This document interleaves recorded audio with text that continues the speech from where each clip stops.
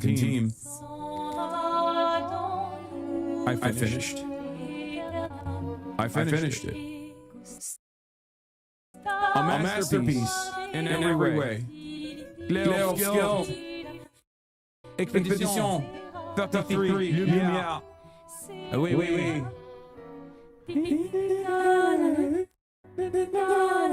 That's right. I finished it off stream last night. I was like, you know what? It's time to take a crack at it. I was playing Act 3 because Act 3 is like pretty open, where you choose to follow all the quest lines and do it. It's like a choose your own adventure style situation. And I was doing all of it, and I said, you know what?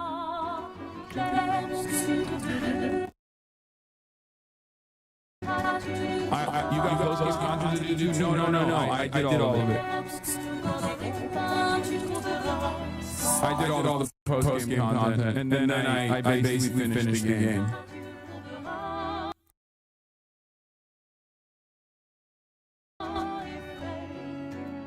No, I did not beat Simon. I know. I did not beat Simon. Anyway, shut up.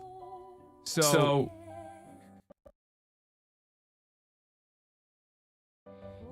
it was great. I chose the bad ending. I won't reveal. I chose the bad ending and not the good one. I'm not going to spoil it because there might be people who haven't played it, but it was a spectacular experience, even on the Steam Deck, which of course was certainly not the... I mean, both endings are bad, but there's like a really bad ending, and then there's like a less bad ending.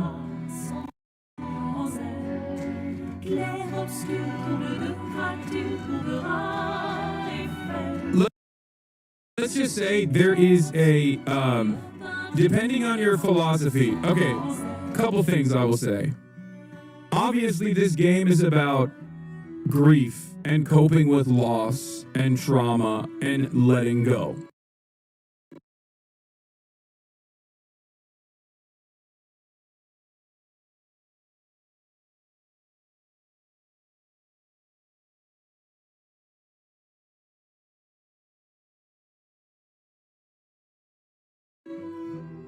It's very clear that that is the entire purpose of the game. Like, it's the entire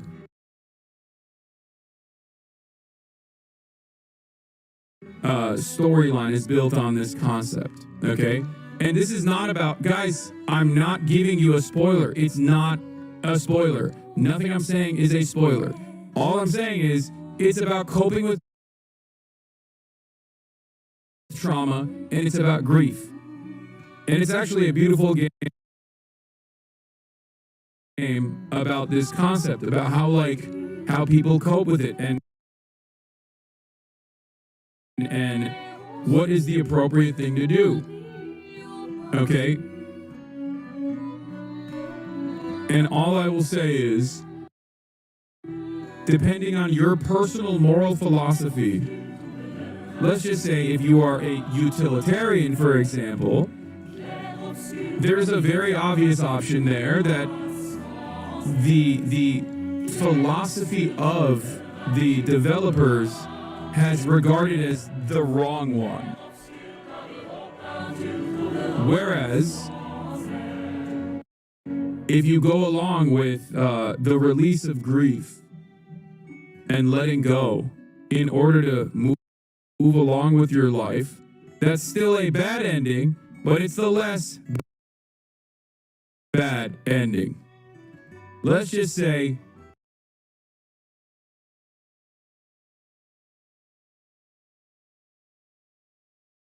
I went with the utilitarian approach because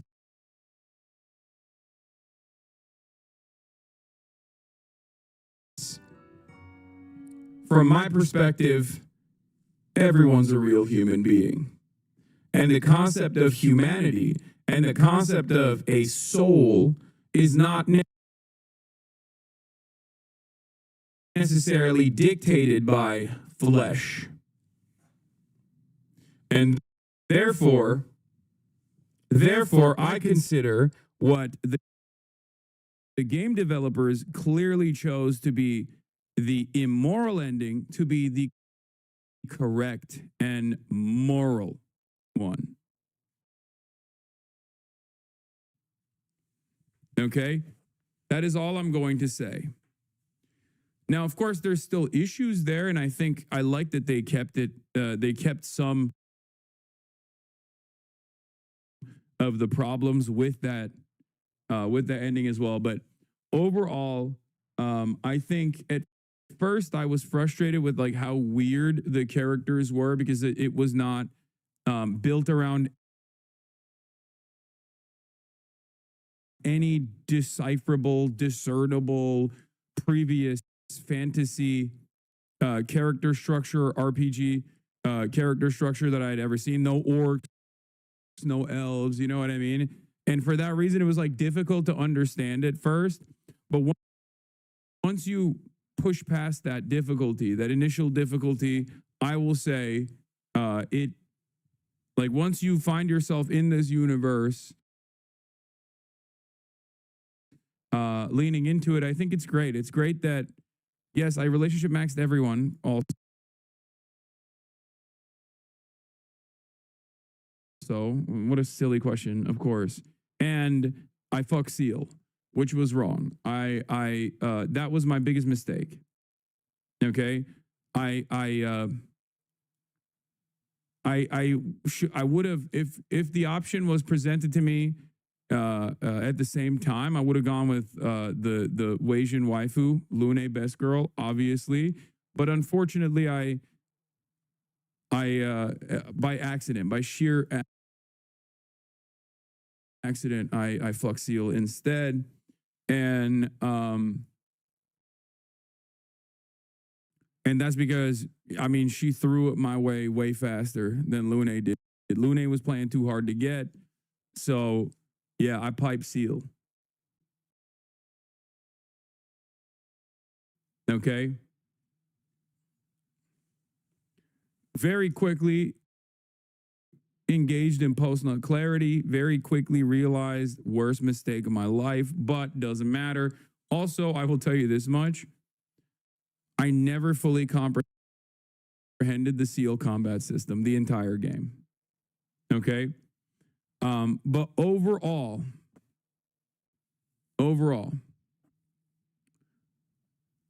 game is fantastic. Is it game of the year? A lot of people say it's game of the year for sure.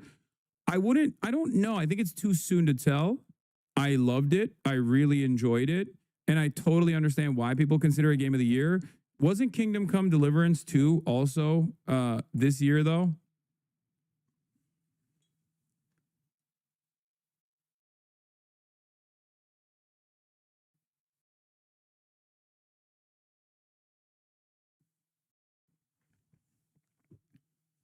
Because I still think because Kingdom Come Deliverance 2 came out far too early in the year, there is no recency bias, and it probably will not get the recognition that it absolutely deserves. But I still think Kingdom Come Deliverance 2 is my game of the year. If we're keeping it a $1.50. So no need to mute. Expedition 33 talk is not, it was very much spoiler free. But what I'm saying is I greatly enjoyed it. It was fantastic. I would give it a 9 out of 10, maybe an 8.5 out of 10. But I think it's the reason why I'm giving it that is probably because I played it on the Steam Deck. Okay. I played it on the Steam Deck, and there were definitely some complications due to it being on the Steam Deck. But small dev team, obviously they poured a lot of love into this process. It's Kino, it's art. It is exactly what it's supposed to be. I will say, soundtrack was spectacular. I think the world was a little crazy. The world was a little too rich for my blood, for my tastes. Like, I can't get over the fact that maybe it was too French. I don't know what it is. But But it was an amazing experience. It was an amazing experience, and I really really loved it. And yeah, shouts out to the French. Much love to the French. Did you beat Kingdom 2? Of course I did. I beat Kingdom 2 and I started playing Kingdom 1 because of how good Kingdom 2 was. But the game I was talking about is Expedition 33. I just finished it last night and I'm giving it a 9 out of 10. Maybe like a 8.7, 8.8 out of 10. There was no way to play that on the stream, by the way. That's not a good stream game. I think y'all are crazy and you don't know what's good for you. So yeah, that was personal news. Woke up this morning. It was actually, the weather was really terrible. The weather was actually kind of and it was raining and I didn't know if I could go to the park for that reason.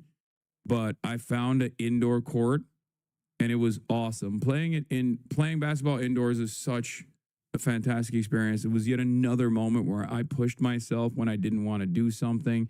And I'm really glad I did because I felt great.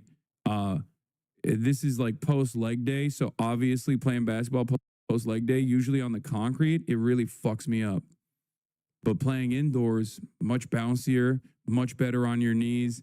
I forgot that there is a world out there where you could just like play basketball and not feel tremendous pain in the immediate aftermath. So,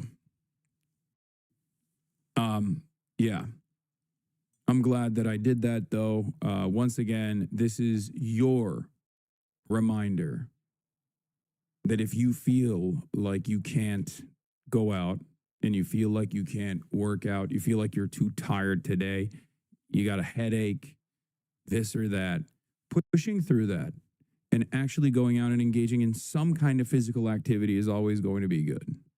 It's always going to be good. You're always going to feel better. There's never been a moment where I have felt terrible and then decided to push through it and go work out and felt worse in the aftermath. I always feel better. And I highly recommend it for all of you. Touch grass. Once again, when everything feels, when the world feels like it's completely outside of your control, obviously, there are still things that you do have control over: your body, your mind, your mental sanity, your immediate friendships and your relationships, your family. There is some very healthy and positive aspects to that.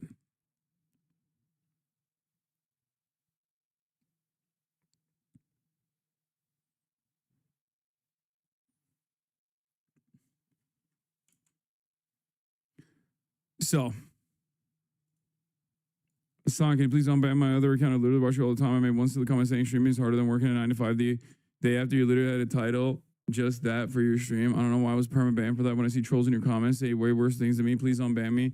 My other account is LA Dodgers, also free Palestine. Hell yeah.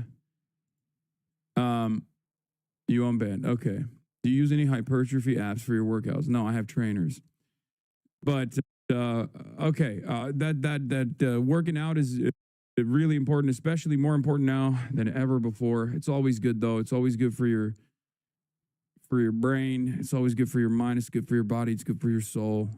So you know, no matter what you do within the confines, within the limitations that you currently have, within the confines of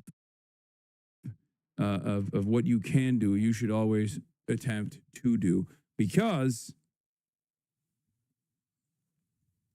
you put the right foot, you take one step after the next, and before you know it, you've arrived at your destination. So, in any case,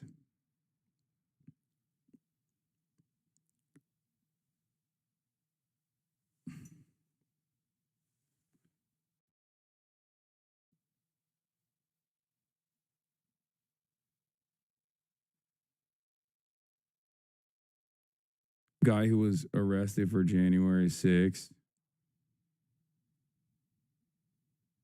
The administration.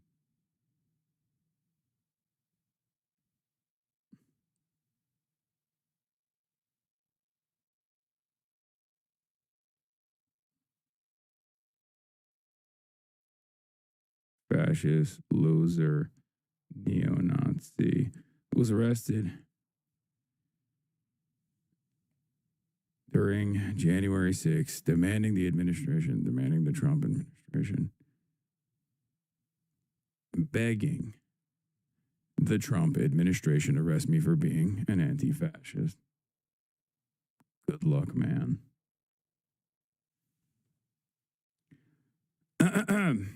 Will you please share this with the community? Project 2025 tracker. Sure. What is this? You're about to start a female loneliness epidemic? What is this? What the hell is this? Is this AI? What the fuck is going on?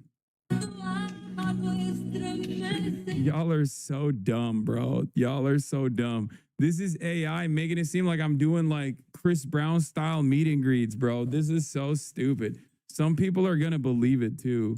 God damn. Oh, hell no. Why you look Puerto Rican? I don't know, but I like it. I like it. I look more like Bad Bunny than Bad Bunny does, especially in this one.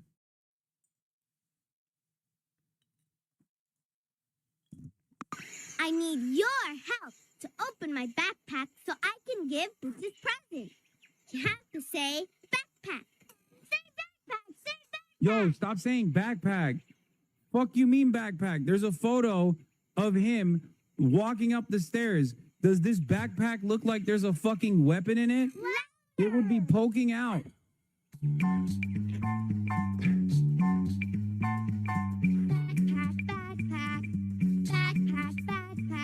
It's not a foldable stock. Shut up. The gun, they just showed the gun. That's amazing. That's real. That happened. That happened on this broadcast. Meanwhile, federal government's like, we got to go after these Antifa terrorists, these dangerous terrorists. Meanwhile, this is what's going on at the Hasanabi broadcast. They want to come after me because I'm doing commentary on Dora the Explorer, dude. Sniper, no sniping? Okay, dude, stop. I made this meme. Me in 2027, listening to the illegal Hasanabi shortwave radio broadcast while on the run because Supreme Leader Thiel criminalized any anti-fascist thought in the American Burger Reich. I'm just saying whatever, bro. 100%. I do think that the sequential events here will probably get a bunch more liberals to wake up to the reality, though. Are you scared? No, I'm not. And neither should you be scared, okay? You shouldn't be either. Cannot be scared in this moment. Don't be. Dora the Explorer, was she exploring weaknesses in our border? That's one of the funniest bars that Will Neff has ever put out there. Yeah. That alongside with my take on algebra, more like Al Qaeda. We can't have none of that in those schools. That's like those were the days, man, when Will and I would just like rip them.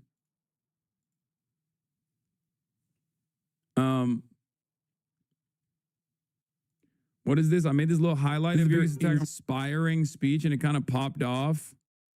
Oh, nice. If you're still doing this during the apocalypse, isn't that just insanity at that point? I mean, we still need a sense of community. The new Hasanabi girlies are going through the evolution of starting to watch Hassan Piker to become more informed about politics, and now this is how I watch his streams. Powerful object in the universe. Blah, blah, blah. Proper name, place name, backstory stuff. It would be funny if this wasn't our future, to be honest. Hopefully it won't be, okay? You need to go on Will's stream more. True. There's new Rolling Stone coverage for David. Everything we know and don't about the missing teen found in a car registered to David. Yeah, bro, this is a pretty crazy story. It's probably gonna become like national news if it hasn't already. And obviously I'm gonna talk about that too. This is pretty crazy. So, this is a singer and also was a streamer. Like he was a literal streamer. He was like a Fortnite streamer. He became a singer. He has a song with my nephew, Jason the Ween. And it turns out he is, I mean, it's pretty crazy because like, I think universally, everyone, if you were to ask most people, they would say like that he was, he presented himself as like this impossibly good and nice and kind person to such a degree that like it's full tilt whiplash, the heinous crimes. No, it's not like R. Kelly. I'm telling you, like, because sometimes there is at least like an indication that a dude is doing awful shit, right? Like this dude, there was no indication. I mean, maybe his fan base might have known, like, because there's some stuff about like his Discord server, and like probably his Discord server knew he was up to some fucking, you know, pedophile stuff, right? But I'll give you guys an example. I'll tell you what happened here. But like, this is some Dexter ass shit. Okay. Now there's no full connection. There's no full blown investigation that has been conducted. And as far as I understand, the law enforcement is really taking their time with this thing. I don't know what the fuck they're on. I don't know what kind of timing LAPD's on, but let me tell you, okay, god damn, dude. Do your fucking jobs, LAPD. Holy shit. All right, listen. We'll get into it. We'll get into it in a second. I haven't even blasted off yet, but there is some pretty LAPD's too busy playing Candy Crush, dude. It is crazy. The story is crazy. Okay.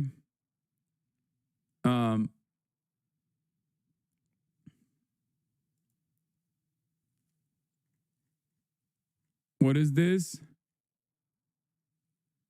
Dude is doubling down on defending Israel. The narrative being spun by Max Blumenthal and Candace Owens about Israel's involvement in Charlie Kirk's death is falling apart. Tyler Robinson of the ACP killed Charlie Kirk. You communists killed Kirk, and you're all going to jail. Wait, what? They put me as the, damn, bro. They put me as the colonel of the ACP, the American Communist Party. That's crazy because, like, I've never even attended a meeting and they already made me the leader. Like, what is happening? I guess I'm the new chairman, you know? First of all, I'd be the chairman, not a colonel. What the fuck does that mean? Okay, I guess I'm the new chairman of the American Communist Party.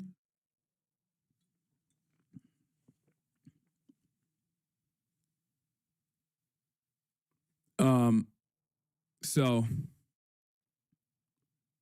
all of them hate you so funny. Yeah, I know. All right, whatever. So we're gonna talk about all of that in a second. Let me just blast off real quick because, like, you know, there's so much to cover today, as always. Oh, where was I?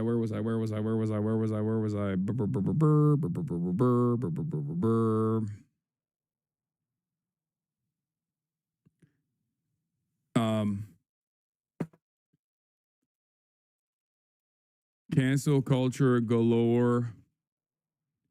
The most annoying people on the planet are cheering on. Your tits are looking amazing today, King. Thank you. Ask for political asylum in China. Bro, they won't give me that, but maybe. Okay, cancel culture galore. The most annoying people on the planet are cheering on. Cracking down on political dissent. Loserville. Comedy is illegal now. Kimmel suspended over tepid remarks.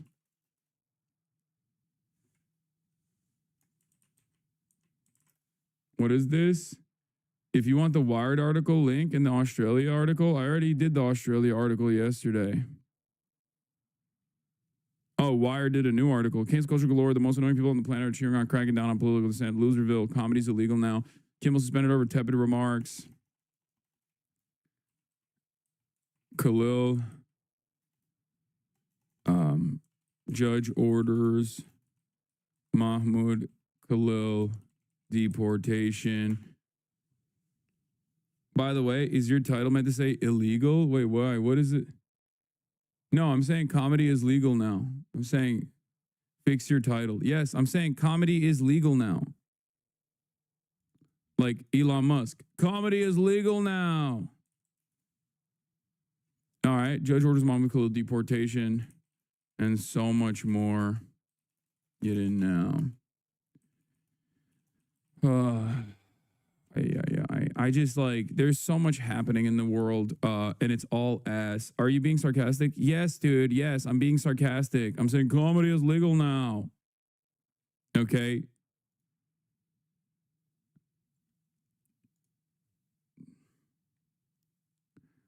Could you get Kimmel on the broadcast? I would if he wants to. I mean, I'd talk to him about it. Yeah, comedy is legal now, and sarcasm is also illegal now. Pakistan, Saudi defense pact. Yeah. Oh, also a brief note that I want to deliver here. I know that myself included, and many others in this community are not the biggest fan of Asmongold, especially because of his recent political takes. But a community member of ours, as a matter of fact, passed away a couple of days ago. Asmongold's dad, Asmon Dad, unfortunately succumbed to a battle with pancreatic cancer. And he said, a few days ago, my father passed away. It's difficult for me to even find the words for the emptiness it leaves me with. He was my last family member in the state, and I was there with him until the end. I will endure, but I don't think I'll ever be the same. I love you, Pa, he says. Yeah. His dad was a pretty chill dude. I never actually personally met him, but I know he was like in here quite a bit, as a matter of fact.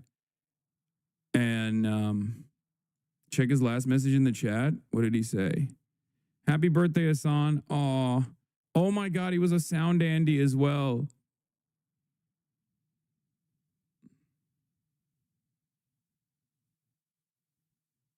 Yeah.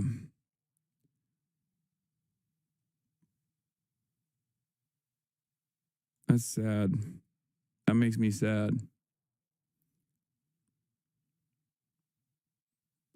He said, my son is not right wing. Yeah, he would regularly try to pull Asmongold back to a sense of normalcy when he felt like he was going a little crazy. But obviously, this is like beyond politics, regardless.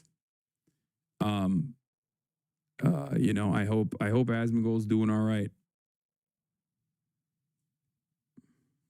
And shouts out to Asmon Dad. You will be missed. Yeah. That did make me very sad. I'll keep it $1.50.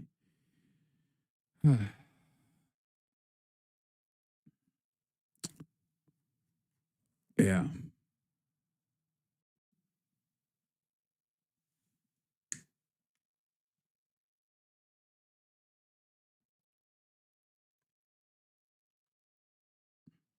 Isn't Tim Pool's dad also a fan of you? Majority Report? I don't know.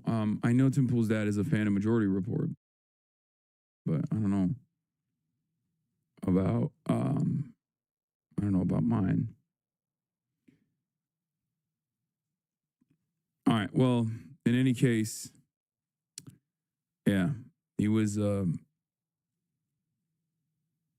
mean, it was cool that he was.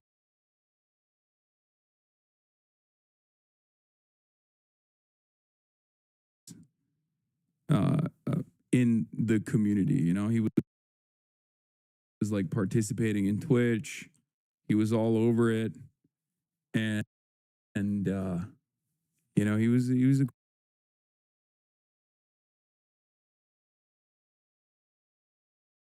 cool guy. He was a chill dude. So rest in peace to the GOAT, to a legend, Asmon Dad, a real one.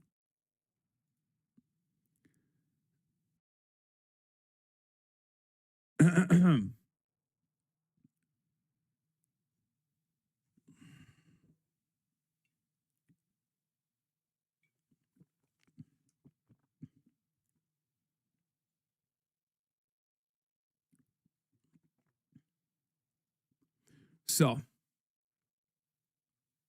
this is a well-documented thread about the situation, definitely worth going through. All the proof that David did it, a thread. Okay, it seems to me like a lot of you guys don't actually care about the you know, imminent collapse of the First Amendment, authoritarian fascism popping off, taking root in American society, and you simply want to learn about this.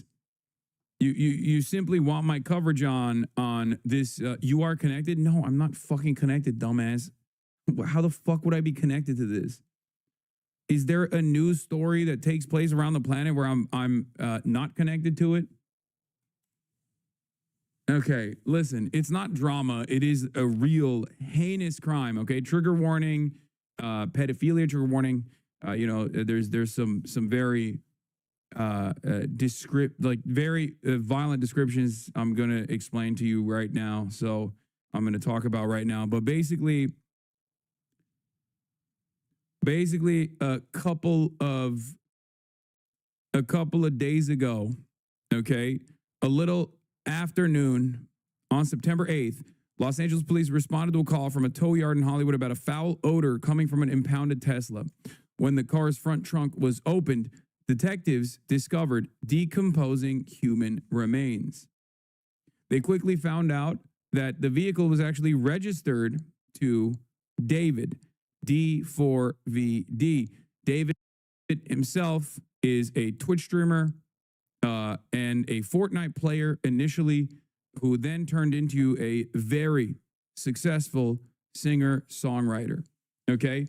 Like the song, I did not even know that like one of the TikTok songs that I actually enjoyed quite a bit was actually written and was his song. Okay. Yeah, I mean, he was in Arcane. He had all of these, you know, his career was exploding. He was like opening for Caliucci's and doing so many different things, right? Was it Invincible? No, not Feel It from Invincible. But there are so many different, like he was in Invincible as well, but like he had a song with Lofi too, is so insane. Yeah, he was really, really, really popping off. Like he is clearly a very talented guy, right? What's the most famous song that he has? Like the one that really blew up on this is the one that blew up on TikTok. Oh, this one, yeah, this one. I think. Yeah, you've heard this song before. It's impossible for you not to have heard this song before. I don't listen to music, and even I played this song quite a bit, right? Now, there's also a relevance to the actors that he hired seemingly in his music videos as well. It's pretty fucking crazy. The story actually unfolds and untangles into like something even crazier than you would expect. Okay? So basically, we find out that, or not we find out, but like there's this news story that comes out while David is on tour. Okay? While David is on tour, there's this news story that comes out that that there's a decomposing body that was found in the trunk of a Tesla. The Tesla is registered to David. Okay? David Anthony Burke.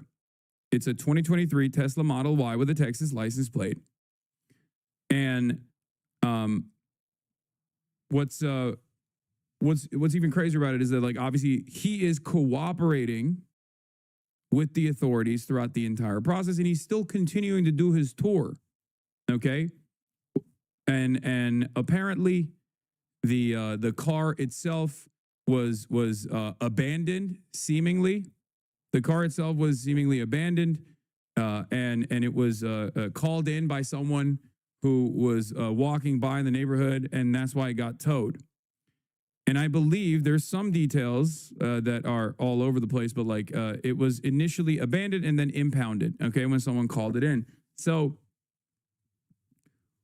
what's interesting about it is that, like, when they see this foul odor, they come in, they figure out that there's a decomposing human remain, but the victim's body had deteriorated to such a degree that it took medical examiners a full week to identify her as Celeste Rivas.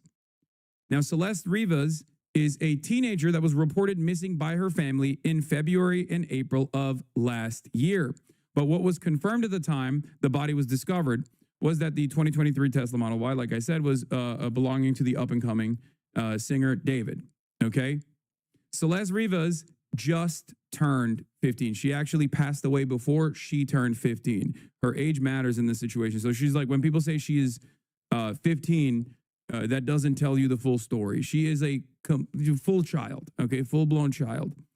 Burke was on tour when the body was discovered, David, and a representative said he was cooperating with the authorities. Police have yet to name a suspect or even a person of interest in the case, nor have any arrests been made. As police continue their investigation, here's everything we know about the shocking case so far. So after the detectives discovered Rivas' body, a report from the Los Angeles County medical examiner described her as a female with a wavy black hair, wearing a tube top and black leggings, size small, as well as yellow metal and stud earrings and a yellow metal chain bracelet. Her height was listed as 5'2", 5 feet 2 inches. But Rivas' body was so severely decomposed that examiners were unable to determine her eye color, age, or race and ethnicity. One of the only potential identifying details they were able to share was a tattoo on the right index finger that read shush, like shh, okay? This tattoo is relevant later. This becomes a big part of the story in a moment. Just over a week after the body was discovered on September 16th, authorities finally identified Celeste Rivas Hernandez, a 15-year-old from Lake Elsinore, California, who was reported missing by her family last year. A GoFundMe has been set up to help her family cover the cost of funeral arrangements. After Rivas was identified, reporters quickly swarmed the family's home. While the family declined to speak with them, TMZ reported that Rivas' mother had said her daughter had been dating someone named David before her death. A friend, Ruby Alonso, who was visiting the house, described Rivas as sweet and studious to Rolling Stone, adding, "It's so sad. She was very beautiful." Despite identifying Rivas, there's still much authorities do not know, including a cause of death. A report on the Los Angeles County Department of Medical Examiner website still listed her cause of death as deferred. Now, initially, for understandable reasons, they immediately billed this as a murder. But after they hadn't conducted a proper investigation as to how this had taken place, so they actually retracted that it was a murder, for the record, which sounds insane, but we still don't know. I don't know if they've changed that since then, but they have to do more autopsy and run more tests to figure out whether this was a homicide or what it was, what kind of homicide it was, like what it unfolded. Okay. Now, much of the information that's trickled out about the investigation has centered around the impounded Tesla. The car was towed from the Tony Bird Streets neighborhood in the Hollywood Hills, and it was sitting in the tow yard for 3 days before the police were called about the smell. Residents told Rolling Stone that the car was spotted in various places around the neighborhood in the preceding months as far back as the end of May. The city finally towed the sedan after a citizen complained that the car had been abandoned for more than 72 hours. Neighborhood sources said the sedan had been sitting in its final spot on Bluebird Avenue for at least 3 weeks. It moved around, one resident told Rolling Stone. Is chilling. Now, what's crazy about this is that it's a Tesla.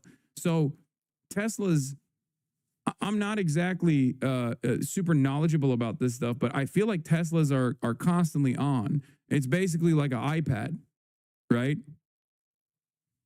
So the fact that no, they're not. No, I mean, like,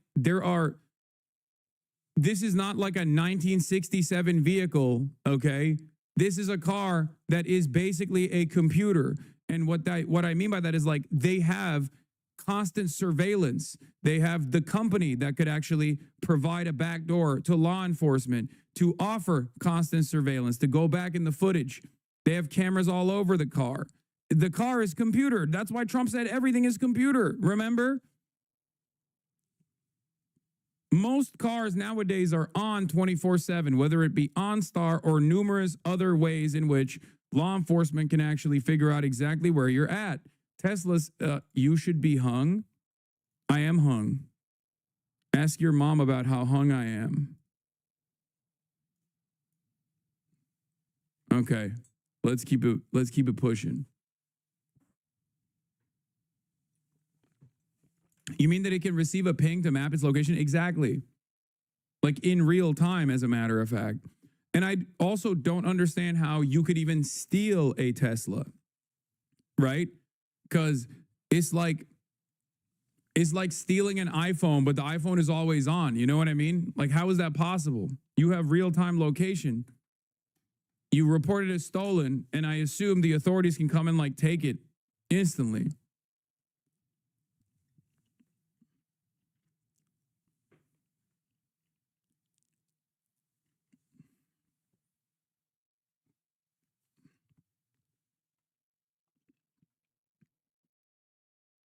Yes, you can see where the Tesla is until the battery is under 20%. Anyway, it moved around, one resident told Rolling Stone. Is chilling. The investigation wrapped up Wednesday night after Rivas' body was identified. Per ABC7, in Los Angeles, investigators searched a house on Doheny Place, close to where the car was abandoned. After several hours of the home, police left with a computer and other items. Beyond the initial assessment confirmed that he was cooperating with authorities, reps for Burke have yet to make any public comments. The musician has continued to tour and play shows in support of his debut album, Withered, which arrived in April. At a concert on September 9th, the day after the body was discovered, David performed in Minneapolis, where he was seen tossing labubus into the crowd, hyping his hit song, Crashing, with singer Kali Uchis. Not my friend. I did a song with him, which is currently in the process of being taken down, given today's disturbing news, she wrote on social media following the body's discovery. David also immediately was kicked off of his ad campaigns that he had with Crocs, and I believe another company, Hollister, as well. They pulled back on the ad campaign as soon as the information was revealed. And at first, given the fact that this dude had this, like, incredible career ahead of him, and also the fact that law enforcement immediately said, like, oh, he's cooperating, and maybe because he was also continuing the tour as nothing was fucked up, which in hindsight is really crazy. I think a lot of people just assumed, like, oh yeah, this is a really unfortunate circumstance where, like, I think this guy is, like, related to a completely unrelated murder that happened to take place somewhere, and then it got tied back to his car somehow, right? Because maybe his car got stolen. Now, because as far as I understand, the car was reported as stolen. And obviously, new information that has been revealed about the suspect, or not the suspect, sorry, new information has been revealed about the victim that ties the victim directly back to David, and that changes the situation entirely. Okay? That changes the situation entirely. Allegedly, the victim has a matching tattoo with David. Allegedly, the victim, at the age of, I believe, 12, met David and was groomed by David, who was 17 at the time, and they were in a pedophilic relationship, basically. Either 11 or 12, I think that's when they met. And it is the most insane thing I've ever heard. The story is the most insane thing I've ever heard. The reason why I say this is because, like, there is not really ever a circumstance where the best case scenario is that this person is just a pedophile kidnapper. And the worst case scenario is that he's a pedophile kidnapper who also murdered someone. Okay? Because like all of the evidence that is presented in the aftermath of the revelation of the victim has led me to at least believe that at best, it's like, I can't believe I'm saying it's a best case scenario. That David himself is, I believe, 20 years old now. Okay. But even though he was 17 when he met this little girl, I mean, that's still completely unacceptable. What are you talking about? 17 and 12? Are we being for fucking real? 18 and 13, chat? Are we being real right now? Please.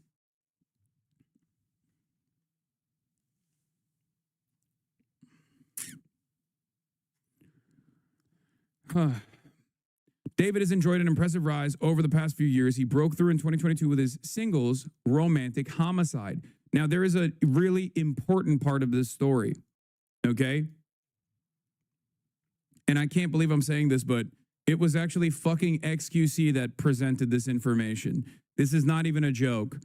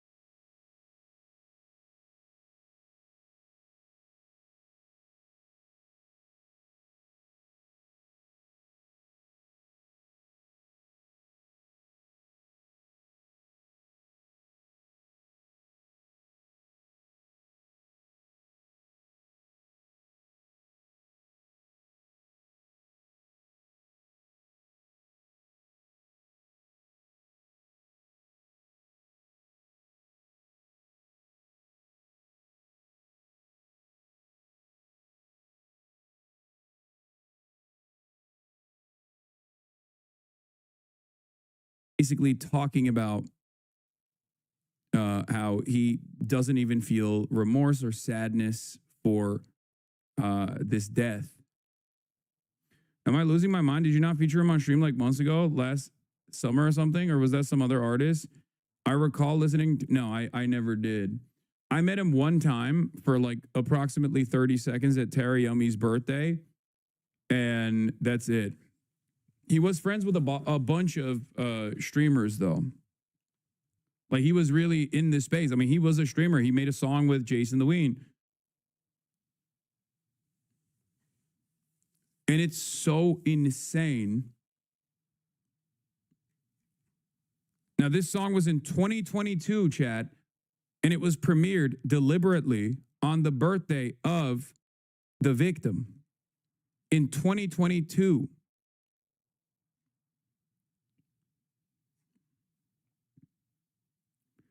Now, David has canceled the show in Seattle as of last night. Basically, what ended up happening is like once the victim was identified,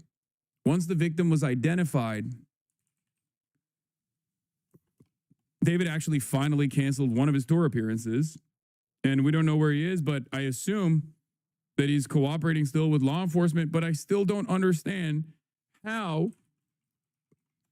I still do not understand how the fucking law enforcement. That isn't correct. The song was released on July 20th, 2022. It premiered on YouTube on her birthday, bro. It's right here. At that point, he knew her too. Like they were already 2 years, 2 years prior to her kidnapping and going missing. They had already established a relationship. At this point, she was turning, I believe she was turning 12.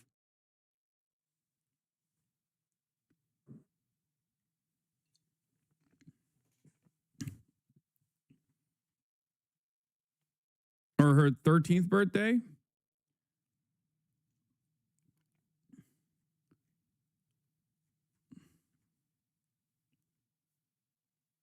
I've also, correction for chatter, the music video was released on her birthday, not the song itself. Yes. And not only that, but the actresses that he has hired are consistent with the way Celeste looked. Okay? In almost all of his music videos, the actresses he keeps hiring literally are consistent with the way that the missing teenager, the victim of the situation, looked like. Okay?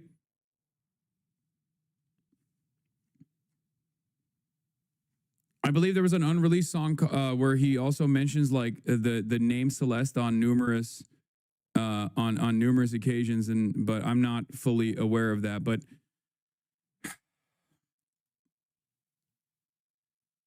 yeah, there are photos. I don't even know exactly where these photos are from, but there are photos of them together, obviously, which is why I don't fully understand it. I don't understand like how no one was like, yo, this girl is like 12. You know what I mean? Like, how the fuck did people, like, I understand if you just like don't assume that someone you're hanging out with briefly, or someone that you are around briefly is just like a potential alleged pedophile murderer. But like if you are good friends with this person, like, and I don't mean like, you know, Jason level. I'm talking like actually in his life, like super close fucking friends. Because I'm sure that he was around a bunch of other people that like he knew for a very long time. How the fuck did nobody go, dude, how old is this girl?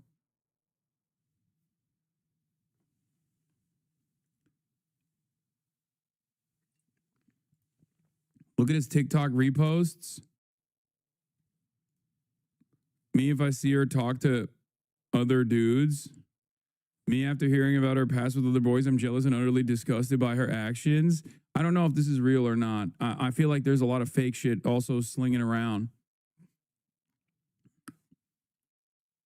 But regardless, there's already like a tremendous amount of information as well. Here is a demo for the unreleased song. Oh yeah. An alleged song leaked in December 2023 about Celeste. Where he says, Oh, Celeste, the girl with my name tattooed on her chest, the smell on her clothes. This is what it's like to not need weed to get me high. I love it when you hold me when... Check that hard drive. Bro, what hard drive? Prison now. What are you talking about? This is why I'm saying, like, even in a scenario where he's not like linked back to her gruesome homicide, murder, whatever the law enforcement authorities figure out it happened to this poor young girl, you still got grooming and pedophilia. Okay? There is no hard drive to check at that point. It is far beyond the hard drive checking.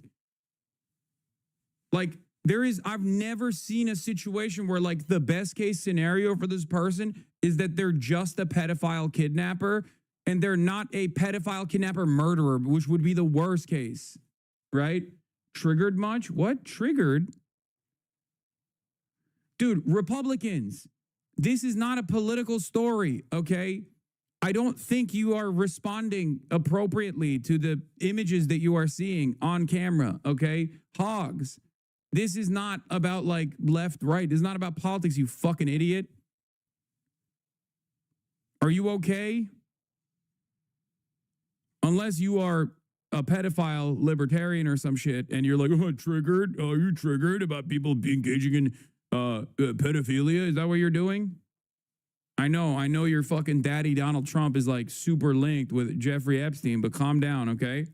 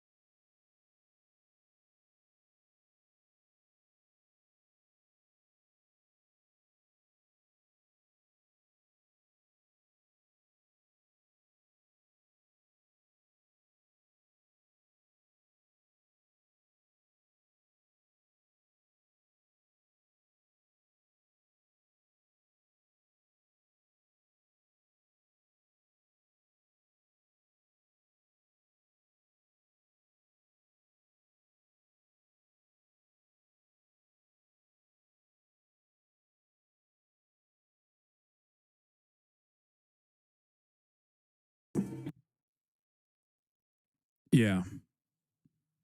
If you keep making us listen to this dog shit, I swear I'm going to Congress to testify against you. Man, shut the fuck up. It's a musician who literally wrote a song about a now murdered teenage girl who was like 12 at the fucking time.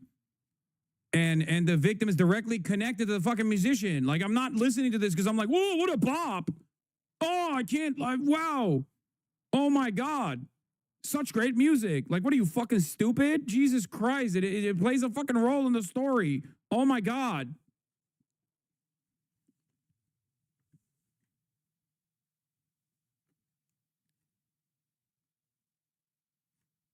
I'm covering the homicide of a girl who just recently turned 15. Okay?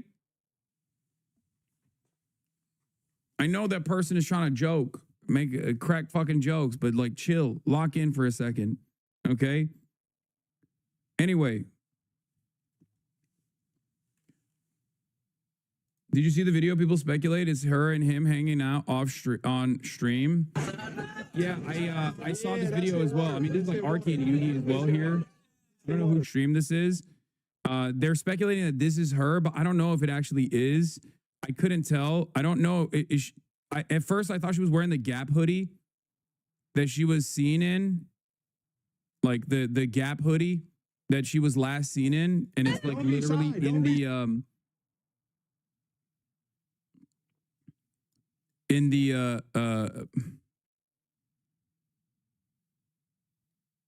the missing persons report, but I don't think it's the same hoodie.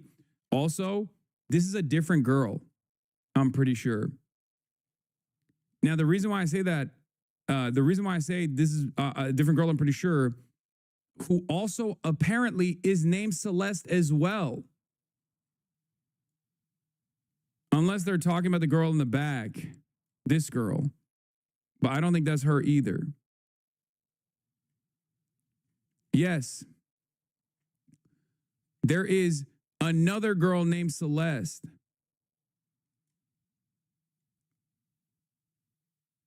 He follows her, and apparently she changed her bio to the other Celeste.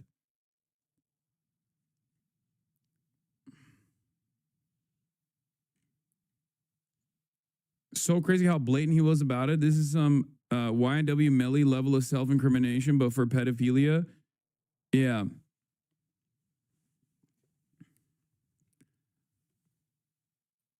Couldn't David's defense, if it goes to court, use the argument that rappers use what they said? You can't use song evidence because art not defending him. What are you talking about? There's a million different points of connection for very obvious crimes here before you get to the music lyrics, man. Like, there is a body that is decomposing in his car. The body belongs to a girl that was reported missing a year ago. They both have the same tattoo on their fingers. The same shush tattoo on their index fingers. Like, there is no, you don't need to connect these two people to one another over the lyrics of his songs. That's just additional insanity. I know a lot of people are also, focusing on the lyrics and the songs and whatnot, and I'm myself included, because like, it seems like he's just like left breadcrumbs everywhere. But overall, there are obviously hard evidence. There's hard evidence that like ties these two people together.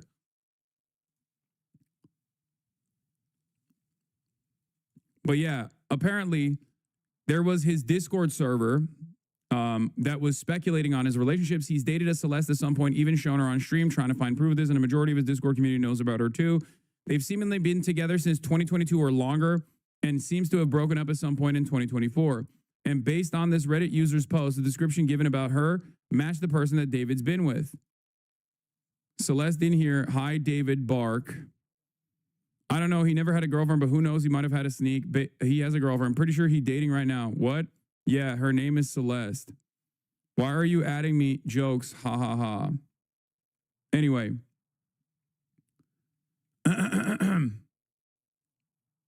They've seemingly been together since 2022 or longer. And based on this Reddit user's post, the description given about her matched the person that David's been with. Someone on Reddit also was saying like this dude is a pedophile ahead of time. Basically saying like this guy's a weirdo, a close friend's little sister from IE ran away last year, and this is who she was with. We think her sister was pimping her out. She was in 7th grade at the time. LAPD sweep this place in the hills. I'm terrified that's who was in the car. This is before they even identified the victim. Nobody has heard from her in months. I won't release names as she's still a minor, but she was from Lake Elsinore. It isn't speculation. It literally happened. I don't really care if you've heard nice things about him. That has no impact on my personal negative experience. Well, the victim is a female, wavy black hair, and shush tattoo. Mean anything to you?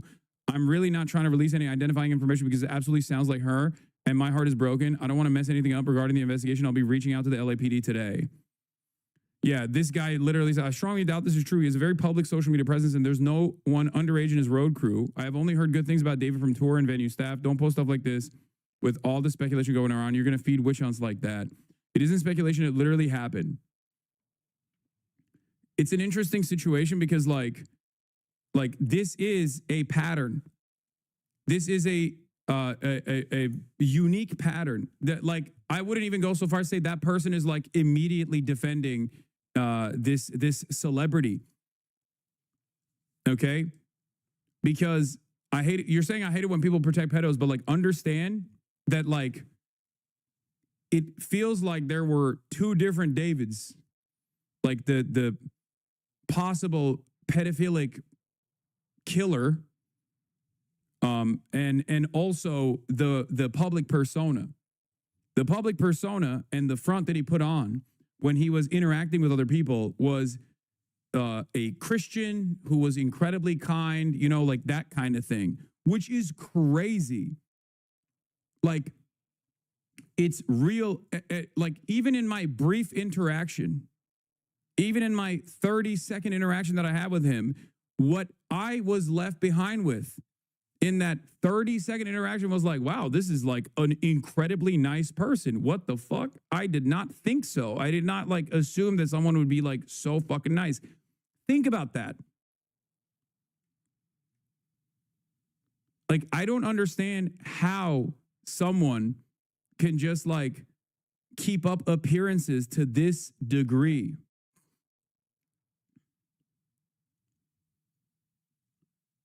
No, okay, to be fair, the super Christian front-facing side does lead to some suspicion. I do understand that, which is at least like when I saw, apparently he would do like, I was like doing a little bit of digging last night, and I found that he was like doing like Christian updates or whatever, where he talks about like imposter syndrome and stuff, and I was like, okay, well, that's a little, you know, like if that's a little performative, right?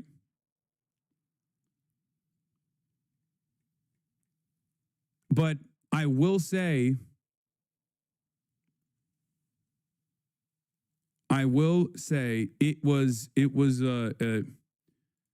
it gave me fucking straight up whiplash, dude. It gave me straight up fucking whiplash, like finding out that this person who was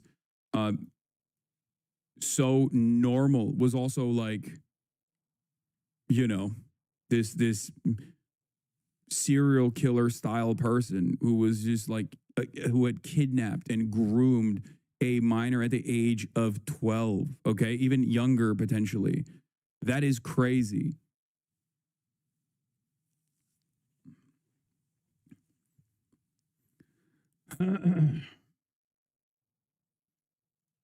Did your dad vote for pedo Trump? My dad did not vote for anyone. He is Turkish.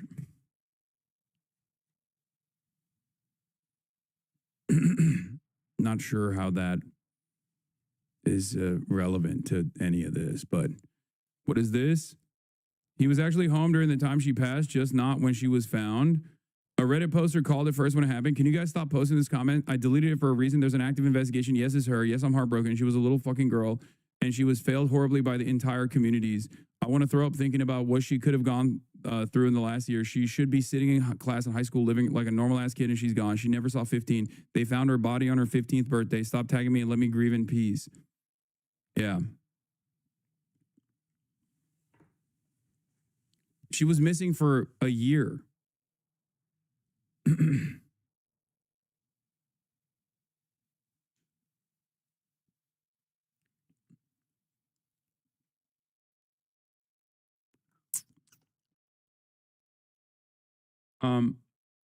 There's more details, by the way, because apparently the body in the impounded car was also like not only decomposing but potentially chopped as well to pieces. But that was like the initial suspicion. It was found, the body was found in a bag after a chopped up decomposing body was found in a bag in his front trunk of a Tesla. The Tesla was registered to Hempstead, Texas, but had been impounded for a couple of days at a tow yard in Hollywood, California, and it belonged to David, a 20-year-old whose legal name is David Anthony Burke.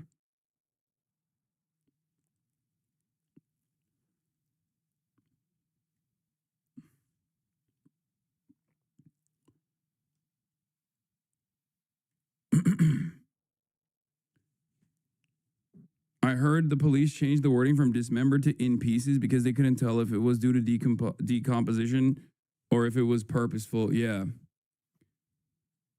So law enforcement had little or enough evidence to even do a search warrant at his manager's house he's staying in. They still don't consider him a suspect, by the way, which is so insane to me. I don't know how you don't consider a person who is directly linked a primary suspect. Like, I don't understand it. Okay? I truly don't understand it because like I said, at best, this person is directly linked as a minor to this person. What the fuck are we doing? Cops are so useless, bro. It is crazy.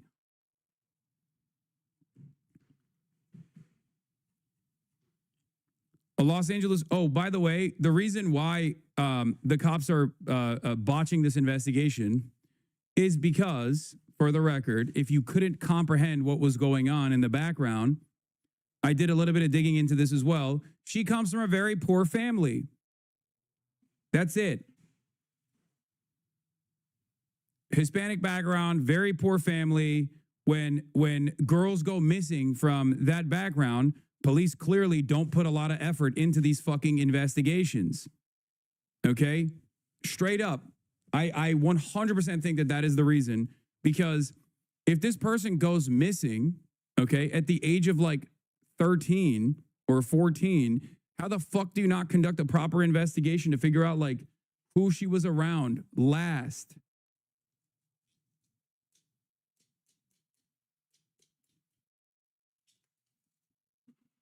Yeah, the same thing happens in indigenous communities all the time.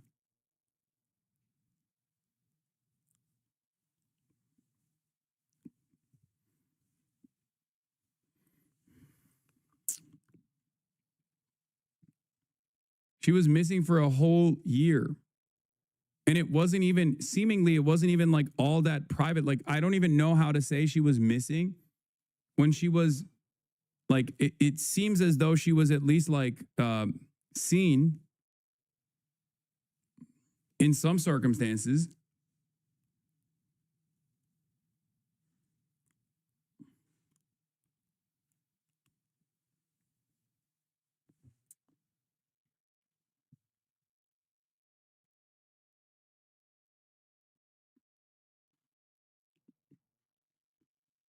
But I guess this past year, police were a little bit busy, you know, aside from playing Candy Crush. They were busy arresting pro-Palestine campus protesters and stuff, you know, 2024, heated year. Lots of discourse taking place.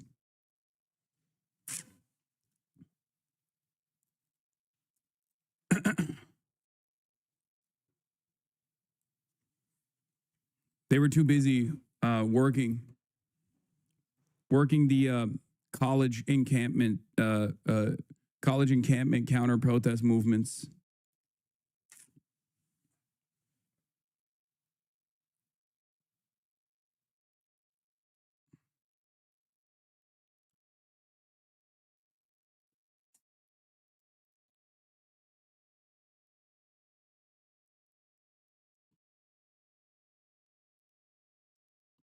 You're saying she was seen after she was pronounced missing? I think so, but I think people just didn't know who she was and did not connect it to Lake Elsinore. You know what I mean? A minor being, huh?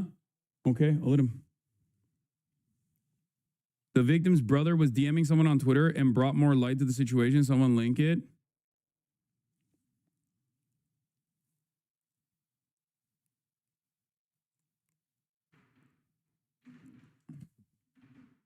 But yeah, there are a lot of there's a lot of oddity in this situation. Celeste's brother speaks up and reveals that that David killed his sister. His whole chat is attached in the video. What is this?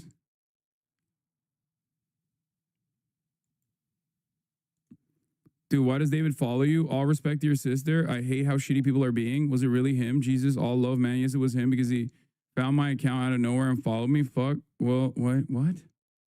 Okay, I don't know about all this stuff. Okay, I don't know about all, you know, this. There is like, there's always going to be like a we did it Reddit association with this stuff. It could be totally valid. It could be totally real, but I'm not going to like entertain unsubstantiated stuff beyond what is known so far, even though law enforcement is like very clearly not doing, law enforcement is very clearly not doing a decent job with this at all, it seems.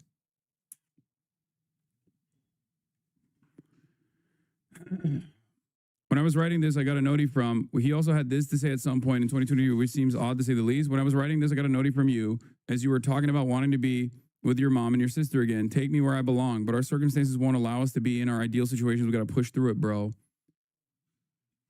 Yeah.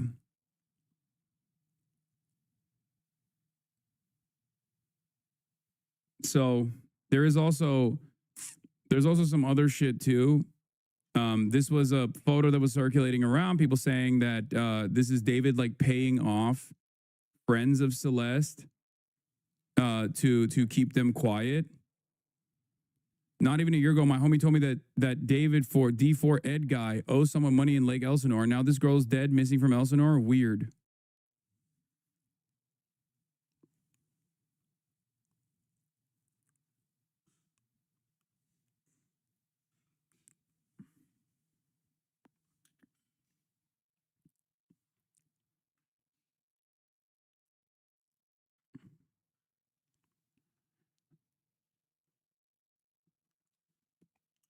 One insane thing I saw was that photo you just showed where he was paying her off is a 6-minute walk from where her family lives. Prayers to her family. Oh, this is another girl that like David follows on Instagram, Kira Hollander. She says, prayers to her family. I used to be close friends with David and we, in air quotes, dated when I was 16 and he was 18. We've seen each other IRL twice max. And there's so much more, but he introduced me to religion and whatnot. So I'm shaken. I'm so shaken up by the fact that he could have done this. I remember a Celeste, and I have a pic of them together that I've seen in the past. And then this is her mom's Facebook post as well about her daughter going missing. Isn't it weird how Lud was defending David? No, dude, it's not, because they had all of this information came after that. Okay.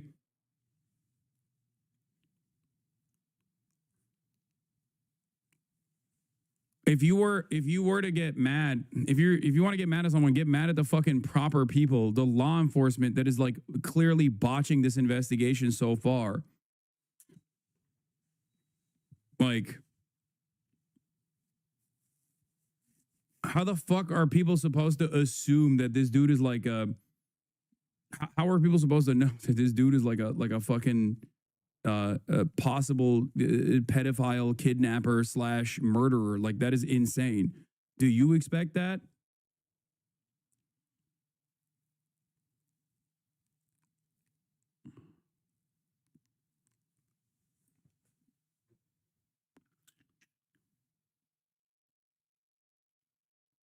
But yeah, the reason why I'm bringing this up also is because like he also shared Celeste's story in 2023. This was Celeste's Instagram account. Dean Blunt Lover 444 was her Instagram account, which is once again strange because like I mean, at that point she's like 13, you know?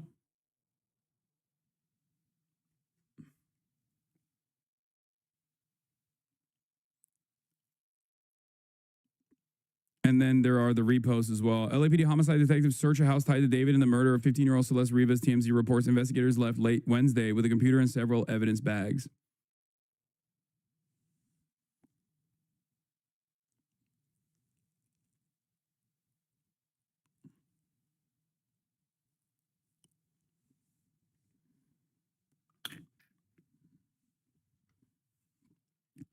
But once again,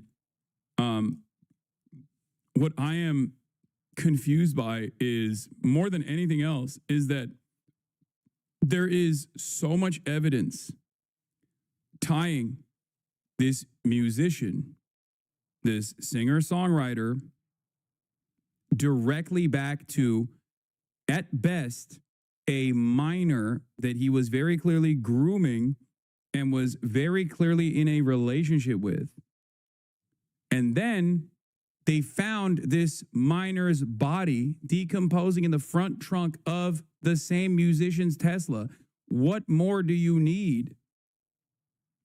Like, what more would the investigators need in the situation to be like, I think it might be him? What the fuck? Like, even if it's not, okay, which is insanely unlikely. The fact that they're not like looking at this as a homicide investigation, like what is this? What is this? Like, do people's lives just not matter? Is that what it is? If you're like poor and you're Hispanic, you're like a little Hispanic girl from a poor neighborhood and you're minor, like your life is just so worthless. Think about the amount of money and the amount of manpower that was spent on the Charlie Kirk killer, right? Like Charlie Kirk was a human being, but so is Celeste. What the fuck are we doing? It's obvious that at least in the eyes of law enforcement, there is like clearly a double standard, which blows my fucking mind.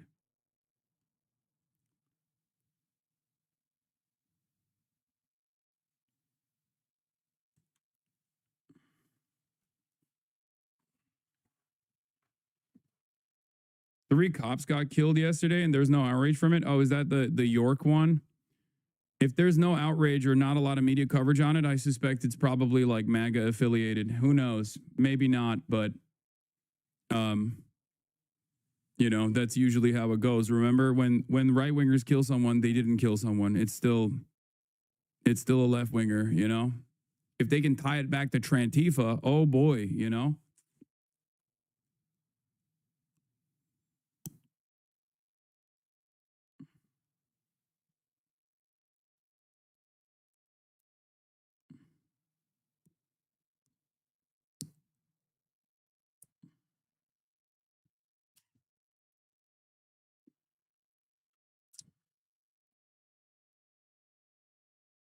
So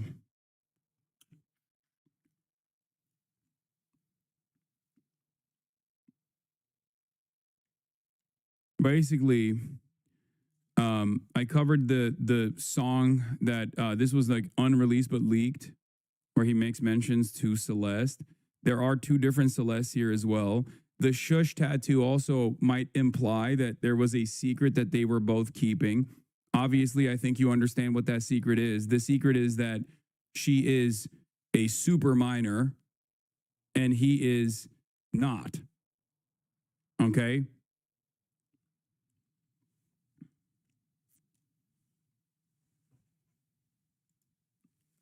A clip from the deleted Twitch VOD on David's channel has been found with Celeste from the past. With Celestes from the past. Two Celestes. I believe there is one. Yes, the victim Celeste, not the decoy one. Same hoodie in this picture. There are two different Celestes that he was hanging out with as well, which I don't know if it was like some fucked up sociopathic, like 5-head dispersion. But yeah, there is like a of age Celeste, and then there is a minor Celeste. Yo, wait. Oh, look it. Answer that one. That's so mean if you don't answer Which one? What's good, David? Big fan, big family. Oh, thank you, Mitochondria. I gotta stop with him if you even. We need to delete this. Maz, can we delete all VODs? And then as soon as the stream ends, delete the stream too? Yo!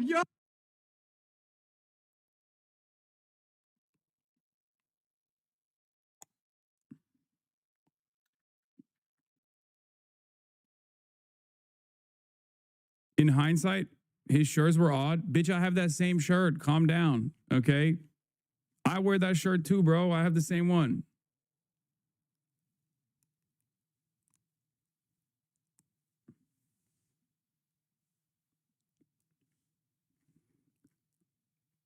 Also,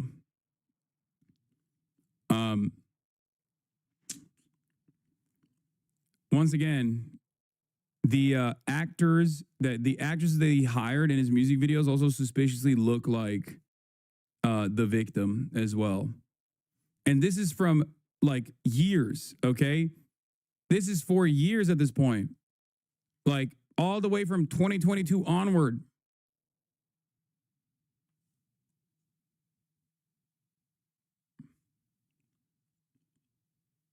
David, during his Genius interview for Romantic Homicide in 2022, said it's kind of like the storytelling aspect of the lyrics that came before it in a way. So what inspired the hook, "In the back of my mind you died," is kind of like the storytelling aspect of the lyrics that came before it. in a way that it builds up to the big moment where she died in the back of my mind. Like, I didn't kill her physically, but in the back of my mind, she died.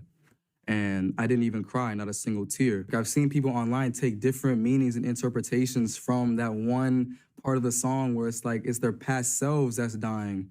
And they're not even crying about it because they're evolved or become better people or have killed addictions and other different stuff like that. So I think it's very powerful in that.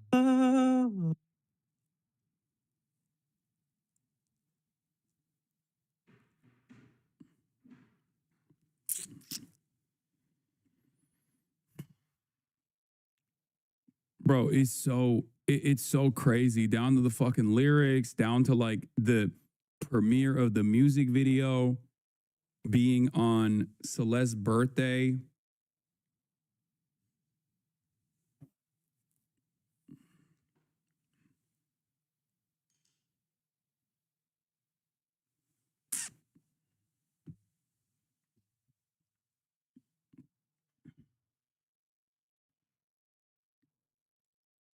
Davis' song Decide dropped on March 28, 2022. Celeste, born September 10th, was only 11. The lyrics, Save Your Tears, 7 years, point to her being 18 in the future. People say they've been talking since she was 11.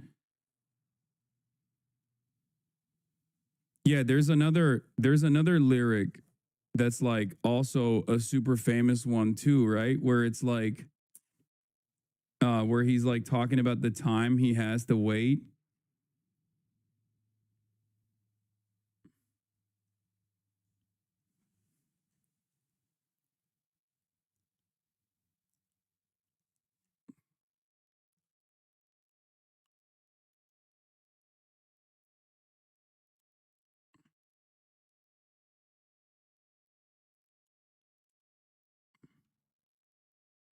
It's called Here With Me.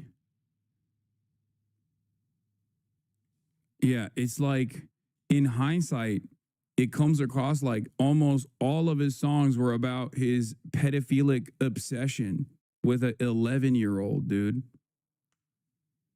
And like what he was intending to do in the future. Like this is one of the most insane stories I have ever fucking heard in my life, dude. Yeah, in the Here With Me part, where he talks about like, what is it? I can't describe what I'm feeling. All I know is we're going home, watch the sunrise along the coast. So please don't let me go, don't let me go. And if it's right, I don't care how, yeah, this is the part. I don't care how long it takes. It's right. I don't care how long it takes. As long as I'm with you, I've got a smile on my face. Which is so crazy because that's like the most viral part of that fucking song. That was his song, chat. Even I know this song, and I don't even listen to music. I didn't even know that this dude was the dude that made this song.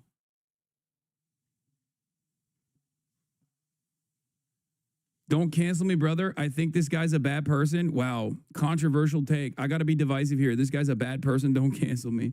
Controversial take, chatter. A suspected alleged killer / pedophile kidnapper, groomer, who left little breadcrumbs in his incredibly viral hits about his pedophilic relationship with an 11-year-old. Wow. I mean, there's two routes here: jail, perma jail, or fucking become a prominent fixture of the Trump administration. So that's where we're at now. Who knows? Why is this lyric bad?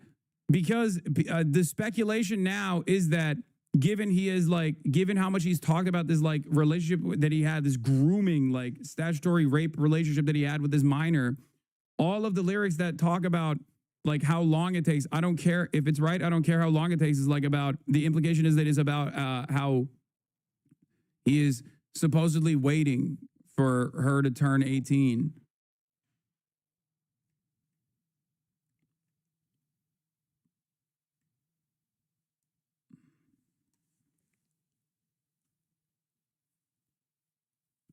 Yeah, he also held funerals at his shows. David reportedly brings a casket, a wreath, a notepad with a pencil for people to write letters to the deceased during his shows while on tour. Now, why don't I talk with the artist today? But like that stuff, obviously, from the fan base perspective, is like they just look at that as like, you know, like all of this hits different with hindsight. Do you understand? Like there's no indication or suspicion that you would ever have beyond like, oh, this is spectacle, this is performance. You know what I mean? But then when all of the puzzle pieces fall in the places they're supposed to fall, all of a sudden it looks insane. Like before, prior to all of this knowledge, it comes across as like, oh, just, you know, symbolism, pageantry, whatever, right? But then when you look at it, when you look back at it with your knowledge now, in the aftermath of this fucking incident, you develop a very different realization. Yeah, if it wasn't for the mom identifying the body, none of this would have come to light. Exactly. And if it wasn't like a matching tattoo and the mom basically saying, oh, she had a tattoo of shush on her finger and was dating a guy named David at the time of her going missing. And then people realizing that David also has a tattoo of shush on the same fucking finger. This would not have been like, considering how much they had flubbed this investigation thus far and are still continuing to do so, because unfortunately, people like this are discardable. People like this are not seen as like real human beings that are worthy of a proper investigation by the authorities. Clearly, that it seemed like he probably would have gotten away with it.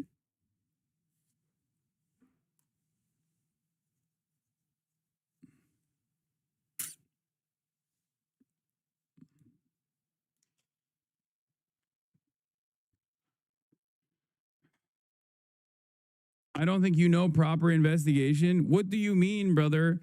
If a 13-year dude, when Gabby Petito went missing, it became a national news story.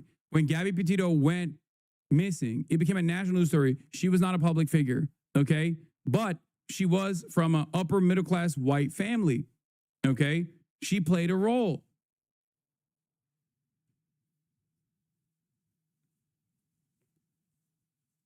When Celeste went missing, clearly nobody gave a shit. And this happens all the fucking time. There's a reason why Jeffrey Epstein, for example, would scout out girls from poor backgrounds and poor neighborhoods. This happens a lot more frequently than you think it does. Do you understand? There are those who law enforcement do not care about and do not place a lot of emphasis on, do not place a lot of time and effort into finding justice for, okay? There is a two-tier justice system, and it certainly exists from a class dynamic as well. This happens so frequently with black and brown girls, young girls, and native indigenous women especially. There are thousands of stories like this in this country.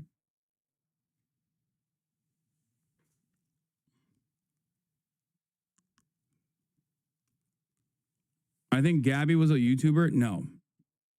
Her YouTube page was marginal. It was like tiny at the time.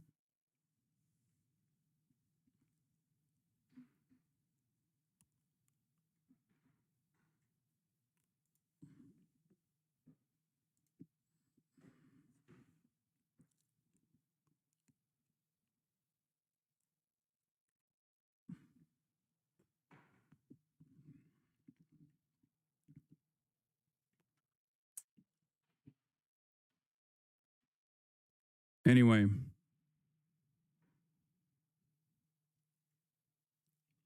Is there an organization that works to highlight these missing people? Isn't there something called moonlighting or some shit where the cops drive out indigenous girls who freeze to death?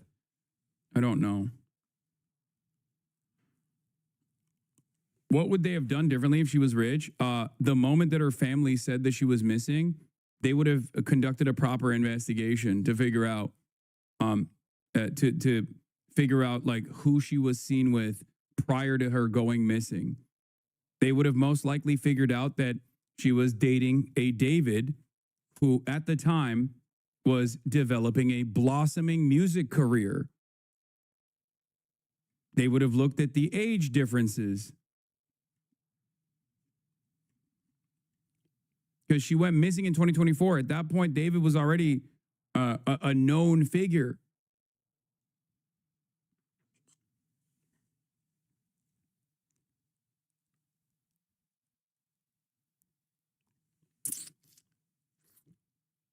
Apparently, the brother told LAPD that David probably hurt her and they shrugged him off last year. I can totally see that happening as well. What is this? I wouldn't want them to be influenced by the LGBT until they fully understand their mind and body. And it seems that the LGBT is pushing for younger and younger kids to make that switch, to be who they are when they don't even understand themselves as people yet. Yeah. Me, when I see an Indian person, bro said minors are too young to figure out their sexual orientation, but apparently not so young that you can predate on them, you know? That is crazy.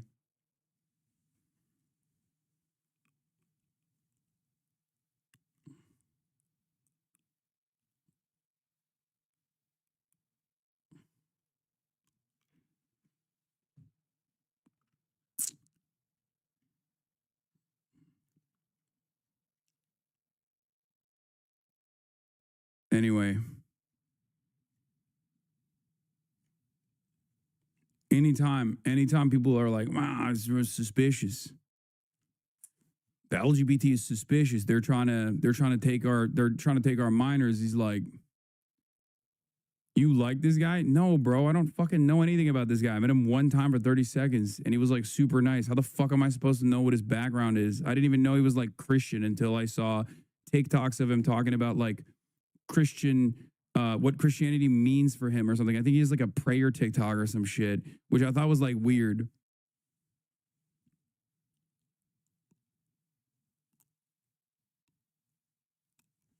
Anyway.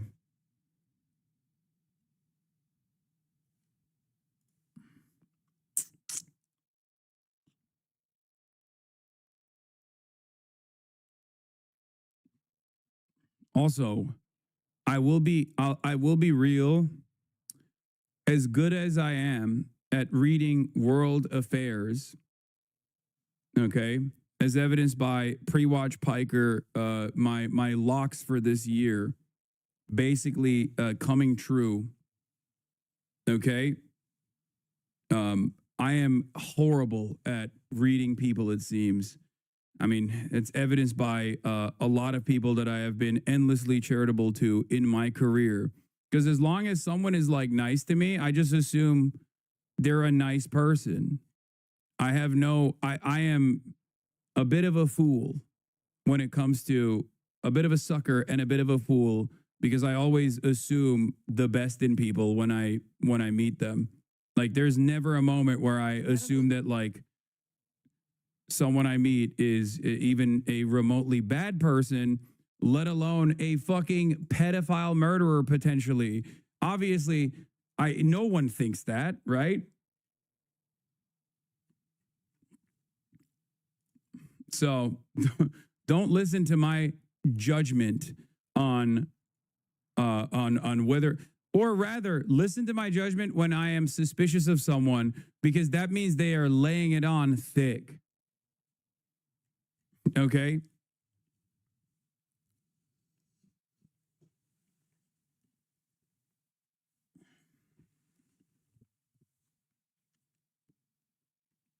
Examiner in Los Angeles has identified the body found in the trunk of a car registered to the singer known as David earlier this month. Now, they say that she's a 15-year-old girl who disappeared last year. The musician is on tour now, but his show last night was canceled. Elise Preston has more. On Wednesday, the Los Angeles County Medical Examiner's Office said the severely decomposed human remains found in the trunk of this Tesla last week belonged to 15-year-old Celeste Rivas.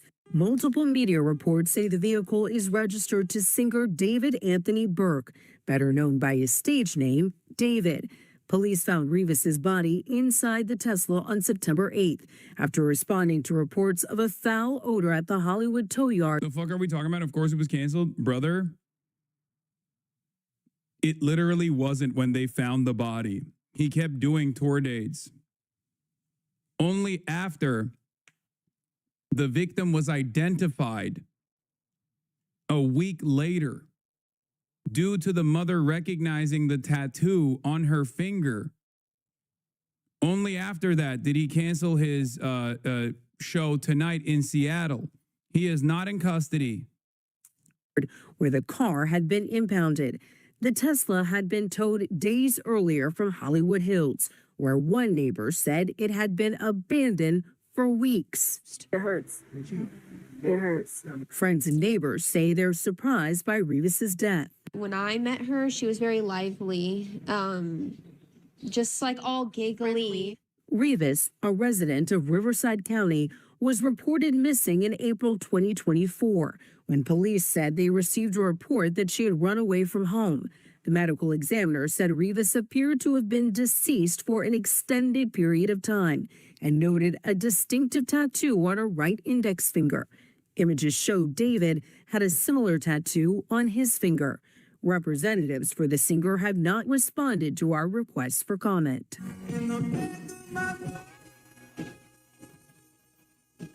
David had been scheduled to perform a show in Seattle Wednesday night before it was canceled. For CBS Mornings, I'm Elise Preston in Los Angeles. President Trump says he will designate Antifa as a major terror. All right.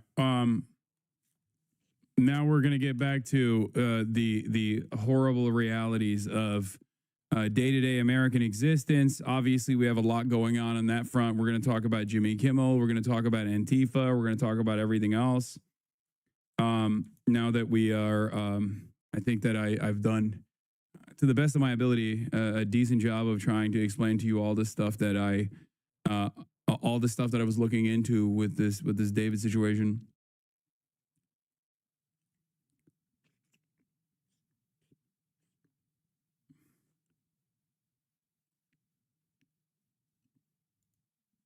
So,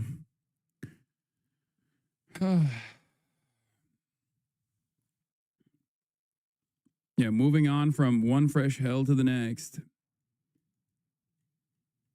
Your Antifa edit went hard. Oh, yeah. Is that what you're talking about? This is the biggest attack on free speech since the McCarthy era, but it also has significantly less popular consensus behind it than the second Red Scare. It's being done on behalf of a minority faction led by the most unpopular president in modern history. Organizing against this can win. Yes, I do agree with that. That's why this is not a moment to feel discouraged or scared or fearful. The reason why they're doing this is because they're weak. If they weren't weak, they wouldn't be doing this. If they didn't recognize their powerlessness, this music is not the best music. I'm gonna be honest with you. What the hell? It makes it sound like I'm just so dead. They wouldn't be doing this. If they weren't fearful of mass discontent, they wouldn't be trying to make an example out of random people. You can't cave. You can't be fearful. You can't let these guys. Yeah, it sounds like I got mesothelioma. Yeah, fascist. Okay, fuck this administration. This administration is a fascist one. I am an anti-fascist. What the fuck are we doing? What's next? Are they going to openly go, nope, we are a fascist government now? They're going to just say that? Is that what we're doing? Because anti-fascism is just fascism. Bro, don't say that right now. Oh, what the fuck? Get out of here, dude. Listen, you need to understand something, okay? These people are not strong. They're fucking weak. They fear you being united, okay? We have the numbers. There are Americans of good conscience everywhere. Okay. And because they're so fearful that if the people stand united, that they'll never be defeated, that they try to pick apart. They try to divide the masses. They try to make an example out of people. Okay. And when institutions don't actually respond in defense of the citizens in a country like the United States of America, especially, okay, if institutions don't respond, if people don't respond, if they actually obey in advance, then regardless of how weak they are, regardless of how fearful they are, they win. And it doesn't stop. When they get a victory, they do not stop. That just emboldens them to dig deeper. This is how it fucking works. They do not have enough confidence. They do not have the numbers. There is a lot of discontent against this administration. They do not have the numbers. They can't even get the fucking National Guard to be deployed everywhere. They can't do that. And even if they were to do that, there is no guarantee of success because the National Guard is also comprised of your fucking neighbors, okay? There's no guarantee that those guys are going to be like, all right, well, we're loyal servants of fascism now. These are the actions of a weak administration. These are not the actions of a strong administration. If they were strong, they wouldn't feel the need to stamp out any sort of discontent. If they were strong, they wouldn't feel the need to try to put the fear of God in your hearts, in your minds, in your soul, to stop you, to make you think twice. I argue with a liberal who dislikes your Ukraine takes deeply, who despised you in August. He was praising you last night in a reply to Kyle Kulinski retweeting this. I mean, I'm glad that they're finally coming to the recognition that I'm not their enemy. But if I'm to make an assessment here, I would make an assessment off of the fact that people are recognizing that all of these silly, drama-focused opinions that they've developed over the years are completely and utterly irrelevant in the face of a much larger evil that is facing American society and American future.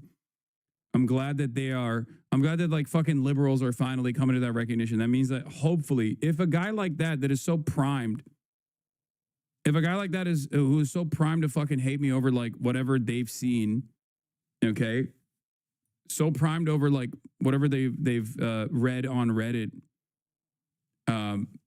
can recognize that there is a much larger problem here that must be solved, a much larger problem here that must be fought against, then the normie liberals probably are at a much higher level of anger and resentment towards this administration. So that's good.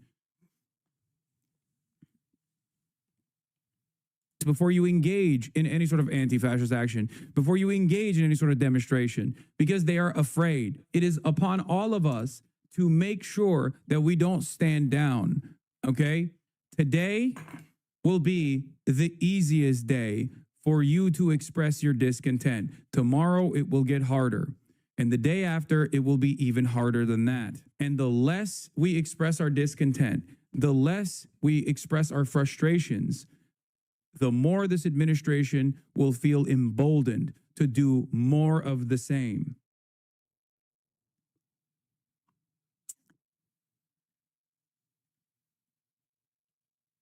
Yeah, we can't afford to stop, is my point. We can't afford to stop.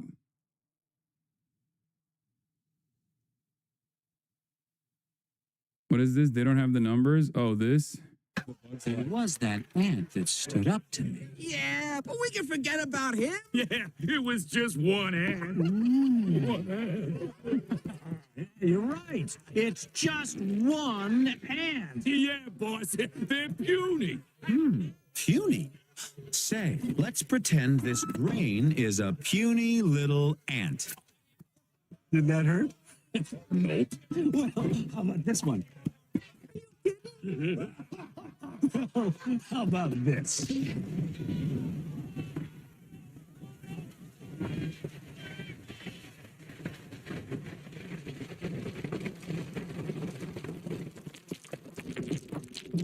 You let one ant stand up to us, then they all might stand up. Those puny little ants outnumber us 100 to 1. And if they ever figure that out, there goes our way of life. It's not about food. It's about keeping those ants in line. That's why we're going back.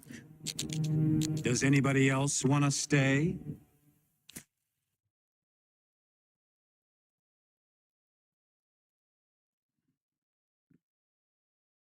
Damn, this movie hits different as an adult. I mean, listen, the point stands, right? Objectively Marxist work, by the way.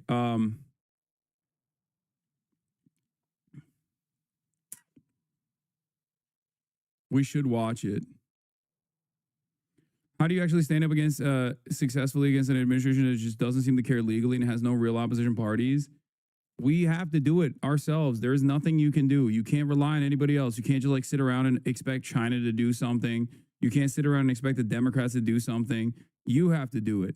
We have to do it. Okay?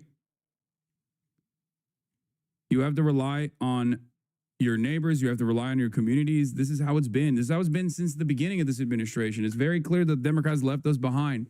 I've been saying this over and over again. I will go so far as to say that a lot of people who are fearful, who feel left alone, who feel left behind, are only feeling that way because they have not experienced solidarity. Okay? They have not organized. They have not been out in the streets. They have not protested. Okay? These guys are fucking such idiots. Brian Krassenstein just declared he's Antifa, which is classified as a terrorist organization. I'm Antifa, meaning I'm against fascism. All Americans should be. Antifa is not an organization. Domestic groups cannot be formally designated as terrorist organizations under U.S. law. Trump did not have the legal authority to unilaterally designate Antifa as a terrorist organization. No federal statute allows for a president to make such designation domestically. This has 44,000 fucking likes from libs of TikTok saying Brian Krassenstein just declared he's Antifa, which is classified as a terrorist organization.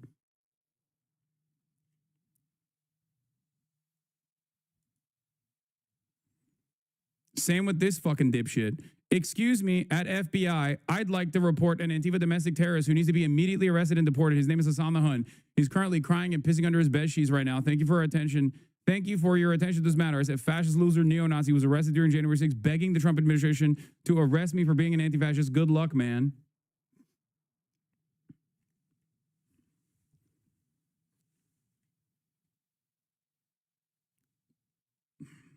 Good luck. Yeah, dude, I am an anti-fascist, okay? I am a motherfucking anti-fascist. What do you mean? All people of good conscience should be an anti-fascist. What the fuck are we talking about? Yeah, I'm proud about it too. So dumb. Yeah, I'm the CEO of Antifa, baby, the organization. What a radical proposition, man. This is how it started. We started with woke, right? Oh, that's woke. Woke just means you're a nice person, by the way. It's not even, they're not even hiding that, by the way.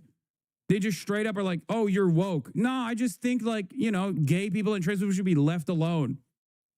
Because I'm not some obsessed loser like you are. It's called having fucking empathy, man. It doesn't have to always be fake, okay? And it's so strange. Now they're like, oh, I can't believe someone said that they are an anti-fascist. It's like, everyone should be an anti-fascist.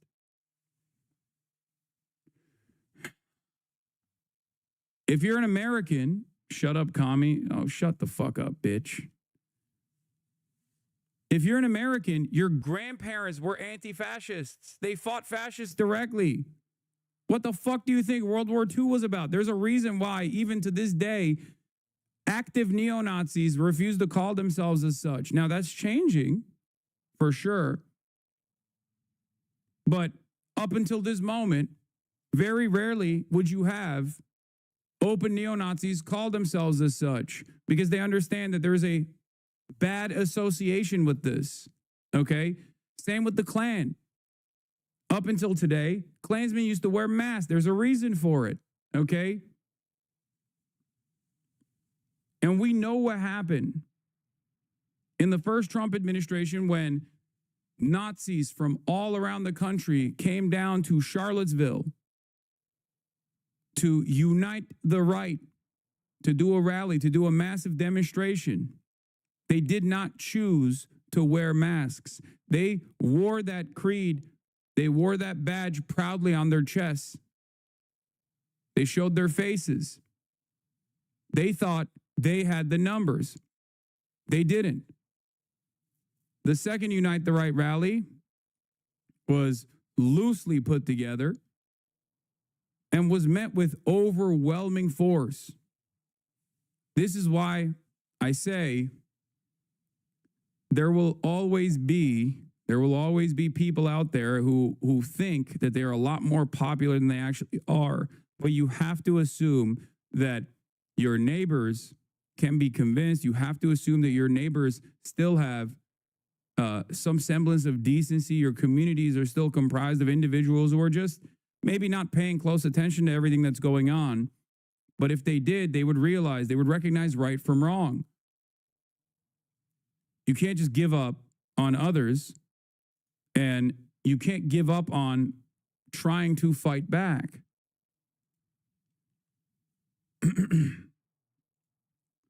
But let's get into it. Donald Trump has said he will designate Antifa as a major terrorist organization in the wake of KIRK's assassination. There's no indication that this person, Tyler Robinson, was Antifa or anything like that, right? President Trump says he will designate Antifa as a major terrorist organization. Now, Antifa is short for anti-fascist. It's a loose affiliation of mostly left-leaning activists. The president wrote on social media last night that he is, quote, designating Antifa, a sick, dangerous, radical left disaster, as a major terrorist organization. He also says he will investigate those who fund the group. CBS News correspondent Natalie Brand joins us from the White House with more on this. Good morning, Natalie. Tell us more about this push from Trump and the administration to crack down on all, it seems, left-leaning groups. Yeah, Errol, earlier this week, the vice president and White House officials said that the administration is going to do everything in its power to, quote, dismantle institutions that promote violence, political violence in the wake of Charlie Kirk's assassination. The administration has also alleged that wealthy progressive foundations have funded what they call these far radical and left groups, including Antifa. Now, the president, in this new social media post late last night, overnight UK time, says that he will be recommending that the funding of Antifa be investigated. But based on current laws on the books and First Amendment protections, it's unclear how this would work, what the administration can really do here. Also important to point out that, based on experts who study these groups, even the former FBI director, Antifa is very decentralized. It doesn't have a hierarchical structure, so it's really unclear how he would go after this group. And there's been debate all this week about the First Amendment. On the Takeout with Major Garrett last night, the House Oversight Chair, James Comer, was asked if he, in his mind, has a definition of speech that would incentivize or promote violence that would prompt a government response to suppress it. Take a listen to his answer. I'm sure there is. I'm sure there's a limit. But I don't know what that would be. I mean, it's just like we all agree that child pornography is not free speech. There are limits to speech, but those would have to. I don't know if this administration agrees with that. Let's be real, okay? Trump certainly didn't have an issue with child predation. A pal is a wonderful thing, he wrote to Jeffrey Epstein, So I wouldn't be so certain. Be a big bar, because I believe very strongly in the freedom of speech and in the entire First Amendment. And as this debate continues, Attorney General Pam Bondi on social media said in her latest post on the topic, hate speech that crosses the line into threats of violence is not protected by the First Amendment. It's a crime. Errol, back to you. All right, Natalie, thank you. And well, Donald Trump was talking about really making sure we tone down the violence. And if you are going to be violent, then you could be put in a category of a terrorist. And he said the Antifa is sick and dangerous, and Antifa will be designated a major terrorist organization. He said, I'm pleased to inform our many USA patriots that I am designating Antifa a sick, dangerous, radical left disaster as a major terrorist organization. I will also be strongly recommending that those funding Antifa will be thoroughly investigated in accordance with the highest legal standards and practices. Thank you for your attention on this matter. So 2 things on this. First of all, this is long overdue. It's not just an ideology. If you remember the Summer of Love, That was many of those people were Antifa. And he talked about doing it then. That's exactly right. And now he's back in the presidency to make it happen. They're domestic terrorists. We don't even prosecute the Klan in this country. What are we talking about, dude? We don't even prosecute neo-Nazi groups. Like, think about that. Think about that. We don't prosecute the Klan. We don't prosecute Nazis. We don't investigate these groups, but we're going to investigate something that's not even a group at all. Antifa, anti-fascism, is not an organized body, okay? It is by design something that you do. Anti-fascism is an ideology. Anti-fascism is an action. Anti-fascism does not have a disciplined formation. Fascism requires constant discipline. Anti-fascism does not. Anti-fascism could be anti-racism.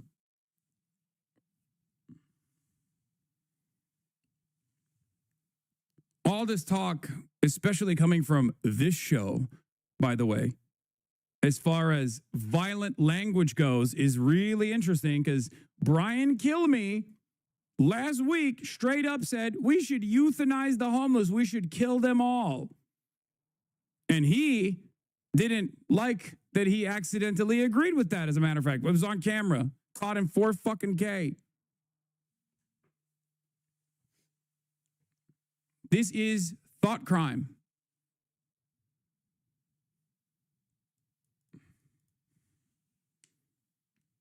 Okay?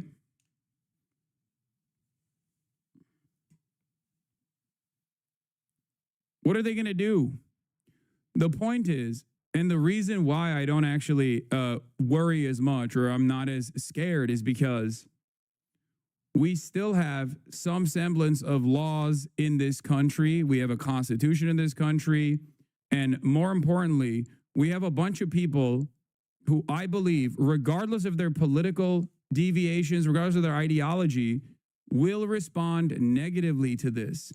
I am not so certain that people from all different backgrounds, all different walks of life will be excited at this. I know you look at Twitter and I know you see those tweets go viral on the fucking fascist platform run by a white supremacist monster like Elon Musk, and you think, no, there's a lot of people who are excited at this. There's a lot of people who are salivating at the prospect of this. Make no mistake. I told you that people, once they realized Donald Trump was going to do mass deportations, once those mass deportation initiatives came knocking down their doors, would not like it. And that's precisely what happened. And I'm telling you once again, even those who currently celebrate these initiatives do not realize that they will hate it when it's implemented. Okay? It is up to us. If the Democratic Party is not going to do this job, it is up to us to educate people on what that looks like. It is up to us to convince our neighbors that this is completely unjustifiable. Stop saying most people are right-leaning. That is not true. The left-right dynamic does not exist in this situation. There are certain things that Americans believe and defend unconditionally, okay? Does that mean that some Americans, especially a decent chunk of Americans, can't be convinced? No, of course they can be convinced to love this dictatorship, this fascist dictatorship. Absolutely. But if your assumption is that like even Republicans are going to be appreciative of this stamping out of the political opposition, that they're all going to get on board with this vengeance quest, if you think that they were primed into agreeing with this, then the Trump administration wouldn't be farming the Charlie Kirk assassination to develop this initiative. Do you understand? They would have just done it and people would have been on board with it regardless. They are trying. They are trying desperately to get as many people on board as possible. But what they fail to consider is that this kind of stuff annoys people, especially in the absence of any sort of material improvement to their immediate circumstances.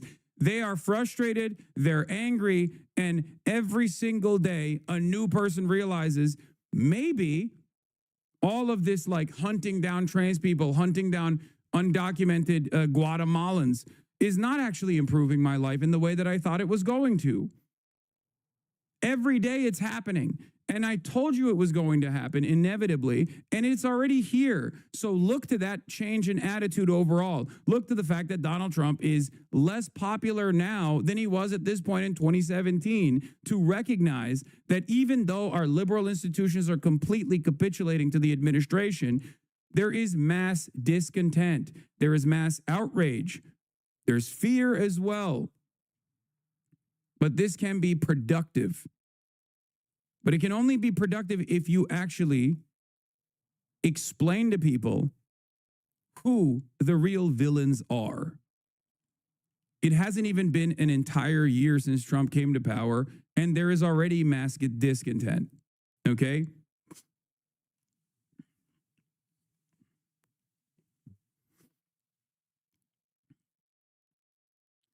You say, dog, the majority of people are sleepwalking through this shit. I agree. I recognize that. I understand that. It is up to us to explain to them what's going on and to shake them out of the stupor that they found themselves in. Okay? We have to wake them up. That's it. And obviously, if this wasn't something that the administration feared, they wouldn't be going after people. They wouldn't be going after people like myself, for example. If I was just an irrelevant personality in the same vein that I've billed myself as for my entire fucking career, and I still do think that, by the way, make no mistake, but I don't think the administration sees it as such, they wouldn't be actively stamping out any sort of political dissent. Do you understand? Only a weak administration engages in these kinds of punitive measures. A strong administration that has the popular mandate doesn't care. They don't care. I mean, you did call the violence. Man, shut the fuck up, dude. Jesus Christ. No, I did not. Okay? I did not. If that gets you more excited at the prospect of stamping out political dissent, good luck to you. But it will fuck you one day as well. This same administration will eventually fuck you as well because your life is not improving. And eventually, there will be a moment where you wake up to the reality that your life is not improving. And there will be a moment where you say, hey, can we fucking make housing more affordable for people like me, the average Joe? And when you actually ask that question, you'll also get fucking prosecuted.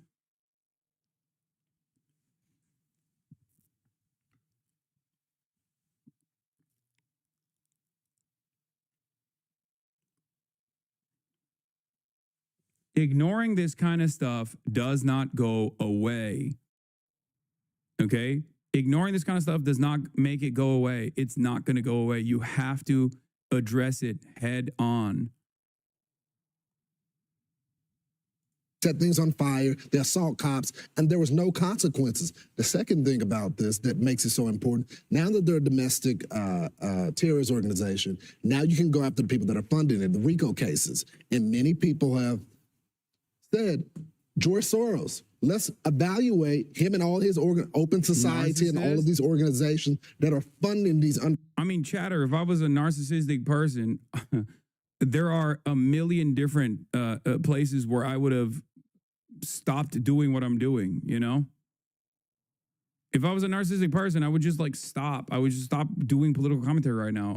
Don't you think that it's like not the best time?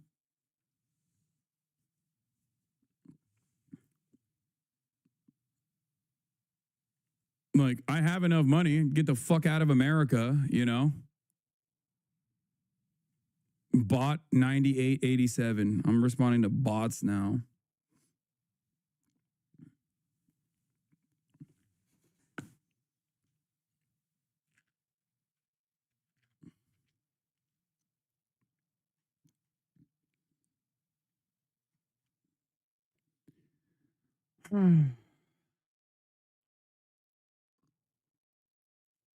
Ground groups.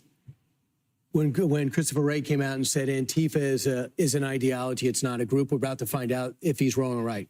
Because we don't really have a category for domestic terrorist organizations. Al-Qaeda comes here in our country. Right. They're a terrorist organization, but it's a foreign organization in our country. So this is new. Number two, I would just, these pasty-faced kids that go into Starbucks and wreck the place in Seattle and Portland, I would like to see you sit these kids down. Usually a lot of them are overprivileged, and you sit there and go, who funded you? How much you getting paid? Who did it? And just build it like that. Who's the one who called you? How did you guys form? Why do you all wear black? And then you find out what's behind it. And I think it's going to go to a certain funding. These guys aren't rioting for free. They're all getting paid. That's why it's important. Well, real quickly before we move on, to your point, you're right, Brian, that we don't have the domestic terrorism in that sense. But the past administration, they were looking at mom groups. They were talking about, by the way, we got new revelations about them targeting Turning Point, FBI going after them. Pro-life groups, they were labeling them as domestic terror.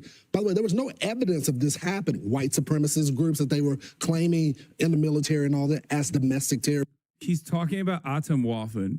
And the only reason why Atomwaffen was ever targeted was because it was a neo-Nazi group that actually did instances of domestic terror. They recruit from within the military. Okay? And the only time when the government actually takes action against groups like Atomwaffen is when they steal explosive ordnance from a fucking base that they used to actually work at and then try to blow up train tracks or some shit. What do you mean? That is insane.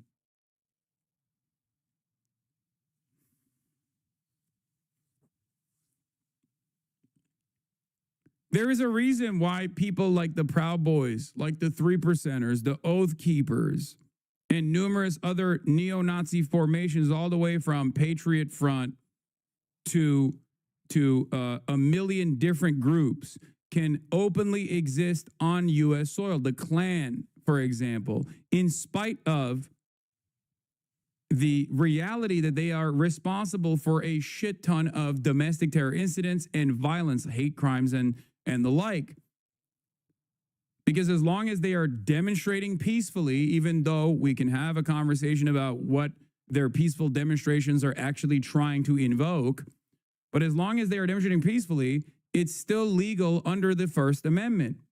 Donald Trump turning around and designating Antifa, which is not even an organization like the ones that I am mentioning, okay, as a terror cell is not only ridiculous because there is no organized unit that you can point to. You can just like invent one potentially and make it seem as though they are, right? But it's also ridiculous because it goes against the First Amendment. It leads to what Republicans used to say is thought crime. I think conservatives love having paid protester fantasies because they're so obsessed with money they can't fathom standing behind their own principles for free when the rubber hits the road. No, it's not that. It's actually sadder than that. It's a grifter party. The left does direct action and mass mobilization because it's comprised of people who actually give a shit. It's sadder than that. It's because they know deep down inside that their ideas are not popular. That's the same exact reason why everyone is losing their minds over people accurately reflecting on Charlie Kirk quotes in the aftermath of his death. Republicans are hyper obsessed with dominating culture. They already dominate the country.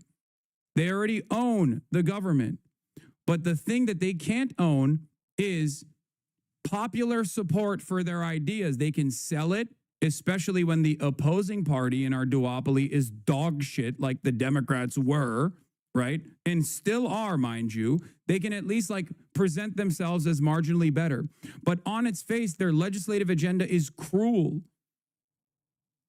And at best, a simple distraction. And this is precisely the reason why they constantly try to create hug boxes, echo chambers, where they are like, no, we are more popular than you actually think. Like Twitter is a great example of this.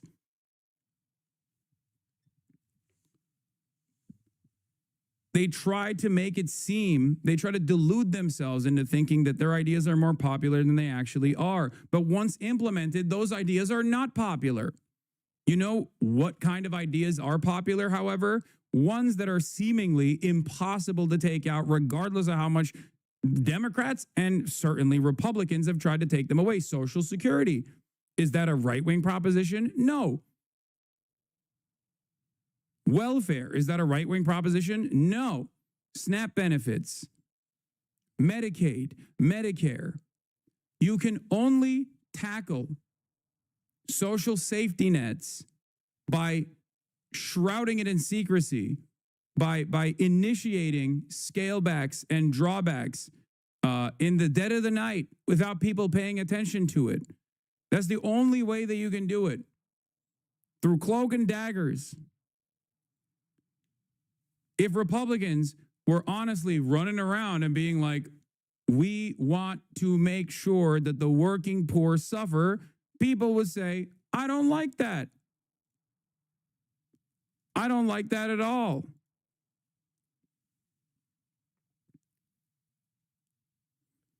To step out of the hug box, to have enough humility to say they were wrong while still having enough backbone to stand up for others who need to wake up, and it seems very few people are capable of these two features. No, because the average person is like quiet in their support for the most part. Not everyone is as loud and proud, even though MAGA supporters usually are very loud. So I guess what I'm trying to say is that people can quietly change their positions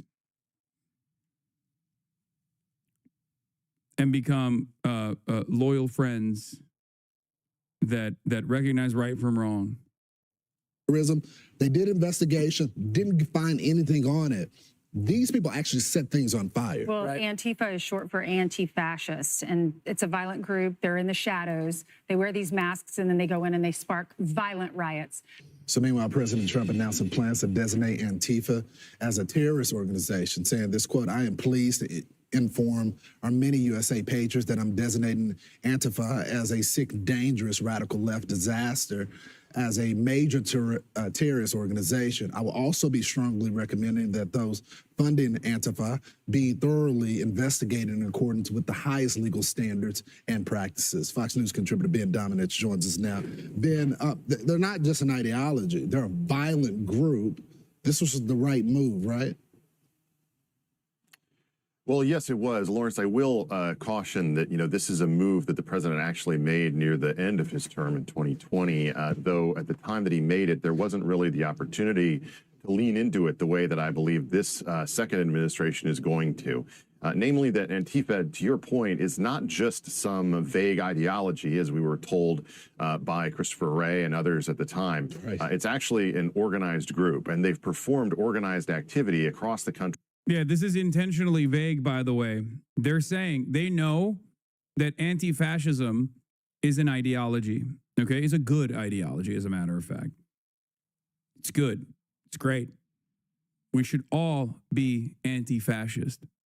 We were all taught to be anti-fascist. Our grandparents were anti-fascist when they fought the Nazis, okay? But the reason why Ben Domenech, who is completely aware that this is not like a real organized unit, is because that allows the administration, if implemented, to target whatever group they see fit as organizing protests. And they're doing that already. They're going after PSL, for example, Party of Socialism and Liberation. If you've attended any of the ICE protests all around the country, you most likely attended a Party of Socialism and Liberation organized protest. If you attended any of the Palestine protests, Palestinian Youth Movement is another organization that they're going after. These are all anti-fascist organizations. It's true. But they're not Antifa in the way that these guys design it. Answer Coalition is another one as well. They're going after these organizations that are real organizations that do more than just, anti-fascist action. But they're doing so because they oppose the administration. It's that simple. And attacking, multiple different places, cities and facilities, including most recently in North Texas, where someone attacked an ICE facility there. This is a situation where you have these domestic terror cells that are organizing online, and they deserve to be investigated, particularly when it comes to the financial backing that they receive, which really has been a black box to this point. We deserve to know more about how they're getting funded. Ben, why do you think there was hesitance from the politicians as well as not the rank and file law enforcement because they know it, but the political appointee law enforcement to do this? Well, I think that one of the things that has been an item of awareness for quite a long time is that this last administration under Joe Biden leaned heavily into targeting various conservative groups, right, Christian groups, and the like for all sorts of investigation. Really, Yeah, no. The Department of Justice's very own analysis showed that the overwhelming majority of political violence and acts of domestic terror came from, and this might come as a surprise to people if you only watch mainstream news, you hear the exact opposite of this. It came from far-right anti-government extremist groups, many of them white supremacists, white nationalists, and the like. Shocker, I know. And of course, for good governance purposes, the law enforcement authorities for a brief moment actually decided, while they were still doing the black identitarian extremism shit too on the side with black Israelite groups that they were targeting, okay? Or people that they thought were affiliated with like black Israelite groups or Nation of Islam and the like. For every like 2 or 3 people that they nabbed from those groups, there were hundreds that they were investigating on the far right that were directly responsible for acts of domestic terror. It's so ridiculous. I think in many instances abusing their power and framing them falsely as white supremacist groups and the like. And I think that this administration is basically saying, look, you took your eye off the ball. Those groups were never a threat to the American people. They never represented an actual violent threat. And instead, you persecuted them. We're now going to use the full force of the law to go after the people who really do represent violent threats across the country. And I think this is part of a stepped-up attitude. And frankly, if Democrats want to defend Antifa and go down that... Is joining the PSL or Answer Coalition a bad idea? No, fuck no. No, of course it's not. I think not being a part of any sort of like organized movement at this point is a bad idea rather than a good one.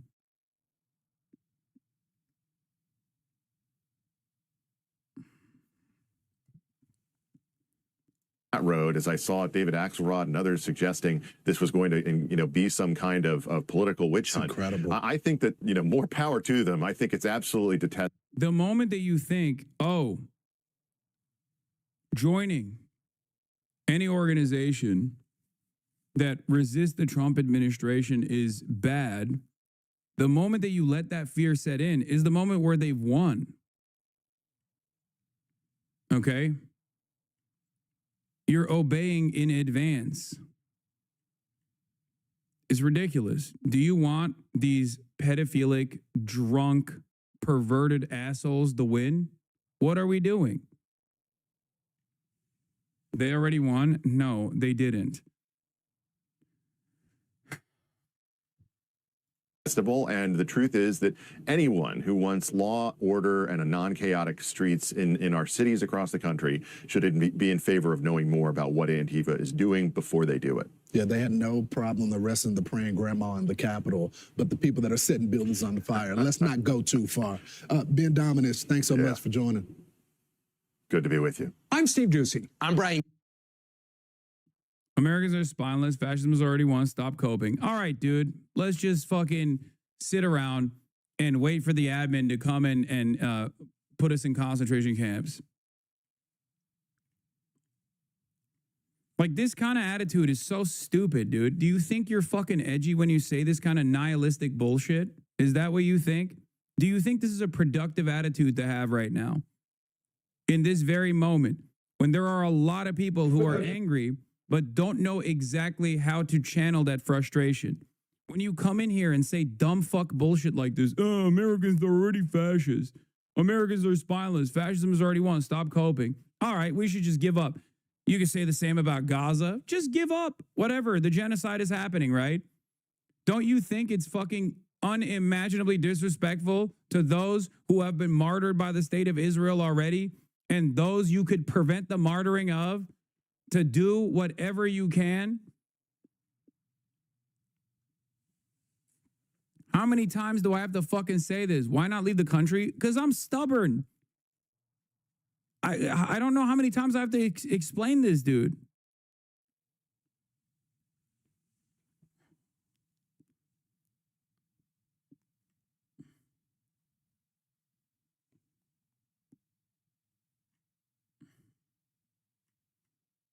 Just give up. Just give up, dude. Fuck it. Just give up.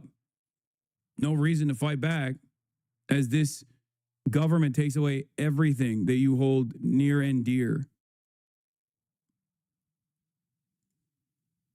Didn't you wear that yesterday? No, the jacket is the same.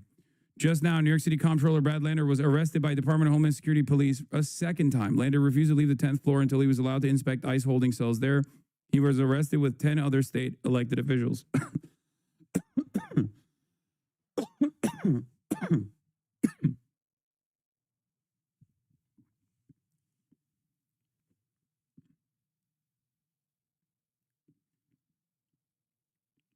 I think a lot of people just assume that if they close their eyes, plug their ears, that this problem will eventually magically evaporate, that they'll go away. Okay? It's not going away. What's happening with... It's not going away, man.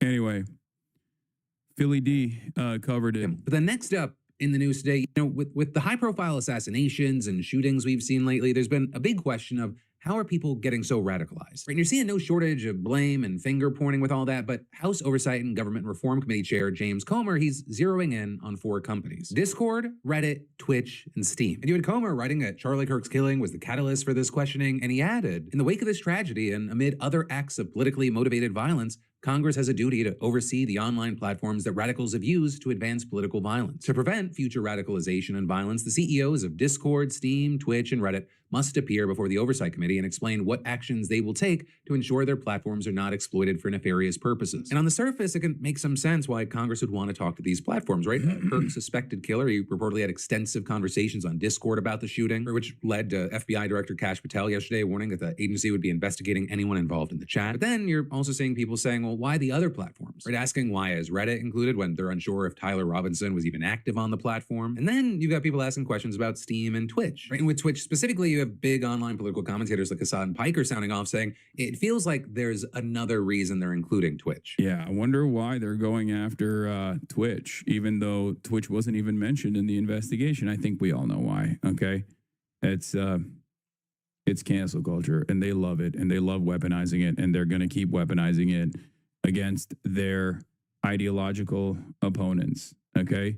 It's very clear what they're doing. With Hassan and a lot of his fans feeling like he's the target there. But also, the real head scratcher for a lot of people was Valve, which owns Steam. It's a video game market, and while you can message people on there and interact directly, it's unclear exactly how it's related to any recent political violence. And so that's also likely why you had people like Rod Breslau making claims like the government is scapegoating social media, chat, and video games under the guise of political de-radicalization as a way to censor the internet. Meanwhile, all the free speech guys cheer this on because they want certain streamers banned over personal vendettas. It's pathetic. You then also had others mocking the situation, saying things like Gabe Newell is going to announce Half-Life 3 in front of Congress. Holy shit. And in general, there was a sentiment that this was an effort by government officials to effectively clamp down and force these companies to toe the line. You know, personally, yeah, given what we know right now, I am a little confused about Steam being included here, especially when others could have been included. Like, yeah, when it comes to certain Steam games like VR chat, there can be a similar concern to how people are worried about kids with Roblox. You know, when it comes to safety, those are conversations we should have. Also, I think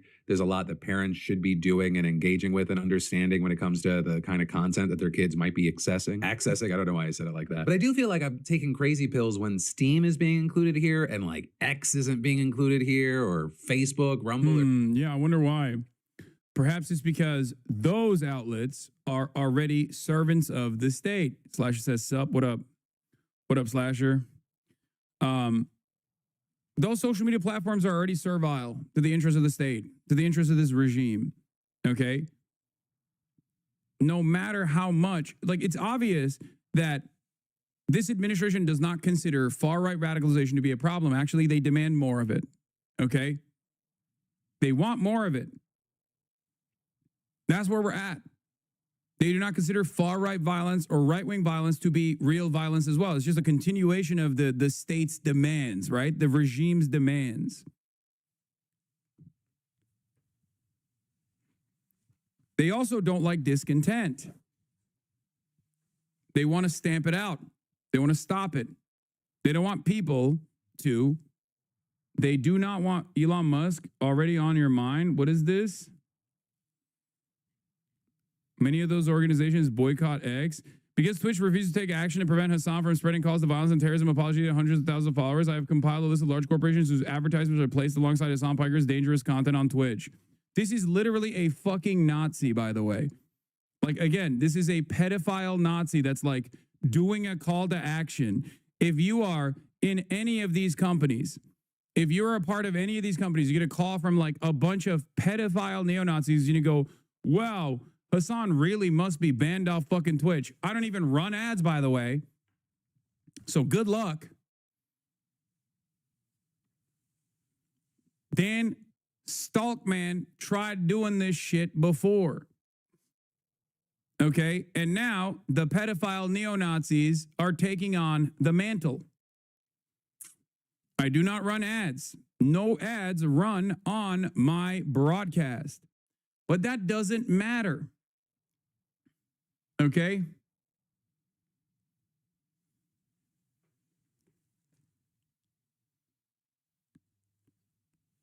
The Piker Broadcasting Service is sponsored by you, the people. For you, the people. That's it. That's the reason why they actually try to tackle the advertisers of the entire fucking platform. It sounds so crazy that so many people would literally lose their minds to this degree where they're like, we have to get this guy fucking banned. We have to get this guy fucking banned. So much so that they will try and take down an entire social media platform. So much so that they will literally go after every fucking advertiser they possibly can that is advertising on this platform. Not on mine, for the record, but simply on the platform. This level of directed Gamergate style cancel culture shit, I don't think I've ever experienced or ever seen in my life. These are the very same people that would like talk about how ADL engages in this, by the way. These are the people who hate the ADL for doing exactly this.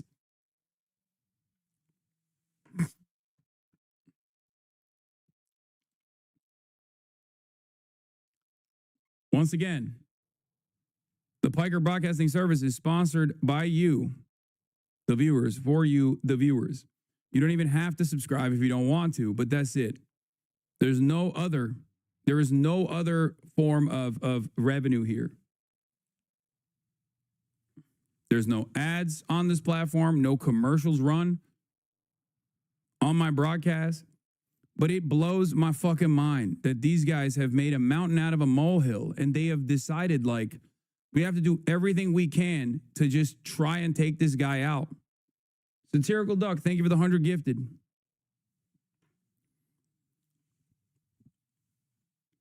These losers are also fucking over a lot of foreign streamers that don't give a shit, have nothing to do with America other than using an American company as their platform. I know this is an international platform. There are right-wing people on this platform. It's not just me, but these guys are willing to fucking try to destroy this fucking platform specifically to go after one person. I cannot comprehend how insane you have to be to think of someone like myself as the true villain in society in your mind. I am only as powerful as you think I am. Okay? This is a self-wound. This would sound so grandiose if it weren't true.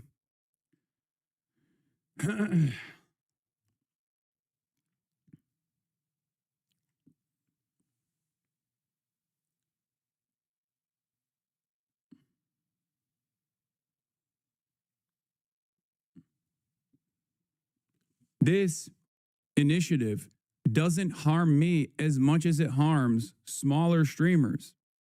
People that they might even like, people that they might even actually find to be ideologically aligned with. Okay?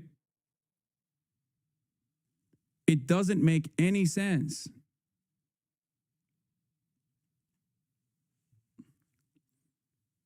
I try to explain this reality to so many people. I try to explain this reality. I'm like, dude, let's say I go away. Your life is still the same. Okay?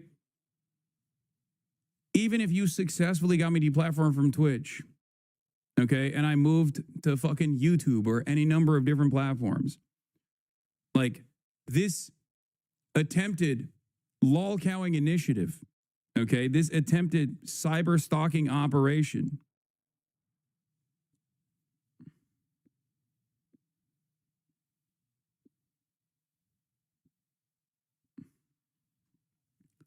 is not actually going to fix what's wrong in your life. Okay? It's not.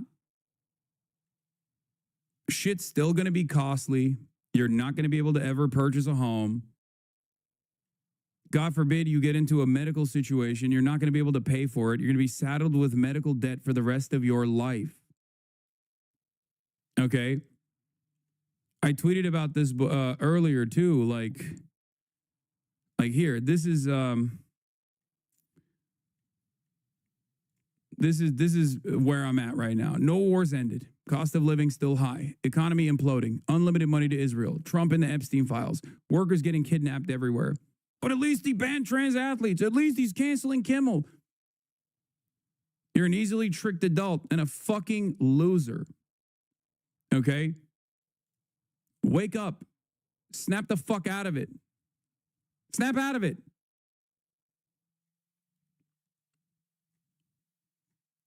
You're not going to get a fucking girlfriend when I get banned off Twitch, okay? No one is going to think you're cool. You're not going to magically become like the talk of the town.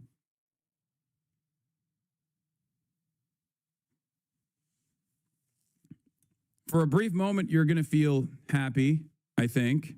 Oh, we got it. We got the success. But all of the reasons that you have resentment, so much resentment in your heart, will remain.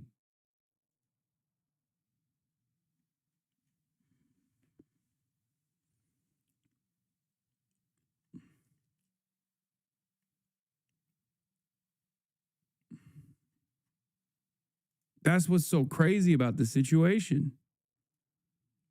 Those are the real issues. Let's all unite together to try and tackle those issues, you know? But yeah, because Twitch refuses to take action and prevent us from spreading calls of violence and terrorism, apology to the hundreds of thousands of followers I've compiled. Like this guy, I mean, if this guy's a pedophile neo-Nazi, by the way, I suspect he's not supposed to be so fond of Israel, right? Like these guys normally aren't like big Israel guys. Am I crazy? So why the fuck are they doing the exact same shit that the ADL was trying to do? I don't understand it. Because that's the major reason as to why a lot of people in positions of power want me to shut the fuck up. DJ Clancy has protected Hassan from unbiased moderation for years and has unbanned Hassan every time Hassan faces consequences for calling for murder, which he's done multiple times. Or explicitly, that's not true. Explicitly supporting terrorist organizations. I mean, yeah, anti-fascism, which is another one, which I think shows how malleable that term is and how stupid and vague the designation of terrorism actually is. I think that the companies using Twitch to advertise and Amazon stakeholders deserve to know how Clancy is ruining Twitch and the effect Hassan has had on it. Recently, Hassan published personal information of a critic on stream. No, I didn't. Which is expressly against California laws against doxing. I did not do that. Do these brands want Hassan harassing their potential customers? Let's find out. I mean, you could say anything. You could be like, Hassan is a murderer who killed children for fun, and then tell all of these companies that I did that. But that doesn't make it true. Some of these contact avenues may be outdated, and most of these companies won't care that their ads are being played across Twitch, including on Hassan Piker streams. Again, none of those streams, none of those things are true, including the fact that there are any ads running on my stream. They do not. I don't run any ads. You want to know why? One, because I never actually was fond of running ads to begin with. And once my contract ended and Twitch no longer offers those sorts of contracts anyway, I stopped running ads. And then after that, there was an additional pressure campaign that took place that created the content label of political content on this fucking platform. Why did that happen? Because the ADL did exactly this. So being on the political content label means that I don't run ads regardless. You lie but spend 20 minutes talking about manipulative behavior but won't watch one clip in the thread? What are you talking about? This is not a clip in the thread, dumbass. They are trying to gulag you for stuff they forgave in Alex Jones. Alex has said similar but much worse things as you. And they obviously weren't jokes. No, the Australian ADL is mad you were on ABC? Hell yeah. I'm just collecting the worst of the worst as Pokemon at this point, dude. So many goddamn strange villains that I have in my fucking universe. Anyway, Mike from PA and others consistently support or promote terrorist groups who call to threaten to violence, but I guess some will. Many of these companies sell largely to children. I don't think parents will want to buy from a company if they walk in on their child watching ads alongside extremist content like Hassan's, where he calls for things like the murder of U.S. Senator Rick Scott or U.S. Senator Tom Cotton. You should try emailing some of them and see. And then Elon Musk goes, many of those organizations boycott X.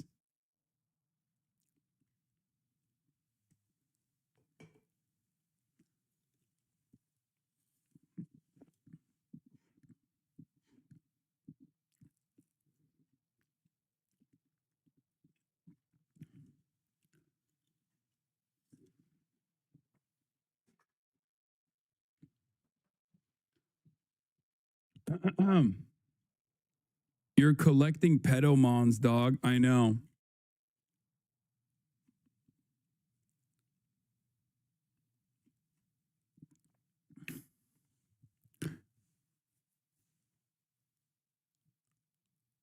Funny how the lead singer of Disturbed is up your ass too now, David Draymond. Yeah, the Disturbed singer is a huge dick rider of Israel, like an unimaginable, rapacious dick rider of Israel.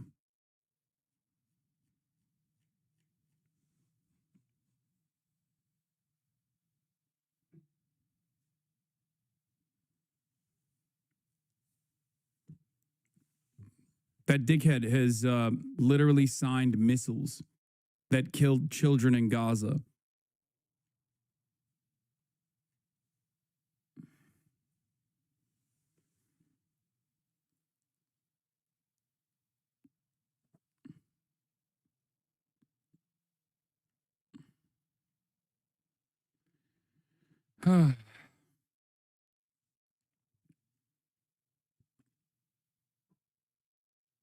This account has many things to say about the age of consent.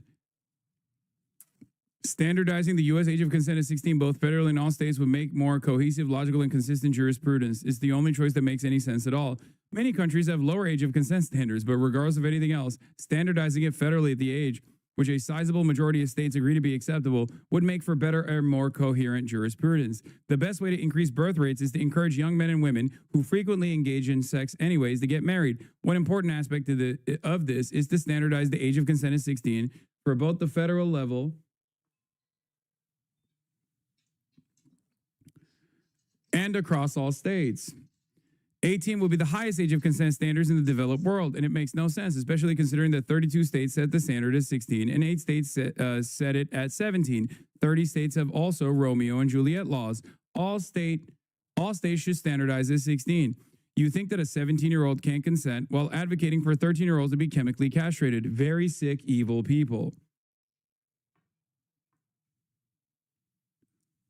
There it is, man. A single issue voter. Aside from the fact that this is a lie, you believe that attraction to a 17-year-old is predatory. The fact that you think 13-year-olds can know that they are trans but can't reasonably consent to sex is further proof that you support grooming while defending Dr. Disrespect.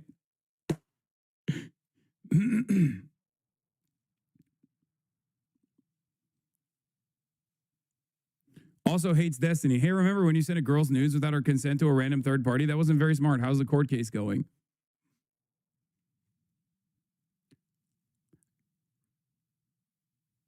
I guess he says, wait, look at this. The age of consent in Germany where Hassan engages in sex tourism is 14. Like, I guess in his hypothetical mind, he's saying that I'm doing some fuck shit. Okay? Only then does he have an issue with it, it turns out. In the hypothetical that he made up, a sick, twisted fucking pervert. I engaged in sex tourism in Germany. Jesus fucking Christ.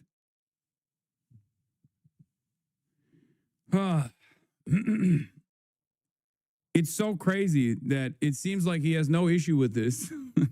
I do, for the record.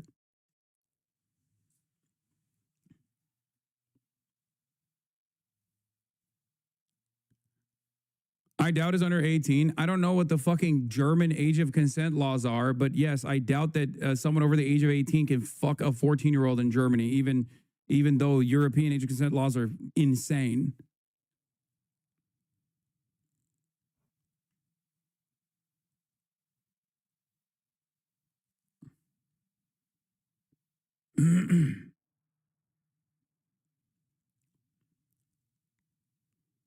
Anyway.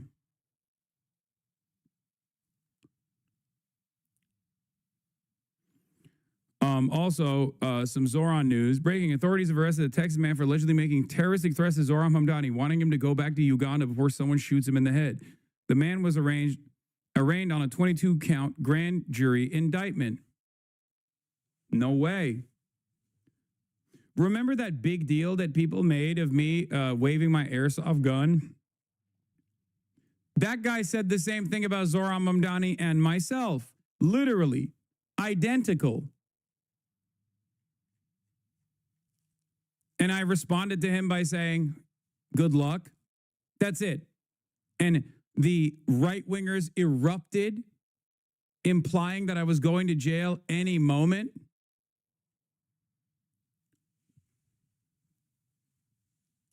For a week, that was like the big point of fucking contention. For a week, that was all people were talking about.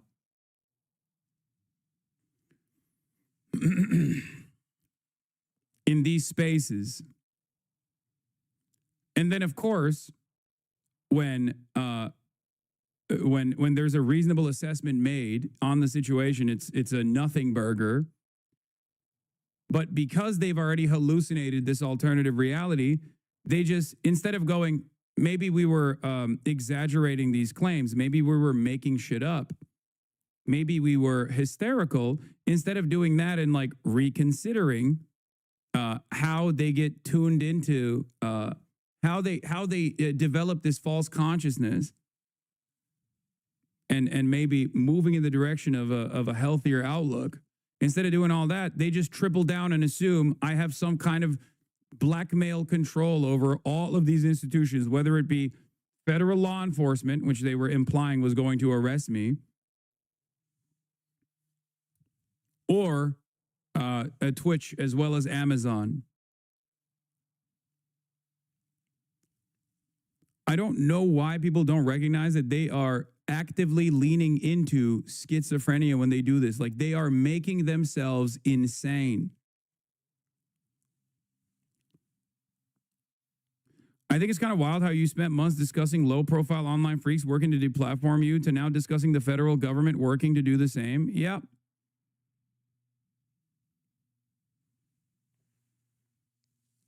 It's so crazy. But that's why I'm saying, like, we are run by a bunch of madmen, charlatans, who are laser focused. My new favorite insane Twitter conspiracy take. What the fuck? I mean, he was killed at the top of a giant menorah, for God's sake. I'm a literal Nazi, and this is fucking R-worded.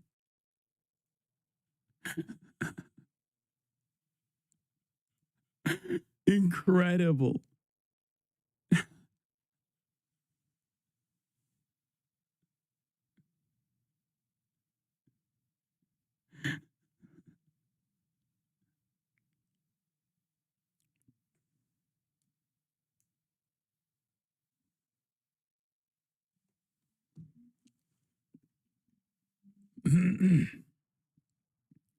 I mean, look at how much they care about certain other podcasters / YouTuber types. Not really that surprising. Yeah, I think, I mean, it's parasocial for sure. Like, that's all that moves these people, it seems. That's all they fucking seemingly care about. Nothing else. It's just like my favorite podcaster versus your favorite podcaster. That type of shit.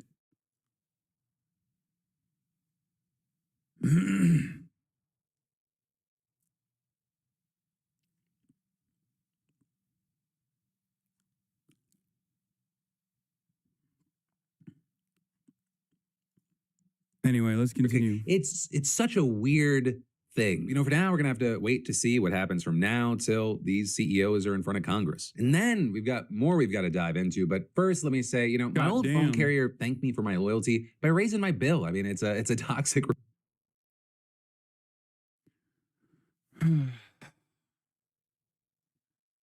That's not good. I don't know. I don't think. I mean, it could be good. Oh my God. Number one interest by region is DC. Oh, brother. Oh, shit. Oh, God. Oh, no. I'm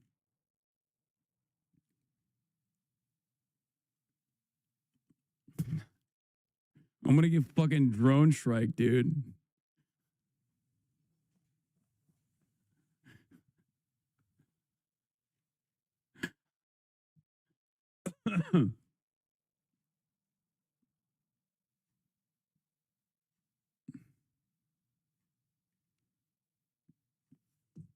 Don't worry, it's me. I have many computers.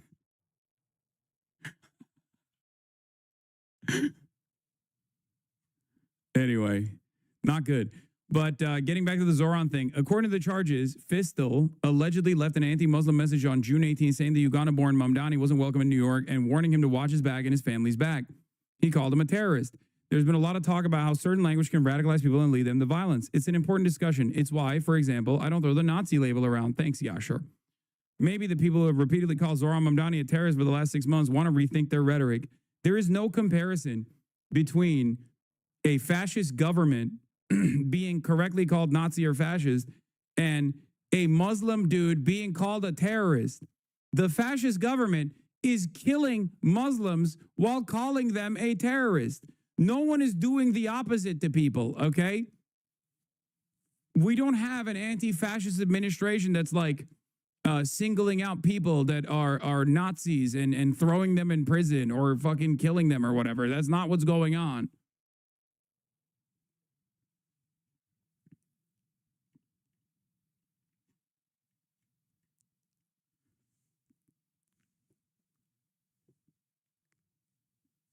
I do find it somewhat funny that a lot of this stuff has basically revealed what we've been saying all along. When we say right-wingers are fascist and anti-fascism is left-wing, for example, it's a good thing and it's left-wing, these guys are basically revealing that. They're like, oh, dude, anytime they say, Nazi is an anti-white slur, they're basically recognizing the reality that we're recognizing. Okay? You're associating that with yourself at that point. Okay? You're associating that moniker on your own. Aren't you a Nazi, though? Think for a second. If I was, don't you think this administration would be super fond of me?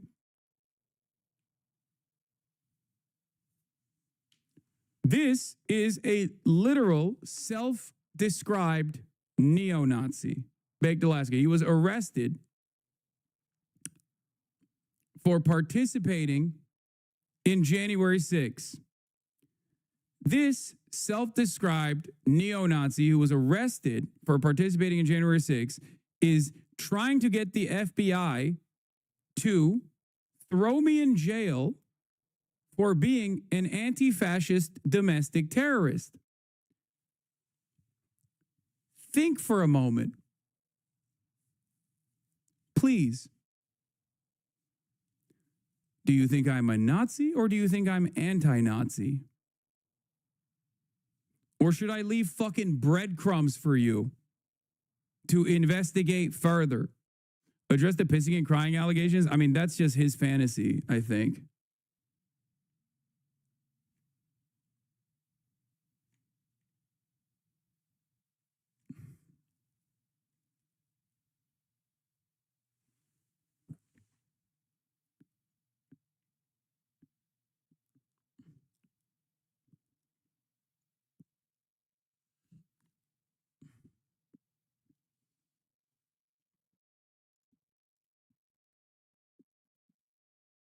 Anyway.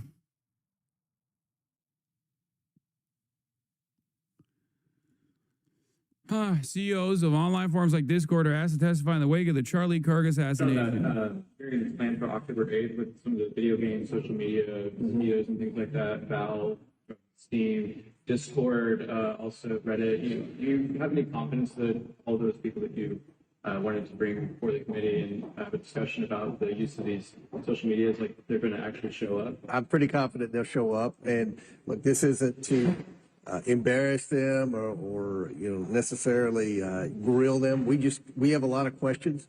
There appear to be a pattern of where a lot of these younger criminals were communicating on those platforms. This guy has no idea what he's talking about, bro. Like Steam is not a fucking social media platform, okay?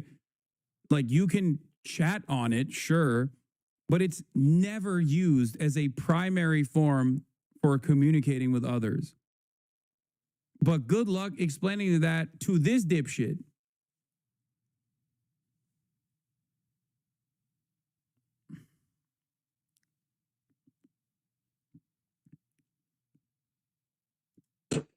We respect free speech in here, but obviously there are always limits, especially when it comes to criminal behavior. So we want to see if there's anything that can be done to understand that better. So, but thank you all very much. Who would you like to see replace Kimmel on late night? A lot of people, anybody could replace him. Back to Jimmy Kimmel. Which is, again, an insane situation, especially because an insane situation, especially because what Jimmy Kimmel said was nothing. Like, it was so timid. It was so moderate. It wasn't like a super significant or crazy fucking joke. Barstool's fracturing. I know. Dave Portnoy's being a bitch and everybody's yelling at him right now. But Barstool's always operated like this. I mean, guys, PFD's there. You know what I mean? Arian Foster's there. Like they've always had a diversity of opinion, and they always dunk on Dave Portnoy too. We're gonna get to that stuff in a second. Yeah, Dave Portboy is a bitch.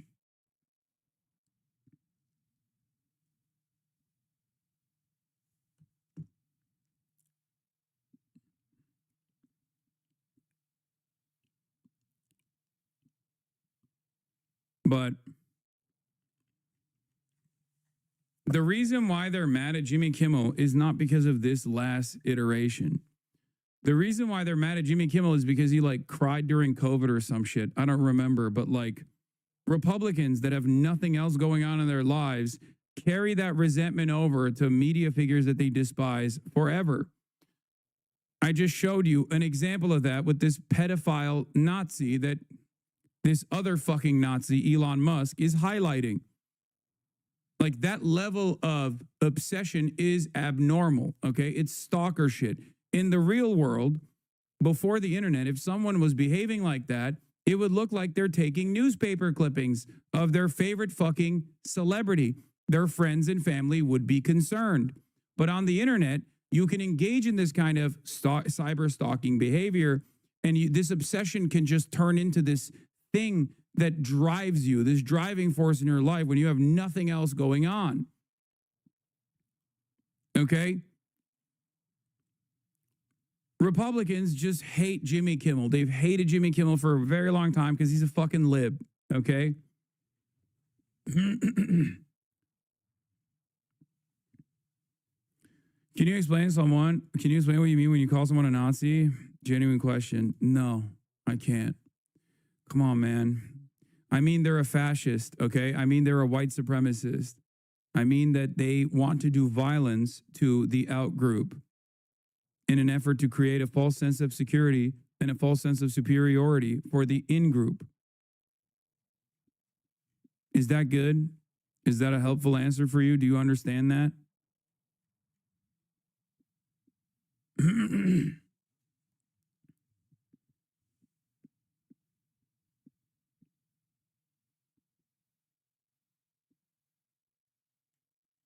Like, were you homeschooled? I don't understand. How do you not know what a Nazi is?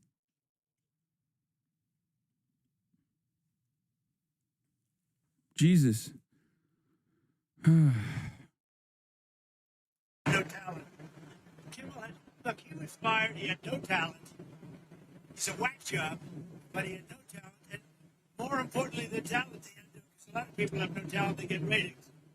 But he had no ratings. His ratings were worse than Colbert, I think. They got rid of Colbert, which was a good thing to do. That's something that should be talked about for licensing, too. When you have a network and you have evening shows and all they do is... Dude, you watch Trump all day, every day. I don't know if you know this, but he's the president. He's the president, man. He's quite impactful, I think.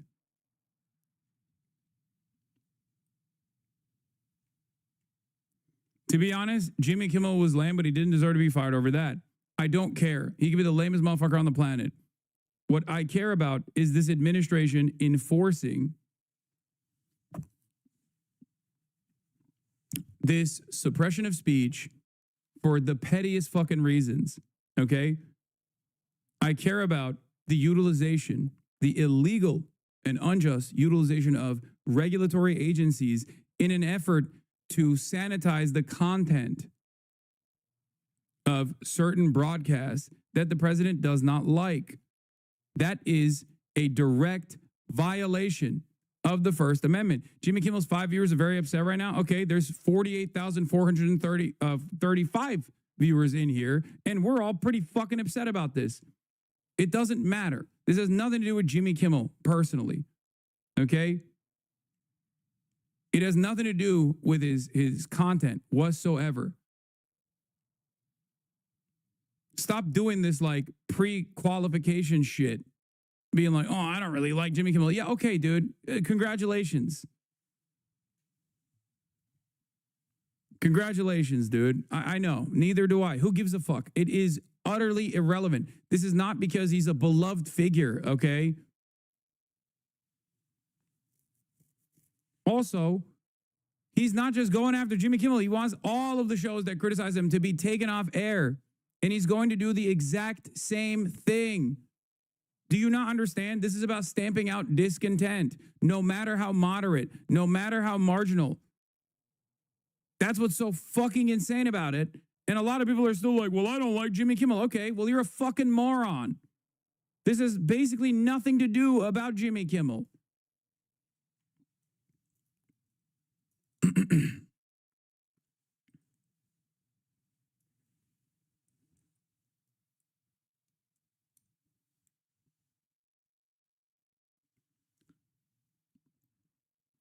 A major reason why the administration is doing this is so that it can throw red meat in the direction of his base. The worse things get, the worse the economy gets, okay? The worse the economy gets, the more angry Trump's base gets, the more they start recognizing that Trump is not the savior that they thought he was going to be, the more he has to distract them with this dumb shit. But that distraction in and of itself is an incredibly significant erosion of the First Amendment. They are quite literally going after people that have the most timid tone against the admin. I tried to explain this to people so many times over. It's not just people like myself that they've branded as like dangerous radicals. It's any kind of discontent. They want to stamp out any kind of anti-Trump statements, anti-fascist statements. That is what they are doing. I don't know how much more, I don't know what else I can show you for you to recognize this. And if you don't recognize it, listen up. You might be dumber than the fucking Andrew Schultz podcast at that point. You might be dumber than half the fucking Barstool guys at that point, because even they fucking recognize it. You like to fancy yourself to be this like super educated leftist guy. They realize the danger. How the fuck don't you? Yeah, Andrew Schultz, Tim Dillon. Comedians and podcasters who are righteous about free speech. Sam Morrill. I'm against Kimmel being taken off the air and against people being shot for their opinions. See how easy it is. Even Tim Dillon doing this silly ass fucking both sides situation here. Like he's like both sides again. Like this has anything to do with the other. FCC commissioner threatening to revoke broadcasting licenses has a chilling effect on free speech. Attorney General threatening to go after hate speech is a bad sign. When someone has a weapon, everyone will use it.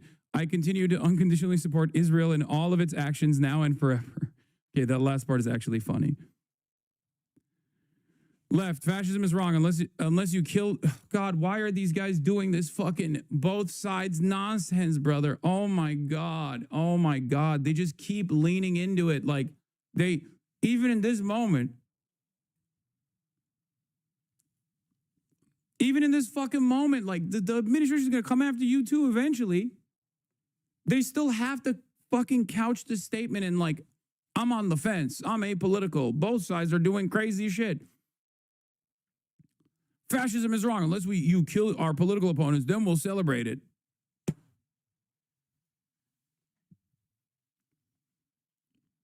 Cancel culture is wrong. Unless you cancel the shows of our political opponents, then we'll celebrate it. The vast majority of Americans that I speak to are repulsed by this behavior, yet there's almost no representation of the sentiment in media, independent or mainstream.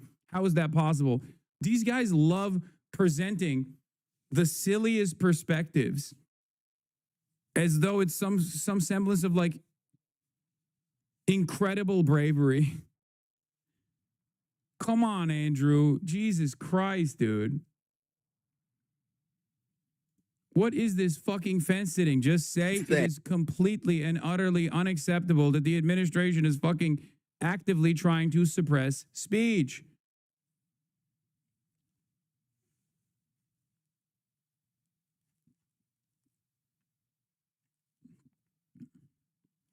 What's so crazy about it is when you say the left says fascism is wrong unless you kill our political opponents and we'll celebrate it, you're pointing out like people in the margins, okay? And the vast majority of Americans that I speak to are repulsed by this behavior. But not only is this false framing, okay? Not only is this fucking false framing, but what's so funny about it is virtually everyone is saying that, especially in mainstream media. I have yet to meet a person that hasn't said that in both mainstream and independent media. What the fuck? Not only is this like a made up version of the left, you can point to radicals everywhere, okay? You can point to people who are leftists themselves who have celebrated it, whatever, okay? I'm not saying it doesn't exist, but the notion that this is like the broad majorities of the left saying this kind of shit is so stupid. The Epstein list won't be released, but Jimmy Kimmel will be.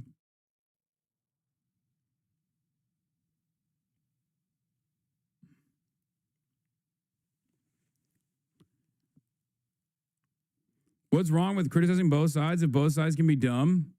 Dumber than the Fear and Pod? What's wrong with criticizing both sides if both sides, in fact, have dumb takes? Sometimes, in order to make it seem like both sides have dumb takes, you just kind of make up one side's dumb takes. Don't you think that's the issue here? And perhaps the reason why you're doing that is because you try to present yourself as this like apolitical vessel, this common sense guy, you know? You develop a straw man for one side and make it seem as though that's all they care about. The dumb take in this circumstance is the person going, the Trump administration came after Jimmy Kimmel, and here is why the left is wrong too.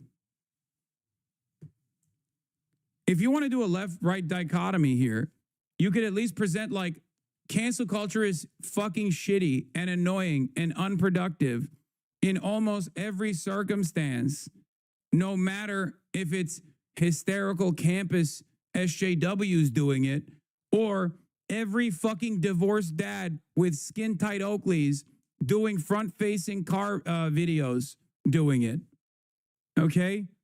And it's especially dangerous if it goes beyond cancel culture, when it turns into an erosion of the First Amendment.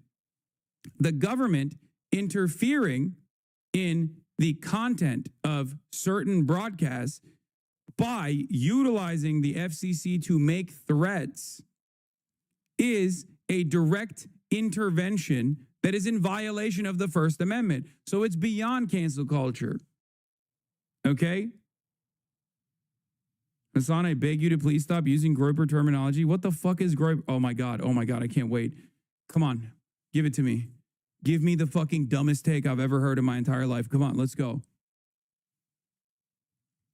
Come on. Come on.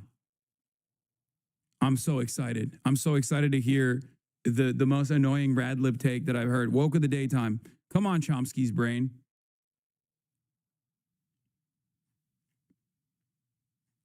You know that's an anarchist, okay? You know that's an anarchist. Oh, I'm about to get hit with something like campus SJWs or something. That's what it is, right? That's Groyper terminology, you think. Yeah, Groyper's invented campus SJW as a term. Is that the one? Is that what you're saying? I mean, in this instance, if you can't identify the power imbalance between a burger stand employee and the fucking federal government, your take is weak. No, exactly.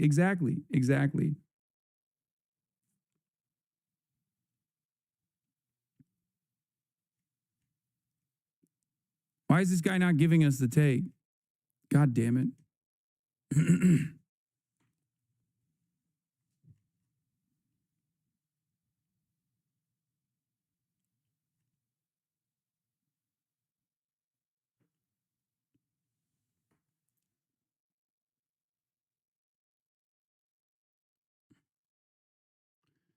Wired wrote, Brendan Carr isn't going to stop until someone makes him. In the wake of Jimmy Kimmel's suspension, experts say the FCC commissioner's conduct is flatly unconstitutional. They also expect him to keep going.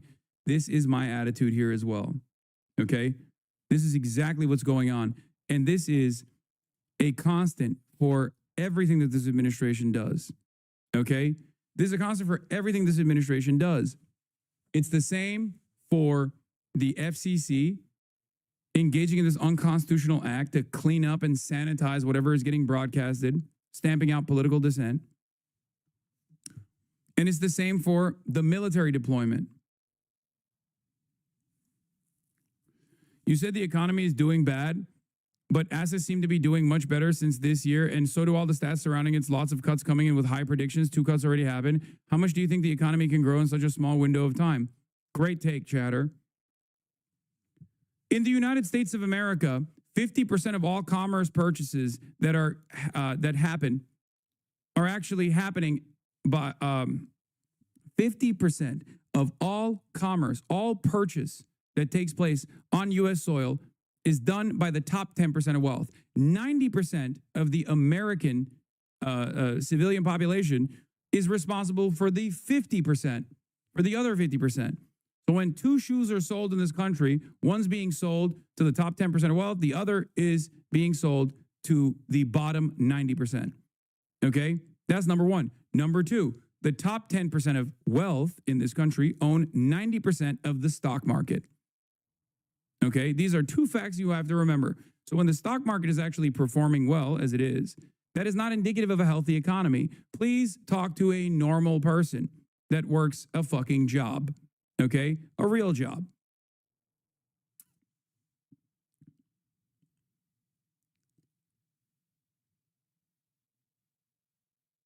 What is this economy update? That seems bad. Oh, that seems pretty bad.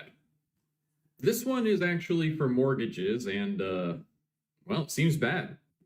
And this, well, this seems bad. You know, with this one specifically, I feel like you can kind of see that there was a dam, you know, holding back the worst case scenario for a while, and then, like, something happened. I don't know what. And it sure got a lot worse.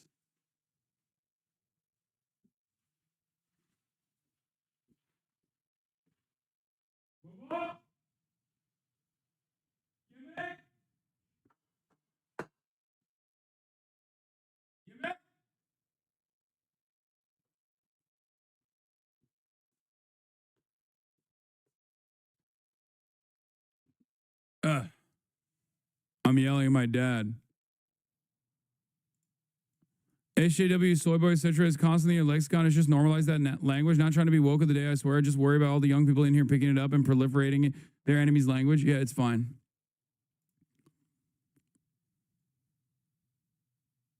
I think it's all right.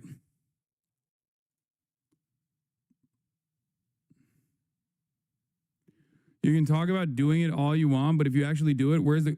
That's where the Constitution steps in. You're dumb if you don't see the difference. Wait, what? The point is, there is no machine that is going to stop this magically. You have to fight back. You have to fight back by using the pre-existing avenues. You have to engage in a legal battle. You have to be brave. If you don't do any of those things, then slowly but surely, these institutions are going to erode. Okay? Yeah. Top 1% of Americans have more wealth than the entire middle class now, in case you were wondering how cooked the country is, which is ironic because that literally is like, that is a class designation that was already created. No, I know. I saw Chomsky's brains take. I know. I was right. The middle class designation was created to mystify the pre-existing class construct between the working class and the capital owning class.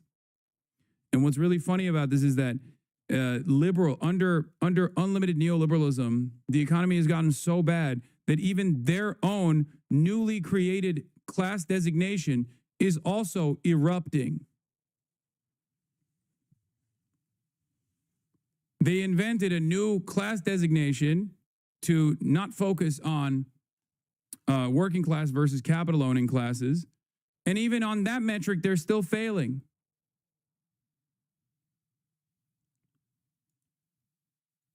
Yeah, the plutonomy is still growing strong. For the last 20 years, analysts have known that this is an economy by and for the rich.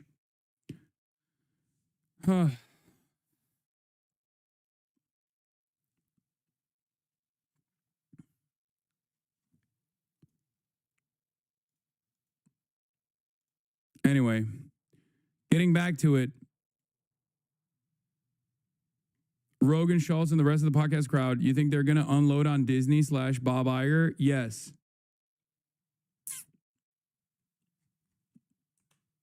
But I do think that this is like super marginal. Okay. I think that they are also miscalculating. And these guys are, to a certain degree, audience captured. They also agree with some of the conservative rhetoric. And I think the reason why they are saying like wishy-washy, both sides are stupid type statements is because they are also miscalculating how much their audience actually likes this shit. Speech. And once their audiences inevitably call them out for this kind of wishy-washy bullshit, as I suspect they will, there will probably be people in their audiences that will hear them talk like this and go, dude, you're being a pussy. Just fucking call out Trump for once, dumbass. You're the reason why he got fucking elected, is probably going to be the common narrative here. Okay? Then they'll take a stronger stance.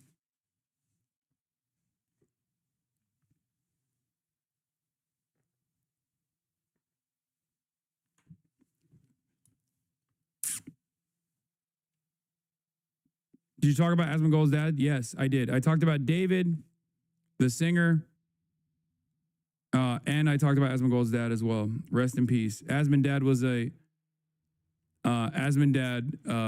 was in this broadcast as well. He was a watcher. He was a Hasanabi head. This seems like a big attack on free speech. And yeah, I think we've been.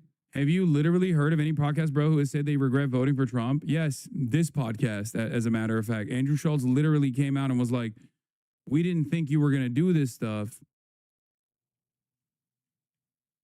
We didn't think he was going to do this stuff. Like, and they said that like a couple months ago, as a matter of fact.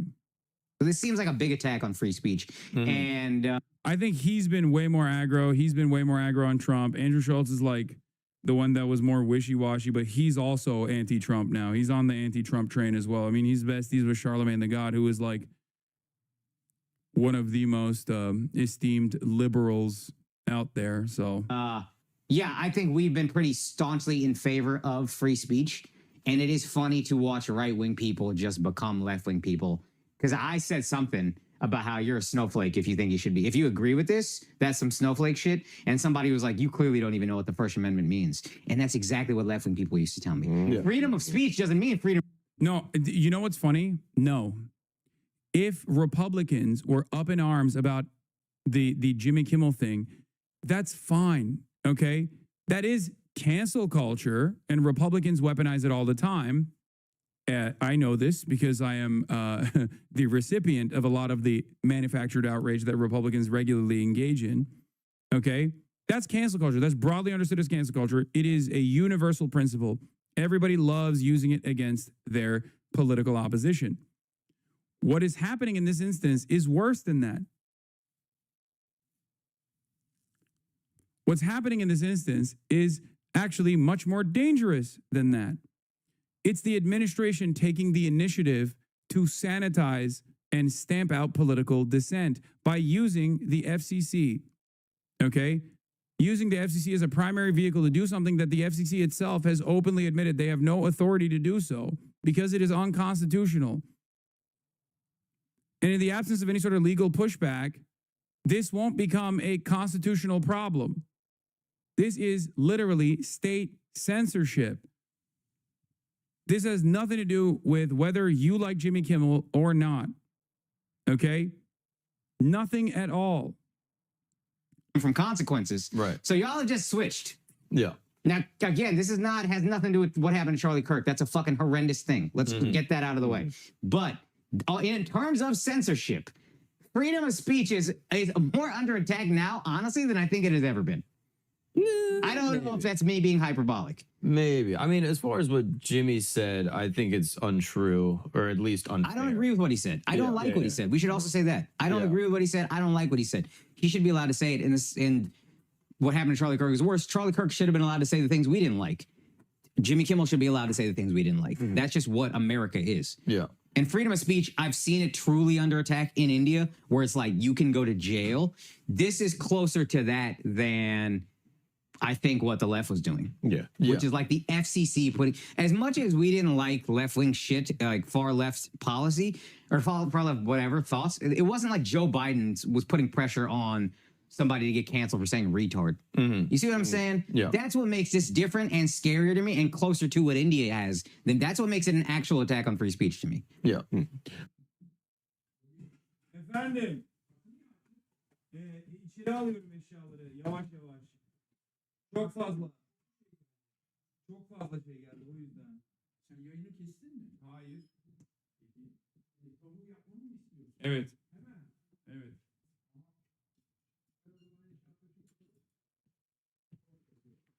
So.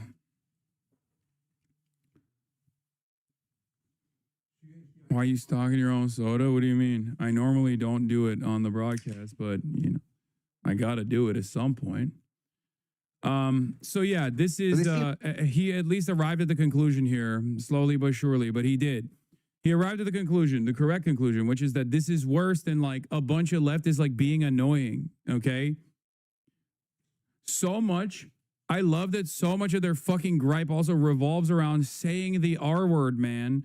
Oh my God, I cannot believe that we have Donald Trump as president in part because people just wanted to say the R word without someone being fucking annoying to them. Oh my God, dude. What a fucking stupid environment we exist in.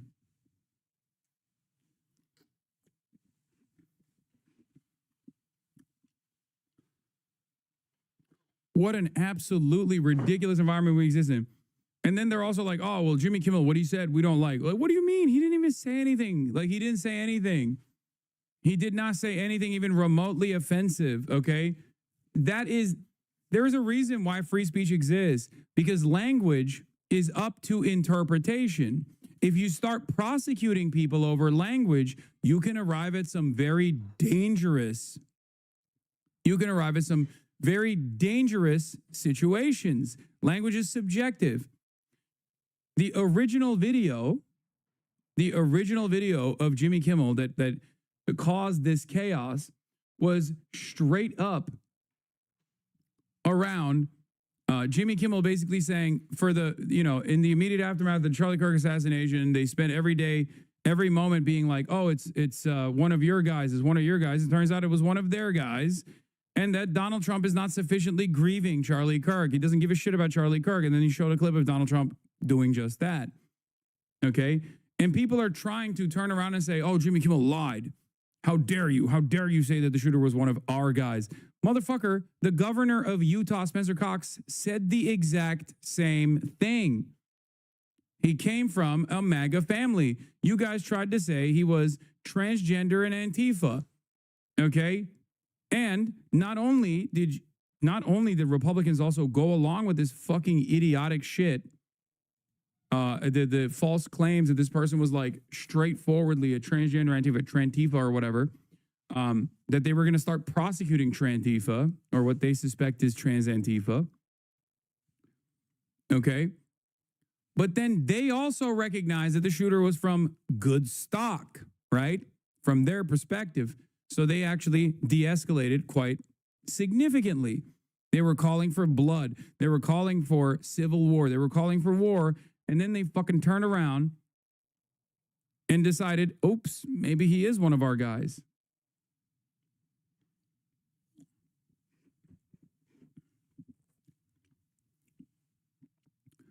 You're wrong. He didn't even say it was one of their guys. He just said they tried hard to show it wasn't one of their. None of it matters. Even if Jimmy Kimmel went on television and said, this guy voted for Trump illegally 1 million times. He loves Donald Trump. The guy that shot Charlie Kirk loves Donald Trump. There is no government interference. Okay?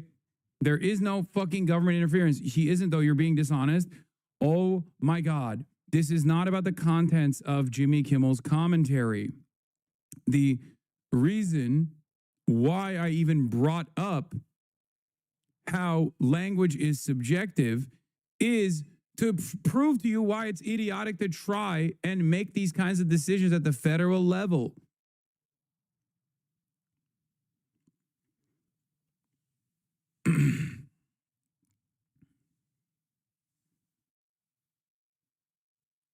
What are we talking about, man?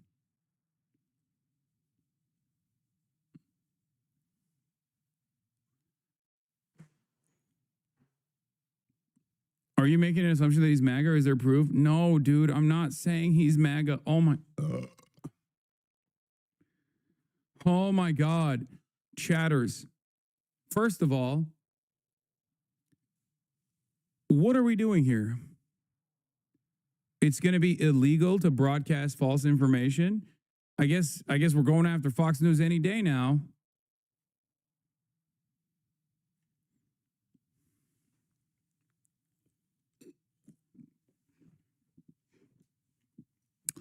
Do y'all have A brain is a good question. Is one that I find myself asking all the time. I even ask myself the same question for participating in this fruitless endeavor.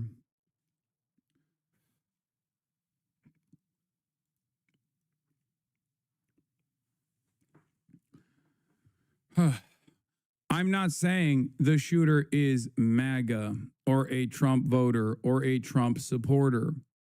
I'm saying that the right wing presented the shooter as a diehard Antifa transgender socialist Marxist.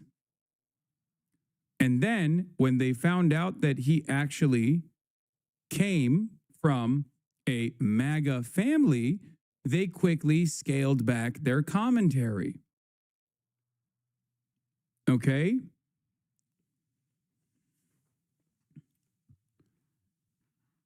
And the reason for why they did that, the reason for why Nancy Mace, for example, the day prior was talking about like, executing this alleged suspect or the shooter, and then after the shooter was revealed to be a white boy, quirked up white boy, okay, turned around and started talking about praying for his soul, is because they also came to the recognition that the shooter might be one of their guys. This does not mean that the shooter is actually a MAGA guy. I don't think the shooter is MAGA. There's no indication that the shooter is MAGA. Even having a Steam profile username with Donald Trump does not automatically indicate that the shooter is MAGA. Okay? Having said that, however, because of the subjective nature of language and interpretation, it is ridiculous to try and criminalize this kind of speech or any kind of speech. I have never been and never will be an advocate to criminalize speech, no matter how offensive I find it, no matter how dehumanizing I find it. This doesn't mean that there isn't a limit to speech, what kind of speech that you can engage in. Obviously, there are very reasonable limits that even in the United States of America, people don't entertain. Okay?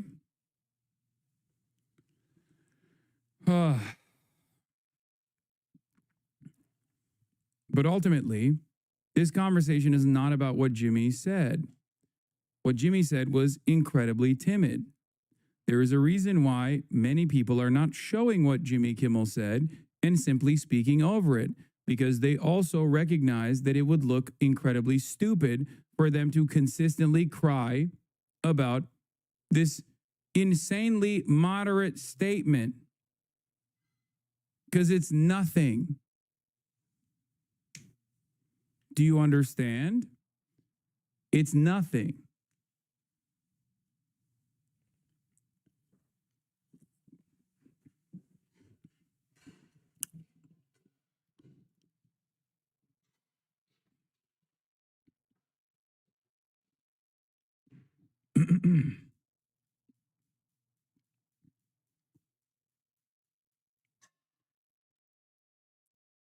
Do you think the heavy-handed reaction to Kimmel could have a Streisand effect? Yes.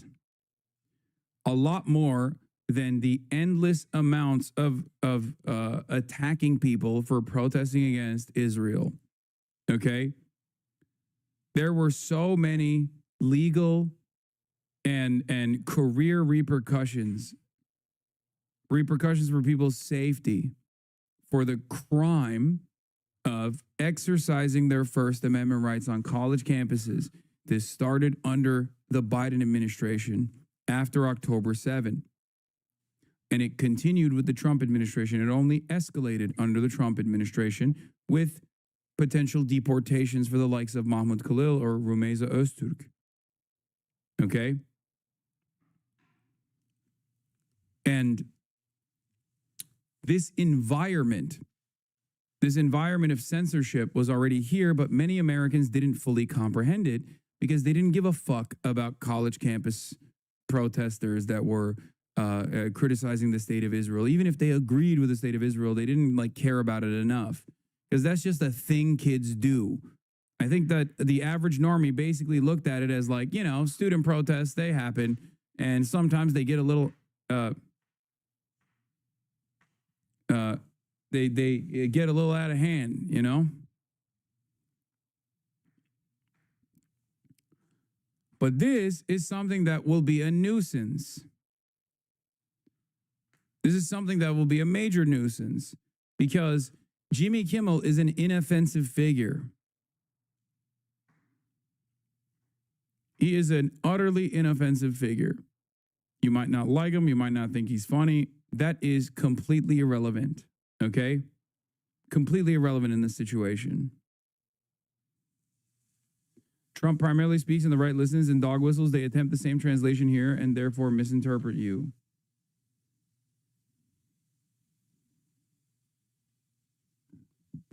The people who said actually it was a decision by ABC because Jimmy Kimmel said something incorrect look fucking stupid now, and they'll look even stupider when they defend this. Yeah. The reason why this happened. What is this? You have no. Okay, I don't care about this right now. The reason why this happened is because. Hold on. Is because.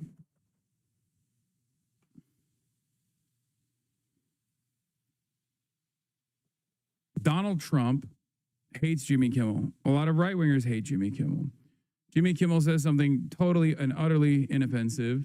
They use the Charlie Kirk media landscape to go after people that they've declared enemies of the state, okay? For dissent, no matter how moderate it may be, okay? They tackle the issue from, Unc, your mic is buzzing. Wait, really? Or is that one guy saying it? I don't think it is. I think you're probably hearing like background noise maybe. Anyone hear that audio change suddenly? The hiss is because my dad is cooking in the background. So you might be hearing that.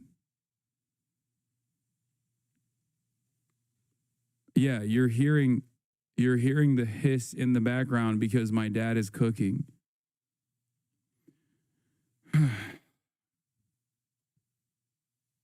Anyway, God, I'm so fucking tired all the time. Okay. Nexstar is a local media broadcaster. Okay. Nexstar wants to purchase Tegna, which is another local media broadcaster. They want to merge. Okay. And in order for them to merge and completely dominate the local news stations, the FCC must approve of the decision. And for the FCC to approve, and there's a rule, an antitrust rule, that declares that the FCC will not allow a merger that will give any fucking TV conglomerate more than 39% market share. Okay? Nexstar is trying to acquire its rival Tegna, a monopolistic merger that would blow past that rule, reaching 80% of households. Nexstar is the reason why Jimmy Kimmel was pulled off the air. Nexstar was, alongside ABC and alongside every other outlet that features Jimmy Kimmel, was threatened by the FCC. Okay? The FCC openly came out, with the head of the FCC openly coming out and saying, we are going to police your speech. He did this on the Benny Johnson show.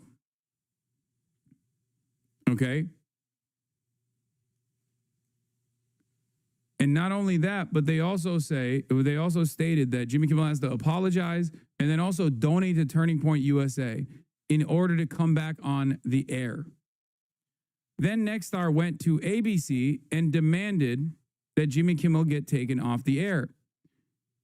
ABC executives knew that Jimmy Kimmel hadn't said anything wrong.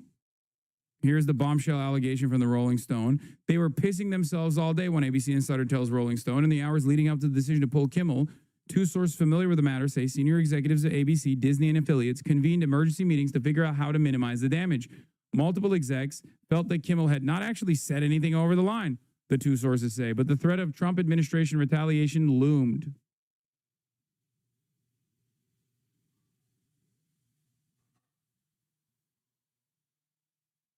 Do you understand?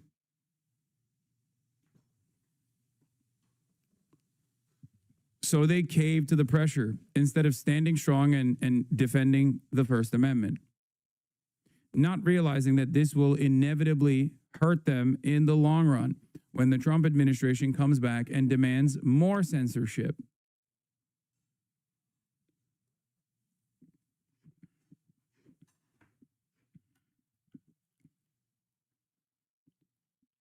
Do you understand?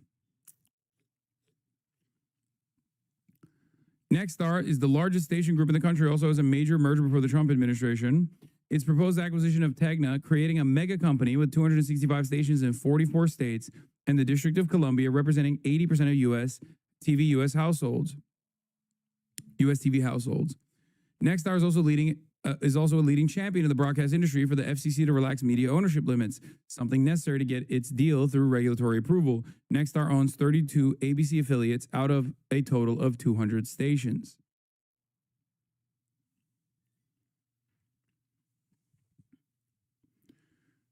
So the dumbasses that were like, we're voting for Trump so we can say the F word and the R word are perhaps not realizing that like this is the actual not only cancel culture, but like this is actually a violation of the First Amendment.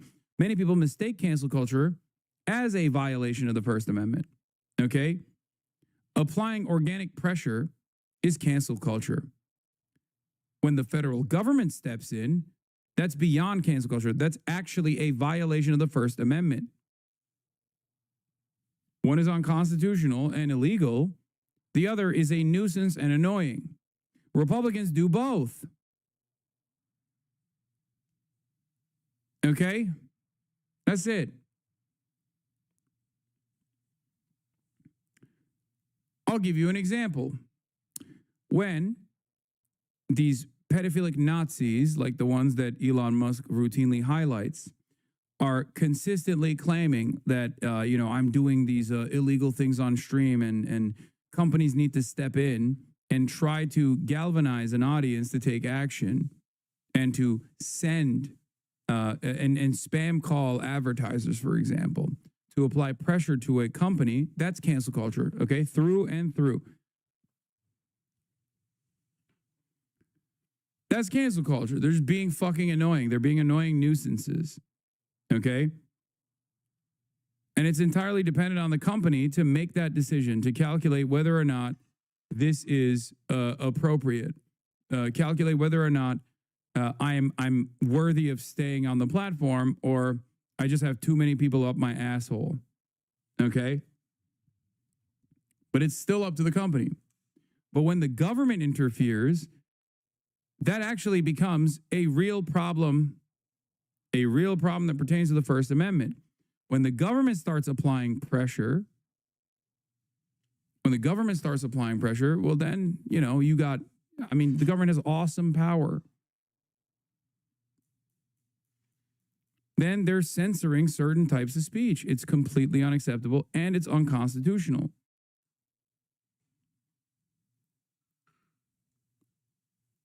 What? Are you all right, man? Spreadsheet socialist. Some dude at the grocery store told me to go to socialism. What? R word, Keck W. Oh, is my mom in the chat? Are we talking about me, or is my brother blackmailing me because he raped me? I'm just trying to make sure I get the facts straight. Oh, I can't wait for an example. Please give me more. Please give me many more. Okay, this person I think is experiencing some issues right now. I shouldn't have read that.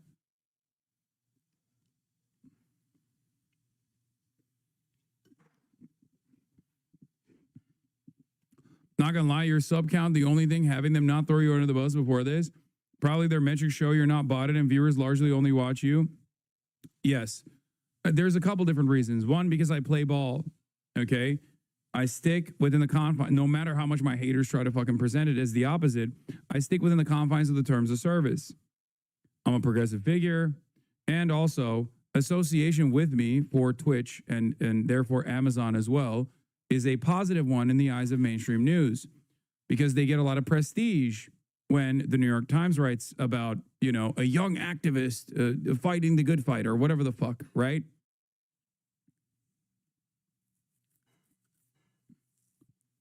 On top of that, I also make money for the platform because a percentage of your subscriptions go to Twitch. So for them, they see a lot of discontent. They see a lot of anger. They see all this like bullshit. And at least for the time being, they think, yeah, it's not, you know, there's no reason to just like fucking clap this person.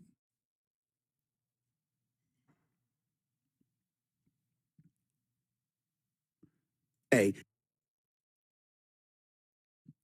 If I obviously was a major nuisance, if I was a major problem for them, they would reconsider.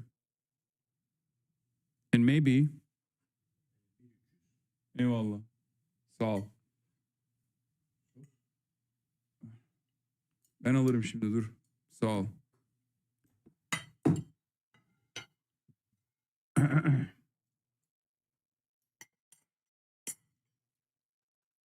If I was like consistently saying slurs, for example, like that fucking bald alleged rapist Tectone, and on top of that, I got like the same level of fucking targeting, they would have banned my ass a long time ago, most likely permanently.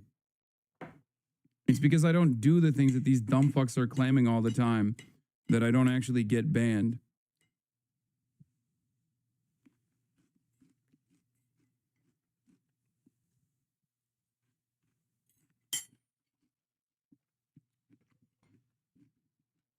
The only thing that I would say as it pertains to Jimmy Kimmel was, where was the joke? Because you're a late night host. And obviously that has a comedic attachment to it.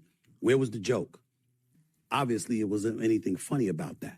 The only thing that I would say as it pertains to Jimmy Kimmel was, where was the joke? Because you're a late night host. And obviously that has a comedic attachment to it. Where was the joke? Obviously it wasn't anything funny about that. His name is, dude. Stephen A. Smith, straight shooter. Yeah, okay, buddy. Also, remember when everybody was making fun of me yesterday about reading r/conservative and who their next targets are? And some of those dumbasses were like, The View, please go after Hassan and also The View. Well, it turns out the dumbest guy you know that hasn't left their hometown does actually reach the halls of power. Their demands are heard by the most Twitter adjacent administration that has ever existed.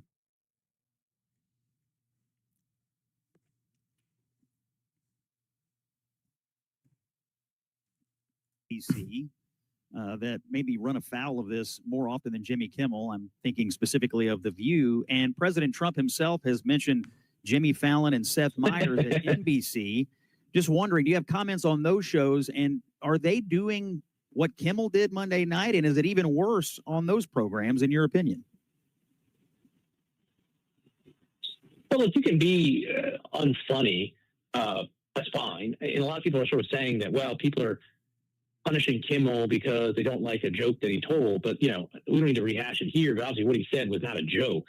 It wasn't presented at all that way. But when you look at these other TV shows, what's interesting is the FCC does have a rule called the equal opportunity rule, which means, for instance, if you're in the run-up to an election, you have one, partisan elected official on, you have to give equal time, equal opportunity to the opposing partisan politician. So far, so good. But there's an exception to that rule called the bona fide news exception, which means if you are a bona fide news program, you don't have to abide by the equal opportunity rule. And over the years, the FCC has developed a body of case law on that and has suggested that most of these late night shows, other than SNL, are bona fide news programs. And potentially, I would assume you could make the argument that The View is a bona fide news show. But I'm not so sure about that. And I think it's worthwhile to have the FCC look into whether The View and some of these other programs that you have still qualify as bona fide news programs and therefore exempt from the equal opportunity regime that Congress has put in place. God, they want to do DEI, bro. They literally are doing DEI, but not in like the actual reason for why DEI existed, but the ways they claim DEI actually worked, but in the opposite direction. They kept saying like DEI is when you have people who don't deserve this spot gain some kind of like prominence, black people and brown people, by virtue of being black or brown. When it was simply just to look at more a diverse pool of candidates in order to address the previous limitations that said candidates actually experienced. But now they're like, no, to hell with all that. We want our guys, conservatives. You have to have conservatives on your shows. You have to hire conservatives on your shows. You have to put conservatives on your shows. Which is ironic because Scott Jennings is a DEI hire in that exact vein for fucking CNN. Scott Jennings is the guy. He is the DEI hire for conservatism for CNN.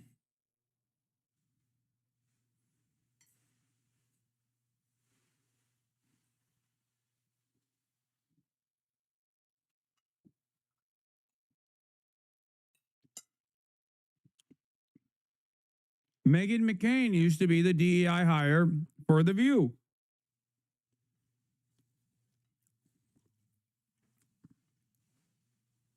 A lot of people think they're so dumb. Trump. That's all they do. If you go back, I guess they haven't had a conservative one in years or something. When you go back, all they do is hit Trump. They're licensed. They're not allowed to do that. They're an arm of the Democrat Party. Thank everybody. Fly safely. You know why I say that? Because I'm on the flight. I want to get home. Otherwise, I wouldn't care. Yelled at you were protesting when you were at Joe Stone Crab should be in jail. Do you actually think that that is an offense that deserves jail time? I don't know how they got in there, but certainly I thought it was very inappropriate. And they said things that were very, and it was a question of when you take a look at the way they acted, the way they behaved. Yeah, I think they were a threat. You think that deserves jail? Do you agree with me? He's talking about Medea Benjamin of Code Pink, who is I think 4'11", 80-year-old Jewish lady, my goat. And he's saying that she was a threat because she was being menacing and saying Trump is a fascist, which is now a prosecutable offense, I guess. Fantastic. I think they're a nasty organization. Well, I would say that last week in the Oval Office, I asked you about if Ilhan Omar should be censored. Congress censored her. I just want to get your reaction to that. They did censor it. Good. When did this happen? Yesterday. Good. I think she's. These guys are so stupid. They didn't even. No, they didn't. They couldn't. The vote didn't pass. What are we doing? Like I get why these guys lie in the direction of the administration when the administration lies, but why are you just like making up a different story even when you're asking a question? Let him lie and then you agree with him. What the fuck? We've moved beyond it. Terrible. I think she should be impeached. I think she's terrible. Is she originally from Somalia? Sure. So how are they doing it? How's their government? Do they have a president? Do they have a council? Do they have anything? Do they have police? I love these people that come from a place with nothing. Nothing. No anything. and then they tell us how to run our country. No, I think if she got censored, that's great. If she got impeached, that's even better. They impeached me twice for nothing. And they impeached me knowing the Republicans are on my side, so they knew it was just that they impeached me. She should be impeached, and it should happen fast. What she says is out of line. Yeah, go ahead. Dude, that is so insanely fucking racist, dude. What do you say to that?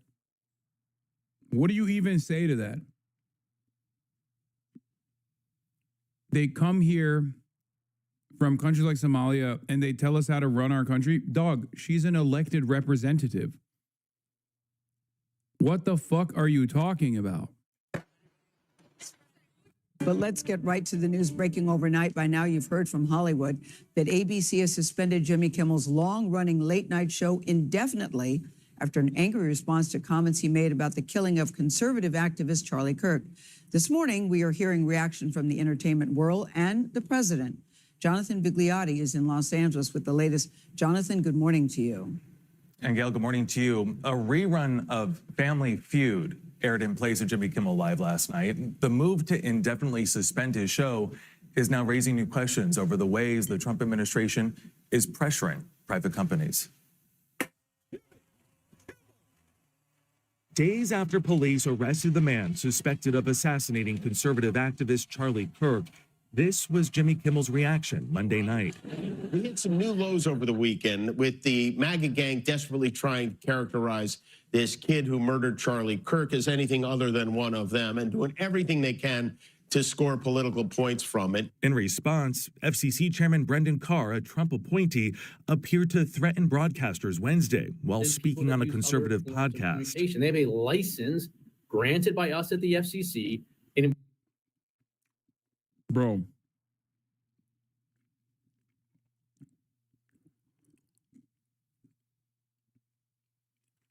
I can't believe they just like they cover it as though it's like valid. Just, it's not only unconstitutional, but it's invalid. And no, this isn't cancel culture. This is worse. This is an actual violation of the First Amendment. Okay?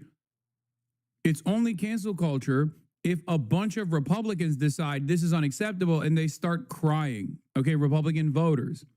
When you bring in the government and the actual organs of the state, then it becomes a violation of the First Amendment. That comes with it an obligation to operate in the public interest. I mean, look, we can do this the easy way or the hard way. These companies can find ways to change conduct, to take action, frankly, on Kimmel, or there's going to be additional work for the FCC ahead. Hours later, Nexstar, the country's largest local broadcasting group, announced it would preempt Jimmy Kimmel Live for the foreseeable future on its stations, calling his monologue, quote, offensive and insensitive at a critical time in our national political discourse. And shortly after, ABC said it would pull its late-night host off the air indefinitely. CBS News legal contributor Jessica Levinson. When a private employer takes action against a private employee for speech, that's not a First Amendment issue. That, generally speaking, is an employment-based issue. Celebrities like Ben Stiller and Gene Smart were quick to defend Kimmel. Comedian Wanda Sykes, who is scheduled to appear as Kimmel's guest Wednesday, accused the Trump administration. Dude, this is not that. This is the government threatening a company directly. Anyone who says, oh, this corporation came to this conclusion on their own is a fucking liar. This is ridiculous.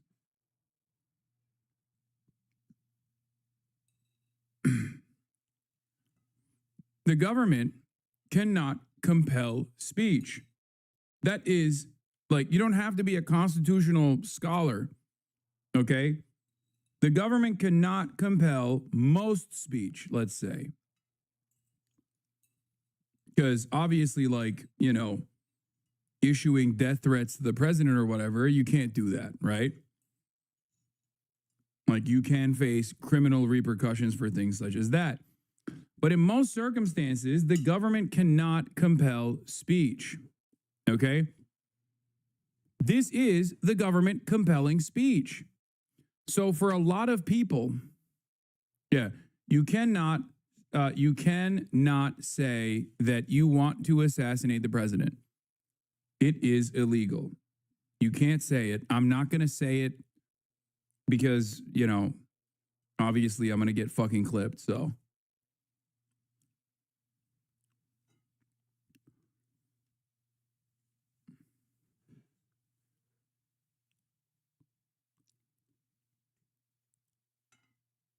The whitest kids you know skit, yeah.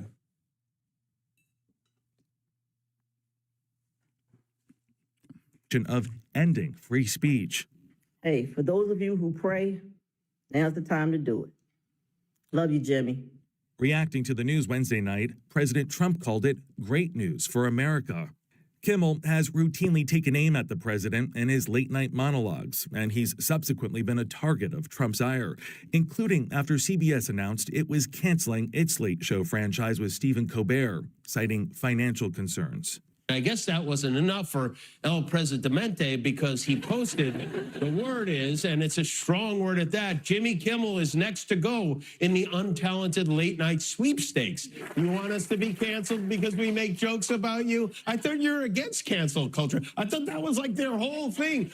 We must be careful not to allow the government to punish critics simply because of content. Ana Gomez is one of 2 FCC commissioners working with KAR. She was appointed by former President Joe Biden and called Kimmel's suspension a dangerous new precedent. This administration is increasingly using the weight of government power to suppress lawful expression, not because it glorifies violence or breaks the law, but because it challenges those in power and reflects views they oppose. And we asked Jimmy Kimmel and his reps for comment, but haven't heard back. We should note that Nexstar decided to preempt Kimmel's show as it seeks FCC approval for a $6.2 billion merger with another media company, Tegna. Nate? Jonathan, thank you.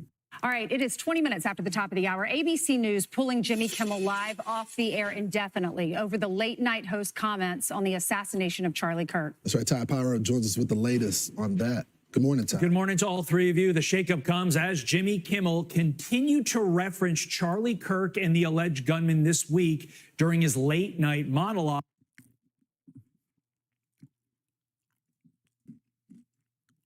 I can't believe it, dude.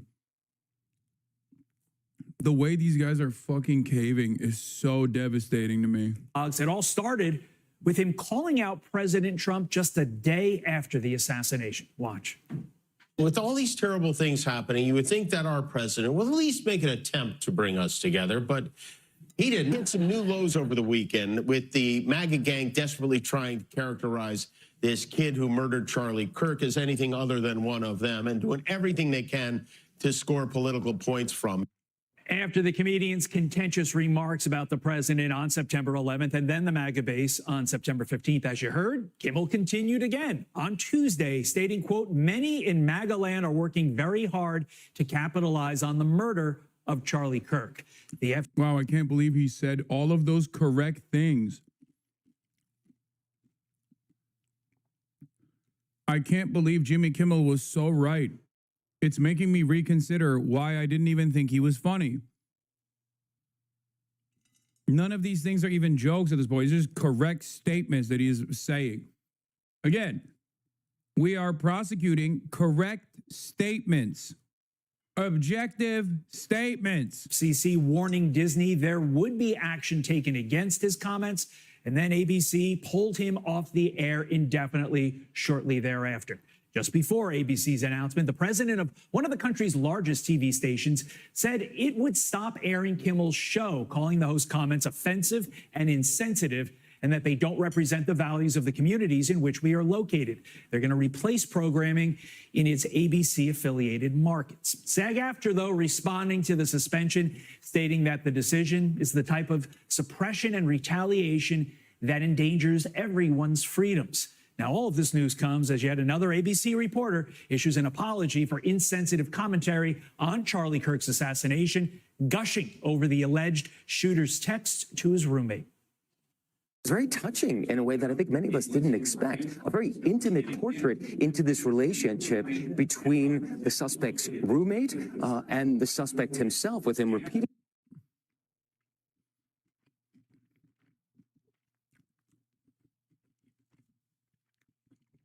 Does this fucker ever stop eating? No, because after I'm done with the stream, I click stop streaming, and then I go eat your mother's pussy.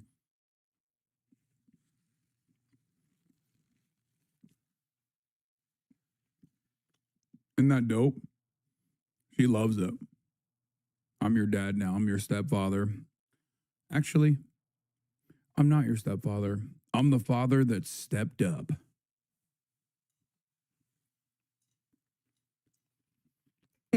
Calling his roommate who is transitioning, calling him my love, and I want to protect you, my love.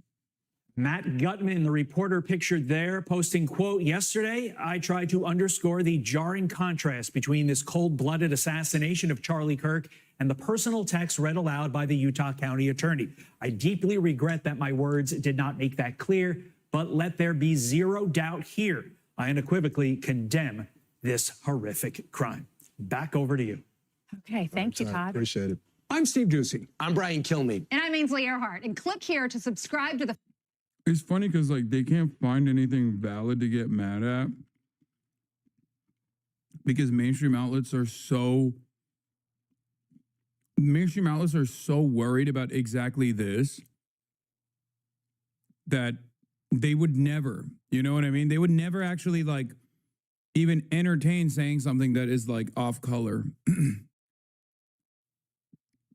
And that statement that he apologized for wasn't off color either. It's just more offensive that he actually had to apologize for that. So,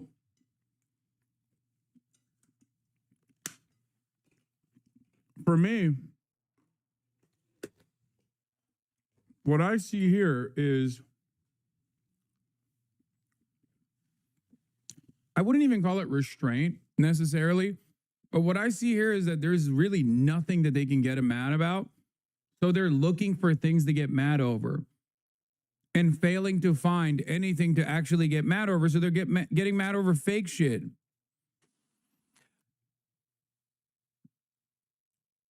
Like, isn't that crazy? It's kind of like, dude, not to bring everything back to myself, but it is my broadcast after all, and I'm also in the crosshairs too, to a certain degree. But I sometimes think about that where it's like, dude, I do political commentary with a live audience 8 to 10 hours every day for 7 days out of the week. And in all of that commentary, and there's a lot of back and forth in this medium, there's a lot of, like, you know, pushback. There's a lot of people who are trying to piss me off, all this stuff, right? And in all of the years of doing this, in all the years of doing that, they can't even find anything recent or directly in context with maybe like 1 or 2 10-second fucking clips, with the exception of like 1 or 2 10-second clips to hyper focus on, to laser in on, to be like, you're a bad person, you're fucking violent, all this shit. Like, it's crazy. It's crazy.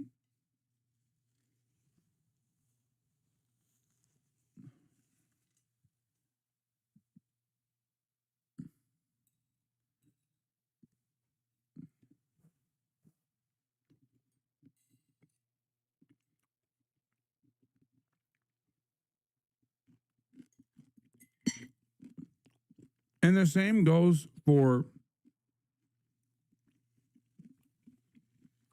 all these journalists.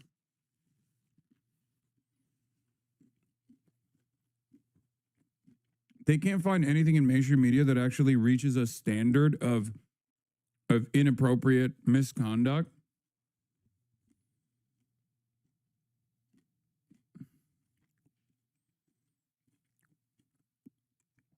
So they are fake mad at shit that nobody would actually be mad at.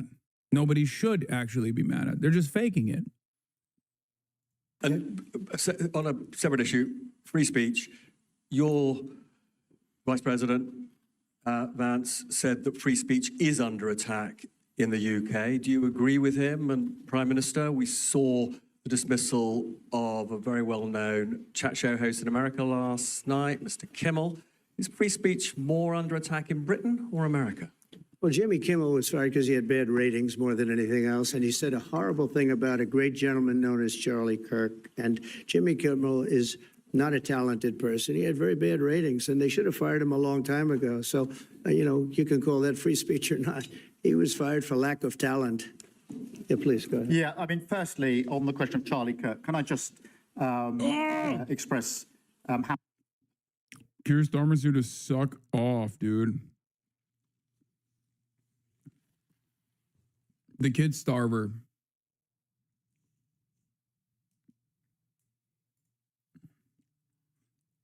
Trump has officially asked for Ilhan Omar to be removed from Congress. This administration does completely wild and illegal shit, but says it's official.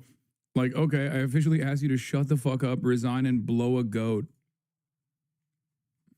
True.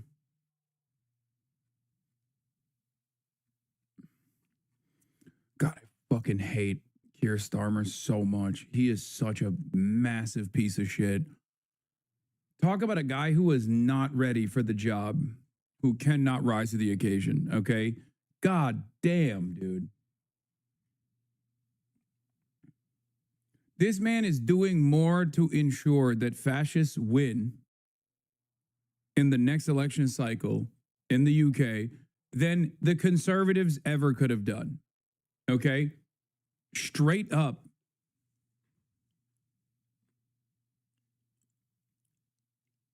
He is such a fucking monstrous piece of shit. Oh, my Lord. How shocking that is, I think, to everybody who believes in free speech and in democracy. It sent shockwaves through the world. And I know that he was a friend of the president, and I reached out straight away to the president because I understood how impactful it'd be on him and his family. And we all need to be absolutely clear about that. Whatever our political views, it is shocking and is to be condemned. On free speech, not much to add to the answer I gave earlier. This country's had free speech for a very, very long time. It is part of who we are as a country. Huh.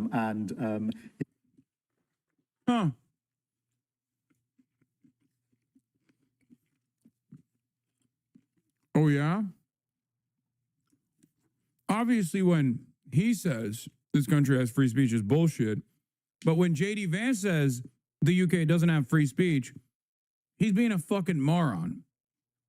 He's actually talking about, like, hate speech, right? Hate speech restrictions.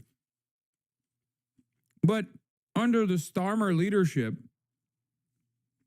they literally prescribed Palestine action, and every other weekend, they keep arresting like 85-year-old pensioners who are blind and disabled for the crime of holding up a placard that may say Palestine action. It is so ridiculous.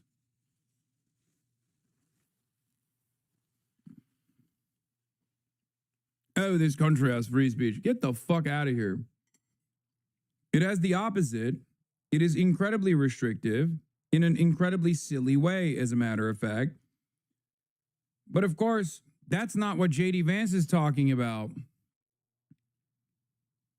That's not what J.D. Vance is talking about. J.D. Vance loves, just like Trump loves, when you tackle the dangerous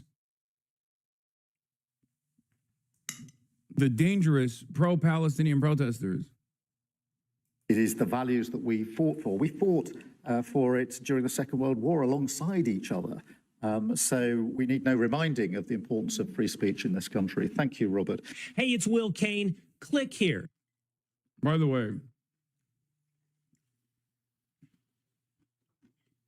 people are unironically getting aggressively prosecuted for exercising First Amendment rights. that pertain to saying heinous shit about Charlie Kirk. Nothing I've said, but I'm saying, like, there are people who have gone above and beyond. Some people who have obviously addressed, like, the things that Charlie Kirk has said, but other people who have, like, basically celebrated his death, right? That's still not prosecutable. That is not a prosecutable offense.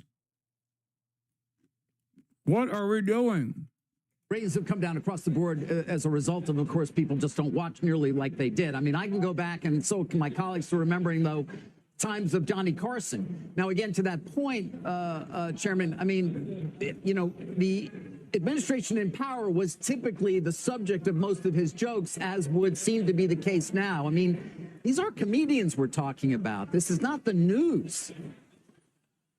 Well, look, I can tell you, Jimmy Kimmel is no Johnny Carson, and the issue that arose here, where lots and lots of people were upset, was not a joke. It was not, you know, making fun or pillaring me or the administration or the president. It was appearing to directly mislead the American public about a significant fact of probably one of the most significant political events we've had in a long time. Certainly the most significant political assassination we've seen in a long time. And so I think that's anybody's going to try and defend what Kimmel said. And I certainly defer to the decision making.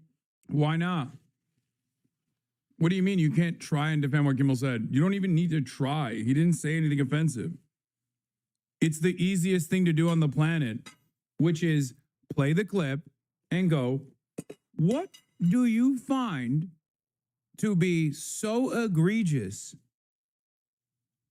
even offensive, as a matter of fact, in this clip that caused you to engage in the unconstitutional act that you yourself have recognized is outside of the purview of the FCC, to demand Jimmy Kimmel get taken off air? Be specific.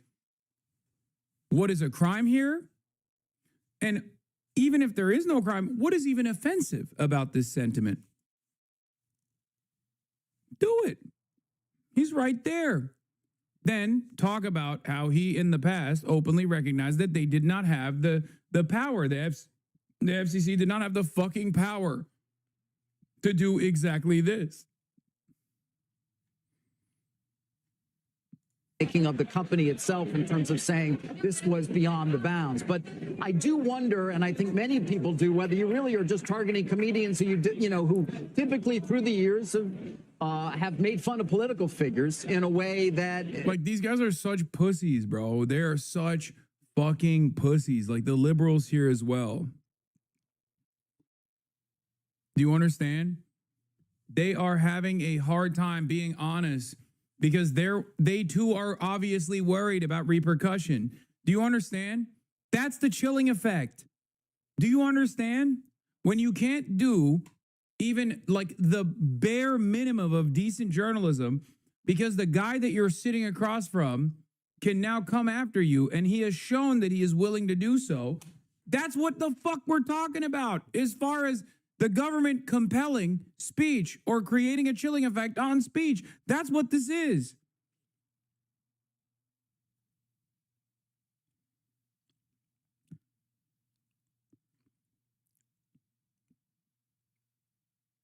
Hassan is getting the soy right fatigue. I know. I can't deal with it. Because the president simply is offended by it.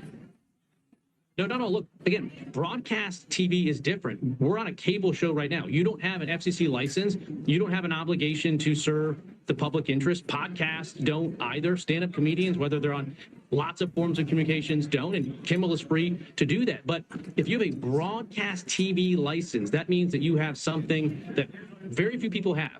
And you're excluding other people from having access to that valuable public resource. And it comes with an obligation to serve the public interest. And again, over the years, there's been a rule in place at the FCC that local TV stations get to preempt programming that they don't think meets the needs of their communities. But recently, these national programmers, ABC, Disney, Comcast, NBC, they've been exercising outsized control and power over those local TV stations, and there's been no pushback. And this is a very significant moment because local broadcasters are now pushing back on national programmers for the first time that I can think of in modern history. And that's one of the things we want at the FCC. We want to empower local broadcasters that have the public interest obligation to push back on national programmers so that people have more choice. That kind of, I mean, it's interesting. Some people have pulled some of your old posts, Chair Carr, including this one from 2019. Should the government censor speech it doesn't like? Of course not. The FCC does not have a roving mandate to police speech in the name of the, quote, public interest. How do you square what you're saying with those old posts? And is there pressure now, for example, for Comcast to drop Jimmy Fallon and Seth Meyers the way the president suggested?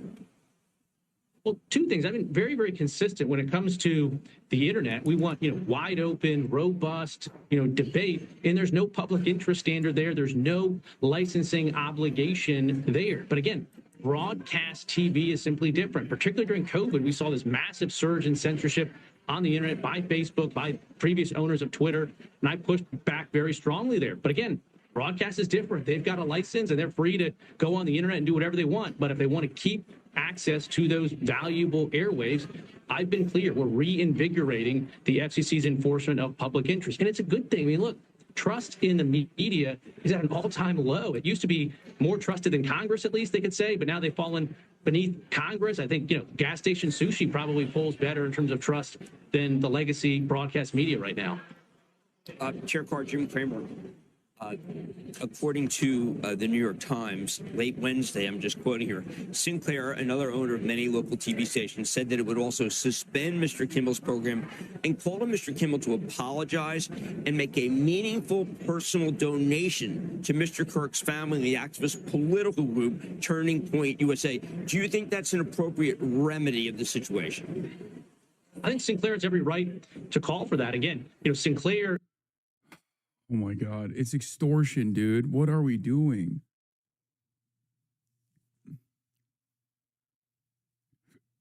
Oh God, I hate this. I hate it so much. It's also really fucked up because corporations that want to panhandle to the government, that want to present themselves as like servile little beings, that will suit whatever interest that this administration has, will then turn around. Wait, what? Charlie said, that there was no such thing as hate speech. He obviously, no one anticipated what happened to Charlie, but you have always been.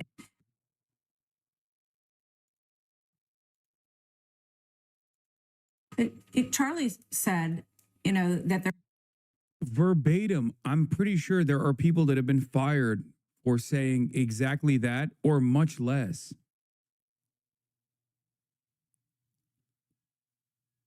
Bro, remember I told you he is incapable of showing grief because he's so fucking narcissistic. He is utterly incapable of even weaponizing the situation by demonstrating sufficient grief and like really whipping up the public. Because like if he was capable of just being like, Charlie's my friend, I'm really saddened by this, I will never forgive the left for doing this, shit like that. Like, stuff that JD Vance is saying and doing. If he was capable of doing that, I think there would be a lot more anger. There would be a lot more resentment. The reason why I suspect that like this is going to eventually go away and the only thing that people will remember is the frustration that they have for this administration cynically fucking using the story to go after their critics is because Donald Trump can't even fucking develop like the sufficient grief necessary to show how impactful this has been for him and to tune up the base to also feel angry. There was no such thing as hate speech. He obviously, no one anticipated what happened to Charlie, but you have always been.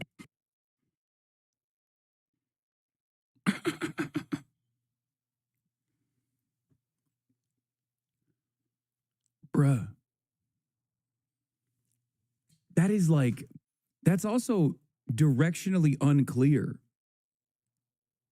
Do you see what I mean? Like, it doesn't even make sense. Like, that could objectively be like a leftist statement.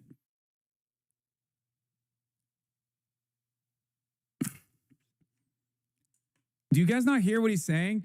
McCallum says, Charlie said there's no such thing as hate speech. Trump said he might not be saying that now and starts cackling.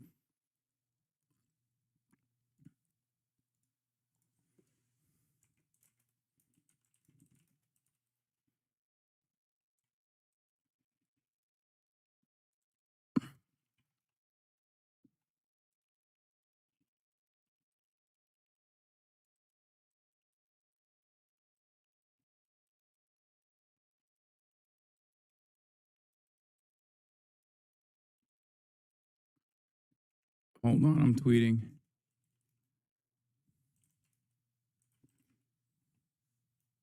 He can't even fake care.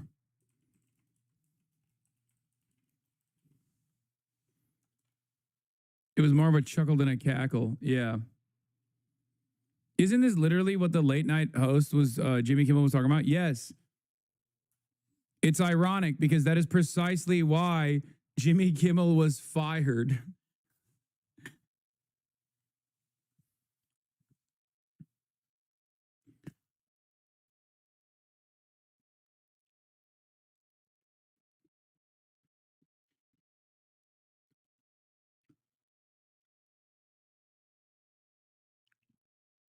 It's crazy.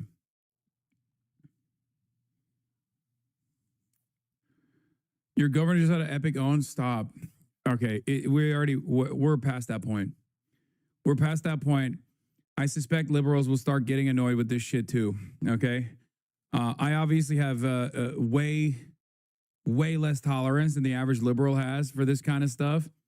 But these epic jokes. Charlie said, that there was no such thing as hate speech. Trust me, these epic memes are going to start drawing ire from liberals as well.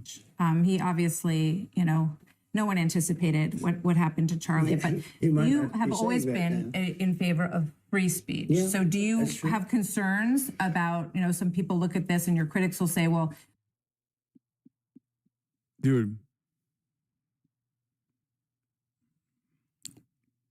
Dude, what's crazy about this shit, what's crazy about this fucking shit is that the Fox News hosts are so professional at this point at not getting fazed by Trump and just bouldering through the statement so that it's not clipped.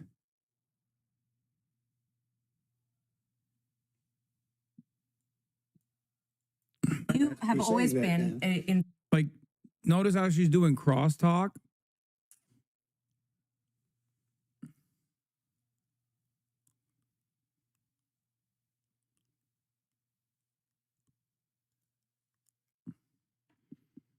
It'll be fun to hear your boss on Congress on October 8th. Can't wait to hear your boss at Congress. I'm my own boss, brother. What? You are correct. This is chilling speech based on jurisprudence. You are correct. This is chilling speech based on jurisprudence, unconstitutional. I agree, but threatening is not the same as doing it. Can you see the difference? You can talk about it, doing it all you want, but if you actually do it, that's where the Constitution steps in. You're dumb as fuck if you don't see the difference. What are you talking about? No, you absolutely can't fucking threaten to do it either.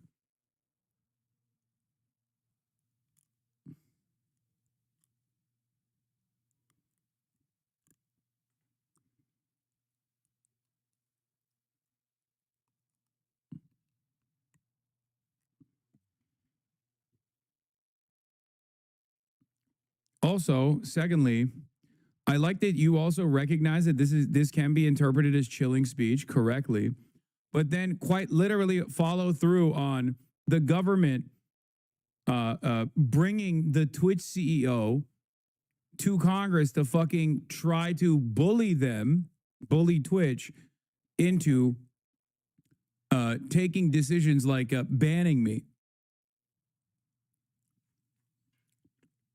Like, you just do not comprehend. Like, you agree with me on this side, but then you turn around and you're like, no, but you're different because I hate you a lot more than I hate Jimmy Kimmel, I guess.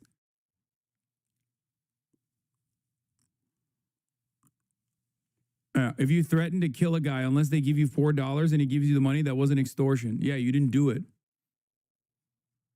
You didn't do it. Obviously, you didn't do it. You didn't kill him.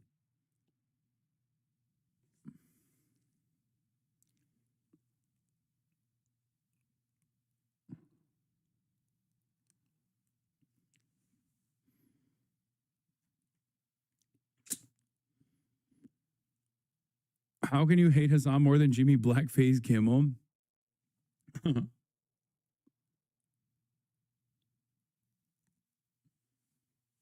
Yeah. Also, don't tell the Republicans Jimmy Kimmel did blackface. They'll advocate to restore his timeline. They'll advocate to restore his slot on NBC. I see people saying things. They're crazy. These people are crazed lunatics. Even the way they'll answer, you know, it's like you'll see them, and the things they say are really bad, but they look crazy. They're almost crazed. Maybe they're drugged out. Maybe there's some other problem. But the kind of things you hear, if actually you probably don't put most of them on, but the kind of things you hear are so unbelievable. You wouldn't think, you know, you're a very regular person. I am too. I'm a regular person. Who would make the statements that they make? Did you see the guy the other day run through all the flowers that put down in loving memory of Charlie? This maniac runs through the flowers, kicking them all down and stepping and stomping on them. Unfortunately, somebody grabbed him and gave him a rap. But the guy looks like a normal guy. And who would do that? I mean, who would do it?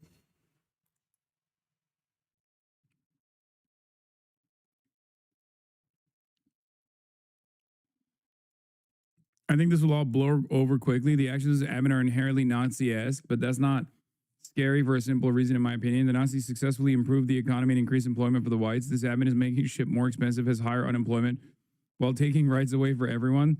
This shit is beatable. Oh no, I agree. Like, for a brief moment, I mean, to be fair, the economy was in dire straits, as opposed to the brief moment of industrial prowess.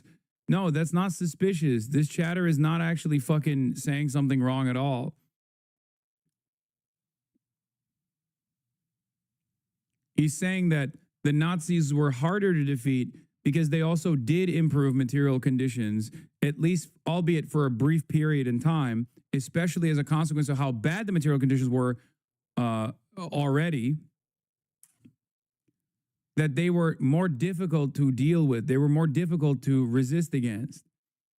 Whereas this administration is so hyper-capitalist that they're not even posturing in that direction. They're not even trying to fucking improve white people's living standards.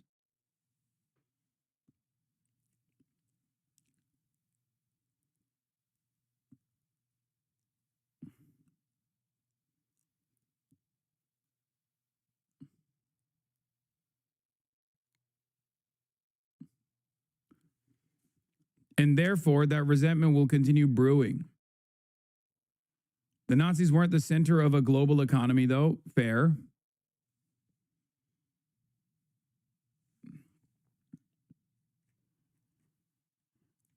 I've said this over and over again, man. The incompetence of this administration will hopefully make it easier to resist this administration's actions. Because even in the absence of like a Democrat, a decent Democratic response, it seems like they just consistently bite off way more than they can chew and then get yelled at even by their own base of support.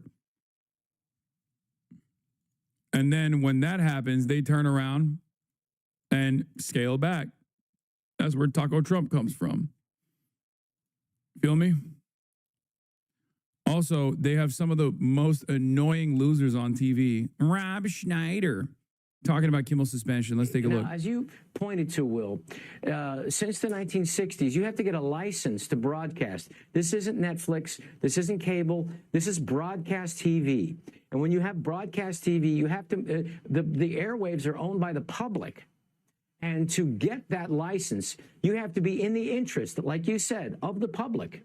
And so that's why when there's a news van parked in the white zone, they don't get a ticket because they are there to present news to inform the public in the public interest. So what happens is 25% originally was supposed to be the news to inform it, just to get that license. So when you absolutely lie to the public, then you are no longer in the public interest, like Jimmy Kimmel did the other night. Mislead and lie, and actually was something dangerous. So with the FCC chairman, he didn't say that he was going to pull the license. He was going to give them a warning and ask for an apology, what I understood on the Benny Johnson show. And so that's not the government doing it. And when 246 different stations around the country say we're no longer airing this, it's because they heard from their consumers, they heard from their customers, and they said that's it, we're not doing it. And so Nexstar, who was a great guy over there, Sean Compton, said that's it. He's the CEO, and said when we have complaints like this and none of the channels, 246, because I'm sorry, it's not just LA and New York, there are people in between who have a real sense of decency. Jimmy Kimmel. Okay, let them express their discontent. Let the ratings suffer, and then force the hand of the company to fucking fire Jimmy Kimmel that way. Nope. It's just like, we're doing you a favor by doing this. Okay, thanks, man. Anyway, but the Wired magazine article on this is correct. Brendan Carr isn't going to stop until someone makes him. Okay? That's it. It's that simple. And the same can go for all fascist power grabs. Also, this is kind of funny, but we're going to use this power to break apart your media deal. Skydance and democracy are incompatible, austerity, as Steph says. And then someone responds, nice dream, but if the Democrats get back in power, they will not wield the power in this way. They are more likely to call you an anti-Semite for targeting a Jewish woman-owned business. Talking about Barry Weiss. Is low-key true. They'd be like, no, Barry Weiss is an important fixture of free discourse in this country. And as a brave Jewish woman, she has been able to overcome tremendous struggles and tremendous hardship by having virtually every parasitic billionaire fund her franchise, as she's failed consistently upwards and has arrived at this position of prominence that she certainly does not work hard for. Who could have known?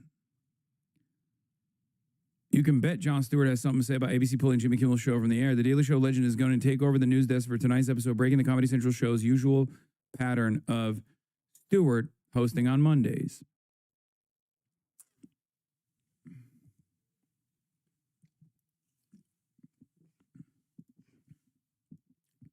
Check the name of her outlet instead of being sarcastic.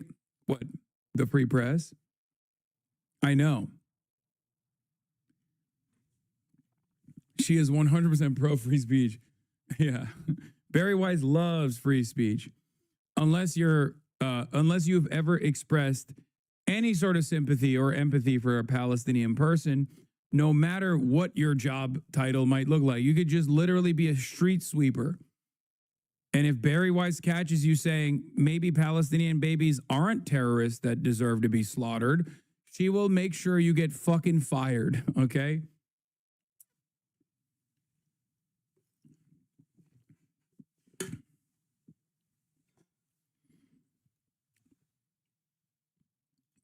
Anyway, they're going to tell Skydance to pull John. They can't. Comedy Central, they can't. They can't do that. It's Comedy Central. I don't think they can. But who knows? Maybe they'll arrest him. Fuck it. You know? Also, here was JD Vance. What is it when you want people to do? What is it that you want people to do when you call them Nazis? What is it that you want them to do when you call them fascists? This rhetoric is completely out of control and is part of the entire network of violence that exists on the far left. What is it that you want people to do when you call them Nazis? What is it that you want them to do when you call them fascists? What is the proper response when you say that Donald Trump and JD Vance and Charlie Kirk are threatening your safety? What do you expect people to do? This rhetoric is completely out of. No, totally. Words are Words are violence only when you correctly declare a Nazi as a Nazi. Okay? That is the only time when words are violence. Not in the inverse, by the way. Not when you call someone a terrorist, not when you call someone a commie, not when you fucking call entire swaths of the transgender population pedophile groomers. That actually doesn't invite violence at all. That's actually perfectly valid, perfectly awesome, perfectly true. Okay? And anyone in retaliation to that Nazi-style rhetoric turns around and says, hey, man, you sound a lot like a Nazi. Then you go, whoa, whoa, whoa. Words are violence. Words are violence, sir. Of control, and it's part of this entire network of violence that exists on the far left. I want to remind everybody here that J.D. fucking Vance is one of the only people in this administration that has openly called Donald Trump a Nazi. Adolf Hitler, to be exact. The other person that has called Donald Trump a Nazi is RFK Jr.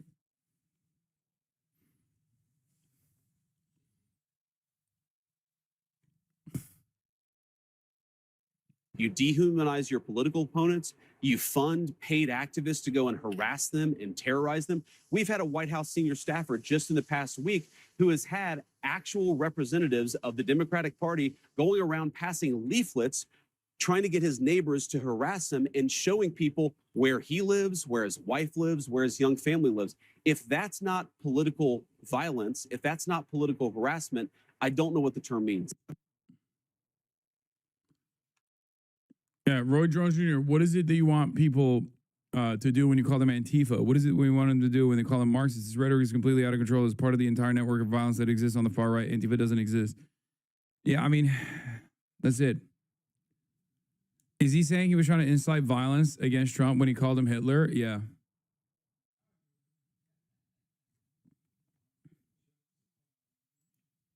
I saw this tweet and I thought it was your tweet at first. John Oliver, get behind me. No.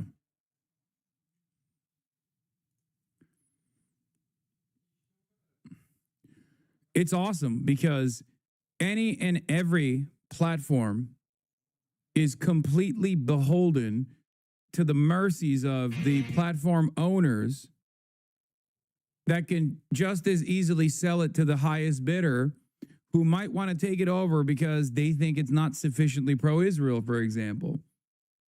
And the reason why I'm specifically talking about the pro-Israel side of this is because, as many of you know, for the past month, I have been talking about Larry Ellison's son, the CIA's very own Oracle founder, Larry Ellison's son, who's also a billionaire, purchasing CBS and giving editorial control to over CBS to Barry fucking Weiss. And they did that on purpose. Like, they straight up, openly, and deliberately said, we're purchasing CBS and we're giving it to Barry Weiss so that CBS can be more right-wing and more pro-Israel. And the reason why CBS was even sold was because the previous owner, who refused to sell it, was also mad about how fucking not sufficiently pro-Israel CBS was. Think about that.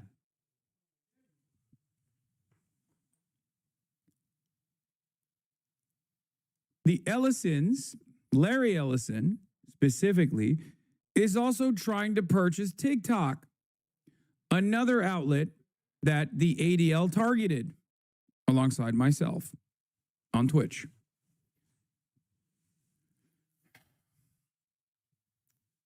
Apparently, there's a live high-speed chase in LA of David. No fucking shot. It's actually David. Get the hell out of here. There's no way it's actually David. Wait, really? Send me the link right now. It's not David. It's probably a high-speed chase, but it's not. I was just watching it. It is. How do you know it's actually David? No way. What?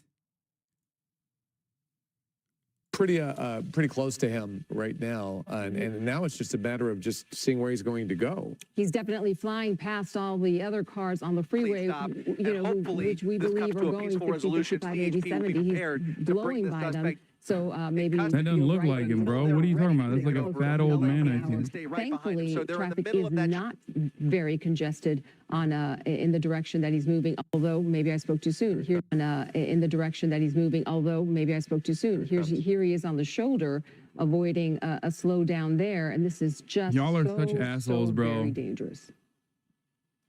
Yeah, Giovanna, he's really speeding up now, using that left lane actually on the shoulder now to really accelerate past all of this traffic. Really tenuous with all of these innocent motorists in play here. Really limits the options for LAPD. And now it does indeed look, as he crosses underneath the 405 freeway, he is committing to the southbound 110, but they are now asking for California Highway Ultimate Patrol One guide. to I mean, prepare to yeah, take I it couldn't over. resist. California Highway Patrol isn't quite ready just yet. But they're going to get couldn't ready. resist. LAPD is prepared to hand this off. They're going to keep following it. They're going to stay behind them as long as they can. And then once CHP can get their pursuit package together, a pursuit package being a primary unit and a secondary unit and a backup unit at the very least, to be able to execute that felony stop once this vehicle comes to a complete stop.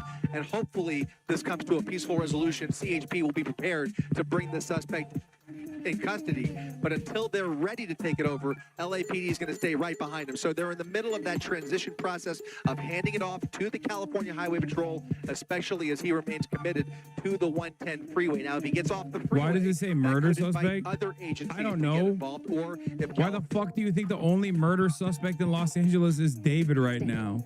With two hands, I saw the left hand move as if he was, fiddling with the phone. You think that's the only murder that took place? Very fast on that shoulder. Puts everyone else at risk. Yeah, we caught a glimpse of that cell phone too. Obviously tinted windows there, but it does appear, as you mentioned, guys, that that passenger seat is empty. Not clear if there's anybody else in the back, but it does appear, in all likelihood, the suspect may be by himself here. But right now, he's got two hands on the wheel. We were able to take another peek through that front windshield there, but he does appear to be trying The to driver's apparently blasting David's music. Why are you saying full that? control of the vehicle. He's navigating the traffic pretty well, albeit at extreme speeds at times, as he tries to get past some of this traffic. But a bulk of the volume is now behind us. And as we look further down towards the port of Los Angeles, as the 110 freeway takes us past Sepulveda here, he has a wide open 110 freeway to play with much milder traffic. But eventually, the 110 freeway, as you guys know, will come to an end here pretty shortly. He has opportunities to get off. In fact, I think he's only got a couple more exits. Eventually, he will either end up on surface streets or potentially over towards the Vincent Thomas Bridge if he continues towards the port here. But, we don't know where this originated. We know the pursuit started in Hollenbeck, but not clear whether he is heading towards a specific Is destination. actually David, I'm not kidding. When mom find the poop sock, really? You're gonna try to poop sock me right now? Yeah, or if he even knows where he's going at this point, if he even knows that the freeway is going to be coming to an end, which could create some complications as he starts to navigate surface streets.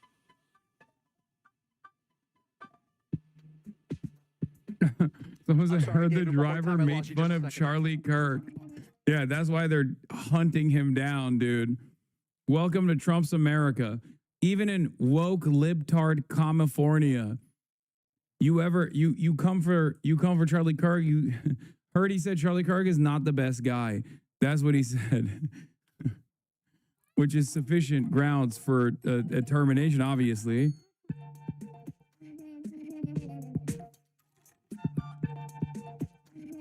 What is this music? It's called Animal Cum music. To a different division. We have been in the city of LA this entire time, but the fact that he was on the freeway did prompt them to hand it off or attempt to hand it off. What I'd like to do when you have a chance, Josh, just want to peek over at that primary unit, that SUV behind him. I think that is still LAPD. Oof. I just want to double check that. Dude, the craziest thing about LA drivers is like they're so unfazed.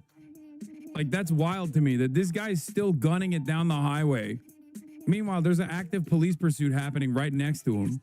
You know, they have to have the units available. Here he is getting off. Whoa. He's going to cut somebody off. He's going to go over the gore point here, and he's going to get off. Damn, he is doing the damn thing. We'll get this exit here. It's at the Terminal Island exit, but he's now going to be on surface streets here momentarily as this ramp takes him underneath the 110 freeway and eventually towards the Vincent Thomas Bridge. He is actually about to get on the Vincent Thomas Bridge if he doesn't take this final exit here, which will be Harbor Boulevard. If he bypasses Harbor, he will end up on the bridge, and he will take us all the way into the port. It looks like he's hugging that left lane, and if I'm not mistaken, he is now committed. He is now committed to, oh no, over the gore point. This is his last chance.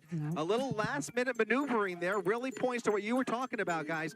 He really may not know where he wants to take this. He possibly he's slowing is down. just making this up, going the wrong way. Oh, shit. Taking the entrance ramp, going off. Oh, my goodness. He's going to lose these cops going head-on with these semi-tractor trailers that are trying to get towards the port, now going the wrong way on Palos Verdes Street as he comes head-to-head with other motorists, threading the needle, coming head-to-head with innocent drivers. He got a piece clipped. The bridge here, he is now going the wrong way on the entrance ramp. Oh my God, bro!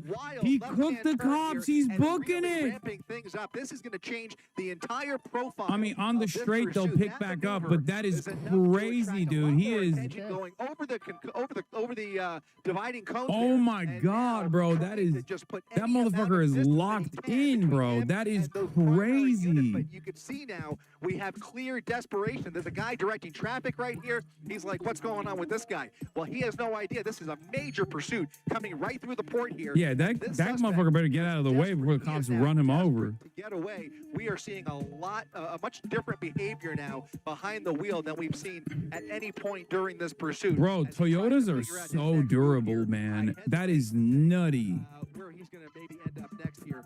But, like, how are you going to be whipping a Corolla like that? That is crazy. Going the wrong way, head on with all those vehicles without any regard for anybody's safety here. We're seeing clear violations of multiple traffic rules, and obviously, as a Mazda, can't go the wrong way the way he is willing to go. So now, is it to reconfigure their strategy, figure out how to get units ahead of him. I don't far back. I doubt they I think it's a Corolla hatchback, no? But it looks like there's a black and white at the bottom of the screen. So there is somebody prepared there. Look at him. He's going against traffic again and now getting back on the 110. He went through that intersection, past cross traffic, almost got into another head-on collision, and is now going northbound. Yeah, it's a Yaris, right? Like a hatchback. Just look at the damage there. That was not there before. I do not believe. Well, I can't read it. What is? Damage as he ran up against one of those. I think it's a Yaris, right? Minor collision there, and that may start to affect the. God damn, bro. The Japanese know how to make fucking cars, dude. Now going the opposite direction. We'll see, guys. This is getting a lot more dangerous by the second. Guys, I used to have a Camry Sport Edition. This is like a lower version of that. I don't know if it was one of the big trucks or that pickup truck, but I think his tail bumper smashed into somebody as he was trying to squeeze. Corolla hatchback, that's my car. Well, your car is cooked, chatter. From an earlier collision. It looks that way to me, but this is about to go. And when this does go, it creates a terrible situation for drivers behind him. That's going to fly onto some car. The bumper there will likely fly into traffic lanes. Guy thought David was driving a Corolla. If that bumper flies off, it's only being held on by a couple of bolts now. If that bumper flies off, that could create a real hazard for any number of the drivers that are in the vicinity here. Banana peel, yeah. No, literally. That shit flies off. The cop that's in active pursuit is going to have a hard time. That could rip their tires potentially. Hazard if that flies through somebody's windshield. So you've got that factoring in here. LAPD still in pursuit here, able to get on the freeway with him. I can't tell you exactly how far. About a half mile, I'm being told. About a half mile back is the closest unit. So once again, it's falling on that helicopter to maintain a visual of this suspect as he comes speeding up the 110 freeway. Now, you noticed as we got past Sepulveda earlier, things really got lighter on the 110 freeway. Now that he's going the opposite direction, He doesn't have much traffic. I just want to remind the chat that there is constant 24/7 surveillance all around the state. Things are about to change. There's a lot more And therefore, a lot of this stuff is just useless and incredibly dangerous. I mean, that's not going to stop us from consuming it. But there's a reason why a lot of places actually don't have car chases, and it's actually illegal for police to give chase. On the video on your right, that Because in most circumstances, when these car chases happen, it's obviously very, very dangerous for the random onlookers, civilians, other drivers. Sometimes maybe you're about to fly to a different country, and there's a car chase that takes place that ends right near where the airport is, and then it fucking cooks you. And he is bent on getting away any way that he can. It can happen. Yeah, you're And then you have to get the next flight out instead. We don't even know if this vehicle, And it's goddamn annoying. That sounds personal? No. working with in terms of information. We don't know if this is a stolen vehicle, what other crimes are involved surrounding this. Open it on the other screen also. You don't want to ban for this? No, he's in the car, dude. I'm not. Unless they stop and the cops actually come out. He is dedicated to that shoulder. He's using that shoulder. There is very little likelihood that I'm going to see something. I mean, I don't want to speak out of turn here, but It looks like there's 2 units coming up ahead. if he gets into a high-speed collision, I'll fucking click away. But you won't actually end up. You won't actually see the violence anyway.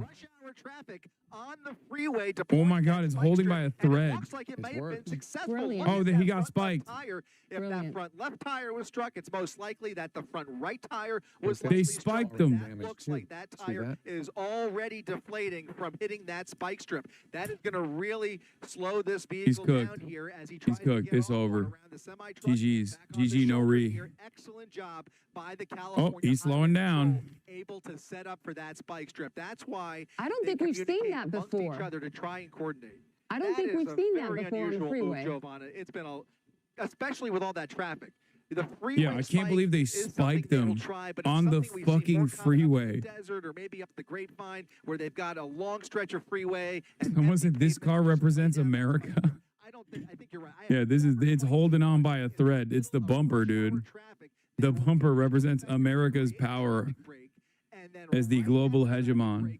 Lay down a perfect spike strip right as he cleared. Just let it go, man. Let it go. Now it looks like he's thinking about getting off the freeway, getting off of the 110 freeway now as that tire is Oh, that tire is gone. That tire was immediately deflated. There goes the tire. Now he's riding on one rim.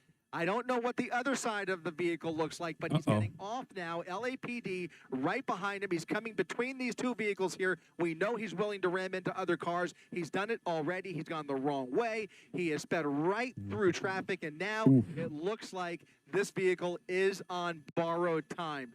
Tyler, when we get a chance at some point, if we can come around the passenger seat, I would like to see just what that other side of the vehicle looks like. But this vehicle is coming apart at the seams. We've got one tire completely gone. We've got the bumper dangling off here. There is other damage, and we're going to see how much longer this holds up. But right now, he just turned onto Del Amo Boulevard off of Fig, and he's slowing down dramatically. Also, the fender is also interfering with that front right wheel. So, it's a Toyota.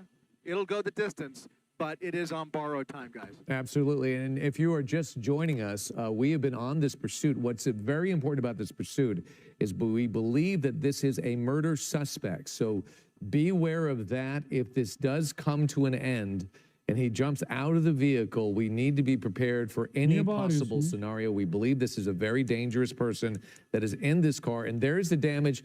Front right tire as well. The passenger side tire looks like they got that as well. They lured him with that shoulder, Chris, and he fell for it. He went right at it and went right at them and that spike strip.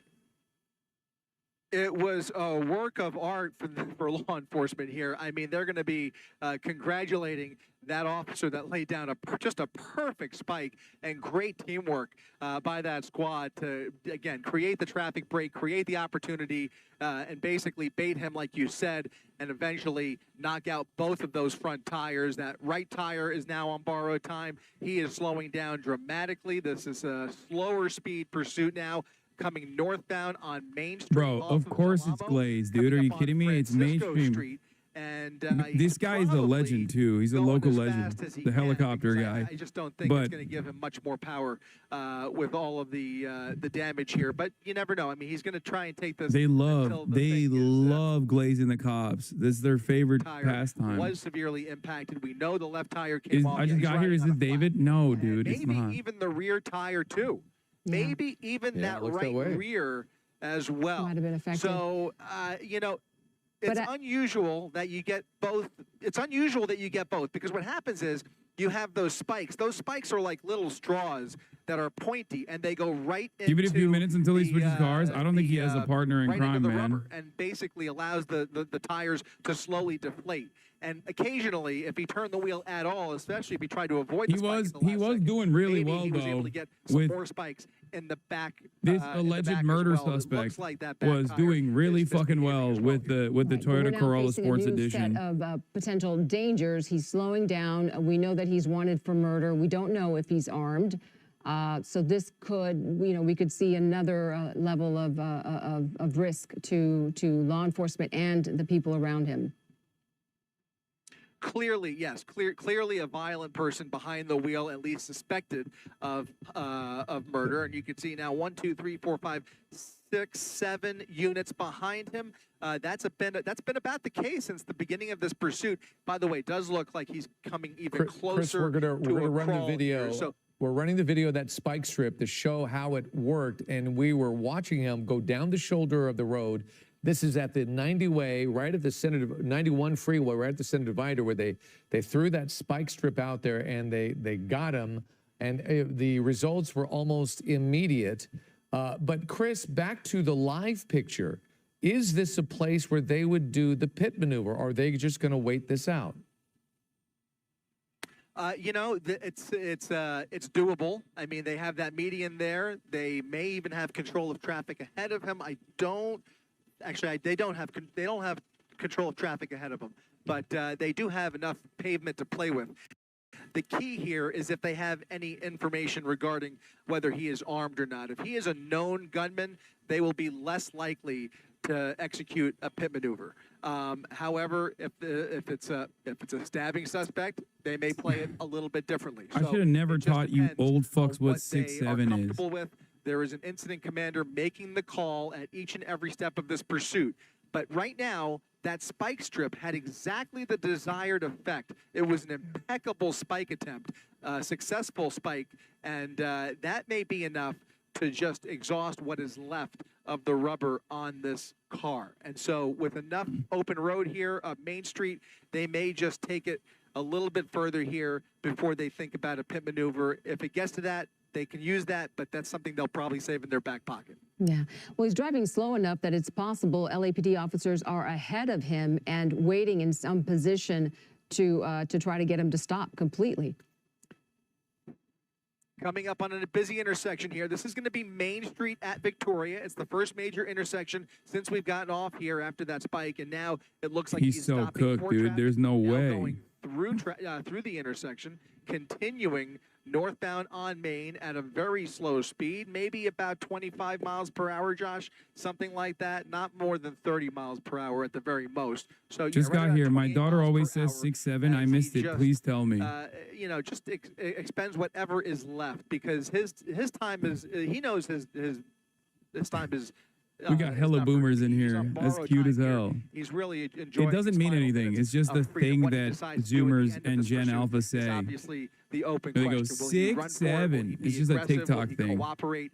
You can only. Like, it literally doesn't mean anything. As peacefully as possible. But what we can, kind of breathe from a a sigh of song, relief about is that and it became like a viral come meme. down dramatically, and that is again thanks to that perfect spike strip, which really has now really decreased the risk involved in this pursuit. No, it's a LaMelo Ball in Skrilla. No, I know where it comes from. Shut up. And they're lucky enough to have I'm saying that there is no, it doesn't have a real meaning though.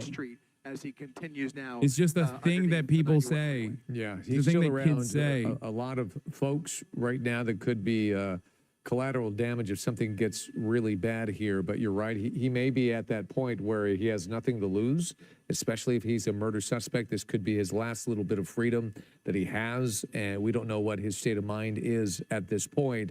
Maybe they are content to just ride this out. Maybe, if they're lucky, they could even communicate with him through his cell phone. We don't know. This, by the way, this right here is the most like 48-year-old diss I've ever fucking seen in my life.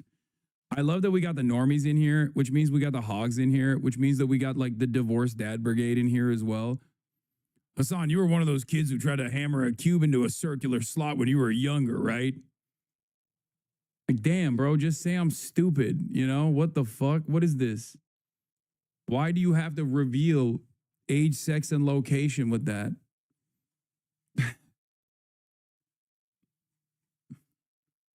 But it is one of the tactics that we've seen a little bit more frequently recently, where California Highway Patrol, for example, would be willing to kind of get in front of him. So again, these decisions vary from agency to agency. I think right now you're going to see a cautious approach as we start to see a little bit of smoke emanating from that front right tire. ASL is Boomer too. I know, that's why I mentioned it. And he's now on two rims. The front two tires have now completely come off. He's driving on nothing but rim on the front, and those rear tires are just barely holding up. At some point, he will be on just, he'll just start grinding that metal into the pavement. And yet again, just look at how this Toyota is behaving. I mean, it's still moving despite the fact that the tires have now come off. Yeah. And we've seen this before. Other pursuit suspects in cars driving on wheels, so much so that sparks start to fly. And the car catches on fire. We've seen it about 3 times this week already. Wow. God damn.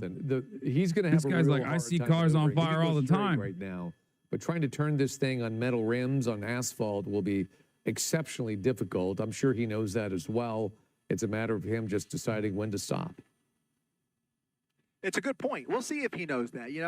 Depending on his state of mind, he may or may not realize that. If he tries to turn that wheel, it could absolutely play into the favor of law enforcement and kind of bring this vehicle to a stop. His best move, you're right, is to just keep going in a straight line. Going up Main Street all the way into South LA, he could get a little bit more distance. But if he tries to turn that wheel, it could change the behavior of the vehicle dramatically. So if he's aware of that, we'll see. But right now, this is a desperate individual behind the wheel of this vehicle. The driving that we've seen here, the close calls, it's almost a miracle that nobody has gotten hurt. We have seen at least one collision. You could see heavy damage on the front and the rear. Now coming up on another busy intersection. This is going to be Main Street at Redondo Beach Boulevard. Traffic slowing down, lights and sirens blaring through the intersection, giving all of those motorists the opportunity to allow for this caravan of LAPD units to continue the slow speed chase northbound on Main Street, coming up on 152nd Street, just north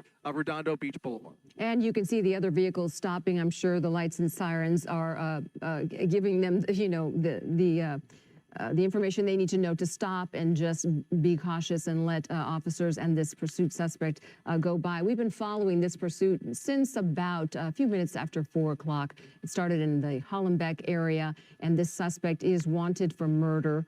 He was driving on our local freeways in the South LA area all the way to Long Beach very recklessly at high speed. This is LA streets? I mean, I don't know what part of LA this is, but it's not like perfectly planned spike strip on the 110 LAPD is allowed to pit maneuver. They do it all the time. Lost his tires. I don't know why they're not doing it in these. Like, they usually do it in a less crowded part. We still don't have information on exactly what This murder is South Bay near LAX. But this is a murder suspect, and he is obviously refusing to give up.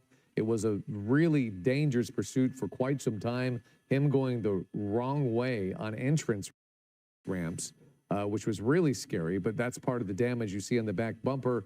But that perfect spike strip really changed this pursuit, Chris, and that's when he slowed down, and it put law enforcement in command of it. Now it's just a a wait and see. And boy, he is refusing.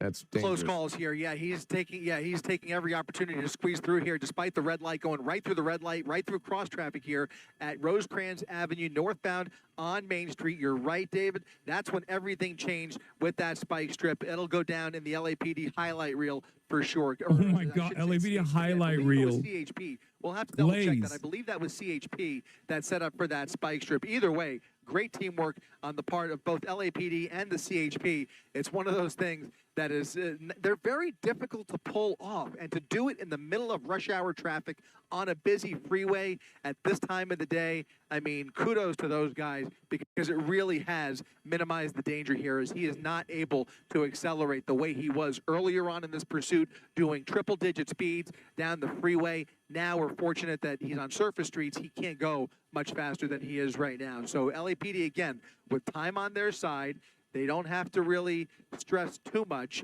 until he comes to a stop, and then they will be ready for anything at the conclusion of this pursuit. Hopefully, it'll end as peacefully as we are watching here, because right now, it's kind of giving him the opportunity for his adrenaline to start coming down. He's able to kind of, you know, push the pedal to the metal and not really get very far. LAPD in the same position now, with a lot more opportunity to triangulate, have units ahead of him here, and even potentially at some point possibly hand this off to another group of units, another group of LAPD units. They will do that frequently. After a certain amount of time, they want to replace those LAPD units to keep everybody fresh and make sure everybody has got the endurance that they need to bring this to an end. I mean, again, at these speeds, if it's a full tank of gas, this could go on for a while without really putting anybody else in danger. A slow-speed pursuit up Main Street, you know, even though he's riding on rims, I mean, you know, again, unless he does something dramatically more aggressive, they could just kind of ride this out. Now doing about 26 miles per hour on Main Street here, coming up on 130th.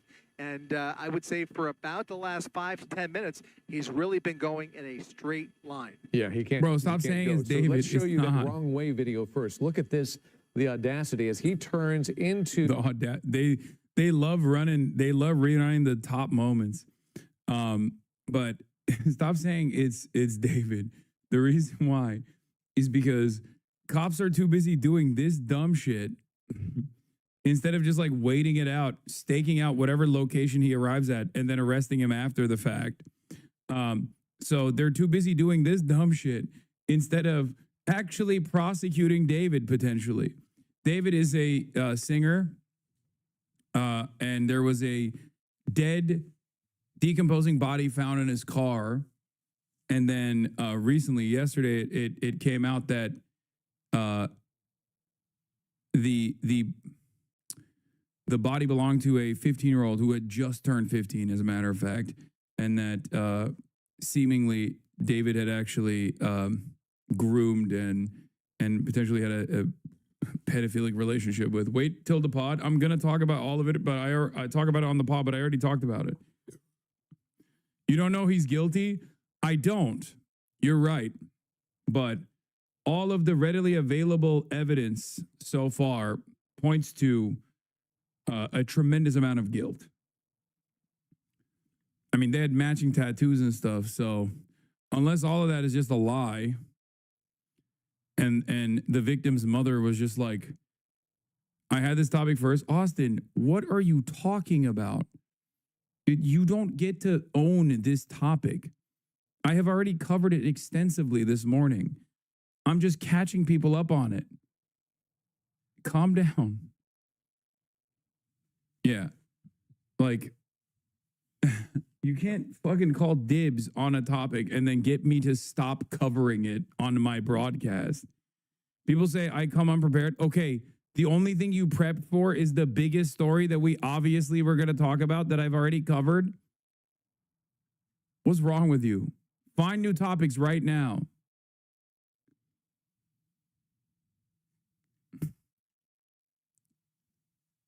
Austin moved to LA, so he lost all. You're right. It's because he moved to LA. He doesn't got no plane stories no more. I also prep for Jimmy Kimmel. You stole that one too. Okay, what's next, bro? You're going to talk about the fucking Trump administration's First Amendment violations? Like, those are my topics.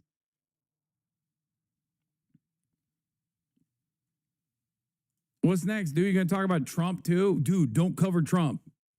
Don't cover Trump. That's my topic now. Go back to living in fucking Portland so you can have some plane and airplane and airport stories again, okay? Clearly, you have lost the sauce. All you love talking about nowadays is being gay in WeHo, which is something that you were doing anyway. You were talking about being gay in Portland.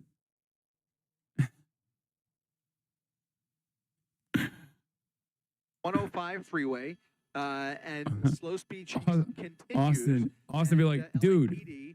Just following at a safe Austin be like, dude, don't cover this car chase. I'm going to cover it on the podcast. busy intersections that there is police activity coming. Austin comes in here, watches my stream, comes up with talking points, and then he's like, this is my story. Crash. He could very easily T-bone as he moves through these busy intersections through cross traffic. There's an update on Celeste, their former teacher said some stuff. Wait, what?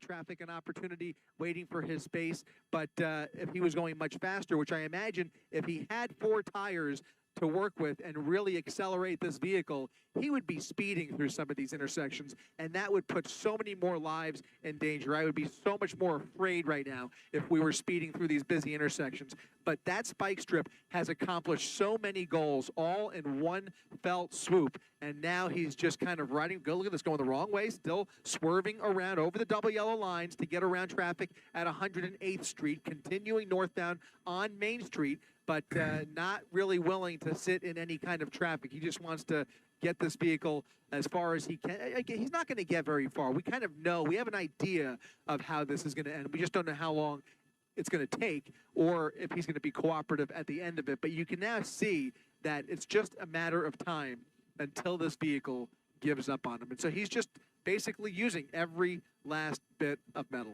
Yeah, and let's be clear, we still don't know if for sure he has a weapon, but we have to handle this very carefully. We have some video of that spike strip we've been talking about. Look at him going down the 91, and watch closely right here. They send out, there's a spike strip. He hits it perfectly. He was flying down the shoulder, Chris. They had traffic stopped on the 91. He took the bait. He went down the shoulder where they had the spike strip set up, and he went right over it. It's like they knew what he was going to do, and they gauged it perfectly. One more time, showing you the traffic stop, the spike strip right there. The one space that he can squeeze through, and that's where the spike strip was, and he took it, and to his demise, that's what led to the downfall of 3 of his 4 tires, and now it's a waiting game. And that really took a lot of planning, if you think about it, because there was a lot of traffic on the freeway. And that means that CHP officers or LAPD had to get ahead of the traffic and slow down the traffic, the speed to a stop. So that was a lot of thought and planning. Yeah, I would love to see the background on that. I don't know if it exists, but that is a good story to tell when this thing does come to an end. Are you dealing with some flight restrictions, Chris? We are. I was just going to tell you, he is now driving away from us. We've now passed Century, and he is continuing northbound on Main Street. So you're going to see him kind of ride off into the distance, and we'll see at what point we may decide to just kind of come around LAX's airspace and meet up. Dude should get rid of the 4th tire and get on a railroad. True. We may have to lose sight of him momentarily. We'll see how far he takes it. We're going to try and keep the camera on him. I think he's officially reached airspace that helicopters can't go to.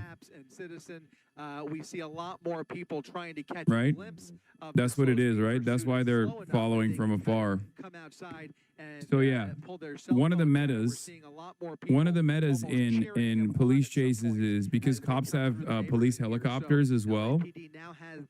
Airport is a meta, and it's always abused. It's a fucking abusive ass meta, which is why it's annoying because like they oftentimes do apprehend these guys near the airport, but basically they do that so they can evade the police helicopters and also the news helicopters as well. Airport is pretty OP. Obviously, my favorite is parking lot. With like above ground coverage, parking lot swap outs, bike swap outs, or overhead swap outs. Like those are overpass swap outs. Sorry, those are really good ones. And it's funny because like we use this kind of stuff in No Pixel, right? But it unironically is shit that these guys have done in real life and have successfully done too. Look at Austin trying to be relevant here. Look, this is because LAX is designated as a Class Bravo airspace, which is designation for the busiest airspace in the country. Thank you, Austin. Very possible and most likely right back to the original neighborhood where this pursuit started over an hour ago. So we're going to lose sight of him momentarily. You didn't know that shit? This is why this is my topic? No, I know that there's a busy... right behind you think I didn't know why helicopters can't reach the airspace above or near LAX? Yeah, I know. I didn't know the designation was called Class Bravo, but... If you're familiar with that neighborhood, and there's a lot of folks out and about right now as this slow speed pursuit goes right on by, and we're staying on top of this. Did that guy hook a Yui? Just joining us, this is a murder. Is this guy trying to slow down the fucking police and law enforcement potential suspect? What is he doing? To let this guy go, and now that they had that perfect spike strip, they don't have to let him go because he cannot maneuver or move fast enough to be that much of a danger to society. What it is? Do they not know this is like a murder suspect, man? Like he could, you know. What is reaction going to be? Is he going to give up, or is he going to run, or is he going to fight? And we have to be aware that these possibilities exist in a big way. Wait, what the fuck? He's filming? Suspect Giovanna.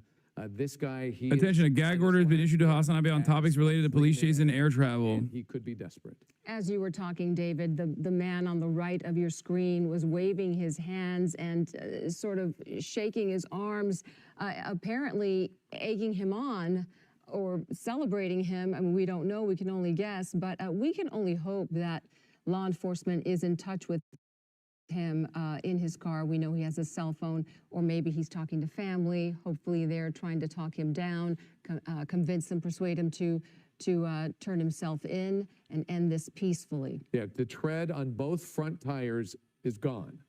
The back tire, we believe one of the back tires is also punctured. Is the driver really live streaming? No, I don't think so. Functioning tire, so be it. But is he? Both are punctured. We're not quite clear yet. Nevertheless, you could see the damage on this vehicle. One is from a collision with a pickup truck when he was going the wrong way on an entrance ramp, but the rest of the damage looks to be from that spike. No, sometimes they do that, for sure. Look at that, right towards you, Chris. Westbound Florence, a wild left turn. This chatter said, please watch Macklemore. Made a left turn on please watch this instead. It's Hins Hall. Lose sight of him now because unfortunately we were in the process of transitioning. God, I love this community. There's some real donkeys in here, bro. I swear to God, some real fucking strange people. And we were able to catch up, but now unfortunately we're going to start pulling away from him here as he ventures back into the Bravo airspace towards the airport, and that's gonna inhibit our ability here in just a second. Unfortunately, he made that turn. This is gonna give us a real problem here. He's gonna disappear behind these buildings. LAPD fortunately able to make that turn with him. We're listening to the radio to see if they have any luck, but a random turn there at the very last second, making a turn off of Main Street onto Florence and getting closer now to the 110 freeway. It looks like he's underneath the 110 freeway, underneath the Harbor Freeway, coming out the other side. And that is going to put him, oh, look at this, getting back on the freeway. What? He might be getting back. That's crazy. That's not an entrance ramp, but it's going How the fuck's he gonna, what is he gonna do on the freeway? He can't go above 35. To the 110 freeway here, but hi, chat. I'm at the Jack in the Box Day Pass law. Nice. That will put him onto the freeway if he decides to take it. So look at him. He's coming up southbound on Florence, and now potentially you have to wonder why he's making these turns. Is he deciding that maybe he's approaching the on-ramp here? So maybe this is just a game of cat and mouse for him at this point. I was going to say maybe he's got an idea of where he wants to go, but it almost looks, you see the on-ramp right there in the middle of your screen, and it looks like he is going to take it. We will see here if LAX allows us to reverse course, because now we are behind him once again. We've transitioned northbound. Now we are just south of downtown LA, looking south along the 110 freeway. And once again, he's put himself in a position. Oh, shit. Look at that traffic. He's an even thicker Oh, traffic. it's building. We're further into the rush hour than we were earlier. Y'all were like, y'all were talking about how, you know, LA has no traffic. Well, there it is. Okay. You spoke too soon. You spoke too soon, Chad. There's always fucking traffic in LA. Appeared that the rear tires were affected as well. Look at this. Look at this. This truck is trying to get in the way, trying to get him to stop. That's dumb. We thought. Well, it appeared that way anyway. Yeah, maybe. Yeah, maybe. I mean, now it looks like he's decided to get off the freeway again. So now LAPD getting on that exit ramp, getting back onto Manchester Avenue. It certainly appears as though he's making this up as he goes along here. But now we are westbound on Manchester Avenue, and we will see if he comes up through this intersection, decides to maybe either make a U-turn or continues westbound. I do not see him yet. He's going to be behind the tree right there, and it looks like he is making a turn. Making a now eastbound turn. Eastbound turn on 84th, LAPD right behind him here. Now going underneath the freeway once again. And if the game of cat and mouse continues, he may very well get back on the freeway where he has been most comfortable during most of his pursuit, but actually looks like he's going to continue eastbound. So he's a murder suspect, Chatters. On 84th, I believe, coming up on Broadway, and almost looks, if you notice that, guys, it almost looks like he's able to pick up a little bit of speed there, the way he went through that intersection. He's going through a residential neighborhood now, LAPD right behind him as he continues eastbound on 84th. Yeah, hard to see him from this view now, but we hear from law enforcement officers that pursuit suspects will often return to the neighborhoods that they're most comfortable with, that they're most familiar with. So maybe that is what we're seeing here. I think I said 84th. It actually appears that he is still on Manchester. So he's eastbound on Manchester, and LAPD now managing another vehicle that's trying to get involved in this pursuit.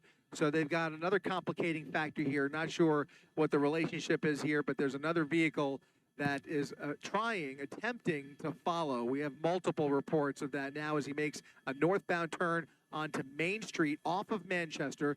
If you notice, guys, he's now done a complete circle here in South LA. So he is definitely LA is making it up as he such an ugly city is what I'm finding out from all this is, bro, this is every American city. At least Los Angeles has some palm trees, okay? So, what do you mean? Every major American city looks like this. Opportunities if they were going to give a go-ahead for that pit maneuver, and the fact that we have not seen it yet tells me they have made the decision that it might be too dangerous with whatever information they're working with, because I think we would have seen it already, and under these circumstances, the fact that we haven't tells me they may be just looking to continue the course here. I guess like there are some in the East Coast that are different. He is now on the east side of the 110 freeway. I love LA, but that's cope. North of Fuck you Manchester. We've mean? been here before. In fact, if I'm not With the mistaken, exception of I like, think he has actually with been, the exception of the right along Northeast this that's stretch of like Main better Street twice developed. already. So this might even be the third time And like that he's driven Chicago. through this neighborhood right along Main Street. There are parts of Seattle, there are parts of San Francisco that look exactly like this. Neighborhoods that they're familiar The with. only Maybe areas that's that what we're are seeing unique here. in the way that they look across the board, I would tricky say, balancing are act really for fucking law enforcement. like they have New to York. obviously, I stay on can't even top say of this, Philadelphia because like suspect. there's He's wanted hella for murder, places that's in what Philly we that know. also look We like don't this have with any the exception of details, pine trees. but they also have to keep I think the you guys public are safe, thinking so of the it's best very parts of difficult your for them respective to cities balance the two. and not like the and parts of your time is respective on cities their that look side. exactly like They this can because there's places in continue Los Angeles following that him don't at look slow like speed this. for a while. Hopefully get him fatigued to where he's just grows tired of this and decides to give up. Yeah, at some point he will get tired, or the vehicle will run out of gas. One or the other, or another mechanical issue, considering the condition of the vehicle. The other obstacle that they are working with, or the other factor, I should say, is that you have people in the neighborhood who are. This is also South Side, so to get involved here, and that really that's part of it. at the end of the pursuit, because at some point they're going to Put pull the their peace weapon music on back this on, suspect Newsboy. to No. make sure that he cooperates, and they don't want to have to use force. But in the event that there is a crossfire situation, they can't afford to have anybody else in their way with cell phone cameras waving the suspect on. So now he has made another turn here from northbound Main. He's now going eastbound on 71st Street, still crawling along here, doing about 25, 30 miles per hour as LAPD continues to make their way eastbound with him here. He is just kind of taking them along for a joyride at this point, enjoying his final moments of freedom. All right, and we will continue to watch this pursuit. Eventually, if we can get this to come to an end, it's important because this is a murder suspect. We can't emphasize that enough. This is a very important pursuit that's going on right now, trying to get this guy off the streets as he is barely moving along in a vehicle that has no tread. Oh, he's turning once again. Taking another turn there, Chris, weaving his way through this neighborhood. Yeah, exactly. And that poses a real danger, too, because if you notice, these are narrow residential streets. So, again, these are all factors that obviously LAPD has dealt with many hundreds of times. They're well-trained, but it does complicate factors nonetheless. When you have these narrow streets in a residential neighborhood, you know, that's why we always say we would much rather see a dangerous pursuit on the freeway as opposed to a narrow residential area, because we just don't know what the suspect is capable of. And we've already seen him making several desperate attempts, including putting the public at danger. Other motorists have been at risk during the course of this pursuit, even in head-on situations. He's already been in a collision. They have all that information. They know. No, it's not David that they're chasing, chatters. Jesus Christ. There's not only one murder or murder suspect in the entirety of Los Angeles, okay? And again, continuing to zigzag. And also, David is not even considered a suspect or a person of interest by the police yet. Per hour with an unknown amount of gas in the tank. That's a good point. That could go on for quite some time. I was leading to the fact that there is a lot of news going on today, including some weather news this afternoon, some severe weather, especially in towards the desert and the Inland Empire that we would love to get to eventually. We have another helicopter out in that area that is covering the weather. But of course, we want to see this come to a conclusion because this is a dangerous pursuit and this suspect will not give up. Nevertheless, law enforcement is taking it seriously, and they are content on, at least so far, Chris, to see this guy just meander through the streets until he decides to give up. Yeah, and that has been the case, I would say now for upwards of 30 to 40 minutes, where he has not had the luxury of really being able to accelerate. It's just kind of dragging that bumper along, riding the rims, grinding into the pavement, just trying to weave through some of the intersections. Occasionally, he'll go right through the red light. He'll swerve around into oncoming lanes like he is right here, getting right back on the right side here, and just taking these officers along for the ride. But the fact of the matter is, it is not a normal suspect behind the wheel. It is a murder suspect who is presumed, or suspected, I should say, of taking the life of somebody. And so just the behavior that we've seen during this pursuit, the crime that has been committed here, the original one, the other crimes that are associated with him, it is a dangerous situation, to say the least, and it's not over until it's over. They don't know what they're going to be dealing with when he eventually comes to a stop. If he's desperate enough, they will be prepared for any situation. But it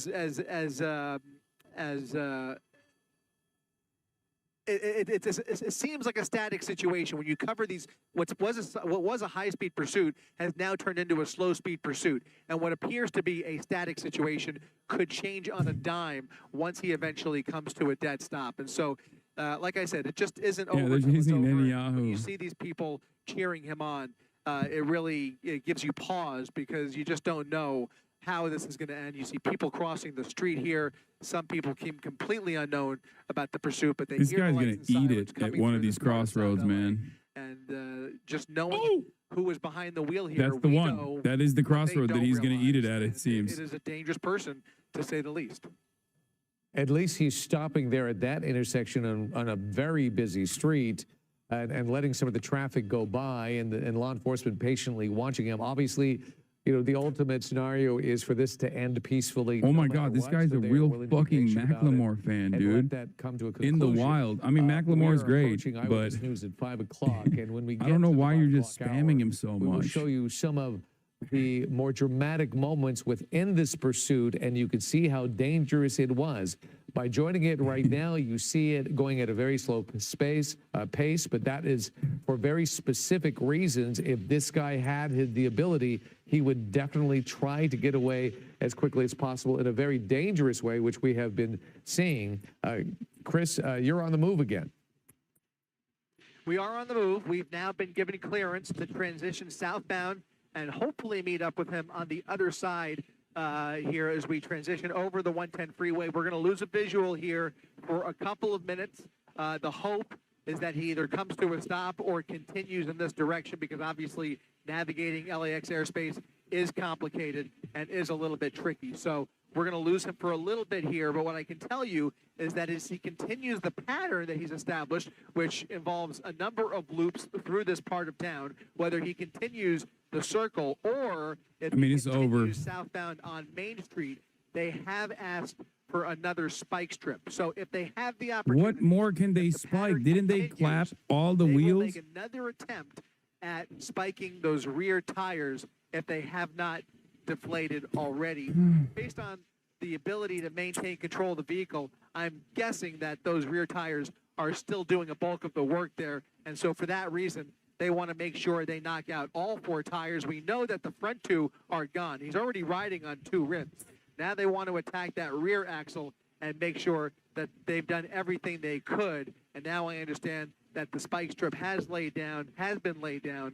We'll see if he hits it. We may not be able to show it right away, but as we come around on the other side, we'll be able to kind of line up with him on Main Street. So he's going down Main Street. We're traveling down the 110 freeway. When we get to the 105 freeway, we'll be able to cross over and hopefully see him coming southbound towards us as he continues. Now, if he continues southbound, that's one thing I'm hearing on the radio. He may have just made a westbound turn, possibly on Century, so we may have a glimpse of him coming towards us here as we transition through LAX's Bravo airspace. Just kind of keep an eye out for him, Josh, as we come up on Century. We may see him coming towards us. How long has it been since we had a chase on stream? It's been a minute.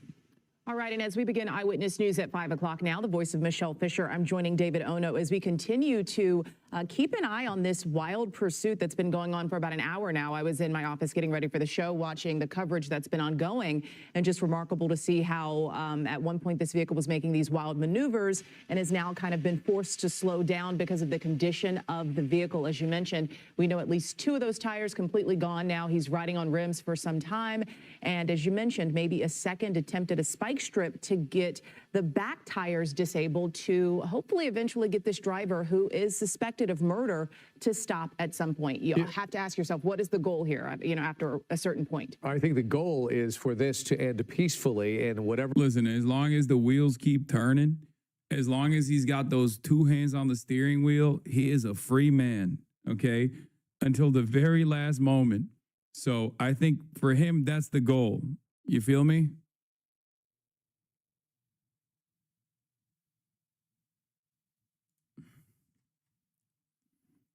Yeah, this is overtime. That's what he's doing.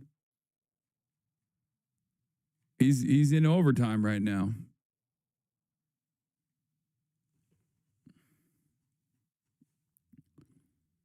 But clearly it's over for him, because it's over for us at least. David's house was searched. I know, but that was the first day, and then they didn't even prioritize him as a suspect. Or, in the words of Cash Money Patel, Cash Money Baby Patel, a subject. Also, what the fuck is this TikTok? The girl David killed was in my teacher's class. Hold up. That's her in my classroom in front of this poster right here.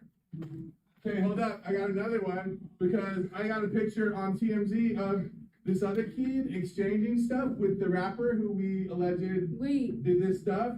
Hold on a second, because he's also in my classroom. How long ago was We all just found out yesterday who it was, but she's been missing since I taught her. So when I taught her, she met this dude on social media. He was a rapper in LA.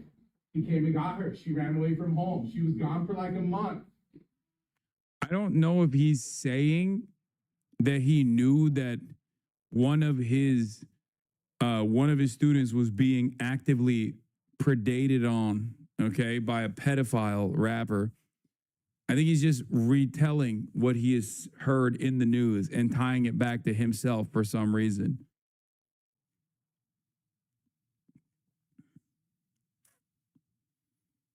Still very fucking strange.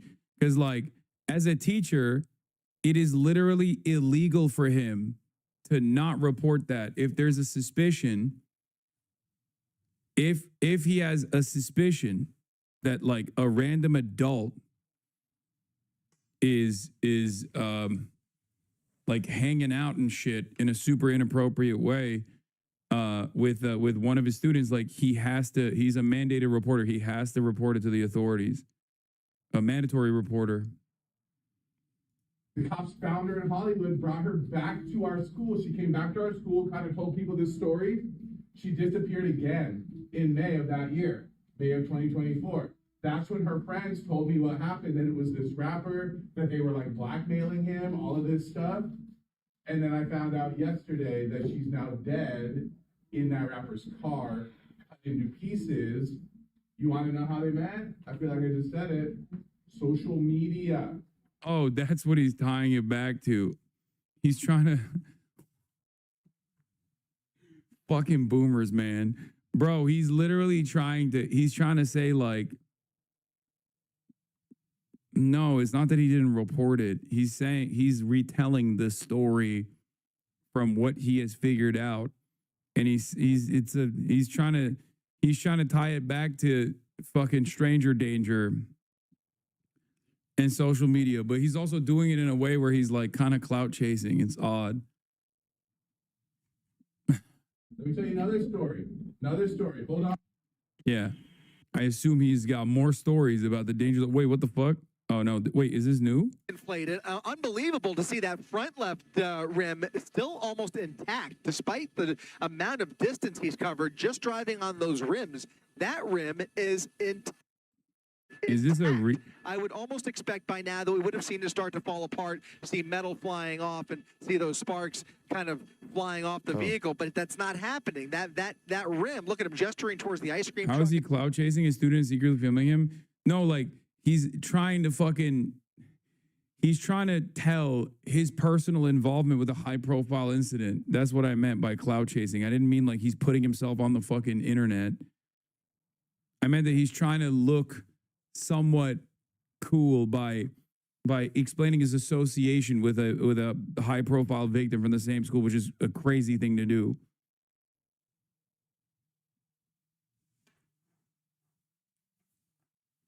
But his goal obviously there was to do a scared straight routine. Oh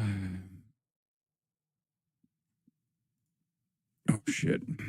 Okay, let's get back to the news. Good evening from New York. Oh, one last note that I wanted to give on the Jimmy Kimmel issue, obviously, is that,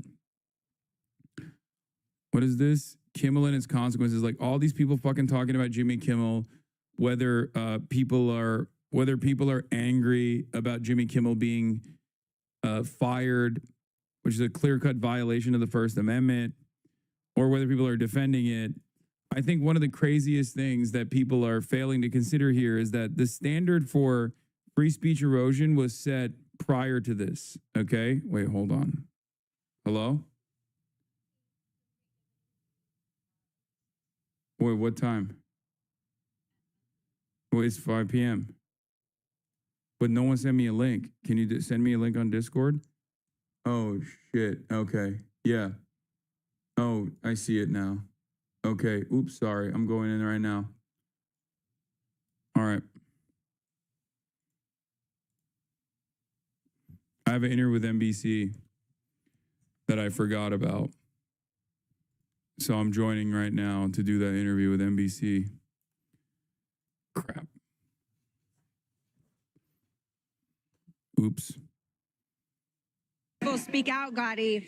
It is very notable the one person we have not heard from, and that is Jimmy Kimmel. He has been silent. He has not spoken out publicly about this since the suspension yesterday. There was some video that showed him ducking into a car yesterday and leaving this theater. But we did hear from a friend of his, a Nevada senator, who said that she actually spoke to Kimmel today, and that he said that his number one thing he's worried about right now is his staff, and then also Hello, Hassan. be able to continue his political. Thank you so much for being with us. Yeah, thank you for having me. It's only a matter of time before we. I'm gonna have my audio engineer check in, and we'll be with you shortly, sir. All right, perfect. Thank you. Downtown Hollywood there. I do want to bring in Dominic Patton. He is an executive editor over at Deadline. Dominic, I mean, it is pretty wild to see Liz in the middle of it. We've seen protests in Burbank. Now we're seeing this. Hi, it's audio. Can you hear us? Happening over at Disney right now. Well, I think what we're hearing is happening at Disney is there's a lot of confusion, there's a lot of certainty. I mean, certainly they... Cool, thank you. Bob Iger and Disney Entertainment, Bob Iger, the CEO of Disney, and Disney Entertainment Chair Dana Walden made a decision after a flurry of meetings last night. We reported on this, some of it exclusively on Deadline last night after I was on your show, and I apologize for that. You know, it was Brendan Carr's comments that really kicked this off. Let's be clear, Disney and... Hi, Hassan. This is Liz with Stay Tuned. Thank you so much for joining us tonight. How are you? Hi, I'm good. How are you guys? I'm live right now, by the way. $1 million to settle a lawsuit that many thought was meritless. Thank you. Thank you for the heads up. Yeah, so we are a couple minutes away from you. Okay. All right. Thank you. Y'all, chat, y'all are so funny. You're like, just so you know, we're live. Like, calm down. I know, chat. I know I'm live. Okay. And I know that, like, it's happening in real time. Can you calm down? I know what I'm doing. Okay. I've done this before. It's so funny that you guys are like trying to be little baby producers in here. Hold on. I'm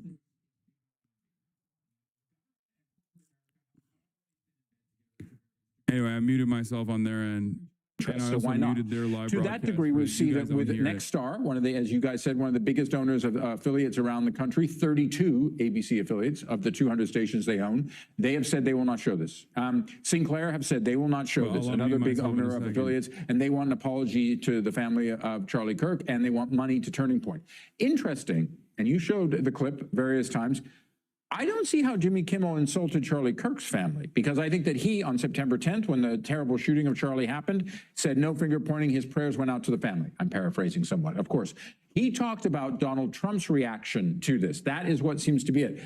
Brendan Carr is saying that he was delivering bad information. That feels like a little bit of fudging now. He was saying that Jimmy's saying that this guy was a MAGA guy and he wasn't, this and that. We barely know any of this, to be honest, right? The key word there was MAGA, and that is what kind of... Yeah, and then you insult the boss. Because let's be clear, all of these guys play to an audience of one. The audience of one is Trump. And Brendan Carr was on a flurry of comments today. And then I think he got what he wanted, which is the boss said on Air Force One with the press that Brendan Carr will make the decision, and he's a tough guy. And that's what they love to hear in Trump world. Tough guy. I hear what you're saying about an audience of one, and yet we find ourselves all being an audience here. And so part of it makes me wonder whether or not you were characterizing big business and the government working together for a long time. I wonder if this has happened in the past. It just wasn't happening in front of everybody. Oh no, it's happened in the past right in front of everybody. We've seen it before. I will give you an example that actually is pertinent to this, which is the reason Jimmy Kimmel started having a show in 2003 was because in 2002, Bill Maher's Politically Correct on ABC was canceled because Bill Maher said that he thought the terrorists who took down the towers on 9/11 were horrible, were criminals, but he did not think it was fair to call them cowards, as some in the then Bush administration had done. And he found advertisers fleeing very quickly. This is, the business is very different than it was in 2002. But I think the reality here is this. Disney, under Bob Iger, who's set to retire at the end of next year, in theory, have one of the things that they're working on is the acquisition of Fubo, which will enlarge their sports empire, which has been enlarged recently with the debut of ESPN Unlimited. A very big part of the process for them, new NFL deals, et cetera, et cetera. That's where the money is. And again, I've said it too many times, but I'll always say it. There's a reason they call this show business and not show friends. And that, unfortunately, is where Jimmy Kimmel has hit a very hard reality. Is Jimmy Kimmel being censored? Well, of course he is. Is Jimmy Kimmel saying anything that he hasn't said before? In fact, no, not at all. In fact, he's made a regular process over the past almost 9 years of mocking Donald Trump quite frequently. Donald Trump has been on Jimmy Kimmel's show. I will tell you, it says a lot about President Trump that he is isolating ratings which for the most part we know don't exist in the way that he thinks about them. They exist in pockets here and there for a multi-platform universe. But that is what he's talking about. Where this is going next, though, Jimmy Fallon and Seth Meyers. Yeah, and we'll keep checking deadline for all of your scoops. Dominic, thanks so much for joining us. And tonight, there's exclusive reporting from NBC News on plans that could see the military using Charlie Kirk's death in a new recruiting campaign. According to two officials familiar with the planning, military leaders are considering a new recruiting campaign, encouraging young people to commemorate his legacy. Meanwhile, we are getting late details on exactly how the suspected killer surrendered. NBC's Dana Griffin has the details. The Washington County Sheriff Nate Brooksby detailing how they were able to broker a deal to get the suspect Tyler Robinson in. I'm supposed to be talking to them about Antifa as a terrorist designation. The Robinson family contacted him. He says they were able to negotiate with the family. The friend, the detective, drove Tyler and his parents to the sheriff's office, and they were able to take him into custody. Their officers were in plain clothes, and they said they used a gentler approach. Listen to why he says he decided to agree with Tyler on taking him into custody in such a softer manner. Tyler knew it was just inevitable with all the law enforcement pressure that his picture in the news, the gun on the news. He knew it was inevitable that he would be caught.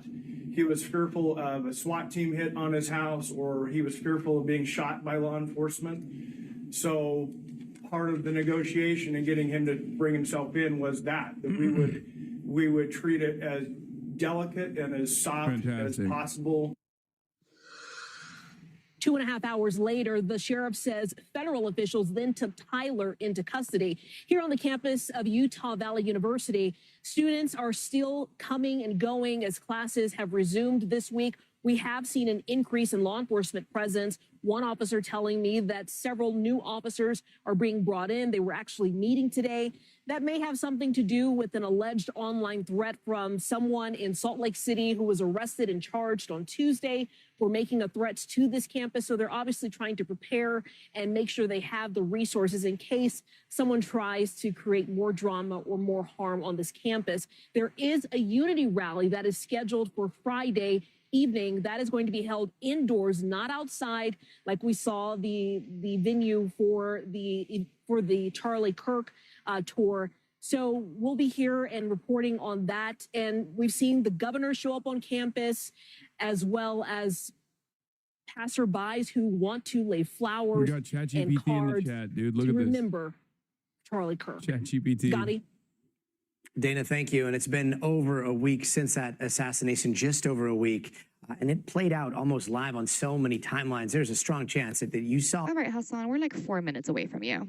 Okay. Over and over and over again. In just 2 hours, that video was viewed more than 11 million times on X alone. And any death, like, it is hard to process if you see it with your eyes. But this felt amplified in a way that is really difficult to understand. So we want to take a moment to try to work through what kinds of impacts this can have on the human mind. Let's bring in David Rand. He is a psychology professor over at Cornell. Thanks so much for being with us, Professor. So seeing such a horrific murder over and over again. Are you nervous? Psychologically speaking, like, how do you Why would I be? I've done this show before. Also, I have more people watching me right hard. now. I mean, I think many people I have more people watching me in here than videos like on that. TV. They What are you spread because talking shocking, about? emotionally content grabs your attention and it's rewarded by the algorithms a lot on more social people media. currently So a lot of watching people me. wind up with this sort of traumatic He was watching you on to Twitch on his seeing laptop. What videos, this guy that was? they didn't want to see, and this was one of the most sort of powerful examples of that. I mean, the clip itself was real, and a real tragedy happened. Oh, and the host so was. There's Oh, he sort of probably trauma that was, arises 'cause from that. But also, the reason why I the think host was bigger probably watching harm me is the is narrative because layer. I'm A lot of stupid and I false was or supposed to be misleading live claims at and 5 with them, conspiracies that but they piggybacked didn't on send that me clip, information, and then or I didn't influenced see the what information they people sent me at the happened time. or the way people So interpreted those events. For that reason, he was probably And then checking in there's to see what the like, fuck I was up I to. mean, this feels wrong to say, but then there's like a dopamine element to this too. Like this is happening on a gamified social media applications, right? And there is a weird dopamine hit that comes from the seeing of the video, the way that it plays. Does that make things even Will more you go on complicated air and I with guess this embarrassing shirt? uncharted Wait, here? What? My shirt is not embarrassing. It's perfectly nice.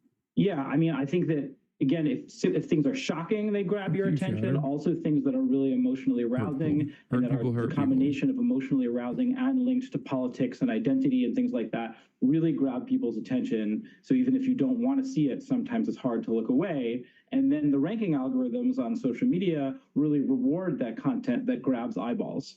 And on X in particular, they didn't really have any moderation policies related to it, and it was pretty much a free-for-all. Whereas some of the other platforms like YouTube or TikTok or Meta did more to either remove copies of the video or put age warnings on them. Still wasn't super effective, but they did some attempts. Where on X, it was really just throw the floodgates wide. And so that kind of content by its basic nature grabs eyeballs. But again, a lot of people didn't want to see that. And there's evidence from research that we've done that if you just kind of like prompt people to think before they share, that can reduce the sharing of content that's undesirable or misleading or things like that. And so again, I feel like there's the emotional component of the video, but there's also the consequences of being exposed to it and being exposed to all the narrative and so on that came along with it. And so I think that a really key aspect here is trying to separate the facts of what happened from the conspiracy theories and false claims that went along with it. Y'all do not know how to behave. Okay, Hassan, stand by. Rand, Professor, thanks so much for joining us.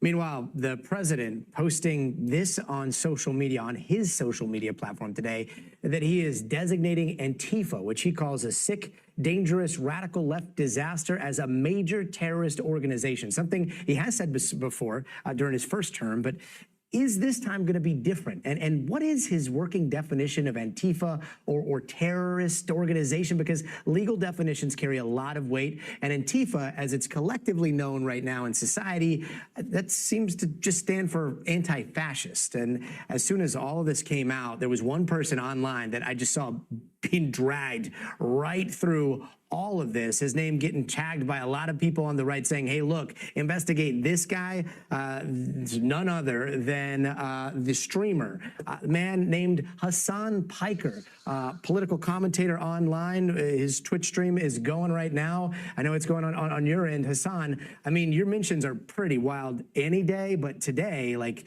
hearing and seeing what the president said, what was your immediate reaction? I mean, it's like you also pointed out, it's not new. He has tried to designate Antifa as a terrorist organization in the past. And I'm not exactly certain what legal limitations exist there. But one thing I can say as the Antifa headquarters CEO, I guess, is that anti-fascism is a movement. It's an act. It's an ideology. It's not an organized structure. It's not an organization. So therefore, there is no real way to potentially prosecute this group as a domestic terror group. Now, of course, there's also the other unconstitutional element here, which is that you're not supposed to go after and target domestic political organizations in general. This country has rarely ever prosecuted the Ku Klux Klan. This country has rarely ever prosecuted numerous far-right groups that have actually successfully pulled off targeted acts of domestic terror. And therefore, not only is anti-fascism not a cohesive, organized group that you could tackle, it also is, even if it was, it would still be unconstitutional to go after it in this way. Yeah, Hassan, yeah, I mean, I just all of a sudden flash forward and I'm like, oh no, seeing this clip where you're saying I'm the CEO of Antifa, like being played in, I don't know, some court somewhere or some congressional hearing. Let's hope who knows what's going to happen in the future, but just to clarify the record here, how do you define Antifa And do you see yourself as part of an organization called Antifa? No, that was a joke, of course. Like I said, there's no organized unit. Anti-fascism, like I said, is an action. I do engage in anti-fascist action, and I'm sure many of us have done so. If you call out someone who is behaving like a white supremacist, that's still technically someone engaging in an anti-fascist action in that moment. And as far as organized anti-fascist action goes, a lot of our grandparents, as a matter of fact, engaged in organized anti-fascist action in World War II. So I guess, we've come a long way from what this nation used to represent when we fought the Nazis, because obviously the opposite of anti-fascism would be fascism. So it does seem like this administration is moving in that direction. Hassan Piker, appreciate your perspective. We'll let you get back to streaming. We've got a legal guest to talk a little bit about all of this on the way out here. But Hassan, thanks. Let's go over to NBC News, a legal analyst. Thank you so much, Hassan. You're clear. Appreciate your time. Thank you for Where having we me. just left off, there's so many legal questions. Like, can you designate an ideology as a terror group? I want to see what they say. Yes and no. The president, and more specifically the secretary, direct the Secretary of State to designate foreign terrorist organizations. There are an array of statutes that allow the executive branch to do that. They don't really allow for designation of. Azan, can't be making jokes on the news, B? Bro, staying on the Zoom call? Yeah, I am. I think you scared him, Poppy? No, it's fine.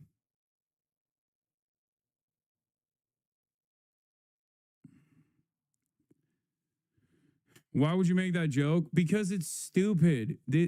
And also, I will continue not only making that joke, but also saying it sincerely as well. Of course, I'm an anti-fascist. I'm never going to stop saying that I'm an anti-fascist. I don't give a fuck how fascist this government gets.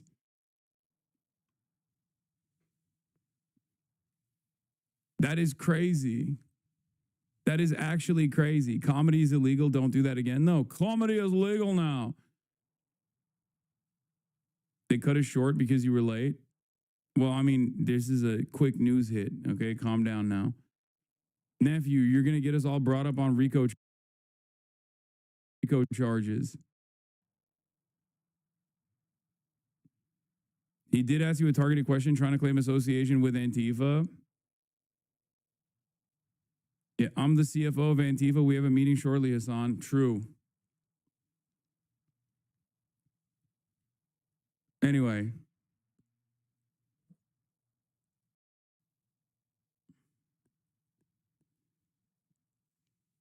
People are really funny because they think like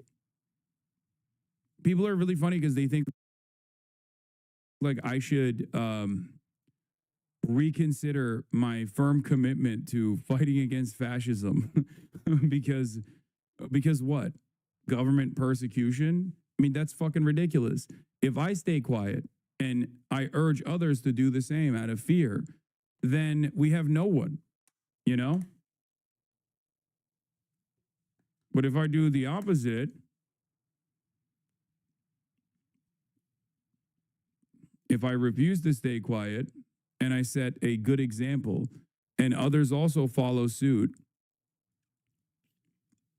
and people refuse to stand down from this administration's ridiculous attempts at prosecuting people's understandable desires not to become a fascist state, then maybe we can make a positive change. Yes, I changed my audio. I brought it back up. Calm down. It's a binary. You're either a fascist or you're an anti-fascist. Why am I paying the CEO? You should be paying me. That's how it works, baby.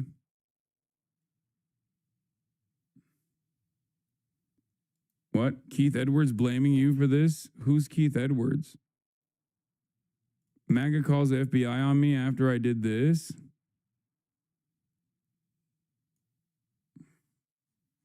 Who the fuck is Keith Edwards? Also, why is he blaming me for it?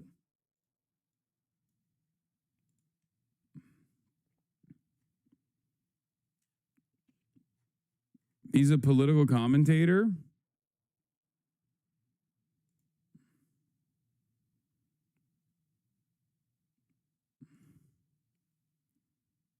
He's a lib that is for Gaza genocide. He's a David Pacman type. I don't think any like out and about outspoken liberal is gonna fucking yell at me over anything at this moment.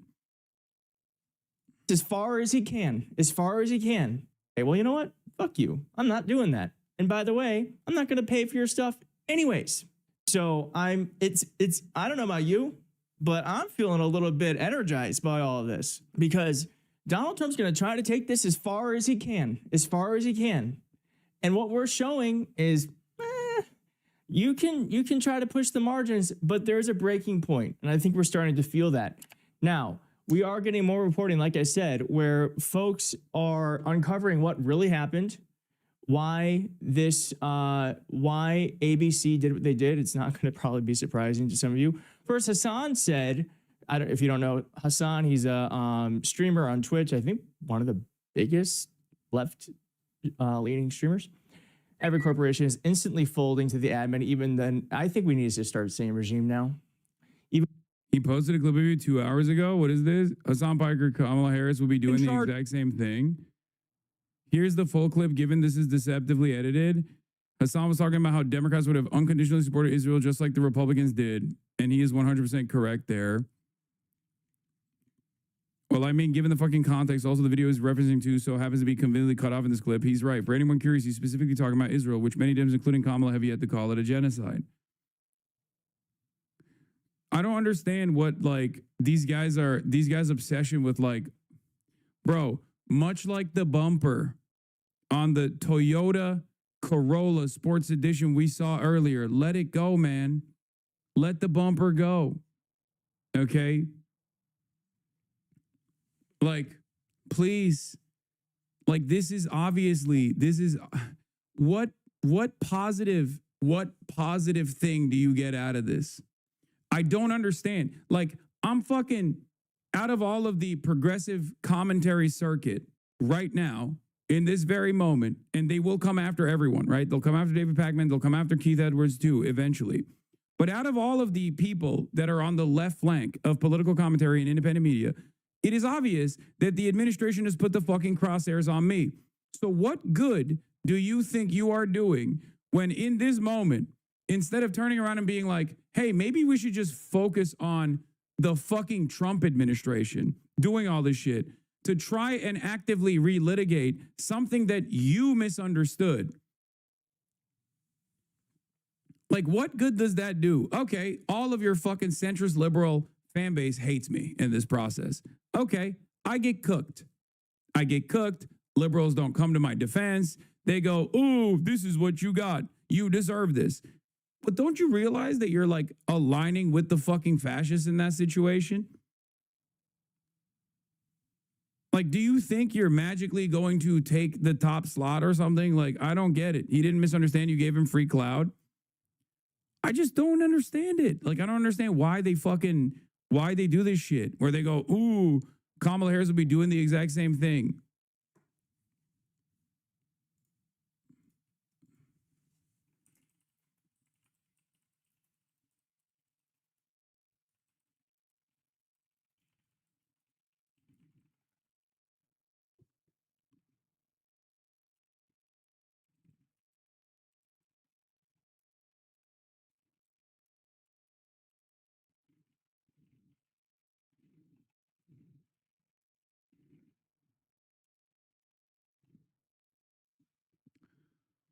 I do think a lot of regular liberals, not commentators, they don't realize this alignment. They think they're just fighting extremes. No, a lot of liberals, for the most part, people who say that they're liberals, unironically also watch me and think, no, this guy's making a lot of sense. There are, however, obviously fucking centrist liberals who are trying to present themselves as like something different, not an extremist on the left, not an extremist on the right. Many of them just exist online. They try to farm an entire audience to have a similar mindset, but it doesn't work that way. For the most part,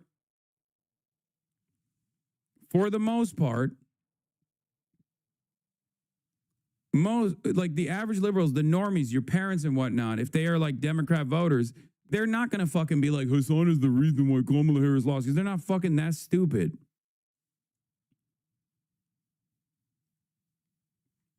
I'm just so shocked that this guy would do such a dumb thing.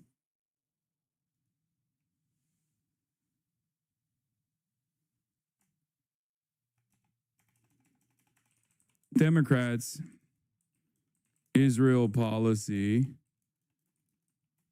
which is part of the reason why Kamala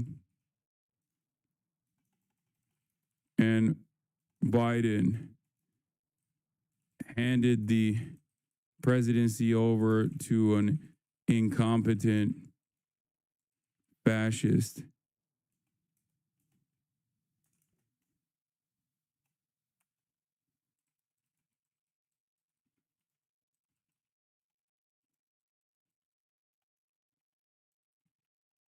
Is probably popping up because Ethan Klein is posting it.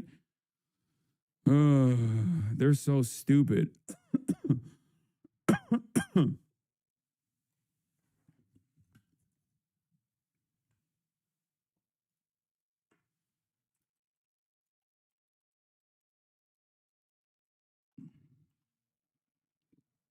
going to say, I don't understand why liberals engage in the same deceptive editing that right-wingers do, especially in this moment. I'm talking about Democrats' Israel policy, which is part of the reason why Kamala and Biden handed the presidency over to an incompetent fascist monster. Do not retweet this guy with 26 likes, bro. I mean, clearly on YouTube, he's fucking popping off, considering MAGA calls FBI on me after I did this with 115,000 views. Even when it's over an utterly inoffensive joke, the admin doesn't like. Liberals need to wake up. We all have to fight back. These wealthy assholes aren't going to stand up for anything beyond their bottom line. Okay. I'm glad he's saying that on one hand. On the other hand, I don't want to push blame because we are where we are. But you are. You are. You are. You're about to. How fucking dumb, dude. How unimaginably stupid. If Kamala Harris at least like listened to not me, but the tens of thousands of people that were fucking protesting the administration's incompetence and refusal to address the genocide that was fucking unfolding under the watchful gaze of Joe Brandon, okay, maybe we wouldn't be in this fucking mess. And I'm not stupid, so I'm not even going to say that's the only reason. But that was emblematic of the Democratic Party, their overall refusal to listen to very reasonable demands.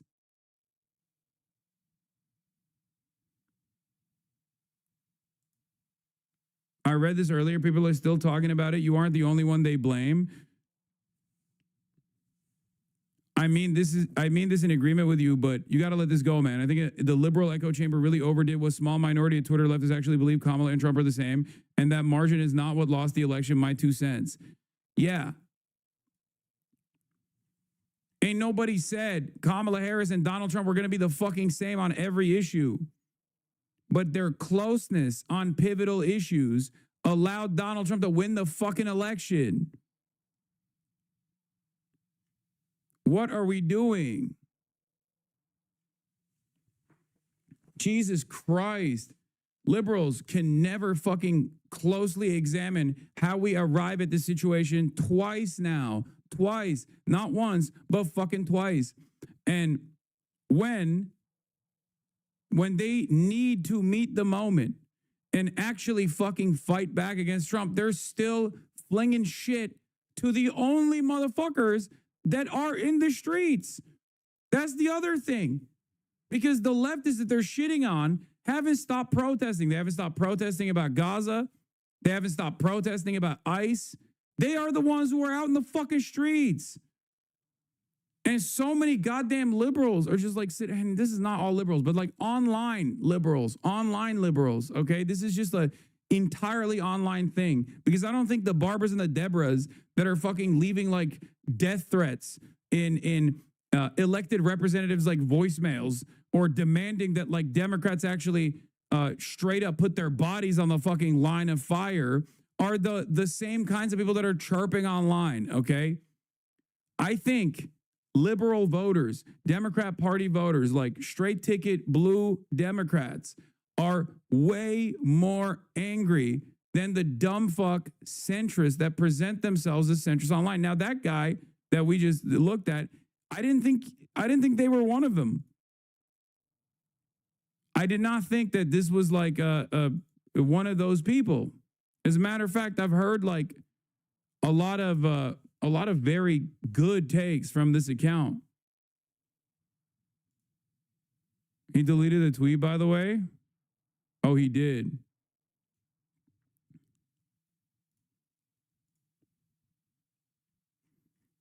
Well, he didn't delete his video. But it's kind of folks like Hassan who wouldn't push for the hit push. And I know he's not going to fucking delete the video because it got 100,000 views in 2 hours. How is this productive, man? They're going to arrest you next. What are you doing? What are you doing? I don't even know who you are. I've never actually fucking yelled at you. I don't know who the fuck you are. I don't know what the fuck you think. I don't know what you think you're doing. I don't know why you think this is a productive fucking angle of attack here. God damn, dude. If you actually are fucking serious about combating Donald Trump and growing fascism in this fucking country, wake the fuck up. Demand that the goddamn Democratic Party do something.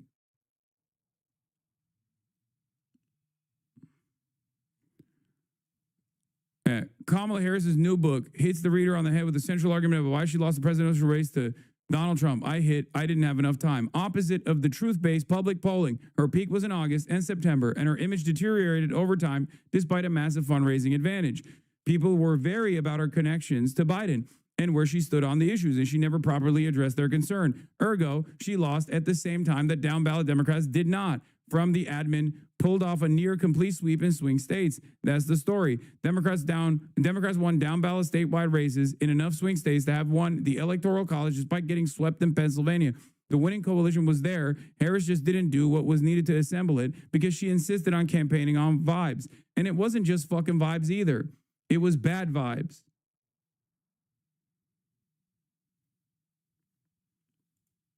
Sorry, I thought it was from today. That's crazy. Why would I say that from today? Why would I say that right now? We're going to end up in the same fucking jail cell, man. Jesus Christ.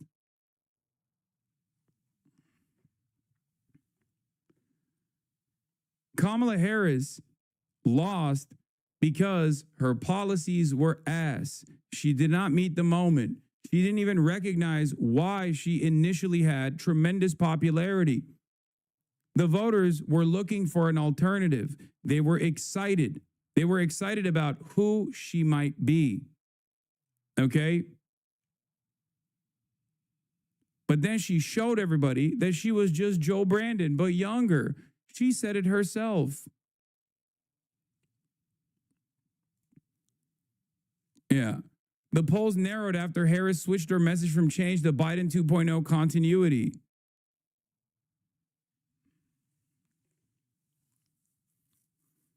She said, no daylight between me and Biden. She refused to address Gaza. She refused to pivot away and take on a more empathetic tone about migrants. When Donald Trump was running around, and his campaign was fucking running around and straight up saying Haitians are eating cats and dogs, they were greatly escalating.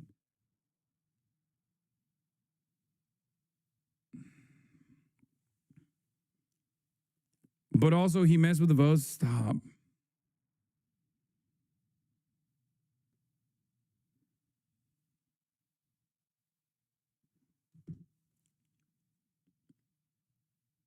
Her appearance on The View was a flashpoint. It wasn't just a leftist baking her. There weren't enough leftists to make up for. There weren't enough third-party voters to make up for the election, man. If you combined all of the third-party votes and handed them to Kamala Harris, which, again, is not even a fucking appropriate metric because you are supposed to earn those votes. You're not supposed to get those votes, okay? You are not entitled to those votes. It's a democracy. What are we talking about? But even in that false construct, she still would have fucking lost. God forbid we examine why. All of this stuff shows me that the Democrats, or at least the voters, or at least the consultant class, chooses not to learn any messages, any lessons from the past mistakes. We did this in 2016. We accidentally lucked in 2020, and then we did it all over again in 2024.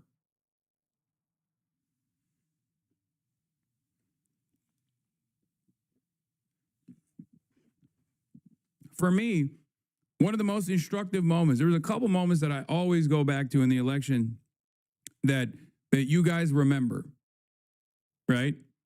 That you were here, you probably saw it, you saw how my attitude changed.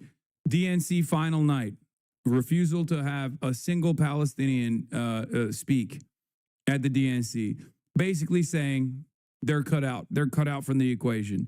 And then the cherry on top was the lethal military. I'm going to have the most lethal military. I was like, you're a fucking Democrat. What are you saying? Not even me getting kicked out. That doesn't matter. That's irrelevant, okay?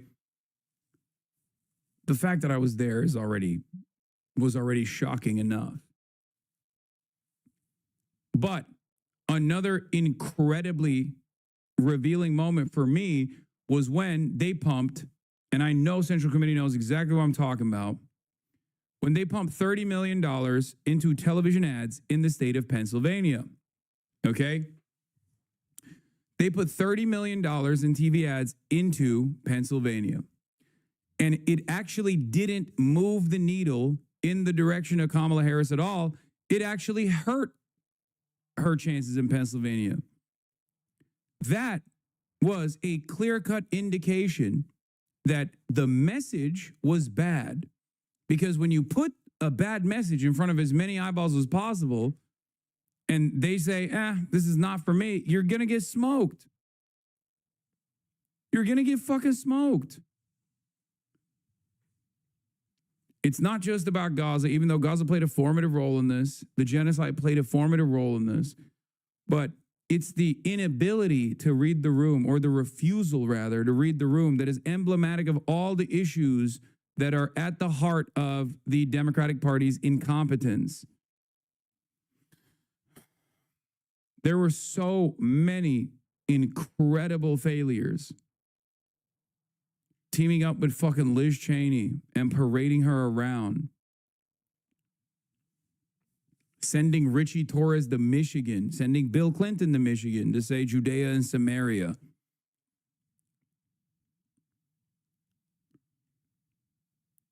It is mind-boggling. Specifically, the moment the poll shot up when she picked up Waltz because we felt like he was a departure, and her lead shrank every day after the DNC was the final nail in the coffin. Yeah. I saw it with my own two eyes, man. When I was there, I saw it. There was an environment. There was this like celebration taking place, like they were going to 100% win the race. And it blew my fucking mind. I was like, this is not over at all. What are we doing here?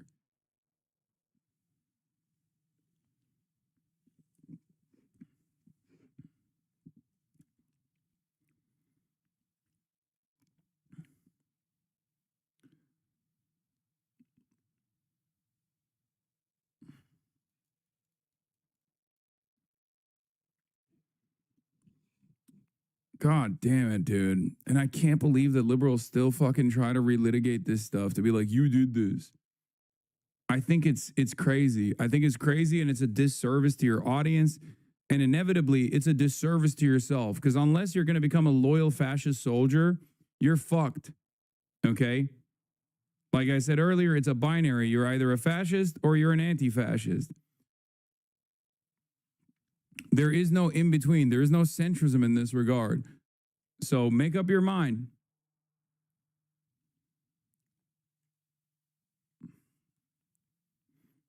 I mean, they're liberals. I know, but my goal is to try to fucking shake them out of this stupor, okay? So they no longer are assuming a centrist stance.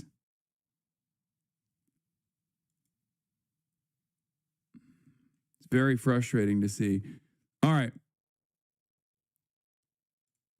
Benjamin Netanyahu.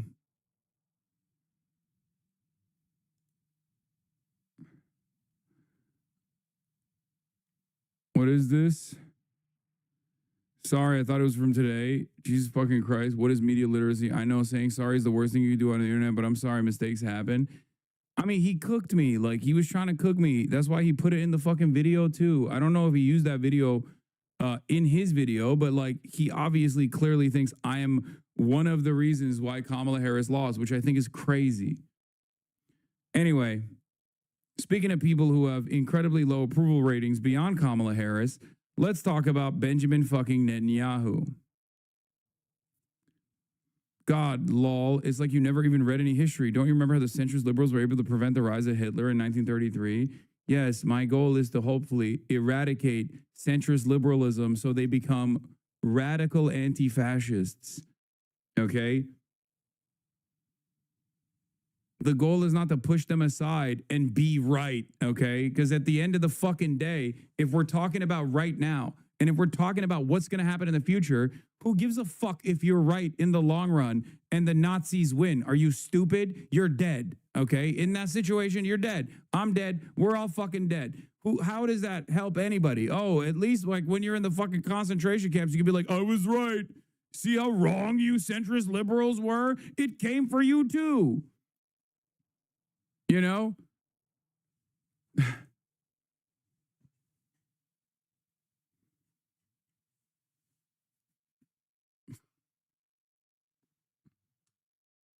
It's crazy.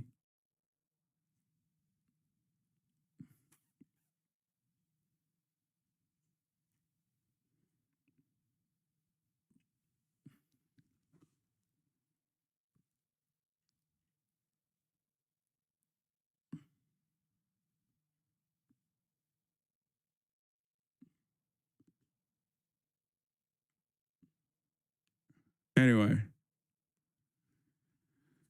Speaking of fucking losers, it is clear to me that the Candace Owens stuff is getting out of hand.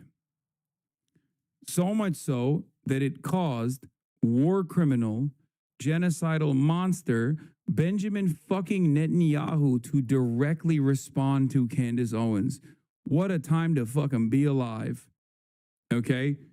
Netanyahu slams monstrous lie linking Israel to Charlie Kirk's murder. Joseph Goebbels, the Nazi propaganda minister, said that the bigger the lie, the faster it will spread. Well, somebody has fabricated a monstrous big lie. A little on the nose, don't you think? Perhaps a little on the nose. You came in with Goebbels? That's a...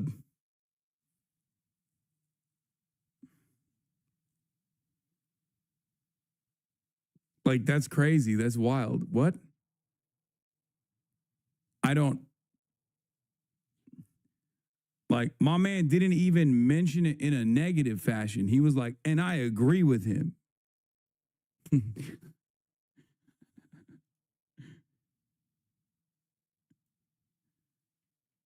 Pretty incredible that the Prime Minister of Israel feels the need to respond to Candace Owens. I agree. That is precisely what's going on here. I guess, to be fair, he is the modern iteration of Adolf Hitler. So it seems to me like he has studied the Nazis closely, not to understand the lessons, not to talk about like the atrocities and to make sure that this kind of violence never takes place again, but instead to get better at the exact same type of violence that the Nazis committed. So it's not shocking to me that he would come out of the gates with a fucking Goebbels quote. God damn.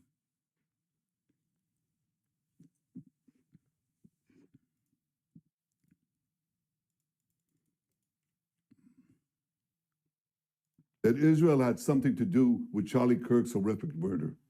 This is insane. Dumb fuck Nazis that come in here and say Mustache Man was right, Jews are bad, don't realize that the reason why I hate this dipshit is because of the same reason why I hate Hitler and also you, okay? You need to understand a ethno-religious supremacist ideology that is hell-bent on the extermination of the outgroup is the same whether it is the German Volk doing it to the Jews versus Jewish people in Israel doing it to the non-Jewish people, the Palestinians, the Arabs in general, okay? It's just the same. The ideology is the fucking same. Some of you dumb fucks will never understand this. It reeks of jealousy. It straight up feels like you're just jealous, okay? You're just jealous. You're like, why can't we do it? Why can't we do it in America? I want to do it for a Christian nationalist white utopia. I want Israel, but for whites. I want Israel for whites. God damn. If your war is with an entire swath of the population, you're a fucking delusional loser. Okay? You're out of your fucking mind. I can't believe I'm watching a YouTube drama video between the Israel prime minister and a YouTuber. I know. It is false. It is outrageous. Charlie Kirk was a giant, a once-in-a-century talent who defended freedom, defended America, defended our common Judeo-Christian civilization. Charlie loved Israel. He loved the Jewish people. He told me so. Something I do when I'm trying to disprove the conspiracy theory that Israel killed Charlie Kirk, release a video saying Israel did not kill Charlie Kirk. That's crazy. Yeah, this is turning into my I'm not a pedophile t-shirt is bringing up a lot more questions that are answered by my t-shirt. You know? It's just like, dude, what are you doing? You're a fucking war criminal. You're a goddamn war criminal. You're a genocidaire. Like,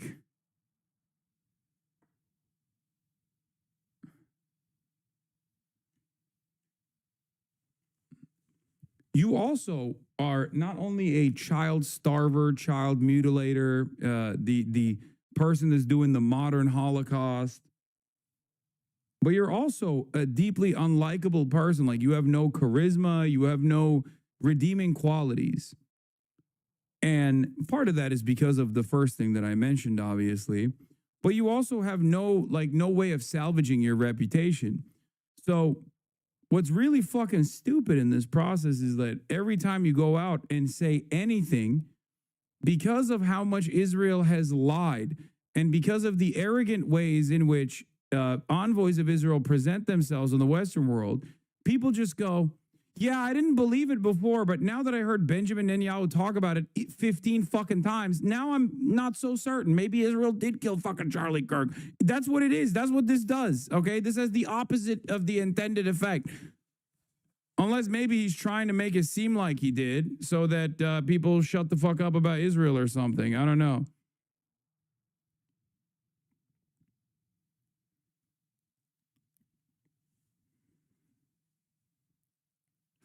Letter that he sent me just a few months ago. One of my greatest joys as a Christian, he said, is advocating for Israel and forming alliances with Jews to protect Judeo-Christian civilization. He encouraged me to make the case directly to the American people about... Isn't he supposed to be a better propagandist? He's been at it for 30 years. No, because when you're fucking doing propaganda for Israel, it's on easy mode. It's on baby mode, dude. When you're doing war, it's baby mode as well. You're using 2,000-pound bombs on literal babies in their fucking cribs. And when you are doing propaganda for Israel, it's just basically going, give me the money now. If you don't give me the money, you're a fucking anti-Semitic piece of shit. How dare you? That's it. So no, he has never actually been good at propaganda because he doesn't have to be good at propaganda. This is what I kept repeating since October 8, 2023, that these guys are so fucking used to the media just doing everything for them and all of the complex advocacy networks that they've designed in the Western world to constantly fucking pick up the slack and all of the unlimited funds that they've given to American Congress to basically quiet everyone the fuck down, that they just never thought they would have to do propaganda, good propaganda. So that's the reason why all of a sudden, when the fucking the shift happens and people realize the media point you're making was my point, not the actual quality of his propaganda. Yeah. When the shift happens, you have no way. Because here's another reason why. You want to know why this is so damaging? I will say one thing. Losing Republicans is so much worse for Israel than losing Democrats.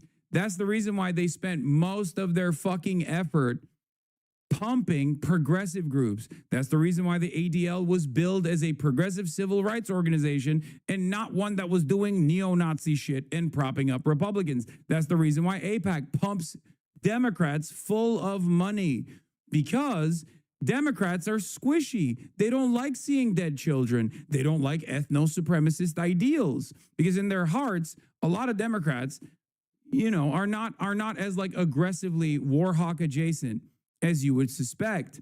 And that's precisely how this is unfolded. But because they went so crazy with the Holocaust that they are engaging in right now, that they lost the Democrats forever.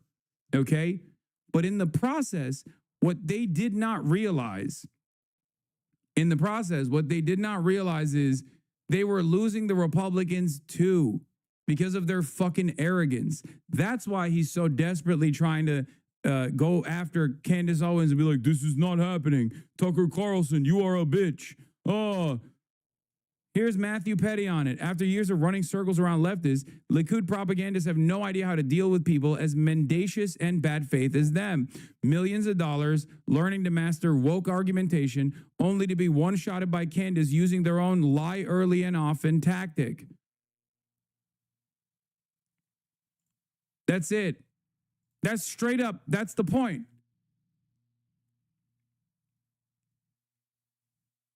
Your opponents now are people who are just as ready to fucking sling whatever kind of fucking lies and smears about you. That's it. And you're getting fucking rolled. You're getting rolled by American fascists.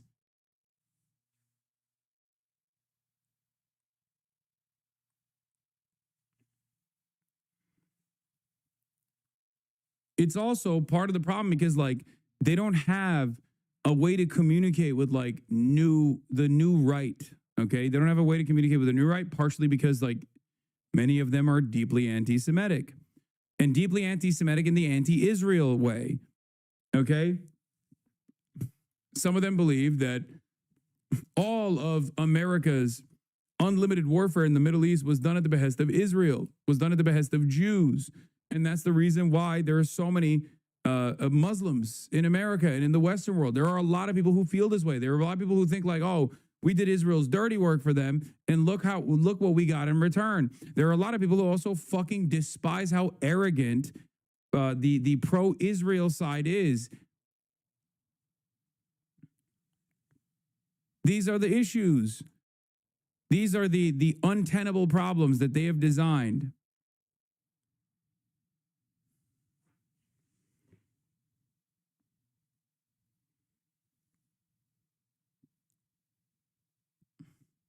You are 100% right. Republicans feel like we are Israel's ally, but they are not our ally. Yeah, they don't show any fucking grace. They don't show any, like, gratitude. If I'm a Republican, of course I'm going to be fucking pissed. No matter how much my stupid pedophile televangelist pastor has told me that all the Jews need to go to the fucking desert so that we can have the rapture and all the diabetic churchgoers can get sucked up into the fucking heavens during the rapture, I'm still going to be like, well, I still don't like these fucking guys. What is this?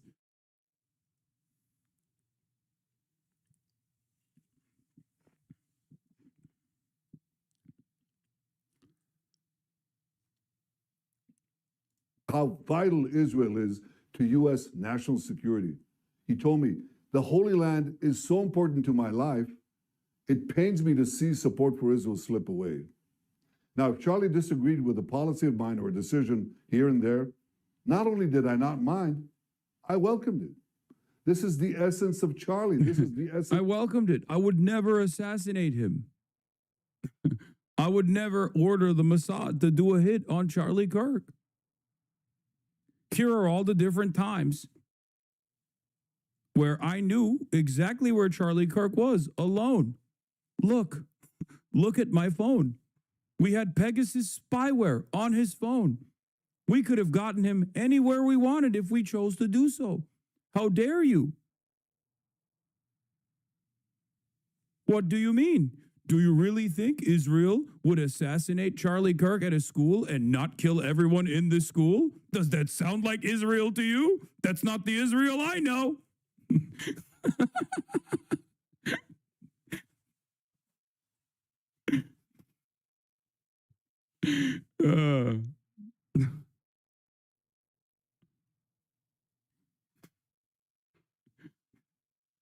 That's so funny.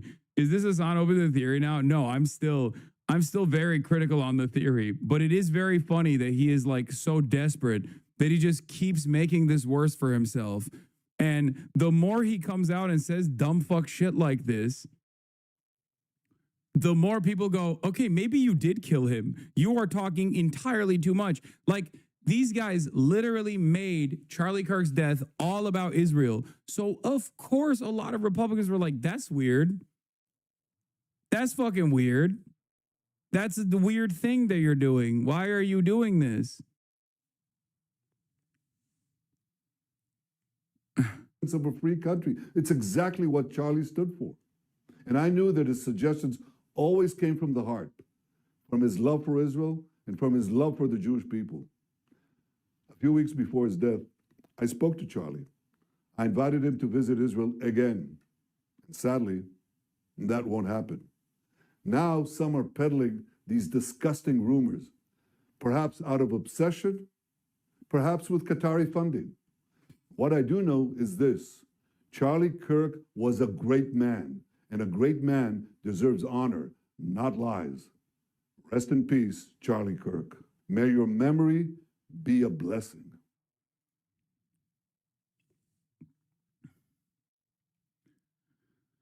Oh my God. Yeah, Netanyahu came out and hit this. I didn't realize it was even a conversation. I always assumed we would be heavily involved. Yeah, we got to definitely write a song about how we do not diddle kids. Do not diddle kids. It's no good diddling kids. There is no quicker way for people to think that you are diddling kids than by writing a song about it. You got to write a song that says, "Oh, I wouldn't do it with anybody younger than my daughter. No little kids. Got to be big, older than my wife, older than my daughter," something like that. Don't write a song about that. No, I'm cloudy. I got a headache. Huh.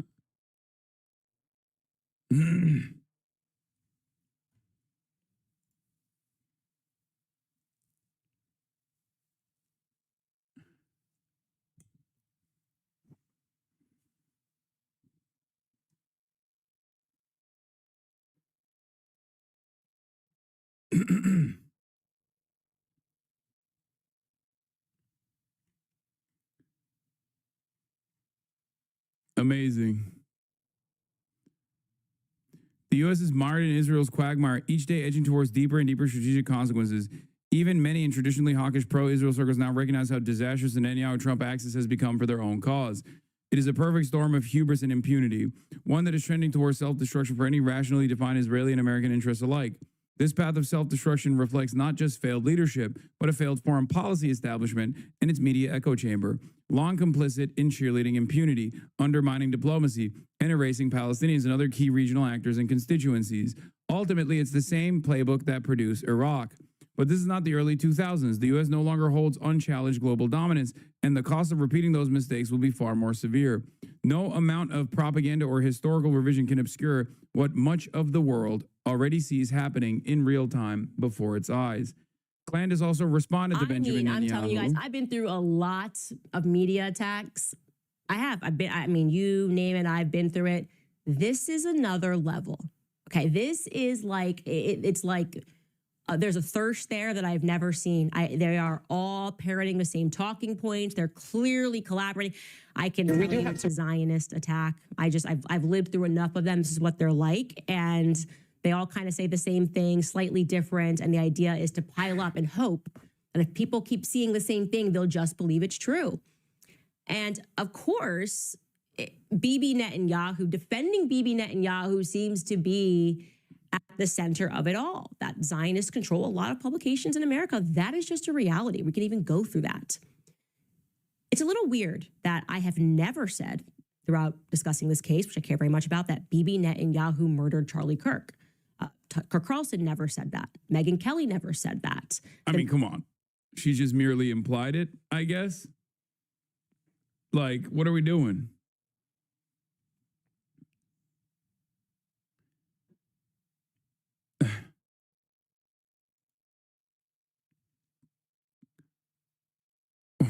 Checking in on the right-wing Civil War post-Charlie Kirk, Candace Owens is now a secret Muslim. Pastor Greg Locke, make no mistake. Real Candace Owens is a fake Catholic and a true Muslim. Prove me wrong.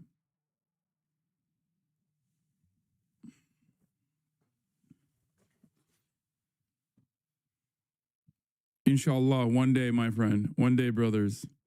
Dave Smith never said that. Instead, what we are doing is we are disputing Bibi Netanyahu's narrative that him and Charlie were on great terms and really friendly. He had just invited him out. And here's this love letter Charlie wrote. He heavily implied that. And he was saying way too much, too fast, and too soon. That didn't feel right. And we just wanted the truth to be out there. I don't know who specifically came out and said that Bibi killed Charlie Kirk. But now that he's for the second time denying that he is, people are going, what's actually going on here? This is weird. When Charlie Kirk was assassinated, I didn't feel compelled to come out and make 2 videos to tell people that I didn't kill him. That would be weird. Like, you would be like, Candace, that's very strange. Why do you feel like you need to say that? If Tucker Carlson had to make 2 videos saying, I didn't kill Charlie Kirk, you would go, that's weird. She's not wrong. Megyn Kelly, I didn't kill Charlie Kirk. Why would she do that? Of course she didn't kill Charlie Kirk. But Bibi has come out, like I said, with his second statement, and we can listen to it. Take a listen. Okay, we just heard this already. I don't know, guys. That Israeli propaganda just ain't hitting the same. It's just not hitting the same. I feel like it was hitting in 2018, but like this is just not hitting. Gaza's not helpful. You think Candace and Dean will debate on who loved Charlie the most? Has Dean done any live streams since he cried about Charlie Kirk? I feel like a lot of people just like they went after him crazy hard.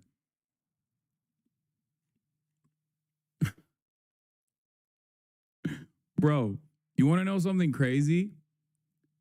My little 14-year-old cousin was memeing on it.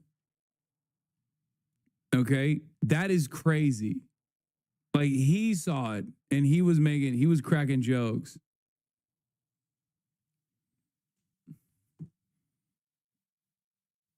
There's Edis, dude. I don't know if he's gonna like leave the left, but he gets views on TikTok, but his comments are shitting on him.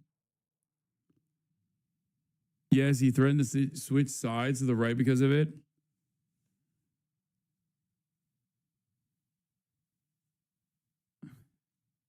I mean, I don't like her at all, but she's got a point. Why are you making videos to claim you didn't kill Charlie?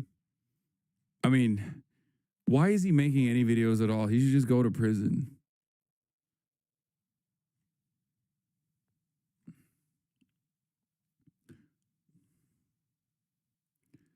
There was one edit where you were in it, Lamau. Wait, really?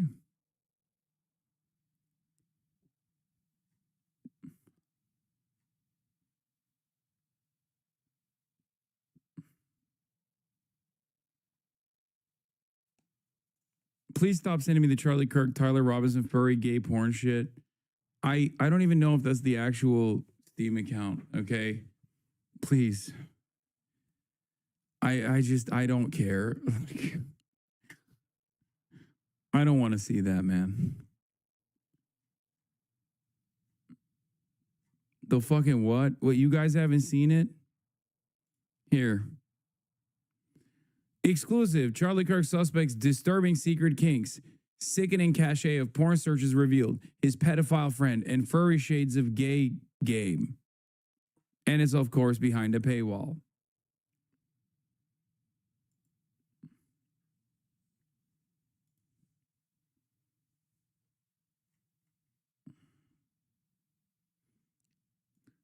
Dean made a 17-minute YouTube video addressing this. Streamed 3 days ago. I don't really.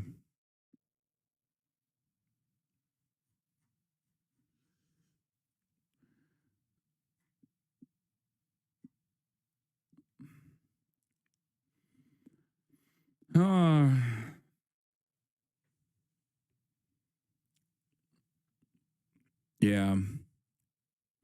Anyway, I gotta do the pod, folks. So I gotta go. No, I don't want to fucking read the goddamn article with the paywall removed. What is wrong with you? It's the fucking Daily Mail, man. Chatters were like, bro, there is some really good stuff behind that paywall. You must remove it and you must read it.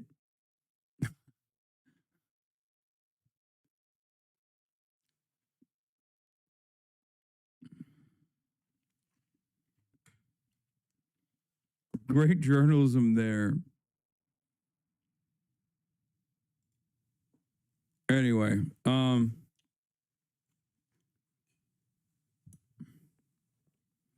what is this? You did this motherfucker talk about David? Wait, what? You did this motherfucker talk about David? What does that even mean? Yo, oh, you said, yo, chat, did this motherfucker talk about David? Yes, I did. Yes, Jesus Christ. Who is David? He's a singer and a Twitch streamer who is now connected to a 14-year-old victim who turned 15 just recently, who died. Okay? Yeah, I talk about it. I talked about it quite a bit. Anyway.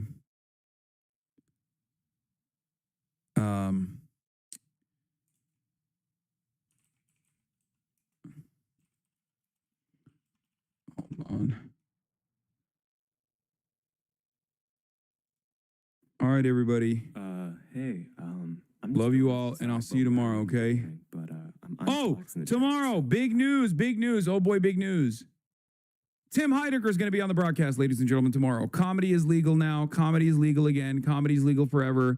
Tim Heidecker on the broadcast from the Tim and Eric show. That's right. We're going to have some fun. Hopefully, if, there isn't like anything super crazy going on. But yeah, we'll see you tomorrow. Peace, everybody.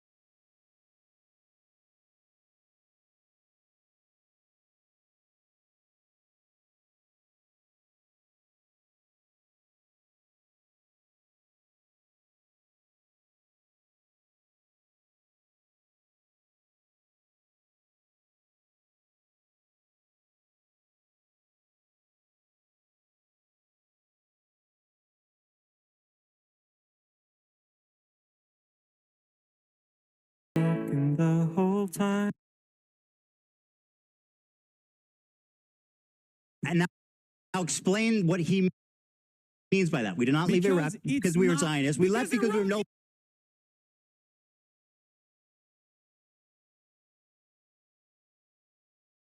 longer safe. Are not Palestinian, you moron, you racist piece of. Because Iraq and the pan-Arabic nationalist movements that arise out of Zionist You are violence out of your is mind. not about Palestinians. You Okay, cannot so make what this did the Jews in comparison. Iraq have to do with Israel? You big.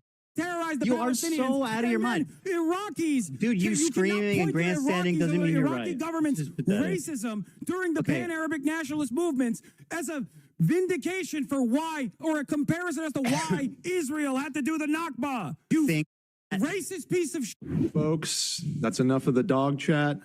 It's time. Welcome to the show, everybody. Hassan Piker. Hello, Hassan Piker. What's going on? Well, I'm doing a debate. What about you? Well, I'm doing as well. All right. Wait, hold on. Oh, are you going to show me all the time as well on the Zoom call? Oh, here, I can fix that. 1 second. Let me just set it to Ethan's output here. There you go. If you want, just show like, not just Ethan, but yourself as well. If you're going to talk, like that's fine. Hey, Hassan, leave the production notes to my team.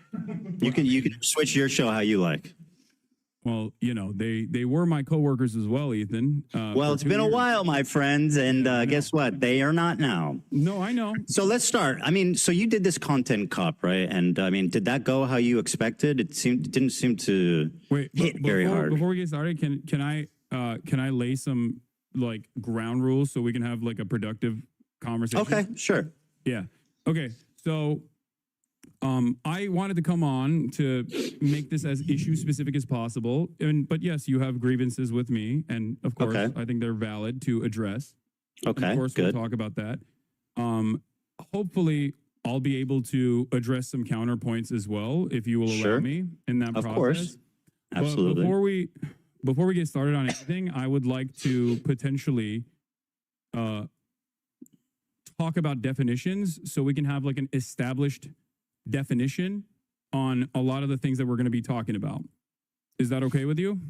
I mean, it depends how many definitions you got. What do you want to define? I don't want to get bogged down in this, so I'm let's. also experiencing audio issues on my end, so hold on 1 second. Go ahead. No worries. No worries. Okay. All right. So you're fine with that? I mean, up to a point. Yeah. Well, I mean, I don't want to get bogged down in a conversation. Gotcha. Go ahead. Start. No, I know you're not. I just want to get going. So first and foremost, I think we should define what Zionism is and what you mean by Zionism and what I mean by Zionism, so you can understand where I'm coming from. Is the belief that Jews should have their own homeland in the historic, Palestine area. That's it. Okay. All right. So I believe that Zionism is a religious ethno-supremacist ideology that revolves around the exterminationist policies of removing the indigenous population that lived in, as you said, historic Palestine, as long as they are not Jews, because it's a religious, ethno-religious supremacist ideology. I think that this is a disagreement that you and I have. No, I agree with you. I agree with you. If you want to add that, like the genesis of Zionism included, the displacement and, the ravaging of the culture that existed there, then I would agree with you. I mean, I don't think that the establishment of Israel was like a good thing. I mean, it was tragic and a lot of bad things happened. But let me ask you, sir, how was filming that content? I just have to know what you felt, what you were thinking as they were doing the Fortnite L behind you. We'll get that. No. We're here. I don't want to talk about definitions. You got your Zionism. Let's do the. Okay. Yeah, I don't know. I mean, it was fine. Did you not? I've participated in other YouTube videos as well in the past. No, but that Fortnite L dancing. Some of them feature sketches.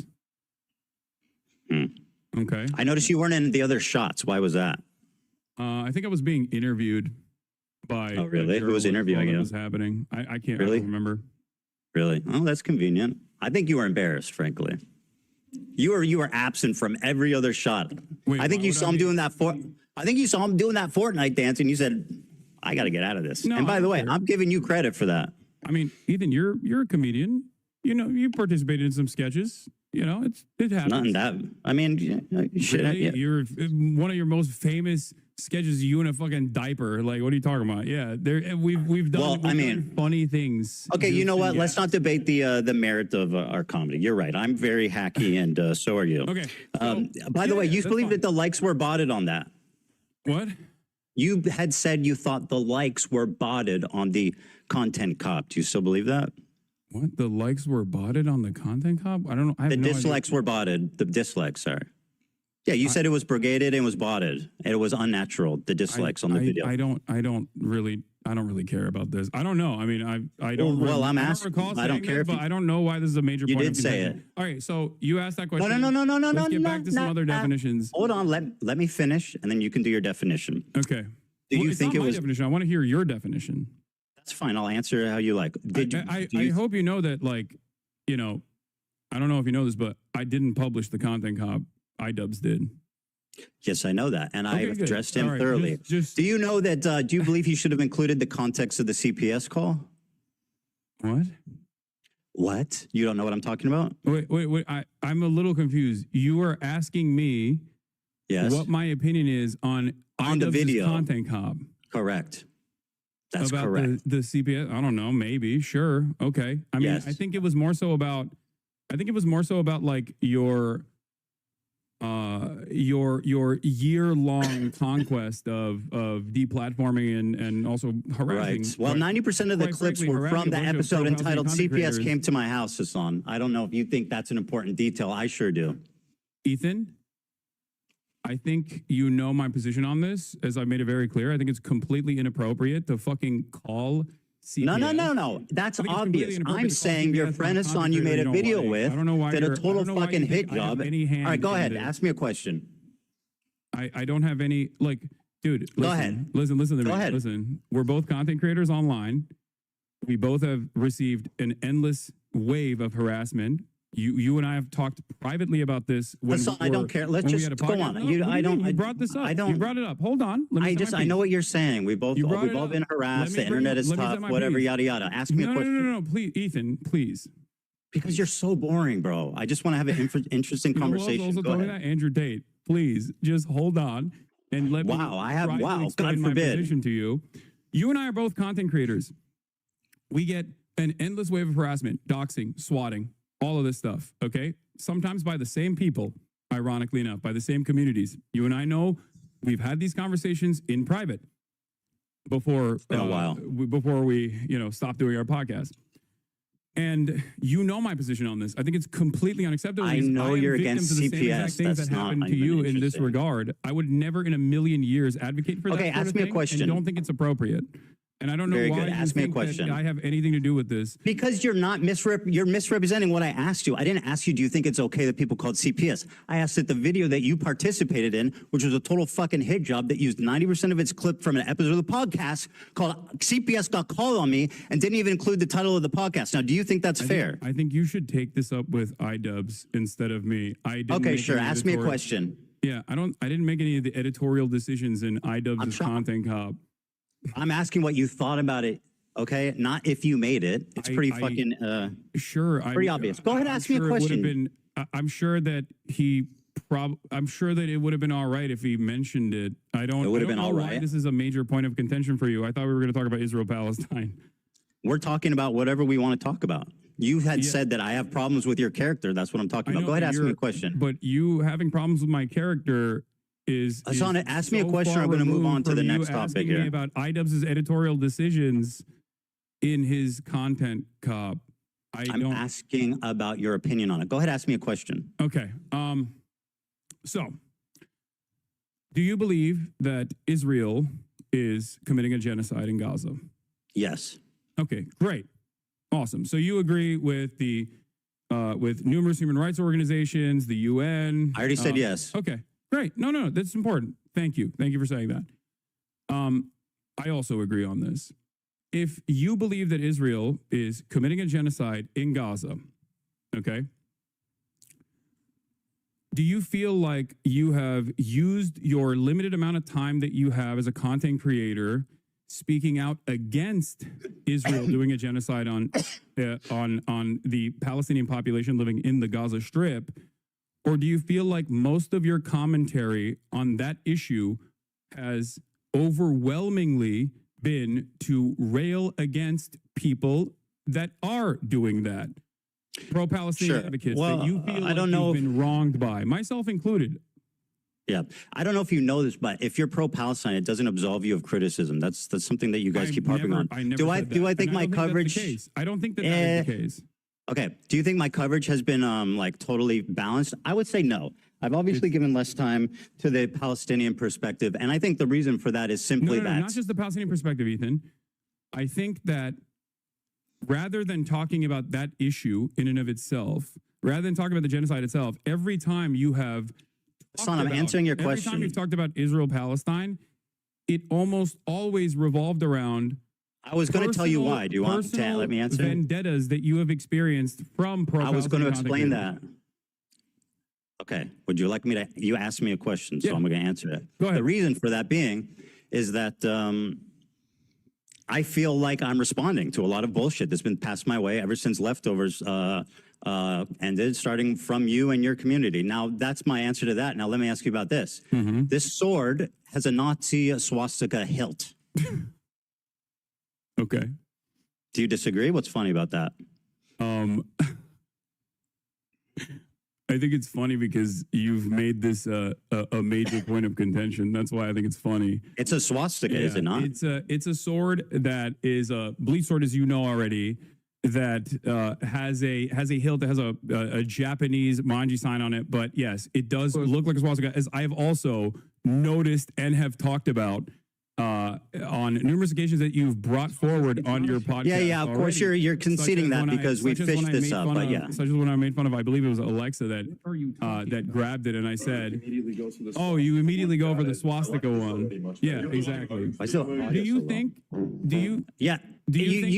Anyway, my point is, Hassan, if I can continue, my point is that you knew it was a swastika sword. So why did you guys choose to pose with this sword? Ethan? Answer that. Why was the choice made for this sword? I'm going to gently explain this to you again. One, it's not a swastika, but regardless. Do you think it looks like a swastika? I did not make this editorial decision. I wasn't even, was I? Do you think it's reasonable to perceive that as a swastika? Ethan? Answer the question. Is it reasonable to perceive that? I don't think it was a deliberate decision that was made. I don't know. I don't know his mind. Okay, well, Hassan, they're your swords, and according to the New York Times article, there was 10 options. So what's the chances that they chose the swastika one? That seems pretty slim. Well, considering you have 10 swords, don't you? The week prior to that, I believe. I don't know the exact timeline. I don't really remember when they shot this, but I had the sword out because I was doing an Assassin's Creed promo. Do you feel like if I thought it was like genuinely a swastika sword, I would use it in an Assassin's Creed promo shot? Yes. That's what we call a dog whistle, Hassan. And what you're doing is gaslighting somebody. You made a video. Let me make a point here, Hassan, because you're the king of microaggressions and understanding the perspective of minority groups. Right? This is true. So you made a video. You participated in a video accusing a Jewish. Let me finish my point, Hassan. No. Stop. Can I just say you are making a video accusing a Jewish man of exaggerating anti-Semitism while exhibiting the most hateful symbol against Jewish people? Do you not see this as a problem, or at least am I insane for thinking this is odd? Ethan, take a deep breath. Okay. Answer the question. Take a deep breath. I don't need you to console me. I didn't even hear your question. I need you to Well, you answer should try something. listening instead of speaking. I'm just looking for clarification here. Do you think that I deliberately was using a dog whistle in an Assassin's Creed promo, or that it was a cool sword that was laying around because it's the only long sword that I have? You have 10 swords. I know, they're heavy. That's not a real sword. So yes, I'm aware that it's not a real sword, but you had 10 to choose from. What does it matter how much they weigh? The other ones are heavy, Ethan. Let me paint a scenario. Let me paint a scenario for you, okay? Listen, okay? This is important. You participated in a video accusing a Jewish man of exaggerating anti-Semitism. You exhibited in that video the most hateful symbol against Jewish people. 1 out of 10 of your swords that you have previously already stated you know is the, quote, swastika sword. So am I insane for even, you're treating me like I'm insane for bringing this up, but it sounds pretty reasonable. I mean, it's a little insane, yes. So yeah, microaggressions because just don't exist for Jewish people. You're asking me why iDubbbz made It's your this sword, decision, bro. I don't believe that you weren't there. iDubbbz, and You were don't there, bro. know It's in your how to fucking house. I don't know. I don't know why you're asking me why Because iDubbbz chose it's that. your house and your sword. But I also gave you what my speculation is, and that is that it's most was just likely a because I cosmic chance. previously Okay. had it laying around because I had just done an Assassin's Creed promo. Okay, if you say so. So if it's a cosmic fluke, which you claim, then why leave the photo I'm up? not even in the photo, I don't think, right? I know, Am I it's in even your the- room, though, and with your sword. Why leave the photo up if it's a cosmic fluke? Wait, why are you asking me this question? I don't know. I'm not, Ethan. I'm sorry, Hassan. Are you unable to make value judgments on situations? Like, isn't that what you do for a living? Do you think that iDubbbz should have removed? It's relevant or that big of a deal at all. If that's what you're trying to get out of me, like, yeah, I think it's not. Okay, it's so what you're you telling are a Jewish perceiving. man who's complaining about a And very also, odd can I- coincidence that I'm It's a crazy form and of I'm Mahjong, exaggerating. Ethan, can we? Okay, you got me. All right, I don't know what to tell you. Listen. Oh, to you me. got me. I put a swastika in the video calling you out for No, that's exaggerating not what I'm anti-Semitism. saying. I didn't You do got that. me. Yes, you Ethan, did. You Ethan, literally I did. didn't do that. Okay, But again, laugh about it's it. Go not on. a swastika. And I don't even Then think why should you he leave it have up? that much of an issue with swastikas, considering you drew one on PewDiePie. I'm a Jewish man, you fucking moron. Oh, I didn't realize the Nazis is only anyone in killed that room Jews. Jewish? Is that what Was happened? anyone in that room? Did I The Nazis draw only killed Jews, swastika Ethan? one time Do you think that Jews have an exclusivity agreement with like being offended or not offended by Nazi imagery? You've done a Sig Heil approximately what 50 times. Why did I do a Sig Heil? Why did I do a Sig Heil? I don't know. Because because you only watch clips on Twitter. I was making fun of Elon Musk and trying to see if it was valid or not. Thank you. And by the way, as a Jewish man, are you going to tell black people not to use the N-word? Wait, what? Are you going to tell black people not to use the N-word because it offends you? Do you think this is an apt comparison? Yes. Okay. So you think that being able to draw the your anti-Semitism radar is completely out of whack. You And understand who are that, you right? to say that That's to the me? point You of pose with contention the here. swastika. You're saying that it's not a swastika, and you know it's not a swastika.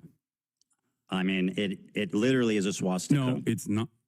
Is it? Let me see the swords in your background. Why didn't you choose one of those ones? I didn't choose the sword, Ethan. I don't believe Do you. you think this is a productive use of our time? Absolutely.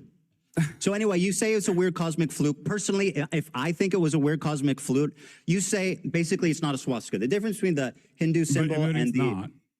Okay, right. The difference between the Hindu What you symbol drew on and the PewDiePie, on Nazi the other hand, was a swastika. swastika. I'll finish what I said. Yeah, I'm a Jewish man. I depicted a swastika, a tasteless joke on iDubbbz shirt 10 years ago. Yeah. You said this is the swastika sword, and you keep it in your house, and you use it and pose it in photos, attacking a Jewish man. The fact that you can't I even jokingly concede that referred looks to it bad. as looking like a swastika when my friend picked it up. If I so let me- genuinely thought it was a swastika memorabilia, do you think I would keep it in my house? Dude, you're being so obtuse. I know it's not a swastika, right? And I know you know it's not a swastika, but it is literally a swastika also. Because the difference between a swastika and that Hindu symbol is this. You see what I'm doing? This is the difference. If you ask a Hindu person, would they walk around with a swastika Wait, sign? so you know it. So you know it's fuck not a no. swastika, They know but you that keep looks calling like it a swastika. sword. So I'm a little confused. Ask your Hindu friends if they would walk around with like a swastika brandished. They know. Okay. Are you Hindu? I am not Hindu. Okay, no. interesting. So anyway, it was a Wait, cosmic do you think fluke. that You only- brandished do you what think that only Hindu people have bleed swords? Like, what's going on? We're discussing the symbol, not the sword. Okay, go ahead. So you think it was a cosmic fluke. There was 10 swords. He magically picked that one. I can't.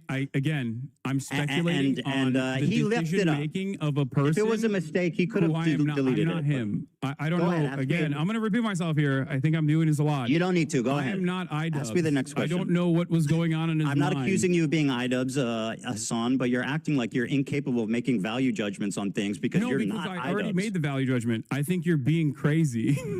Okay, well, Mr. Microaggressions thinks I'm being crazy. Very good. You have no problem telling Jewish people they're being crazy on. Yes. It's like a blatant fuck. Go ahead, ask me the next question. Yes, I don't have a problem telling you could go back, you're being crazy right now. You being Jewish has nothing to do with this. Sure. I'm sure it doesn't.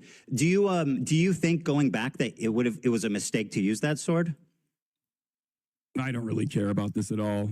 Okay, fantastic. Well, that really shows where you're at on this. Go ahead and ask me a question. Okay. So, since you believe that Israel is committing a genocide, what are the appropriate steps that people can take, both in the Western world and also regional actors can take against this entity doing a genocide by your own admission, that you would consider to be appropriate? Because it feels like throughout this entire process, you have set boundaries on what you think is inappropriate. Just killing civilians, that's the boundary. As you have set boundaries on what you think is inappropriate, killing civilians, time again has said is outright anti-Semitic. My boundary is killing civilians. Okay, that's great. So is that unreasonable? That's a perfectly reasonable boundary to set. Okay, I good. totally So then we agree don't with you on disagree. that. Great. Okay. Great. So let me ask you the next one. Let me ask you about this Tabra tier list. Let me finish. Well, you asked and I answered. Go ahead. You could go on a little bit more. Okay. So hold on. Everyone is complaining about my volume on my side because we're using Zoom instead of Discord. So my fucking audio. It's fine. Take your time. My audio keeps going up and down. Okay. So one of the first conversations that we had, you and I had, that led to the Leftovers podcast ending, was that you considered "From the River to the Sea, Palestine will be free" to be an anti-Semitic slogan. You said that Jews feel like this is an exterminationist slogan and Jews fear this slogan in the United States of America. Correct. If you think that Israel's doing a genocide, do you feel like it is appropriate for Westerners in the United States of America and Palestinians and people of Palestinian descent to be able to use emancipatory slogans, or should they go to jail under the Trump administration? Okay, I mean, these are pretty extreme questions. Now, I'm not making a value judgment. I'm just trying. All I was trying to do. What's happening right now? Bro, do you want me to answer? Okay. Yeah. I'm trying to explain the Jewish perspective. I'm not trying to make a value judgment of it. But what I will tell you is that, how do you feel about Norm Finkelstein? Love Norm. I know he has said that it is. Here's what he had to say about this. I know what he said. No. I want the audience to see this, Hassan. Can I just, Hassan, I want the audience to see this video. Because I know Norm's positions. Good. I'm glad you know. Let's let the audience know, Hassan. Hey, Hassan, let the audience watch the video. I can have a nuanced and reasonable disagreement with a person that I actually admire. So that's what we're having. But I have a disagreement with him. So it's nuanced and understandable with Norm. Let the audience watch the video, Hassan. Okay. Go ahead. Palestine will be free. Let me go back. Yeah. Here's the Norm Finkelstein, a prominent figurehead in the Palestinian liberation movement. Yeah. I know. I have more positions that I disagree with him on after this. The video could play, please. Be free.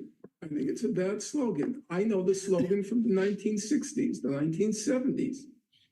It was a bad slogan then, and it's a bad slogan now because it has too much ambiguity. When you say from the river, someone's going to hit me with the Cherry Act, to the sea, Palestine will be free. Obviously, a question arises. Okay, what happens to the Jews in that scenario? And some people will say, well, all it's about is everybody being free, but that's not what the slogan says. So I have, in recent weeks, I have voiced my concern that it's a bad slogan. And I said, just change it, tweak it. From the river to the sea, My goat. one person, one vote, Palestinians will be free. And you can't answer that slogan because all you're talking about is equal rights for everyone. From the river to the sea, one person, one vote, Palestinians will be free. Well, I don't know if he actually means the one vote thing, because I think what he's saying is good in that. From the river to the sea, Palestinians will be free, which I think is good. Norm has You're also laughing at routinely Norm. talked at campus encampments, college campus Palestinian encampments as to, I'm not going to make much hay about the slogan in general. There's plenty of other slogans that are. Well, you're willing to listen to him, but when I say it, it becomes a big controversy. I'm telling you, it's not even my opinion. Agreement with him on that, and you're forgetting one key factor. What's that? You're forgetting one key factor. Norm Finkelstein still ultimately will always say, while I disagree with the slogan because I think it scares people, it ultimately does not matter, and I'm not going to stand in opposition to it. He doesn't say it's anti-Semitic. When have I opposed it? It is exterminationist. When have I opposed it? That's what people think. If you think that Norm Finkelstein would be in agreement with you in any way, shape, literally or is form in on agreement any with issue, me. please have a conversation with him. He's literally in agreement with me, like verbatim. Okay. No, that's great. Actually, You said even it was more. anti-Semitic. Norm doesn't think it's anti-Semitic. Hassan, do you remember me advocating against it? Do you remember me advocating against it? If he agrees with you on anything. Sure, I'll ask Norm Finkelstein. Do you remember me denouncing that statement and saying people shouldn't say it? I believe in our conversation you said no, it didn't happen. You're lying. Anti-Semitic. I said it's perceived that way by Jewish people. All right, let's move on. The Sabra tier list. Now, it's an anti-Semitic slogan. Very good. I'll ask him about it. Now, let me ask you about do that, because that would be wonderful. I think that would be I'm going to talk to productive. Norm. We'll have a great conversation about From the River to the Sea. Wait, can I ask you a question? No. Okay, it's my turn. You spoke, and now it's my turn. You go ahead. All right. Thank you. I appreciate that. That's very gracious of you. Well, I mean, it's just a back and forth conversation, but you seemingly have a lot of grievances not pertaining to the actual issue at hand. But I don't know. The issue, my friend, the issue at hand is your behavior. No, I think the issue at hand is the genocide. Well, we seem to be coming at this from two different angles, which is great. Right? So let me ask you this. Hold on. You said it's my turn to ask, so let me do that. Hassan, is it my turn to ask a question or what? A genocide. You already recognize that Israel is committing a genocide. I can care about two things, Hassan. It's very important to acknowledge that. Don't you think I can care about two things, my friend. Narrow framework surrounding your own personal feelings. I'm not that smart, but I can care about two things. Okay. No, I can too. Even if one is more urgent than the other. You think your own personal feelings born out of your misunderstandings is more important. Did I say that? I said one is more urgent than the other, referring to the genocide. Oh, okay. So you recognize that the genocide is a more urgent issue. Hassan, please let me ask a question. Almost all of your commentary surrounding this issue on talking about your own personal feelings and how you've been wronged by people. Very good. Let me ask you. So you claimed can you answer that question? No, Hassan, you asked your question. It's my turn. I talked about how gracious you were, man. What happened? Wait, but does that make sense? I said you're so gracious. You're going to let me ask you a question. What happened? Does that make sense to you? Don't make me take it back. Does that make sense? All right, let me ask you a question. Hold on to that. Ask me after this. Okay. You defended Frogan's use of the Sabra tier list. What was your opinion on that? Oh my God. Go ahead. I think that the Sabra hummus tier list is absolutely insane to consider anti-Semitic, and most people have already laughed about it, despite the fact that it was very damaging in terms of deplatforming a bunch of content creators that participated in this, egged on by yourself, by the way. Yes. And yeah, it's not even remotely. Okay. It's not even remotely anti-Semitic. It's like very good. Let me ask you a question that Twitch capitulated on. So let me follow up with this. Have you seen the thumbnail? The thumbnail? Yes, that's what I said. For what? This is the thumbnail that's still up. Now, let me ask you this, Hassan. What? Here's Frogan's thumbnail for the Sabra hummus tier list. In the F tier is me and Ben Shapiro. Ben Shapiro is not in the tier list. He has never explored or used. Why do you think Ben Shapiro is on the F tier? Ethan? Whoa, answer the question. Again. What you're I'm dodging. not iDubbbz, and I'm not Frogan. But you Frogan. can't make value judgments suddenly on your friends who you've spent all this time defending. No, because I don't care. I do. Like, this is so, I think it's great you don't care. Why is Ben Shapiro there? I don't know. I don't care. Probably because he's also a massive. Probably because he's Jewish. What? Because it's the most prominent Jewish creators on YouTube. Ben Shapiro's Judaism is the reason as to why he would be 100% without a doubt. Yes. Wait, I'm sorry. Hold on. Yeah, go ahead. Take your time. I know it's a lot to process. Okay. Yeah, this is a lot to process. Yeah, I know, man. It's tough. You really don't know what to say because it looks pretty bad. No, because it's so fucking stupid, Ethan. Well, you tell me then. Kind of dumb right so now. why is Ben there? Kind of insane. That's okay, why very I'm good. Why is Ben there? time, like, I don't know why fucking Frogan made this thumbnail, and I don't care. Why is Ben there? I don't have any issue with this thumbnail. Why is Ben there? Because he is a prominent defender of Israel, I suspect. You're quick to say that Jews aren't the only Zionists, right? So why is Ben Shapiro, of all the people in the world who are conservatives, who are Zionists, Christian Zionists, why Ben Shapiro? Me and Ben Shapiro in F tier, the two most prominent Jewish creators on YouTube? That's a coincidence just like the swastika, huh? Ethan, these are two cosmic coincidences, eh? Hassan, they're really stacking up. The tier list that you're talking about, first of all, the tier list that we're talking about was literally designed by a Jewish content creator who you advocated to ban, and he got banned. His name is Very Rafi. good, and I'm glad he did. He definitely deserved it. You called him a token Jew, and I still stand by that. The man is just fucking. Yeah. So you get to draw swastikas on PewDiePie, but Rafi can't say that there is a tier list here where Sabra hummus. This is Frogan's tier list. This is her.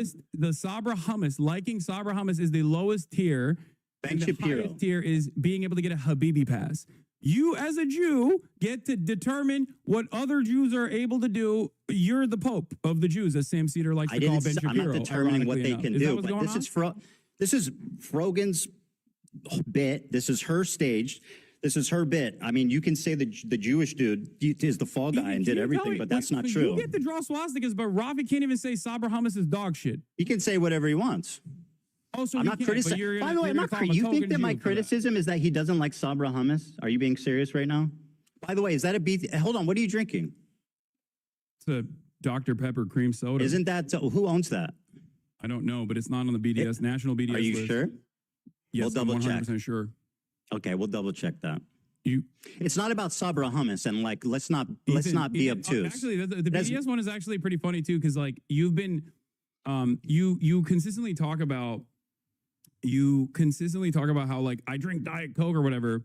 When that fan came up to me and said stop drinking Diet Coke, it was not on the Palestinian National Committee's official BDS list. Yes, and it was. ever since it has You're been lying. on that official BDS list, I have not drank Diet Coke or purchased any Diet Cokes at all. You're lying. It was on the list. Wait, what is? What? Yeah, it was on the list. You're lying. What was on the list? Coke. Yes, it was put on the list, and I stopped purchasing Coke, and I stopped drinking Diet Coke, even though I love Diet Coke. You know what's funny? You told her. It's like not. You remember what you told her, significant. son? You remember? Yeah, you remember what you told her? You said, "I'll just put it in a cup." Yeah, no, I was joking with her because I thought that it was a ridiculous request at the time because it wasn't on the Palestinian National Committee's official boycott, divestment, and sanctions list, Ethan. Okay. It's not about Sabra hummus, just so you know. Like, let's not be silly about this. It's about what's Sabra means a Jew born in Israel. It's an Israeli company. Everybody knows it's like considered like Israeli hummus. It's been on the BDS list. Everybody knows the connotations of Sabra hummus, right? So doo-doo. Nobody. It is yeah, doo-doo I don't hummus. like Sabra hummus either. But we're not talking about hummus. What I don't like is anti-Semitism perpetuated by your friends and swept by you. Now, why is Ben Shapiro in the F tier? That's a cosmic coincidence. Okay, let's move on. Very good, Ethan. Go ahead. Next question. Again, I'm not Frogan. I know. And I don't know why. I know. How can I make value judgments on my friends I've been defending for 2 years? Also, there is a tier list in front of me. And it seems like a bunch of people, both Jewish Ben and Shapiro and non-Jewish, me are are in the on the F tier. Loves Sabra tier list. You're looking at the end. I'm looking at the thumbnail, bro. I'm talking about the thumbnail. I know, but right? I first of all, again, I'm making inferences about editorial decisions that other people have made. I'm just simply speculating at this point. But you know, it's a. Are you not embarrassed by this armpit hair? It's so cringy, bro. It's like so weird. I'm glad you changed that finally. On a separate note. What? I find it just so weird and bizarre that this was your thumbnail for so long. Also, ironically, wearing a Rolex hat, which is like probably the symbol of capitalist excess. Yeah. I got a free Rolex hat from a friend of mine. I still wear it every now and then. Yeah, and you're so, oh wow, who knew? So anyway, Ben Shapiro was accidentally in the F tier. What does this have to do with anything? What's going on, man? What's happening? Yeah, I know, it's confusing. It's very confusing for you. It's like a car crash, I'm sure. So why do you think there's a Jewish man So this is a cosmic tier mistake. Let's move on the tier list? If you think that it's like all about anti-Semitism and do you think that this is at least a bad coincidence? No, I don't. I really don't. Well, that's fantastic. No, I don't think it's a bad coincidence at all. I think you're trying to find with a fine-tooth comb like any incidents of course. that even the Jewish man is crazy. He sees anti-Semitism everywhere. These are just cosmic mistakes. If you want my perspective, I'm giving it to you. I think genuinely, at a time when there is unprecedented levels of yes, I know. We can't talk about anything else. That's very convenient for you. At a time when there is unprecedented levels of out and about anti-Semitism with incredibly prominent, oftentimes right-wing conservative figureheads actively talking about Jews, okay, in deeply anti-Semitic fashion, you have lasered in on people that you can't even actually catch, quote unquote, dead to rights because they're not anti-Semitic.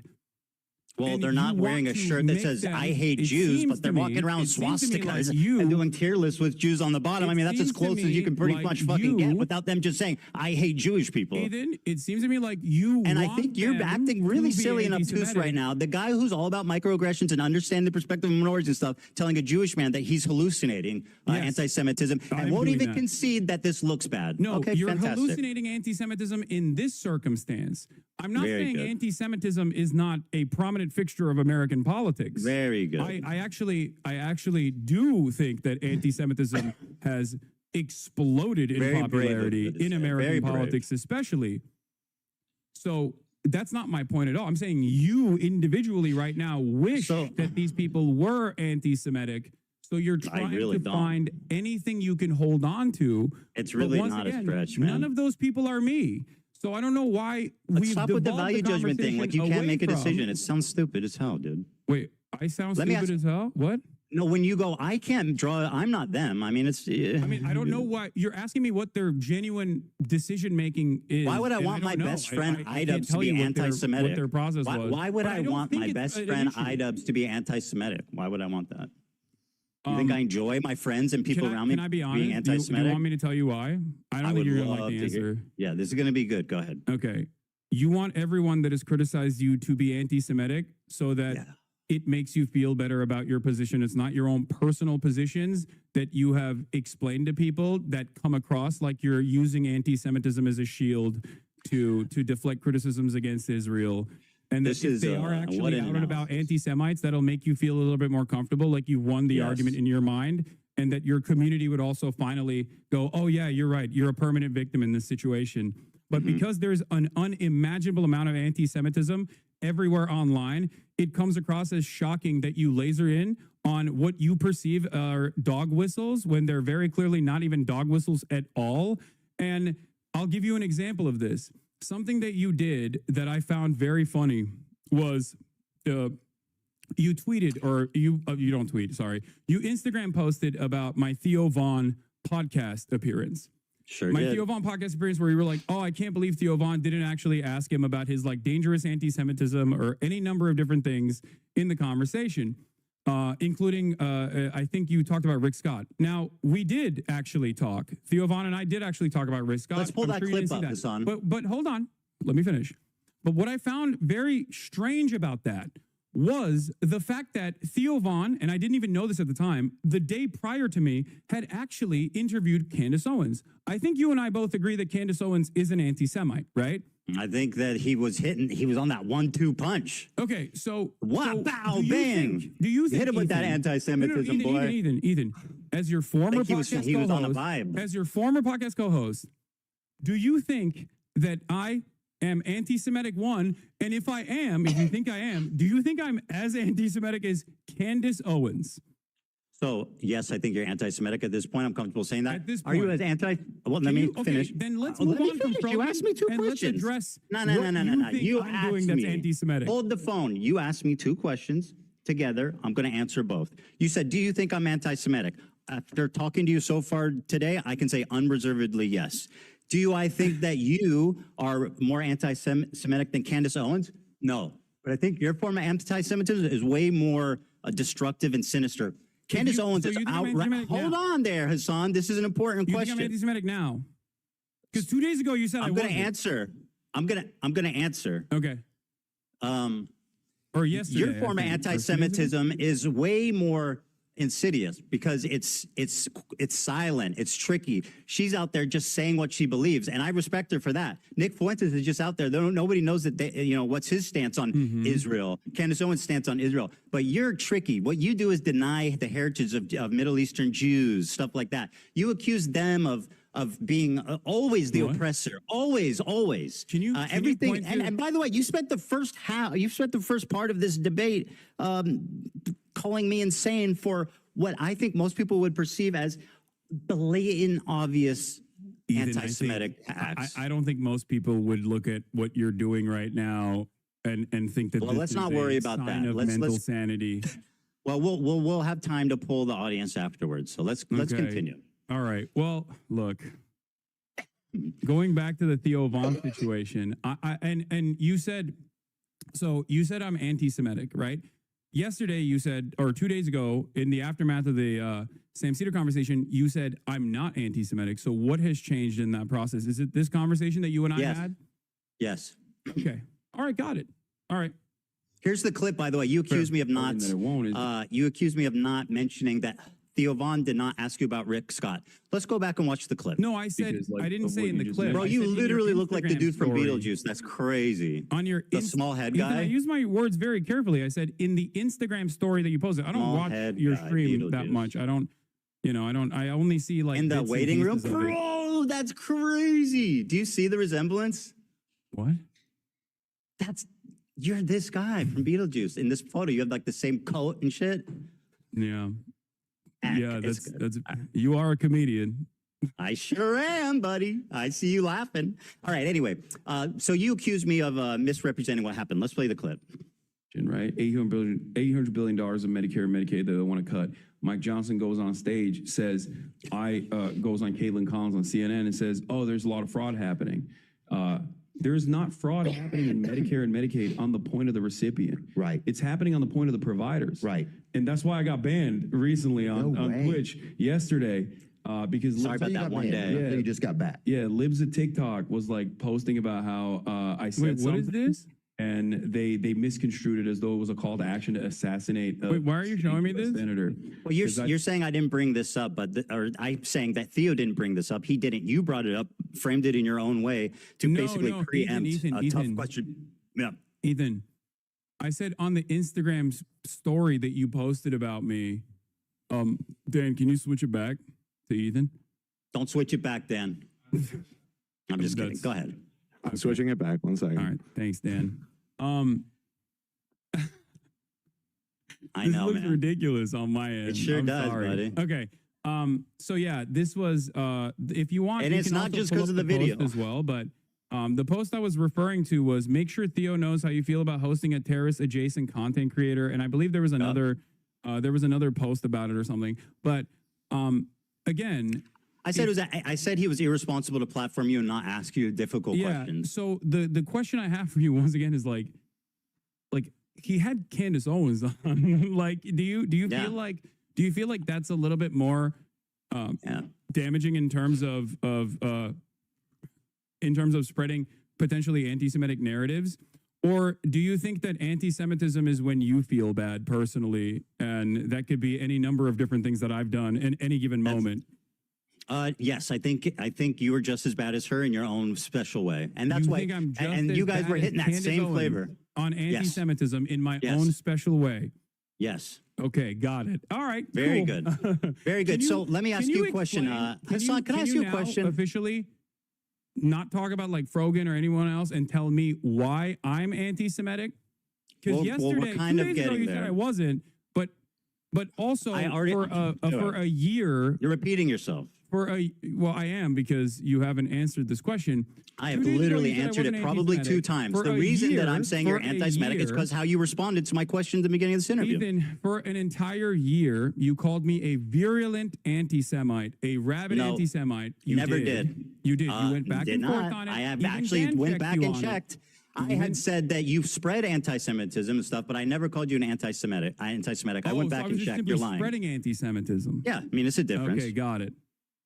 Okay. Okay, can I ask you a question? Is about Habibi, not Sabr. You're conceding to the framing? Yeah, we're not conceding to anything. I don't want to even talk about the tier list anymore. Stop it. Okay.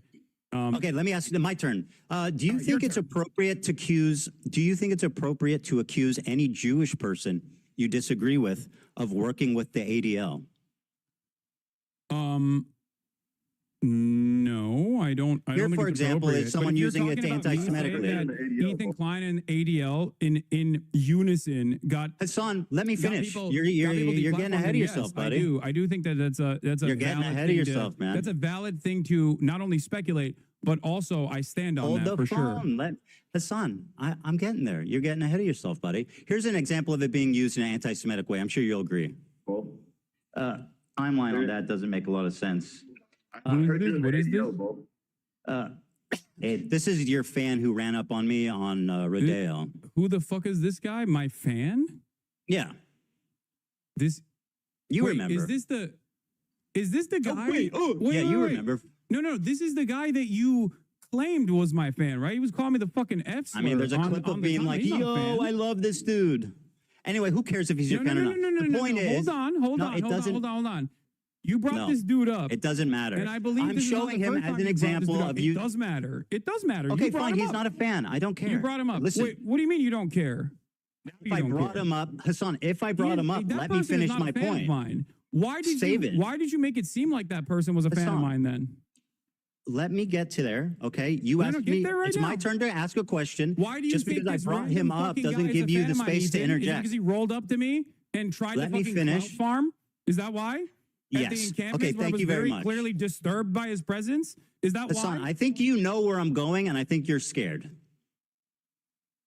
Ethan, can you answer the question? Why did you falsely claim that this fucking random dude who does not like me he loves you, that you're his favorite person in the world? What do you mean? Wait. All right, Hassan, here you go, buddy. Here we go. You wanted it, I've got it. Approaching you. Can I give you a hug, bro? I'm so sorry. I love you. I'm so sorry. I love you. I love you, bro. You're the GOAT. For me? You're the coolest guy in the world, bro. Wow, how crazy. You look gay in I'm fucking, is this another hysterical delusion? Yes, it is. And I'm going to explain to you exactly why. Because we spent dude, I love you. You're the GOAT, bro. We spent a good deal of our time in the encampment. If you watch the unedited full live stream, we spent a good deal of the entirety of the encampment running away from him because he kept trying to ask me dumbass fucking questions. Okay, but that's got nothing to do with he's a fan. For his own dumbass podcast. Please, you're derailing this, and I need I'm not to derailing make it. It's not called derailing. Absolutely I'm telling you, I was there, and I'm telling you the situation. Okay, you are nefariously making it seem as though this person is a massive fan of mine. Do I need to play the clip again? Chase. I'll play it again. You know. You can play that clip again.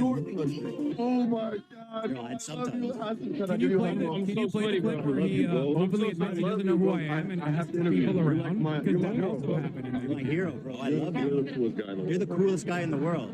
Hold on, I think I look gay in that one. I think I look gay in that one. 3, 2, Ethan. 1. Ethan. Yes, sir. Ethan. Mm-hmm. If you think he was a fan of mine, why'd you call him a Sneeko fan when you interviewed him?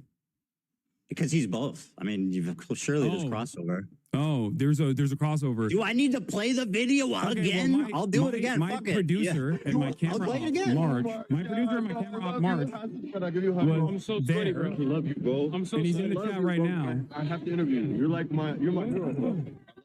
Bro, you're this guy. Hold on, I think I look. Listen, he might not be a fan, but you can't accuse me of being delusional for saying You that. are delusional.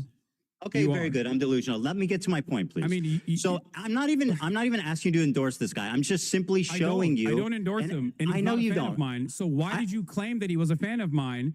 Because he fucking clout I'll play it chased- again. I mean, I feel like Because he we're was running in clout circles, chasing but at I'll a play the fucking clip again. Palestinian encampment.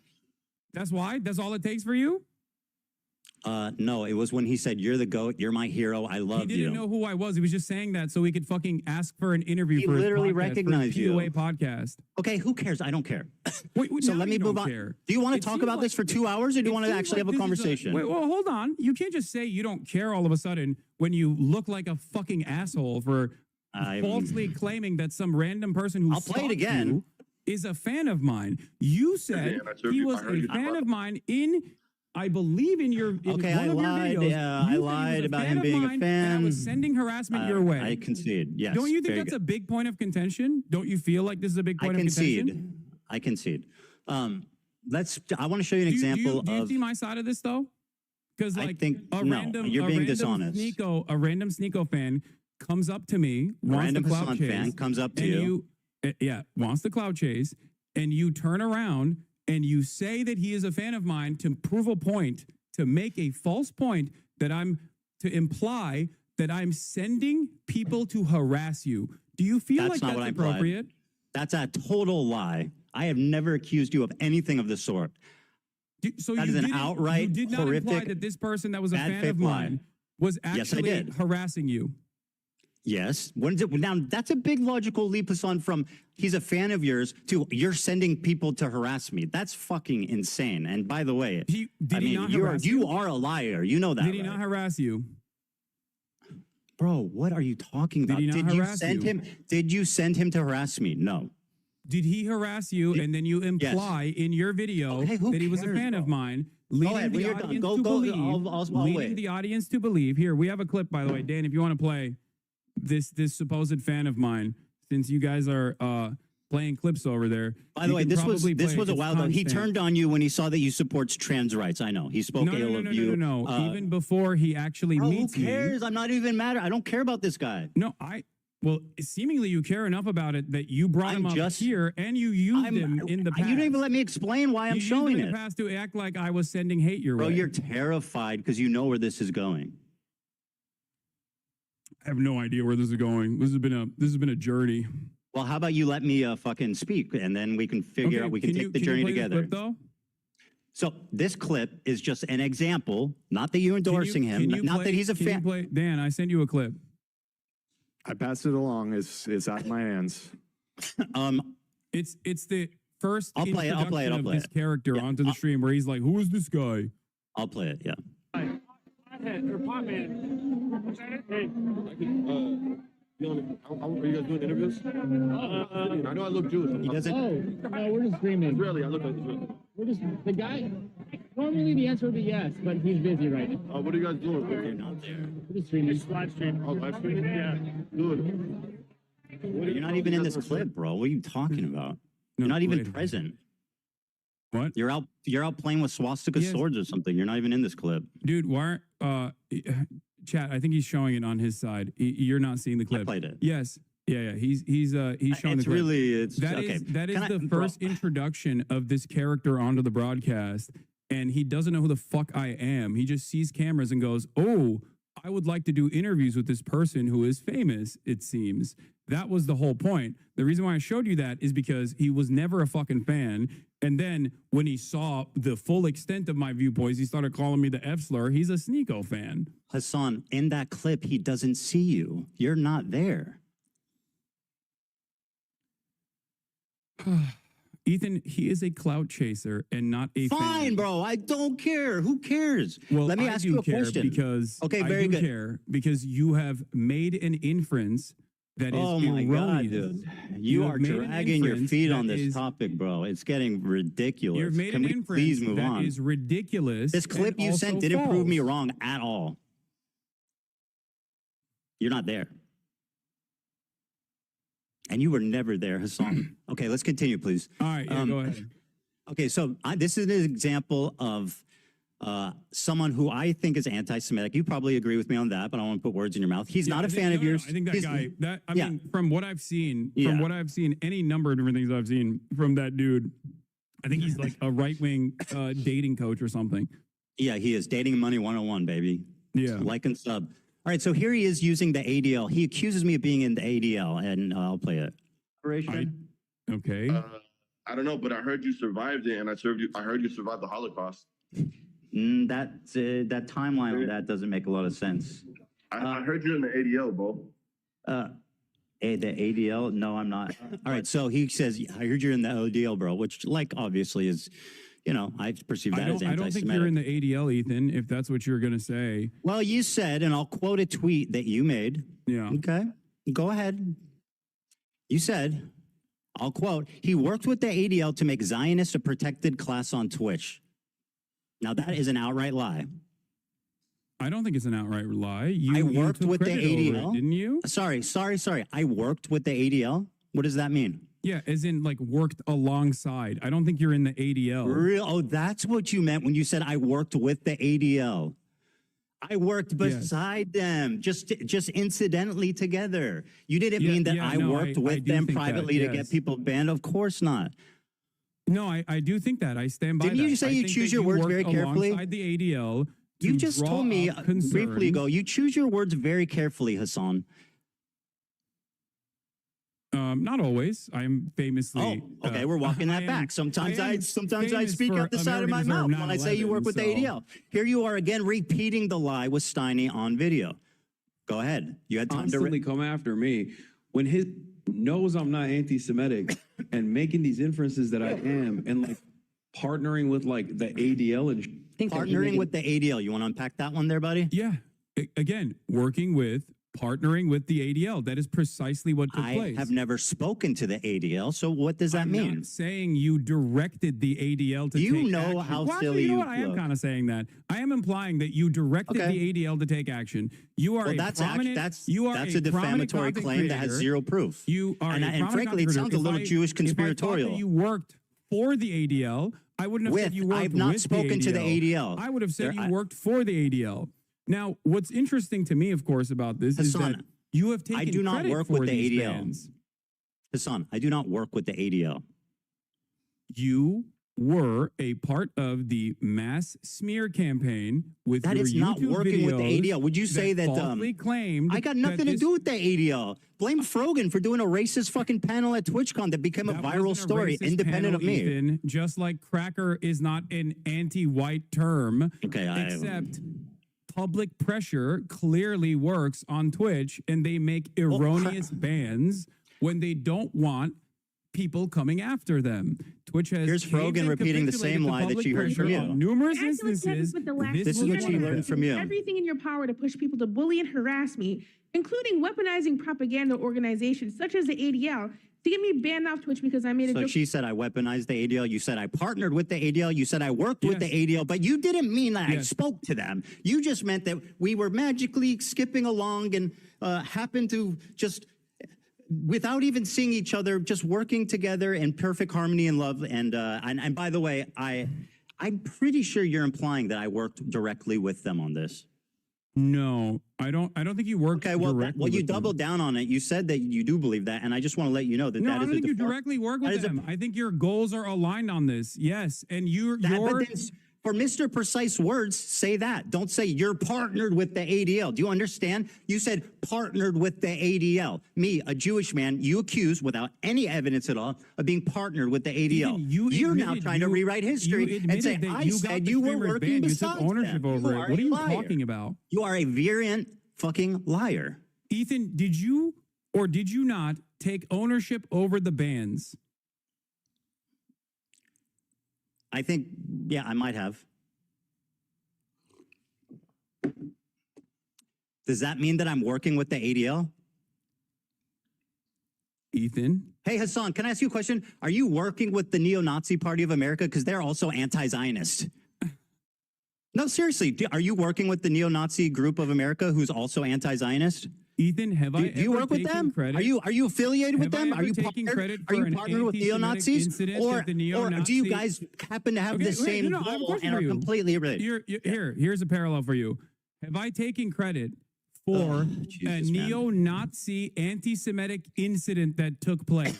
Because if the answer is yes, if neo-Nazis actually engaged in an action, neo-Nazis actually, not like your fucking hallucinations, something that we all agree. Like neo-Nazis did an anti-Semitic incident and I took credit for it and I said, this is awesome. I'm glad that it happened. I made numerous videos so that they would do this.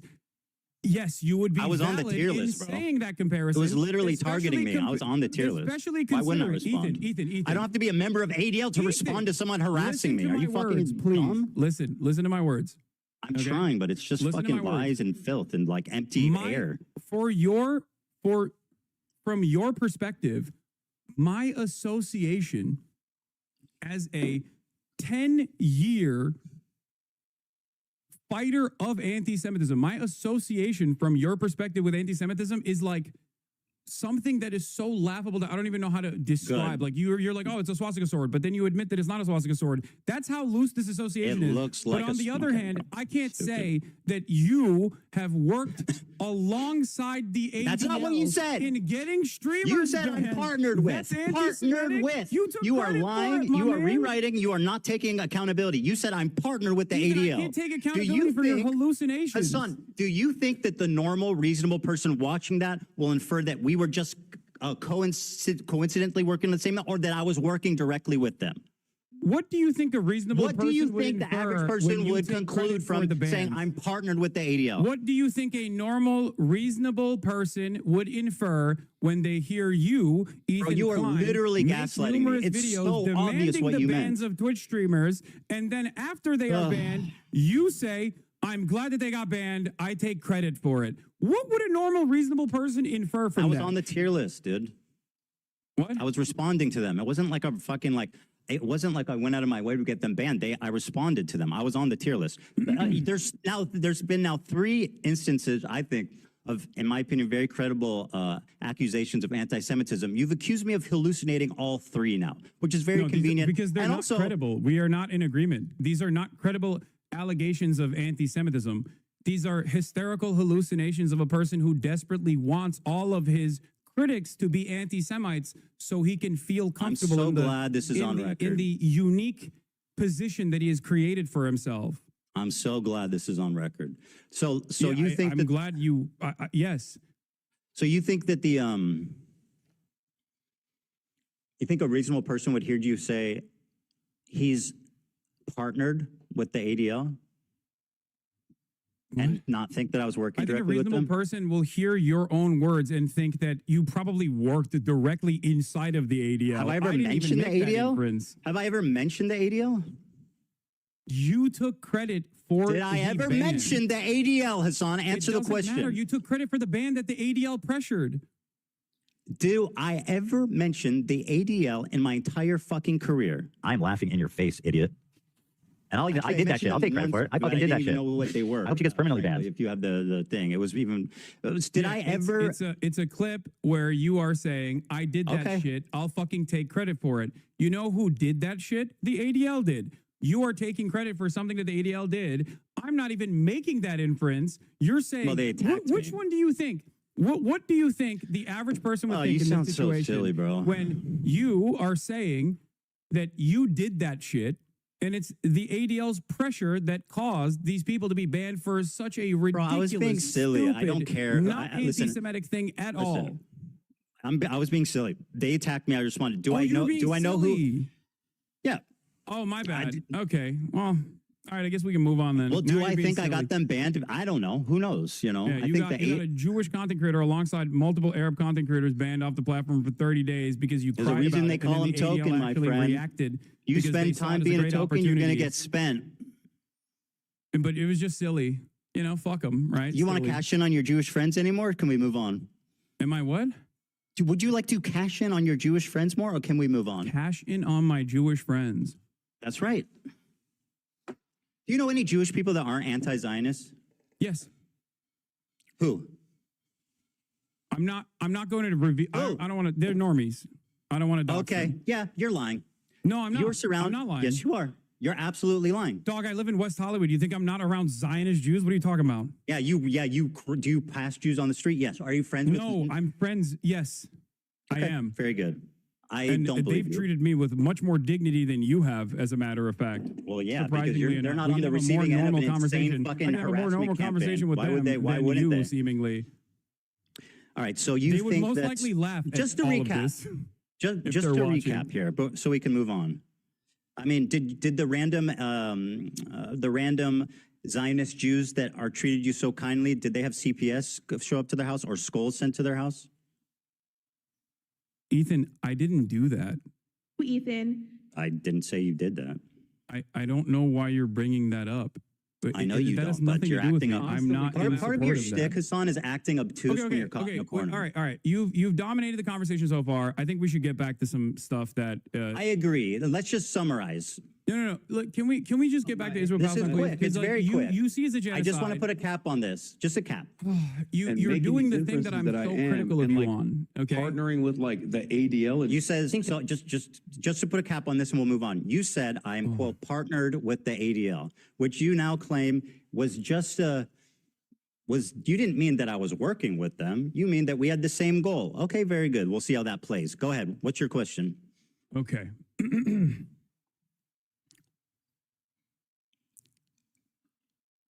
It's interesting because you're currently doing the thing that I'm criticizing you on, where you are looking at a situation that you recognize is a genocide, and your only consideration and your only concern It's not my only concern. I care about multiple things, my friend. Yes, you can, but these are really stupid things to care about, Ethan. I mean, that's easy for you to say. You're the one being accused of it. Let's just ask the accused how serious their crime is. Fucking brilliant. O.J. Simpson, do you think that this is a serious court case? No, I don't. Well, fucking there it is. Let's let him free. Sabra Hummus's shit here is akin to O.J. Simpson killing someone. No, obviously not. Then why are you bringing up stupid fucking because you are saying that the accused, right, can dictate how serious the accusations are. Okay. All right. Ethan. I'm partnered with the ADL. Remember what you said. Talked about your pro-Palestinian bona fides. You have talked about how you gave my fundraiser. What? Sorry, what do you mean by bona fides? Like you've claimed that you are a stalwart ally of the Palestinian cause.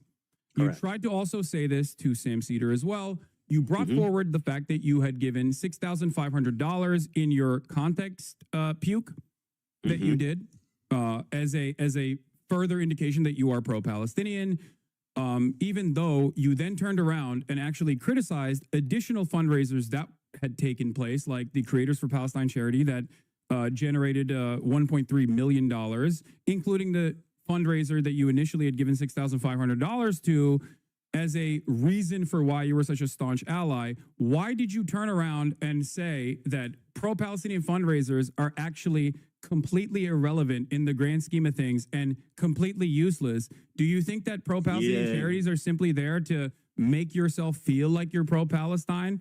Do you feel like $6,500 was enough for you to spend the rest of the year actively deplatforming pro-Palestinian content creators? Harassing me? I'll answer your question. All right. So I claimed when talking about, now, by the way, this is something I criticize you for, which is, being obtuse, mischaracterizing arguments, and basically just being a prolific liar. So here's what the conversation was about, right? I was talking about how when you're talking about activism, raising money isn't the most important thing because it can only do so much. There's other ways to do effective activism, like protesting, et cetera, working with Palestinian organizations. So I'm just saying, my point was not you that wanted raise. to be Hold the deplatformed as a phone. Let me virulent finish. anti-Semite, and I've done all of those things. My point was that not that raising money is bad or dumb or pointless, as you erroneously claim I said. My point was that it's not the most effective thing in the world, and there's other things. It's probably like the least effective form of advocacy you can do. That was my opinion. I don't think that's the case, and I don't think that the Palestinians that received What's not the case? What I said or what I claim? No, your claim is wrong in terms of the fundraisers not being important. That's fine. So we've established that you claim to be pro-Palestine, and yet you spent all of the genocide coverage criticizing people, attacking who people are that harass me, fundraising, creating, working with Palestinian organizations. I never said it's not important. Interviewing Palestinians from Gaza. Hassan, being an advocate for Palestine does not absolve you of criticism. Claiming that they are anti-Semitic. No, this does not. Because your criticisms are ridiculous. My point I'm trying to make I mean, that's here kind of up is to other that people to decide. Your criticisms are in your own mind. Like you have hallucinated an alternative reality. By the way, gaslighting, anti-Semitic trope, this is what dog whistles are. You whistle to other people and you have, it's subtle enough that you have plausible deniability so that when you get accused of being anti-Semitic, you can call the accuser crazy, which is exactly what you're doing. You are a fucking anti-Semite and you've been caught out 3 different times calling me crazy for very viable, very credible examples of anti-Semitism that you should at least be able to admit are at least not insane, maybe a misunderstanding, but not insane. But no, according to you, they're all hallucinations. So go ahead and tell me why you're not dog whistle. Because people having an issue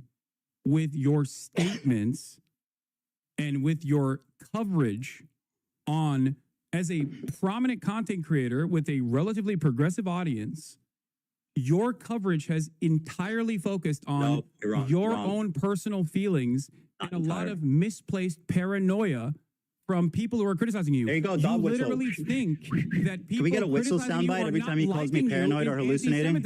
That's not the case. I used to like you. I don't know anymore. And I don't think it's because of anti-Semitism. Well, I know. I definitely don't like you. After doing let me stand on business and say I think you're a terrible person and a liar, and I don't like you at all. I know. I still wish you well. I do. I wish you well, and I really do hope. I wish everybody well. Everybody, be well. No, not. All right, let's move on. You got it. You want any more? Call me crazy or hallucinating again? Is that all you got? To do that, I think you're doing that all on your own. We'll see. To be fair. Yeah, we'll see. So do you want to tell me what is your evidence that I work with or talk to or have any association with at all with Destiny? What? Destiny? What? The guy that I talk about fucking obsessively 100 times a day that is like basically like the Antichrist, the Lord Voldemort in my community? Yeah, you accuse me of working with him, knowing him, talking to him. What is your evidence for that? Oh, thank you for asking. Not only is there video footage of you corresponding with someone in your Discord that literally aligns perfectly with Destiny's own Discord, offering clips for you to pull. That sounds like a stretch. You've also used clips that are unlisted called Hasanabi when making arguments about my virulent anti-Semitism from a unlisted link that came from a Destiny fan account. So that's your proof that I work with Destiny. What's relevant is your constant coordination with Destiny's podcast co-host Dan Saltman, who you featured on your Context Nuke. So yeah, I don't think it's that ridiculous of a fucking assertion to make, especially when considering the fact that you have been corresponding with Dan Saltman, and you did, and he is Destiny's podcast co-host, and the what does he call himself? The general of the Hezbollah, I think that's what they call themselves, the Taliban and the Hezbollah, their mass harassment operation that they engage in. So yeah, I think that is not a ridiculous fucking claim to make at all. It's actually insane, and it's a really convenient way of discrediting me when I've never spoken to, worked with, talked about Destiny in my life. To bring that up. It's a really nice way of you. You know what? I think you're hallucinating, buddy. Okay. I think you are you pulled a meme from his subreddit once. And there was a guy in your Discord that's also in his Discord. I think you're hallucinating. You sound fucking unhinged, dude. Are you crashing out, Hassan? Ethan, I didn't I didn't say Hassan, that. are you crashing out? I Do you have friends who are reason. aware of the condition and can help you get the help you need? Okay, Ethan. You're delusional. You featured Destiny's podcast co-host. I said he discovered the IP ban. Is that not true? I said Dan Saltman discovered the IP ban. That's all I said. I didn't endorse. And I didn't. All I said is he discovered the IP ban. Is that true? Is that materially true? I don't think so. It is. I think someone in Destiny's community did, but it's fine. Yeah, you brought that up. So how is that an endorsement? Ethan, are you claiming that you don't have Is this what you do whenever you're trying to avoid Ethan? Hassan, are you hallucinating? Ethan, Hassan, do you not correspond with Destiny's podcast co-host Dan Saltman? I've talked to Dan Saltman, but also I don't think that that's Destiny, is it?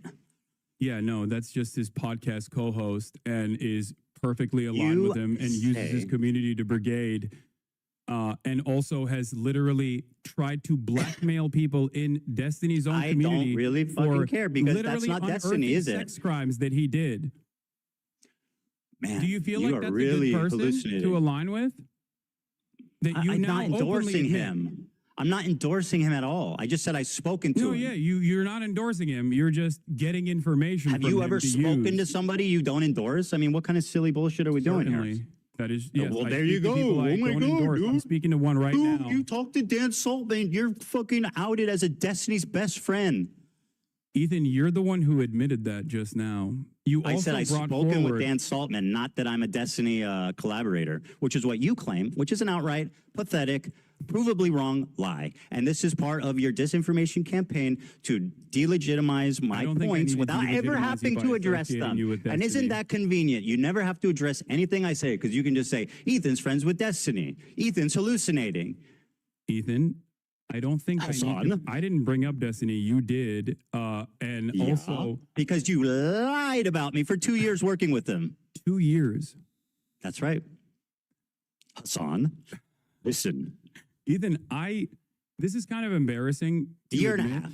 But I defended you both to my community and in general because I thought that you were a lot more open-minded until pretty much. What have we disagreed on? The December of What have we 2024. disagreed on? I'm sorry. What am I not open-minded about? What have we disagreed on, Hassan, other than me criticizing you and your friends? What have I said against the Palestinian people? Go ahead. What we are disagreeing on is what you choose to focus on and that what seem you significant? think is the major point of contention here. Well, that's first of all, I'm what I choose to focus on is certainly something you can critique. A little frivolous. But does that justify like lying about me continually for a year and a half just because you don't like where I'm focused? That seems immaterial. Lying about what? About me being a Destiny fan, about hallucinating, sweeping for your anti-Semitic friends, lying about context, saying that my video's out of context without watching it. Hassan, take your time. Do you feel like your video wasn't out of context? Wasn't a clip Absolutely not. compilation of a 2-hour sequence of out of context clips? You want to do this? What's out of context? Okay. Name one thing. Go ahead, read the chat. Someone will send you on Discord. No. I have it readily available. Well, I'll wait. One of the major points that you made that I've seen through other people's coverage of it so far is that I deny rapes happening on October 7. Okay? That I deny rapes happening on October 7. There's a clip of you when you first encounter that statement where you are actually understanding of my position until your wife stops you and says, that's inappropriate. You literally say, oh, he's saying the likelihood of rapes happening does not justify genocide, which you agree a genocide is happening.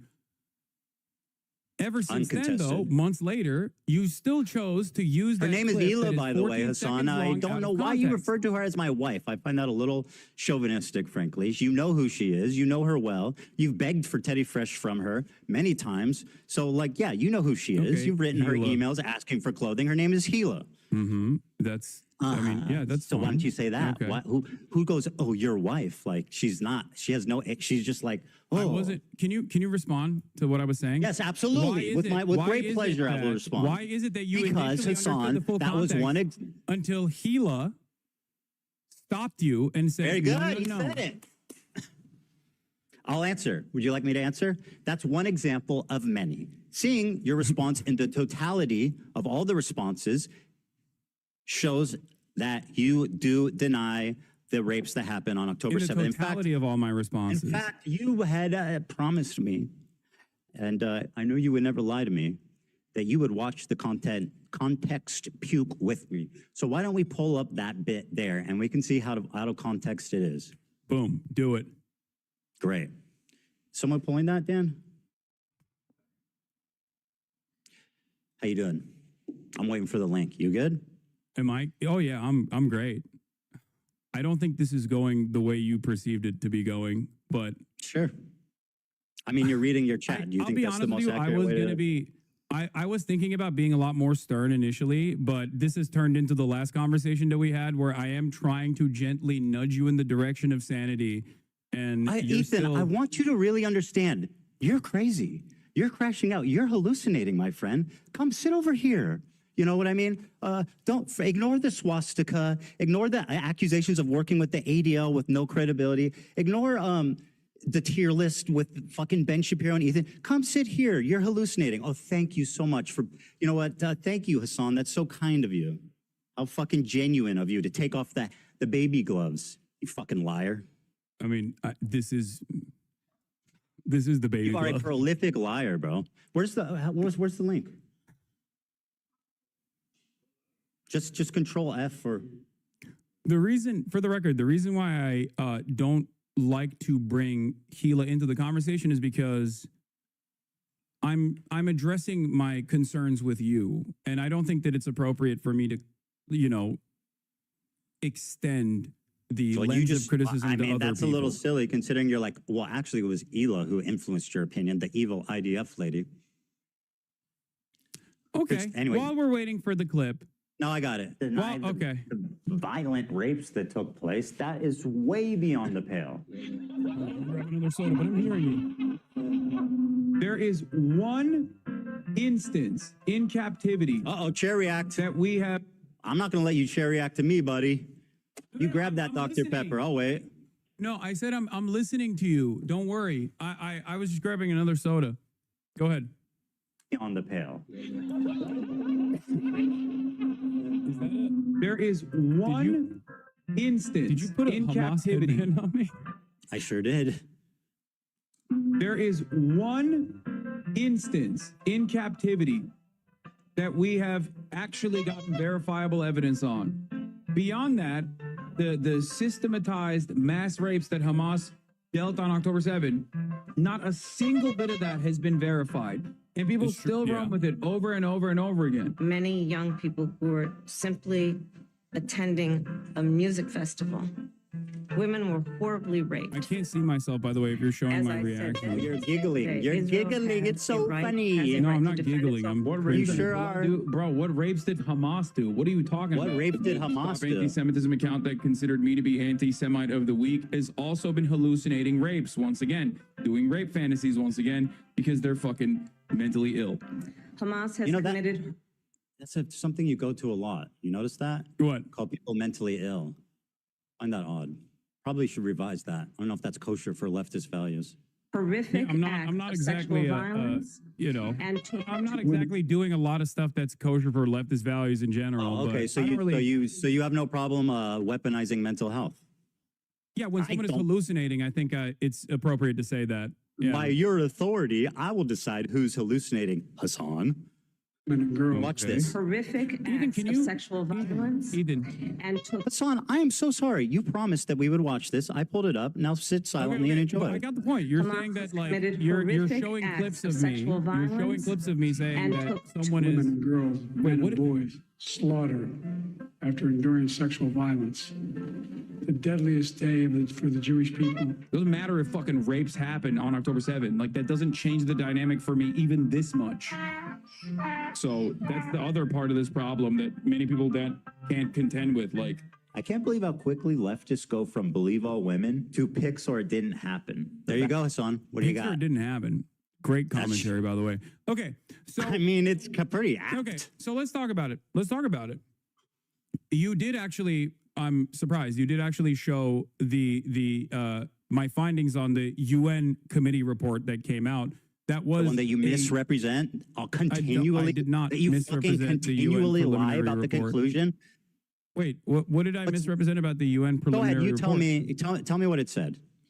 The UN preliminary report was not an investigative report, like, for example, the investigative report that came out about Israel's systematized sexual assaults that was 49 pages long. Horrible. What a horrible thing that was. Yeah, no, absolutely. Unironically. Absolutely. Just unacceptable. The level of evidence in a preliminary report is only enough to actually create an actual investigation. The problem is Israel has denied an actual investigation to take place. Israel has told the United Nations that they are not allowed to do an actual investigation and to simply listen to what they have to say. Now, not only is Israel... There are literally women who have said, I was raped. Do you think the Israeli government lies? I mean, all governments lie. I'm not going to defend Israel. I agree. There's women that come out and said, I was raped. What? There are women on the record, on video, saying I was raped. Like you're saying, wait, you're saying there are multiple women that are on the record saying I was raped. There is, as far as I understand, one instance in captivity. It is not as far as you understand, because you don't give a fuck about the reality of it. What? Well, of course, that's as far as you can conclude, because you don't give a fuck about the truth. Wait, you just want to do propaganda, remember? Ethan. Hassan, please, calm down. You're getting worked up. I don't know why you're behaving in such a childish manner when we are actually talking about finally some serious stuff. Okay? Well, Okay. In terms of the UN preliminary report and the findings, okay, there is a clear-cut lack of evidence for any forensic examination to take place due to the incompetence of the Israeli government and specifically the organization Zakah that spent most of its time in the immediate aftermath of October 7 taking bodies out of body bags and putting them into Zakah branded body bags. This was reported by Haaretz as well. They polluted the evidence pool. Okay? That's number one. Number two, numerous people that came out and offered eyewitness testimony have since then been discredited, also according to Haaretz reporting. Which article? I can't pull it up right now. What's the Haaretz article that accuses victims of sexual assault of lying about it? Go ahead and link me that one. And by the way, while you look for not that, victims of sexual assault, Ethan. I'm using my words very carefully. Right. Not victims of sexual assault. I remember you do that. Not victims of sexual assault. Eyewitness testimony initially provided that led people to believe that there were sexual assaults that were taking place were then discredited. Show me the source. By the way, Hassan, while you look for that, I'm assuming that you're quoting the UN Representative Secretary General on Sexual Violence and Conflicts report, right? This is one everyone refers to. Now, are you aware how these kind of papers work? They do a very precise conclusion at the end that summarizes the main thesis and points driven home in the article. That's what the conclusion is. Let me read it for you. Overall, based on the totality of information gathered from multiple and independent sources at different locations, there are reasonable grounds to believe that conflict-related sexual violence occurred at several locations across the Gaza periphery, including in the form of rape, gang rape, during the October 7th, 2023 attack. Credible, circumstantial information, which may be indicative of some forms of sexual violence, including genital mutilation, sexualized torture, cruel, inhuman, and degrading treatment, was also gathered. Okay, perfect. Thank you. So I'm gonna walk you through this real quick. Are they hallucinating? No. So you just don't know what words mean. So credible circumstantial evidence. Do you know what that means? It means that there's, yeah, of course. Credible circumstantial evidence is not a substitute for forensic evidence. Credible circumstantial That's why I said evidence Pixar didn't is not happen, bro. enough to You need rape prosecute. kits. Credible Hassan needs rape circumstantial kits. evidence is not enough to Pixar didn't happen, right? prosecute rape, which is precisely the reason why the Israeli prosecutors themselves have said that in the absence of a singular victim coming out, and also with all of the forensic evidence that has been tarnished already. Show me evidence for anything you're saying. What? It's not. It's show me evidence for anything you're claiming that isn't some unhinged freak on Twitter. This is believe not all an women, unhinged freak hey? on Twitter. This is, Hey, are we again, believing there's all also women an article unless they're that you can- Israeli? Right after October 7th Hamas attack in Israel, Zaka, the disaster victim identification volunteers were among the first civilians responding on the scene. Zaka is an Israeli rescue and recovery organization primarily staffed by ultra-Orthodox Jewish volunteers, known for their work in collecting human remains for proper burial according to Jewish law. I think what happened is, a lot of what happened is that obviously you don't rape someone and then keep them alive, right? So both someone were murdered, and a lot of the forensic evidence. Dan the PBS article about how to debunk the counts of sexual violence on October 7th fueled the global dispute over Israel-Hamas war. This is from May 22nd, 2022. This is about the witness testimony that was discredited. Okay. So even if one account was discredited, there's many. No, it's not one account; it's two accounts. But the rest of there's way more than two accounts. Can you? What? Hey, Hassan, you know what you're doing? You're like, this girl lied about being raped, therefore all these women need to be questioned. That's actually what you're doing. You're saying Pixar didn't happen. I don't believe women if they're Israeli. Can you point me to actual, like, to victims that came out? Yes. Because as far as I understand, Israeli police have asked victims and witnesses to testify about Hamas and sexual violence in the aftermath of October 7. And it seems like their investigations were inconclusive because by the admission of the Israeli prosecution, show me evidence of anything you're saying. Said that there were no victims that came out. Yeah, let me guess. You read it on Haaretz. You don't wait. Do you think that Haaretz is not a credible institution of journalism at this point? No, but you guys lean on that. You just lie about what it says. What do you mean, you guys? Sound Who credible. Are you guys? You and all of your fucking dumbass cohorts that do the same typical, like, rhetorical tools to just say whatever the fuck you want without ever having to back it up or knowing what you're talking about in the least bit. So show me the evidence. I sent the debunked narratives, and also here is the Israeli prosecutor MOURN has acknowledged that 15 months after the events of October 7, 2023, Israel has still not identified any victims in which a case can be brought against an alleged perpetrator of a sexual attack. The admission is in line with the complete lack of any credible evidence regarding incidents of sexual violence, which is particularly notable when these claimed. I don't know what this is. I don't know what this foundation is, but there is news reporting on this. I don't know why someone sent me this link. They're all dead, bro. What? Do you think, what is your point? What you said doesn't change anything. You're talking about, Ethan, do you where think are the that they victims? raped people and then didn't kill You said them? that there are victims. Can you give me the names of the victims? Yes, yes. First of all, I am not in the business of denying rape. You are. If there's really, if there are victims that have come forward in this process, I will play it for you. As I've said, there was an instance of sexual assault that took place in captivity, and it was not the systematized rape that was directed by Hamas, as the New York Times' erroneous reporting that did not meet its own standard, its own editorial standard, as a matter of fact, written by a person who literally was taken off the editorial board, taken off the actual paper for some of her insane tweets about Gaza. None of these, like, there's a lot of stories surrounding this, but I'm not in the business of fucking denying rape. So if you have credible evidence, please present it, and I will admit that I'm wrong. Give me the names. There's a video. Hold on. Is the video from Screams Without Violence? Is that where you're gonna? You're gonna present? No, it's not from that. There's one recently of a woman testifying. I think it was either in the UN or to Congress. She's sitting on a bench. She's talking to a mic, and she's speaking in English. Yeah, we'll get there. But like, yeah, I mean, what's your problem with Sheryl Sandberg's documentary?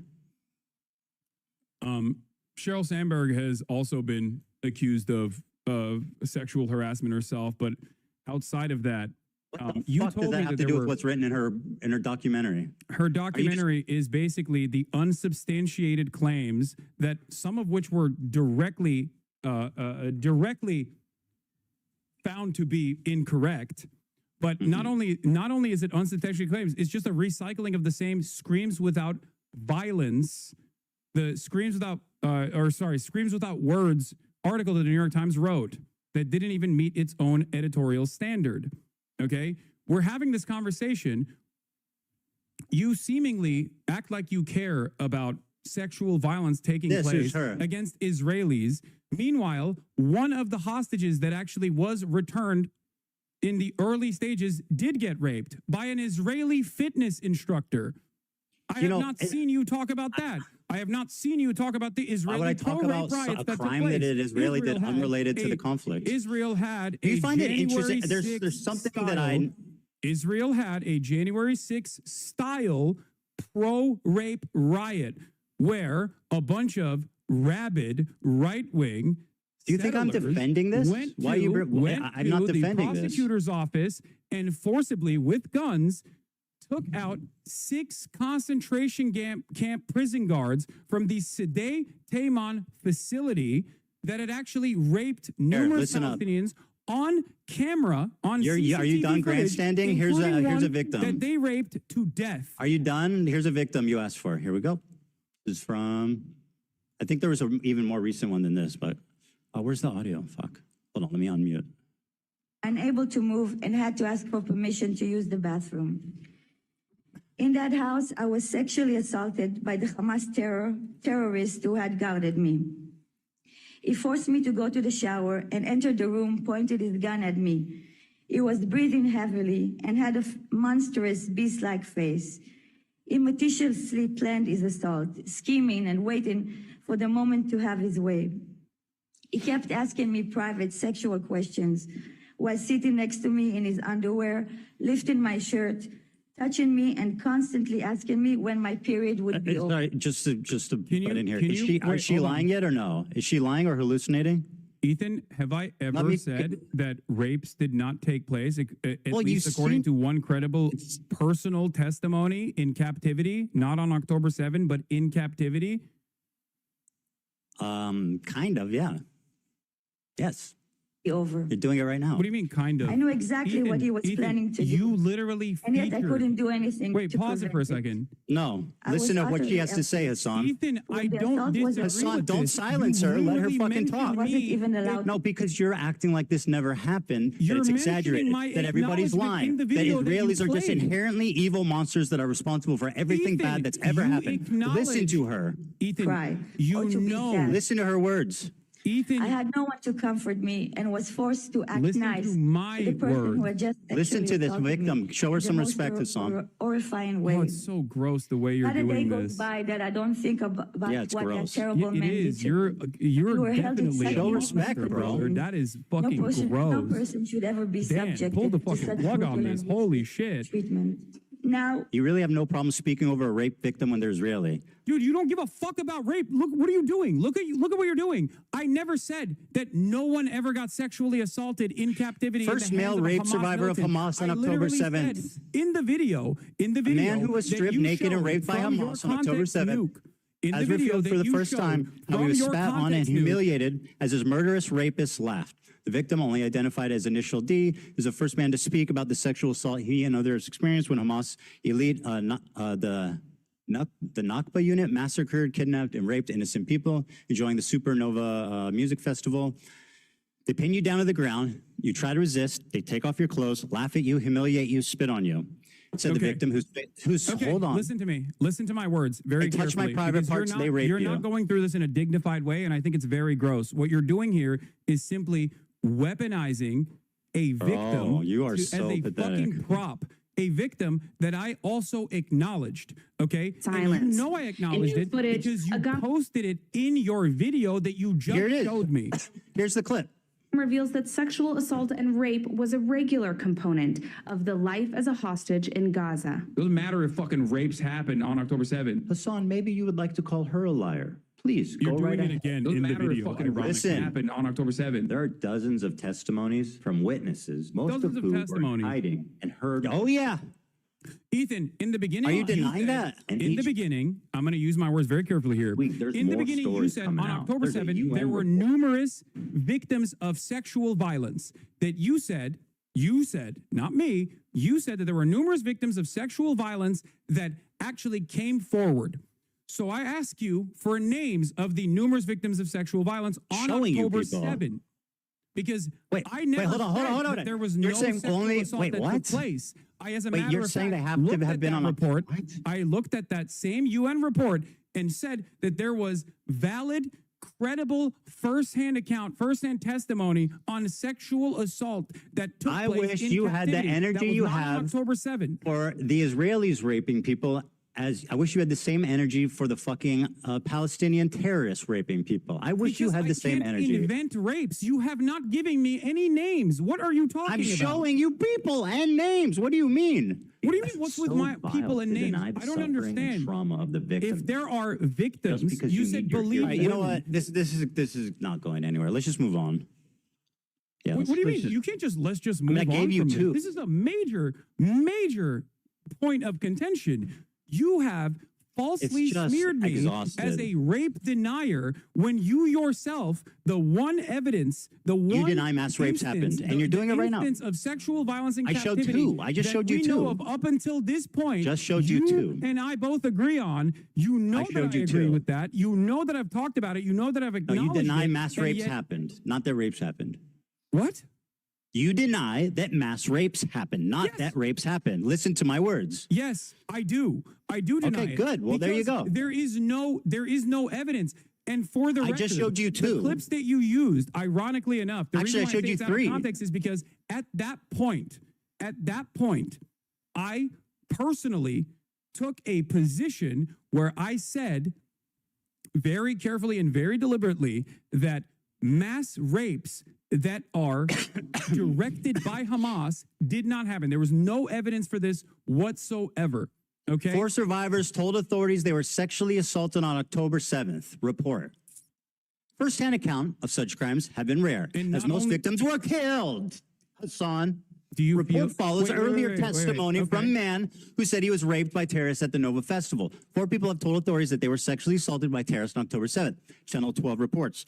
On Thursday, adding to a growing body of evidence of the systemic sexual assault committed by Hamas. Unlike most of the previous evidence of sexual assault on October 7th, which was largely based on eyewitness testimony, the Channel 12 report is notable because it is based on firsthand accounts of victims. You can yawn all you want. Firsthand testimony of such crimes has been rare because the victims have been killed. Killed, dipshit. Ethan, do you they think when fucking kill someone- them. do you According to the think- report, 4 individuals Do you approached think the when someone welfare is minister murdered, with their there is account. no Sorry, way to Hassan. actually examine? Sorry, Do you talk think that about when- being gross. Do you think Listen that to when these someone victims. is murdered, there's no way to do forensics evidence to actually Bro, conclude, you know the fucking answer to that. conclude that because person was you sexually know that assaulted? Jews, you know that the religious organization that is first responders that you cited has a policy of burying the bodies to avoid disgracing them. Ethan, you That's just said what happened. dozens of victims came out in that article. I'm and I don't know reading where that you. What are article you is from. doing, bro? If you said I'm dozens of showing you victims the came evidence out that in you're wrong article. right now. According to the report, 4 individuals approached the welfare ministry with their accounts of what happened to them during the Hamas onslaught, which saw blah, blah, blah, 12, sorry, not blah, blah, blah, but 1,200 people killed and 250 kidnapped. The report followed a separate Channel 12 story on Wednesday that provided firsthand testimony from a man who said he was raped by terrorists at the Supernova, where hundreds of people were killed. Are these all lying? There are 5 people here. There's 3 that approached the ministry and 1 man who said he was raped. Are these all liars? I don't know. I don't think they are. I have no reason Okay, to so believe then that what they the are. fuck But is your from point? everything that I have seen, from everything that I've read on this, and I have read extensively on this, as far as forensic examination has been concluded, there is no evidence, no hard evidence of sexual assault. And I will give you a clip just from read a 4 Haaretz article This is that so was posted exhausting, by bro. Lisa Uh-oh, here comes the Haaretz article. Wait, why I are just you read you discounting- firsthand I'm testimony using- of 4 people. What are you doing? You're saying that you're not believing the victims. Ethan, it's You're not that I'm asking for not pics or it didn't it's happen. not that I'm not believing the victims. Where I'm you said, saying where's that their bodies? since Pics or what it you didn't have happen? mentioned, since the thing that You're you saying pics mentioned, or it didn't okay, happen, since right? the article that you mentioned came out, There have been further prosecutions on this. Why have they not led to any real prosection? Because they're dead. No, that's They're not fucking dead, you moron. What do you first-hand mean? testimony in this regard. They killed all the fucking Hamas operatives in Israel. I killed them? What? Why are you saying you Are you killed okay? them? I said they. Why the fuck would I say you killed them? That's insanely stupid. Are you okay? Hallucinating. Are you crashing out? Maybe, Go ahead. I misheard you. I'm pretty sure you said you killed them. Sometimes when you're under stress, you can mishear things, but that's It okay. might be. I might be my mistake. I have you on much lower volume because my volume is very low. Okay, fair enough. That's part of the reason why. There's a That's part of the misunderstanding. reason why I do ask over and over again what you're saying. That's fine. I understand. I want people to hear what we're saying, so that's totally If you're fair. saying, if Do you're you- are you saying done, he's or you want to keep gaslighting going? just clip it and send it to me, chat. It's that simple. Okay. And if you probably said it by mistake, even if you did, so it doesn't matter. Okay, we done with this one? Okay. No, we're not. We're not done with this at all. Okay. Because Go ahead. you're, I mean, I just read because four the question I firsthand. have for you, the question I have for you is very simple. Okay. Oh, if I said There you, is I misspoke. There is a. That's my bad. By the way, Okay, I may have it's actually fine. said It's you. fine. You misspoke. I apologize. I don't care. I didn't mean that. Let's move Yeah. on. Just Let's want to get make back sure. to the actual main point of contention here. The liars. There Fixer have didn't been happen. no rape allegations filed in the October 7 attacks. Not one. Okay? And this is from Ynet, what? speaking to Moran Gatz, who I Gives a fuck. posted about earlier. Moran Gatz is the Southern District Prosecutor's Office in Israel. Okay? She was a member of the Team 7110, responsible for cases involving captured Palestinians in connection with the October 7th attacks. On investigations related to sexual violence, she says, in the end, we don't have any complainants. What was presented in the media compared to what will eventually come together will be entirely different, either because the victims were murdered, okay, this is what they're saying, or because women who were raped aren't willing to expose it. That she excludes here another explanation, says Dropsite News, that no rapes occurred. We approached women's rights organizations and asked for cooperation. They told us that no one had approached them. There were parents who reached out to organizations asking what to do if something happened to their daughter, but they didn't reveal the abuse. So the question I have for you is this, okay? The question I have for you is this. What am I supposed to do in the situation when there are no victims that have come forward? Four and the victims speculation just is that gave the firsthand victims testimony. I probably read it to died, you. But there's no forensic examination. There has Pixar been didn't no happen. justice for these victims in Israel didn't happen. on October 7 due to the fact that the government completely ruined. Crack open a root beer. Okay. The government completely ruined any sort of forensic examination that could have taken place. There is no way to Or actually, firsthand- there is are you- no are way you to actually, like- bring justice to these victims. Your assessment on this is so off base because Hassan, are you listening? Four firsthand victims. I just read it to you. Okay, but what I'm Let's, giving you know you what? is the Let's, you're Israeli right. prosecutor's You know what, office Hassan? own You're right. Let's err on the side of If there are these victims then, lying. why Let's have err they on the not? side. No, you're totally right. This is the progressive way. Let's err on the side of these people lying instead of believing them. Let's do that. And I'm yeah, not they're all saying lying. that they're lying. I'm telling you, Yes, you my are. confusion on this comes from the fact that It's not confusing. It's obvious. Most of this shit happened. Were killed, and it's a religious. It's a religious part of this first responding unit that they bury the bodies immediately to avoid humiliating them. It's all explainable. Yes. If you don't know that, then you are like woefully misinformed. Which just, Dude, what are you talking about? What do you mean? Oh, it doesn't matter. There has to be a forensic examination. Pixar didn't happen. They bury the body. No, not Pixar. It didn't happen. You don't think that the victims buried deserve the justice? What's bodies. wrong with you? You don't think these victims deserve justice? Why did This Israel is so refuse stupid. Can we please an move on? outside investigative committee to actually, do you explain these four under normal accusers? circumstances, the How do you United explain these Nations four or a accusers? third party How will do you come explain in these and conduct four an investigation? accusers? How do you explain the four accusers?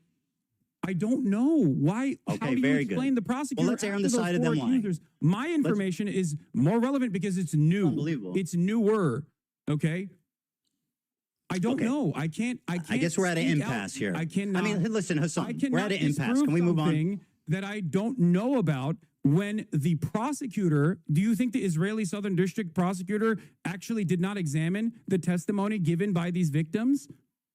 If you don't know what happened in the 4 accusers, why are you speaking so confidently? Because I'm speaking about Because you're a something liar, that you're a came out propagandist, and after you that. fucking hate Israelis. Can we move on, please? There's obviously an impasse. No. Oh my This is God. very I'm important. just trying to consider the audience. Everybody wants something else. I'm telling you, dude, You this is have exhausting. claimed falsely that I do not No, I've- recognize the testimony of a sexual assault that took place in yes. captivity. That was Yes. false. Do you admit Yep, that? it was false. Yep, she lied. It was false, etc. No. It's a falsehood that you claim that I don't recognize that. Do you admit that? Yes, 100%. So you're. Can we move on? Wait, so you're admitting that you falsely smeared me as someone who is denying a verifiable evidence, Well, let's take a verifiable look claim here. of rape from a firsthand account, and it's not from October 7th. Okay, yes, I'm smearing you. Can we move on, please? Okay. Okay, very All right. good. Can you explain this tweet to me? This is your tweet, and I'd like you to summarize it for me. Here it is. You said, go ahead, you can read it for me and explain the picture. I can't. I don't know where it is. Oh, so you can't see it? Oh, yes. Okay. Fantastic. Okay, very good. I guess what's the is just a little delay for him? No, I can see it. Bro really said my lived experience in Israel proper. What's the picture? This is zone of interest. What? You're familiar, yes? Explain for the audience what this picture entails. This is Zone of Interest, which is a Oscar award-winning movie depicting the banality of evil during a literal Holocaust taking place, the monotony of the day-to-day existence, the beautiful garden that And your implication is what? Rudolf Hess and his family put together. And your while your in the backdrop, you can implication see there is a what? concentration. There's a concentration camp, Auschwitz. And, Implication there's a train to that me is what? most likely inferred to be sending Jews into the. This is the clip concentration you're camp. responding to. Hold on. Like it's completely based on my. Oh, I actually don't know where it is, but I said we know what it was. I just said Israel proper, right? I said my lived experience in Israel proper. Play the clip. It's 2 minutes, and I don't know where this happens. If somebody can find out. No, play the clip. Play the full thing. We have time. I'm not going nowhere. Well, let me see. Yeah, I mean, I want to watch it too. It's just. Yeah, I know you do. Let's see here. I don't. Here, I'll just play it. Oh, this is a clip from the critically acclaimed Content Cop. How's that working out? What? You think Ian's happy he made that video? I don't know. I mean, I haven't talked to him about it, but I mean, he put out a really big video. I mean, I would be stoked. I don't know why you're asking me about what iDubbbz is thinking, but I mean, I assume. I mean, it performed pretty well. I think it doubled your video. So I mean, it's not that bad. I think if anything, I think it just means that more people are interested in me than you. Yeah, no, definitely. I believe that for sure. Very good. I think a lot of people. I think a lot of people, some falsely and some for decent reasons, wants to. Do you want to look at the like ratio? It's probably the reason why there's a lot of people watching this conversation as well. Do you want to watch the Do you want to watch the like ratio on this? Damn. The like ratio on this. That's correct, my friend. Here it is. Wait, what? Ethan, play the video. This is also been reported even by your favorite. What is it? Nicholas Eat Oreos to be false.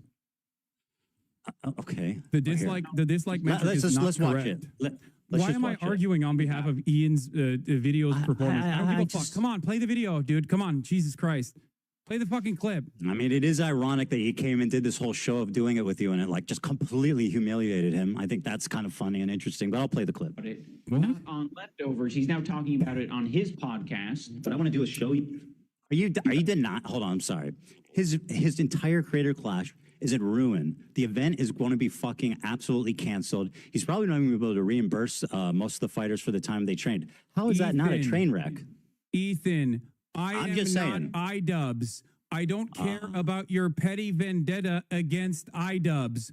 Play the fucking You were in the video, clip. Guys, how Yeah. I see Israel. You were in the video. When you listen to Hassan and you hear all these Yes, fucking you left- ruined a like, charity lefties talking event. about I hope you're super proud. racist, like, Oh my God, bro. You have no idea what you're talking about. She's now talking I'm about it talking on his about podcast. Israel proper. What I want to do is show. And you're showing headlines about Gaza. I literally say in this clip that it's not, has nothing to do with the conditions of Gaza and the conditions of the West Bank, which I consider to be like apartheid.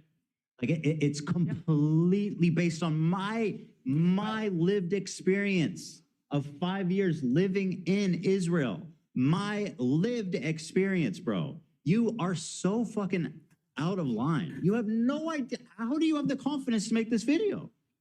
Again, I don't know where it is, dude. The phrase. You guys, how I see Israel, because you don't see that when you listen to Hassan. Israel blocks, and he shows these headlines. Israel again blocks Gaza aid. Again, I'm not talking about Gaza, which I say clearly in this clip, but go on. And you hear all these fucking mega lefties talking. Israeli authorities block healthcare to Gaza. Again, I'm not. Do you think that I'm talking about walking around Gaza? When I say how great multicultural it is, We did never you think defended that? how Israel attacked Gaza since October 7th. Not even Shield your eyes. we never like I think that's the- co-signed what they did. Is that not the point he's making, though? It already happened. I said it. Oh. No, okay. Well, anyway, the phrase I said is that my experience in Israel. What happened after that? When AB chimed in, I wonder. Anyway, listen. Who knows? I mean, you like to make inferences based on. I'm just asking. I don't know. Are you? Well, it's What happened you know there? it's so funny. It's You know what's crazy, 'cause funny? it It's felt all like on it the was both audio. AB Go and listen to it, Olivia dipshit. that It's on were- the audio. You don't know what you're talking about. You're a pathological liar. You are a propagandist. It's on the audio. You can go listen to it both if you AB gave a fuck. And Olivia were chiming in. I don't know why we buttoned it. I'm just asking. You know, it's fine. It's not that big of a deal. What are you implying here? What are you implying with this photo? Not a what photo? Oh, with the photo. Okay. Yeah. So let's begin. This is going to finally cause us to talk about Israel-Palestine. Well, just explain By what your you're own trying to admission, say. there is a genocide that is taking place in the Gaza Strip. By your own admission, there is also an apartheid structure both in the West Bank, but I don't think you believe that there's an apartheid happening within Israel proper by your own terms. Do you I don't think it's. I don't. Yeah. Yeah, okay. So do you feel as though Israel is somehow inseparable from both of these actions? No, but obviously the conditions are different in Israel proper versus the West Bank versus Gaza. Do you feel like West, you I mean, going the to West Bank has Israel amidst checkpoints. It a- has like different areas of zones of interest. People don't have freedom of movement. So obviously that's more apartheid-like than the main body of Israel. Yeah. Don't you feel like you going to Israel proper would actually resemble someone going to, you know, someone going near Auschwitz and being like, well, it's actually beautiful there. It's not that Not big at of a all. deal. No. It's multicultural. Oh, you don't see the comparison. Well, I Jonathan mean, where Glazer, who Israel, made you mean in this- Tel Aviv? So Jonathan you're Glazer, saying who that made this video, Jonathan Glazer, who made this Oscar-winning movie, does see the comparison. So hold on, you're in his you're Oscar saying award. all I said was winning my speech. lived experience in Israel proper. Is the problem that Israel proper? That sounds racist or something? No, I think you're trying to present Israel as a beautiful multicultural land when it is directly doing a genocide across the border boundary, okay? Yeah. And also is an apartheid I make a distinction. on a good day. Yeah, I make a distinction for sure. You can't compartmentalize I lived there for proper 5 years from in the Tel crimes Aviv. that is happening 6 miles away, Ethan. That's my point. So saying 6 miles from where I live in Tel Aviv? 6 I don't miles know from how what? many miles away it is from exactly It's where a you lot live in further Tel than 6 Aviv. miles. What the fuck are you talking about? I don't know how many miles away it is. That's not the point. It's close No, enough so that you you're can po- see it. well, If you the- go to cinema, you can watch it. They call it the night point you're cinema. making is that everybody living in Israel is living next to a concentration camp. Yes. A death camp. So I said, bro really said my lived experience in Israel proper. And you're saying that I am a Nazi officer living casually and enjoying life No, as you're people not are mad. directly a Nazi officer. Well, that's what this says. No, Ethan, you're taking it a little bit too literally. I think the point there with that imagery is not that it's a Nazi officer. Why did you choose the one with the guy standing in it? Well, I'm actually interpreting the work of art in the exact same way that Jonathan Glazer, who made this piece of cinema, interpreted it.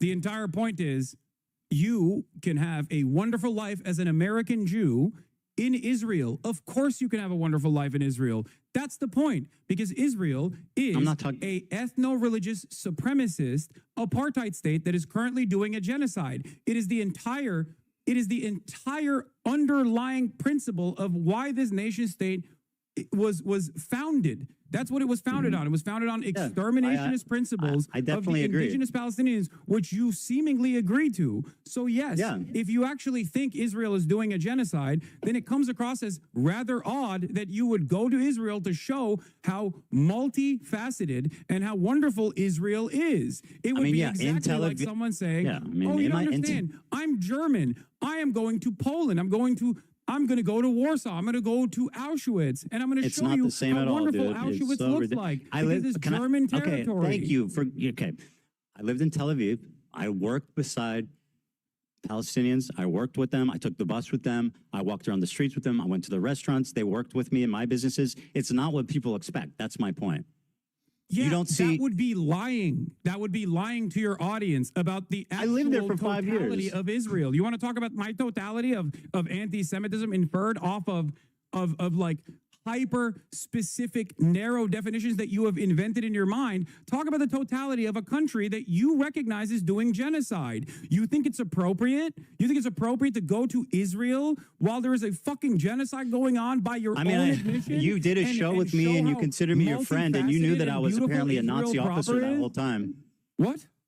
I said you were considering me a friend. You did a show with me. You knew I lived in Israel that whole time. I'm surprised you were willing to work with a Nazi officer. I have interviewed members of the Knesset, as a matter of fact, like Ofer Kassev. I have interviewed Israelis from the anti-Zionist youth movement Mezarvot, Israeli members, Israeli Jewish citizens that have refused service, refuseniks. I don't have an issue with people that have lived in Israel. I don't know what you're going on about. Some of the reason why I know the total and utter depravity of the inception of Israel comes from Exeter University's very own Ilan Pappé. His writings are what guide me. Of course, I don't have an issue with people that have lived in Israel and no longer live in Israel, or even still live in Israel, as a matter of fact, as long as they are anti-Zionist. Because I care about Zionism as an ideology. Bro, you're just gish I do not galloping. Just care let me respond. about Jewish people You don't need or to grandstand Israeli so people. long. These Just are let me not respond. a part of my consideration, because I believe in the best of people. I believe that people, regardless of the circumstances that they've been presented with, can see right from wrong. And I thought foolishly that you were one of these people. I foolishly thought you could also see right from wrong. But it's obvious to me that you have simply used what is going on for the past 16 months of horrific do you want me to respond? And starvation. Hassan, you got to stop. You got to stop with the gish galloping. I know. You're righteous and I'm evil. To you my position. Let me respond. I agree with you. I think that my characterization of it as a utopia, like in that moment, was distasteful, and I wish that I had said that differently. And I see that it came off bad. It came off bad, and I was wrong on that one. I totally agree. Watching that clip back, I'm regretful about how I spoke about it. So I agree with you. Okay, that's fair. I see. This is. I wish you were this open-minded for the past 16 months, Ethan, because I feel like a lot of the conversations that have taken place. My problem is not with your philosophy on Palestine. My problem is with your community and the harassment you've leveled against me and my family. People make inferences off of what you say. They do not know what's in your heart. Okay, and this is something that I we agree on a lot of things. The issue is the harassment. To you about in the beginning after October 7. I told you time and time again privately. Okay, bro, you've talked a lot. Let's just move on, please. The reason why people think you are a Zionist is not because you're Jewish, but because of what you're saying. They heard your What did I say that's Zionist? And they made these inferences. What have I ever said that shows that I'm Zionist? Ethan, the way that you have tackled the subject matter. Say one thing that has shown the world, undoubtedly, how Zionist I am. I mean, you just that I am worthy of the scorn of you just and the recognized entire how left. wrong that was. What you did just I said. So that's one. That's one example. Does that mean I'm a Zionist? I mean, and by the way, that was a recent clip. That doesn't explain the last 2 years. Yes, it doesn't. And there's So what did I say in the well. last 2 There's years plenty besides there as that well. clip? As what recently, did I say, Hassan? What did I say that's Zionist? As You recently can't as give me last one month, fucking contextual example of me saying something that's Zionist after Yes. this entire. Go ahead. Yeah. Okay. You have something? I have many things. As List one. As recently as last month, List one example of No, me I'm saying giving you something another example. Zionist. Just calm down and listen. As recently as last month, You're not answering you my talked question. about You're just how doing this gish Hamas galloping. Hamas is actually putting hostages inside of hospitals. Hamas is actually using tunnel systems under hospitals, and that is part of the reason why Israel is bombing hospitals. Bombing hospitals is a war crime. Okay. Bombing hospitals is a war crime. In your conversation in your conversation with Sam Cedar, while on the one hand, you now recognize that Israel's doing a genocide, and you have in the past as well, for sure, but you've also gone back and forth on it, and you've called it a war or whatever. Never. But having said that, in your conversation with Sam Cedar, you thought you had a gotcha where you said that, well, I find it very strange that there's not a single bomb shelter in Gaza. That's a condemnation of Hamas. What? That is a condemnation of Hamas. I think that's a condemnation of your assessment of reality. How is Look that at the pro-Zionist? Gaza Strip. Do you How is think a me bomb criticizing shelter would Hamas actually pro-Zionist? Would you like to survive? explain that? Do you think a bomb shelter would actually survive bunker buster bombs? What are you Be a lot talking fucking about? safer There's not a than standing structure remaining the in most seventh parts floor of an Gaza. apartment building.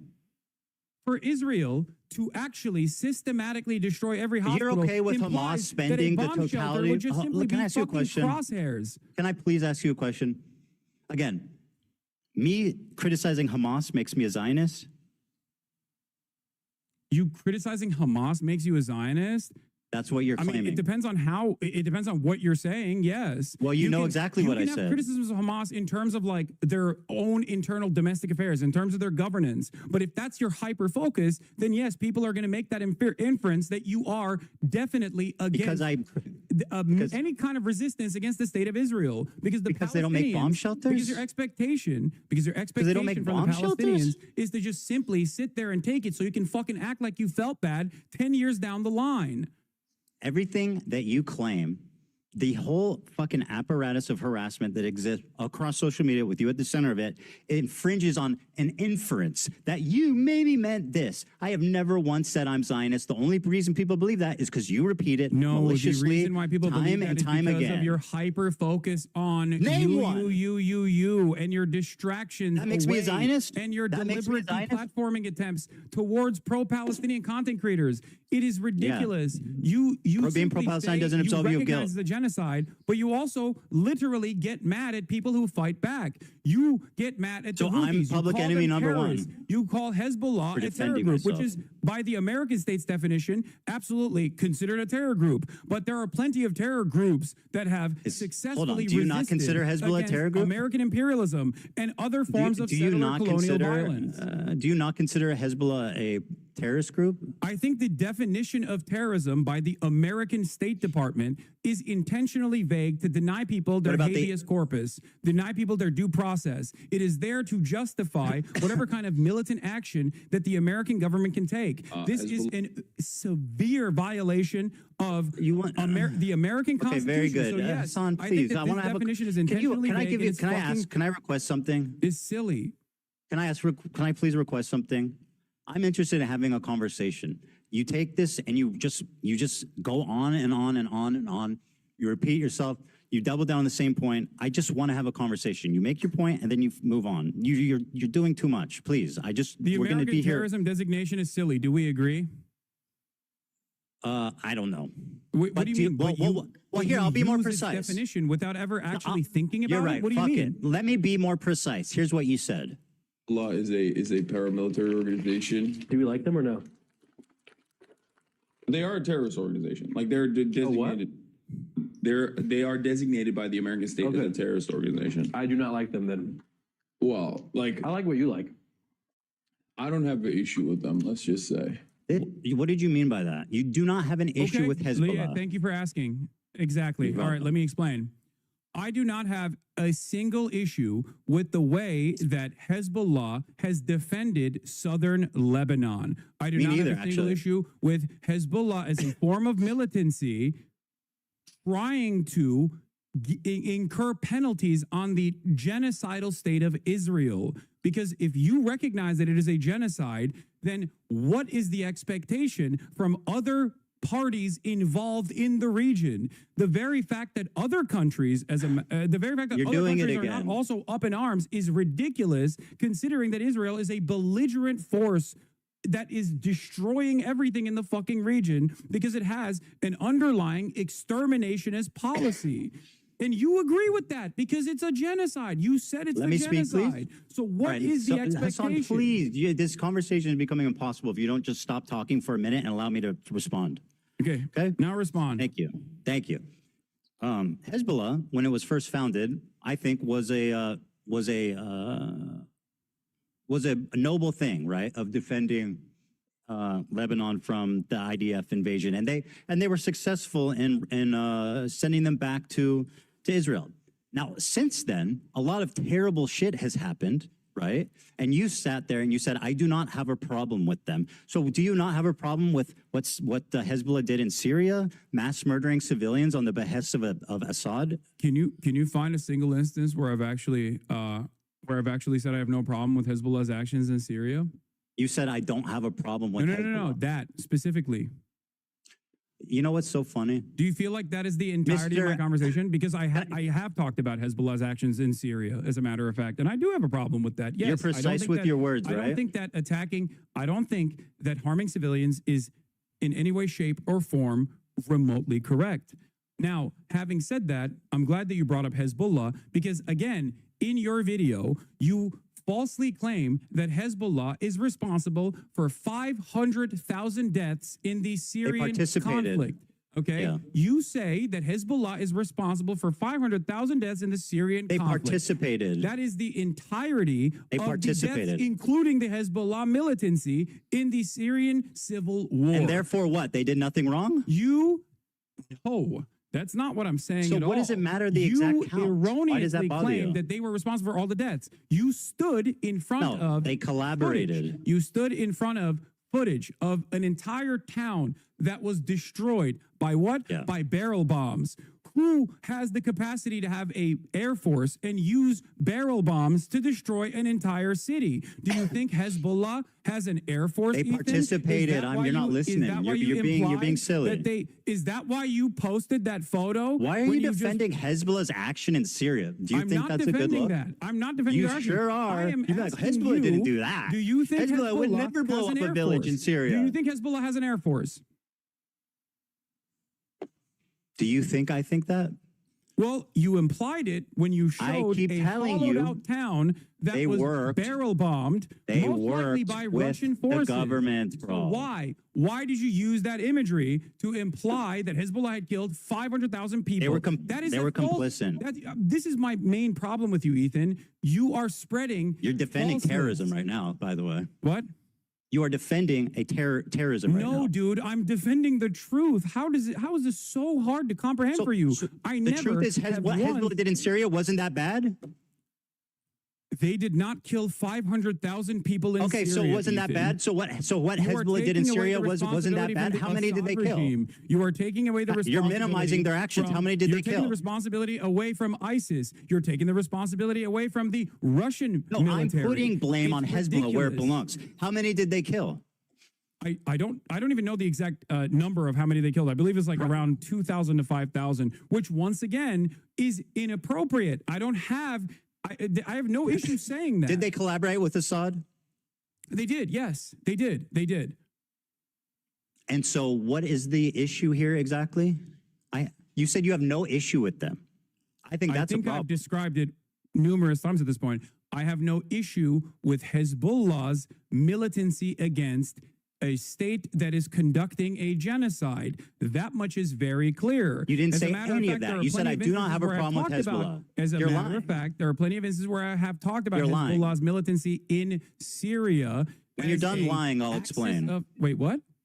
When you're done lying, I'll explain. You didn't say that. What do you mean? You I'm said lying? I'm telling you I what my don't. You were position is talking right to a now. normie. You were talking to a normie who didn't understand anything about the conflict, and he said, well, "How do we feel about Hezbollah?" A general question. How do we feel about Hezbollah? Your answer was, "We don't. I don't have a problem with them. Let's just say." And then, by the way, Hassan, you start trying to minimize their inclusion in this fucking wanton slaughter of Syrian civilians. Wait, what? I'm minimizing their inclusion in the wanton slaughter of Syrian civilians? Here's what you said, because you want to be precise. You made up. I do not like the You Well, like, I like what you like. You I don't have the stupidly issue with said them, that they let's killed just say. 500,000 civilians. What are you talking about? I did not minimize their wanton slaughter in the Syrian civil war. Do you think that they didn't participate with Assad to make that happen? I mean, they were allied. They participated. Okay, so then why are you defending them? I'm not defending them. You sure Ethan. sounds like it. I have already described to you that I am critical of their actions. You are misquoting me. You are misunderstanding. I'm verbatim repeating what you and said. I'm having You a conversation liar. directly with you, so I don't understand. I'm not. How can you minimizing lie what to they did. people? Like, I'm we minimizing just watched the clip. the arbitrary number that you put there because you don't do enough research. No, that number was based on the totality of deaths. My claim was that they participated in it. You were not critical of their actions. Why did you put so you're telling me you've never claimed that Hezbollah has killed more Muslims than Israel has, that IDF has? I don't know when I think I did say that, and I think that was wrong. Yeah, I was you incorrect said that on numerous times. You actually said you chat I don't think about numerous against times. AB when AB was like, I don't think that's correct. Yeah. By the way, I that's something I looked into, and I was actually wrong about that for Okay. sure. Don't you feel like this kind of misinformation is somewhat? Don't you think that saying stuff like that is going to make people infer that you might be more pro-Israel than you let on? Yeah. Because it doesn't mean work I'm Zionist? like this, right? You're not just like clicking a box and you're like, well, I said it was a genocide. What more do you want from me? Okay, you did. But then you spend all of your time criticizing people, Responding to who are harassment. offering analysis and not justification, but analysis. Can I flip it on you a little bit? Formed. You're upset with people learning. Hassan, you're doing about- it. You're doing it again. Well, I'm not doing anything. I'm You're just hoping talking, to bro. explain to you something so you recognize that you're wrong, as you've done twice now. No, you so don't need to this is explain anything to me. productive now. I understand your point. Don't you? So you're accusing me of being irresponsible with my words.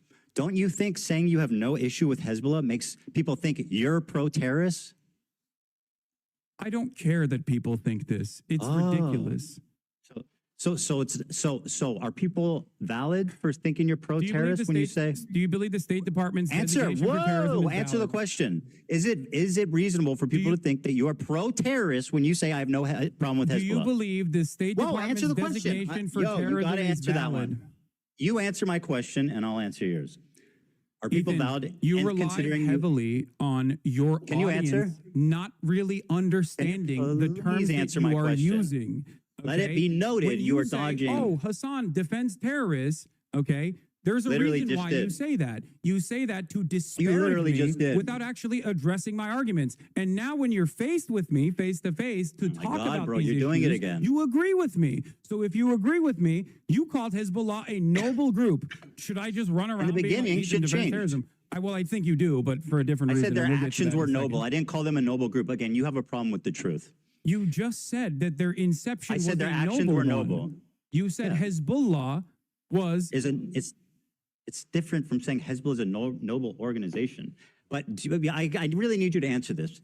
Isn't it reasonable for people to assume you're pro-terrorist if you say stuff like, I have no problem with Hezbollah? Just answer the question, yes or no? I don't think it's reasonable for people to assume that I'm pro-terrorism because I think people are going to assume that regardless because I am But people can presenting a assume I'm position- Zionist. But it's What? okay for people to it's okay for people to assume I'm Zionist. Yes, because Got it. No, The you don't logic understand is what clear. I'm saying. I get why people assume that. I get why people assume I get why people assume you're pro-terrorist. Yeah. Do you feel? Do you? Okay, let's talk about that then. Do you feel like someone being branded pro-terrorist is as impactful under the Trump administration as someone being pro-Israel is? Well, as someone who's been branded as a pro-Israel Zionist in my space, it is a horrifically fucking it's resulted in the unbelievable, unprecedented. I've been on the internet for 10 years, right? I've been through all kinds of controversies, all kinds of shit. I have never once in my entire life, Hassan, experienced the amount of harassment, the organized, psychotic campaign to try to ruin my life, all of my employees. Stop. All my employees' life, my family's life, their family's life. This is your community acting in response to what you're saying about me being pro-Zionist. So do I think it's worse? In my experience, it's much worse. That's done any of these things that you're talking about. Okay, Hassan, can I ask you a question? Why the fuck were you browsing H3 Snark the other day and pulling clips from that? I don't know. Someone fucking sent me a clip in the chat. Oh, okay. And so you shit and pissed about me pulling a meme from Destiny's subreddit. Ethan, I have look never for even your- pulled the subreddit up, but you're on stream browsing H3 Snark. How do you explain that? Ethan, your entire subreddit is a snark subreddit dedicated to me. What the fuck are you talking about? That's literally not true, but I don't have a single issue at this point. What are you talking about?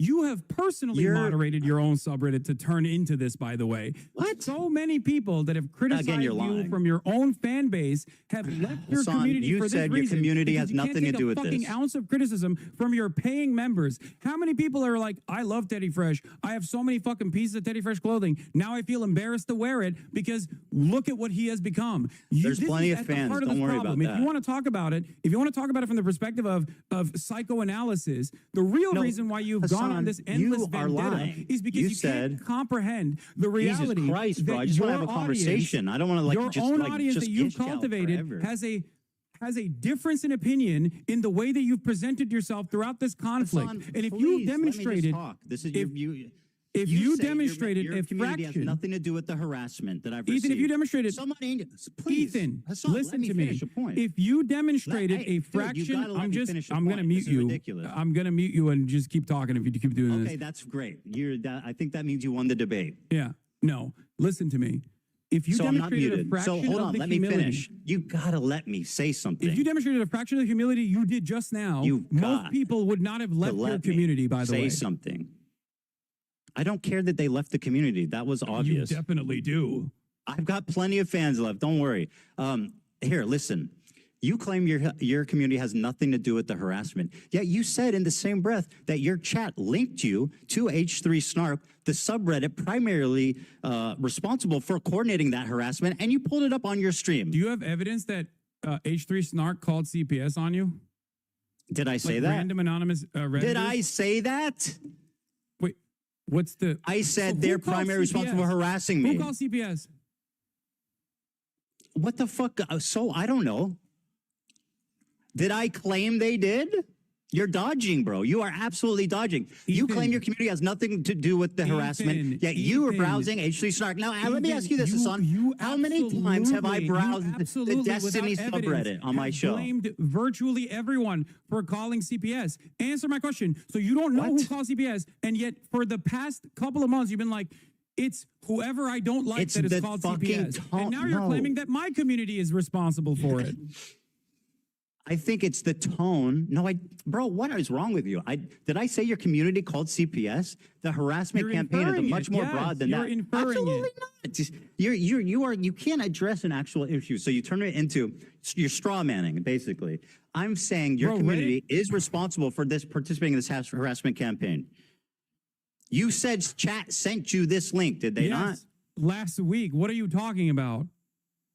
Okay, so your chat is involved with H3 Snark, which, by the way, funnily enough, the new Snark page is called Leftovers H3, and it's got a picture of you in the avatar. Shout out to Leftovers H3. It's got a picture of you, Hassan. You don't need to shout him out. You're already doing it.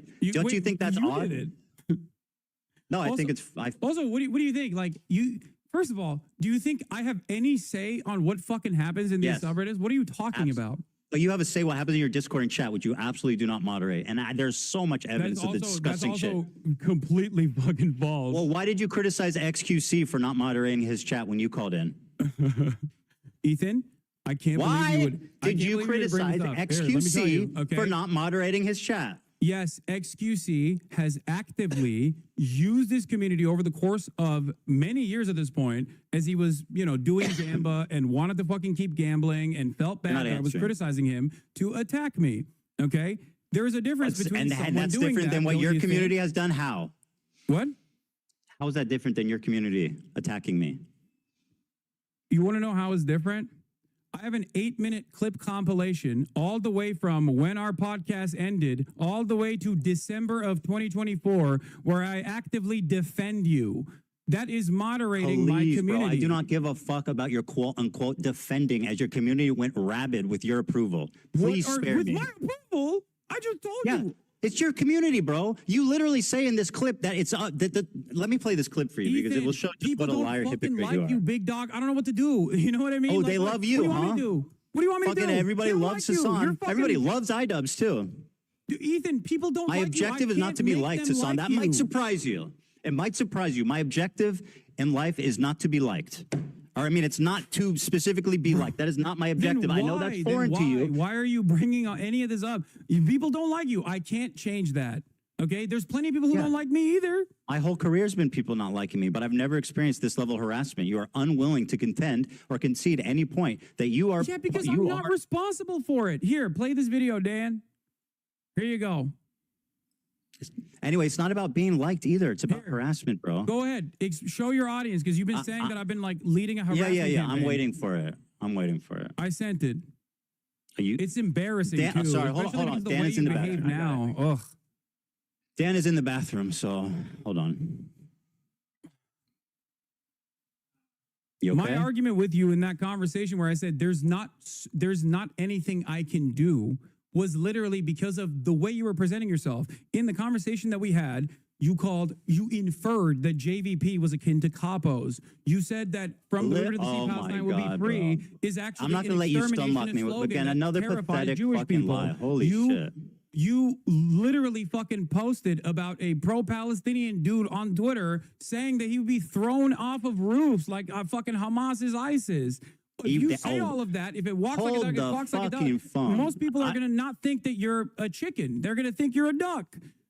Okay, I'm not going to get sunlocked by these insane accusations. I never called them capos. That's what you said. That's part of the harassment campaign. You put those words in my mouth, and now it's something that I still hear. I have never called them capos. So you haven't, as recently as a month ago, still called them token Jews and that they are completely off base with the rest of the with the Is that rest the same of as the movement. capos? Do you have a problem with like levels? It's all or nothing. Is calling someone criticizing someone via token the same as calling them Why would capos? you call Jews who are standing against genocide, which you also recognize as a genocide? Can I play this? Token This is the clip. Jews that are not Here's what you said. representative of the broader movement. They're You also statistically called not. Matt Lieb a capo. Matt Lieb's a disgusting human being who platformed Bad Empanada, who's So like So you do have a problem. You do have a problem with Matt Lieb Jews that specifically, you don't yes. like, and you are quick to call them I have a capos. problem with Matt Lieb, who's platforming Bad Empanada. Yes, clearly. Is there you don't like Bad Empanada? You understand? A year ago, you were talking about how Yes, crazy he but- was. Yeah, but I'm not. But Here's the suddenly, when he difference. starts talking Here's the about me, difference, he's your Ben. best friend. Yeah, Interesting. You're right. You're right. I think Bad Empanada is insane. But you know what I also always say? And all of a sudden, you love his videos. Why is that? Bad Empanada, and I've Why do you maintained love this his videos position- I've suddenly? maintained this Before you position- pledged never to watch his videos on stream, why do you love them now?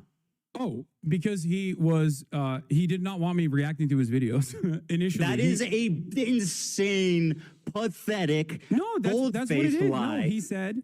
You literally I told. have. Oh my I God, have. dude. Okay, first of all, let me play this clip of you criticizing XQC. Okay, wait. You can't just like dance around Now the let's point. watch We'll this. get You to asked that. for it. Actually, hold on. You asked for this. Here's what you said because it's Oh not my something God! he Wait, would I ever sent you a ask clip. for. Why aren't you all these playing other that one? content creators actually, watch. whipping their communities when Whipping their chat communities. is going fucking absolutely bananas over random dumb shit and bringing my name up for no fucking reason. That you were just allowing that shit to run rampant in your chat, and I thought that was fucked up. Ethan, I love you, but there's only so much I can do, especially as someone who thought we were fucking friends. I think that's a reasonable expectation for someone who you consider to be a friend. The problem wasn't that he was so. Okay, you have to show my clip now. It makes sense. Okay, no, great. Show my clip. Sure. Show my clip that I sent Dan. Yeah, no problem. But here you go. I'm gonna pull it up for you. Oh yeah, TikTok. This is gonna be good. Ethan Klein debunked 7 minutes, bro. Hold on, I'm not gonna watch the 7 minute. No, you clip. don't have to watch Where do you want me to 7 watch? minutes of it. Okay, you think if I just play it from the beginning, they'll get the gist of it? Oh, you'll get it. And you can skip towards like the end too if you want, like towards the middle. By the way, it says 1,000 likes, bro. Are you name searching yourself or what? No, the person who made it sent it to me. Oh, okay. Nice. What? I guess it's hard hitting. Ethan is a mega Zionist. You are wrong. Okay, trust me. I don't think you know. I don't think you know many Zionists if you think Ethan is a mega Zionist. Not even close, dude. Time and time. Funnily enough, that's still true. Again, I've spoken about how Ethan is not your enemy. A person who cries when a Palestinian child dies is not your enemy. Okay? He's not. I've said these exact words over and over again. The problem is that your community is obviously an unhinged, and if you don't defend me, my community is going to get mad at you. It's definitely just an optics play, which, by the way, you never stuck to. Shut up. Keep playing. Let me guess. It's more videos of you defending me? Keep playing. Enough. I told people in this community and people everywhere that will listen to what I have to say that you have to choose who you are actually angry at. There are people who are so loud and so proud about the ethnic cleansing campaign that Palestinians are experiencing currently. Go yell at them. He's been shitting on you on his members-only streams. I don't care. I don't care. Bro literally shot on you yesterday and his coworker for saying from the river to the sea, sorry, dog. I don't care. I watched a minute of it. I really don't give a fuck. Keep going. What you said. No. Oh, why? Come on. It's We watched a lot of your bro. clips. Keep going. Spare the This is audience. about you. Go on. What are we going to glean from watching longer? Keep playing it. This is just November 1st. No, Go I to the don't want middle. to finish it. I know what it is. Go you to the talk middle. kindly about. Okay, here I'll go to the middle for you. Okay. You think I'm not moderating my fucking community? You think I'm You not absolutely trying to are get not. people to stop No, yelling about you at that point? Okay, let me go to the middle so you can have your thing, and then we'll move on. And it frustrates me to no fucking end. I've told you this time and time again in this time frame, just like I kept telling you, Ethan is not your enemy over and over again. That's why I love iDubbbz, Ethan as well, people that have actually changed course, recognize their mistakes. Okay, I mean, yeah, we get the idea. It's fine. You know what I mean? You're the best friend ever. Whoa, by the way, whoa. No, whoa. Well, My turn. whoa. You were just screaming, play You the just video. said You I told me to wasn't shut up. moderating my community Hold and claiming the that. phone. You screamed to shut up and play the video. So I'm going to ask you to return the favor at this moment. Okay, You claimed go that you ahead. didn't watch. Here's what you said about Bad Empanada. You lied to me and said you don't watch his videos because he asked you not to. Magically, when he started talking about me, you became his biggest fan, and you watch his videos on your stream regularly, which has resulted in an explosion of his popularity. Here's what you said about him a year before this conflict. On a video on Nice the shirt, stream. by the I'm way. just letting you guys know. If you think I'm gonna fucking watch a YouTube essay from a dude literally openly antagonistic towards me watching fucking YouTube videos, you're out of your fucking mind, okay? You think I want him to write like 700 hours worth of new YouTube essays about how But I have that's my wronged point. him? I don't want that. I don't want that at all, okay? Say genocide propaganda. Wait, that's Thanks in for the clip. watching Ethan, you keep doing this thing. Thanks for Playing the watching. clip. Yeah, go Dude, support this. yes. I'm playing the clip. Just chill out. I told you why I do wasn't watching Bad appreciate Empanada regardless videos of initially. Oh my God, Hassan, you're talking over the clip. You need to let it play, okay? You're making the clip unwatchable. Wait, Mine, okay? Ethan, You think I want him to write? Bro, it's just a minute long. You can chill for a minute. Will come. Thanks for watching. Free Palestine. Thanks for watching. Yeah, go support this dipshit that I do appreciate, regardless of my disagreements with him. That's you now. On his optics and the ways that he conducts support him. himself with regular frequency. You link to his Because Patreon. ultimately, his product, his YouTube essays, as a standalone entity, is always solid. Rick's such a fucking freak, dude. Oh my lord, he is such a goddamn freak. He is the most insane person. He has like 7,000 accounts. I just said I have an official blockade on Bad Empanada videos on this broadcast while I'm live. That's number one. And number two, he's not just mean on Twitter. He is a psychopath, okay? The idea that he's just... By the way, the guy who's a psychopath, who's not just mean on Twitter, who has 7,000 accounts, as you say, is somebody that you gleefully platform his videos about me. So I'm just saying, I your don't know community if you doesn't do understand. harassment, right? I don't know if you have let's just I don't know if you have a command over the English language. exists to harass people by your own fucking definition. None of the things that you just Being on showed Twitter is ridiculous. None of the things you showed is you're inconsistent. He is the you're doing it right now. most insane person on Twitter. Yeah, let me go watch a video about a dude who constantly talks about how I'm fucking a reactionary fake socialist because I watch people's videos. That seems like a good idea. It's age restricted, which means there's like TOS violations galore in there. Fucking bad empanada. The cringiest, like classic angry leftist who never shuts the fuck up and is just angry at the entire planet. Anyway, let's continue. Why is he a terrorist? He's an Arab in Yemen. Why else would he be, Okay, be a terrorist? Joey, right? I got it. Who, by Yes, the way, you're. what terrorist attack By the way, has you he couldn't even committed? watch a What terrorist fucking attack has he committed? I 7-minute can point video you a of terrorist me attack that actually Philip Klein has defending you to participated your in. audience What because that terrorist would attack kind of did this betray guy the narrative that you Would you point presented. It's to? almost done. It's But almost which done. part- what's he Hassan, it's do? almost He done. would Go perhaps ahead. benefit tremendously if I did watch his YouTube videos on this channel, but I'm never gonna fucking do that. So you said he would benefit tremendously if I watched him, but I will never fucking do that until he starts shitting on Ethan. By the way, my No. community doesn't harass people. That's not true. Let me explain to you what. Absolutely, Do you provably, want to empirically hear true. my perspective, or do you want to fucking just keep playing clips that your production team put together? Okay, so bad empanada. Sorry for preparing. No. There's no problem with that. I mean, you're still doing a horrible job at it, but it's all good. So we'll see. Bad empanada is crazy. I still say that.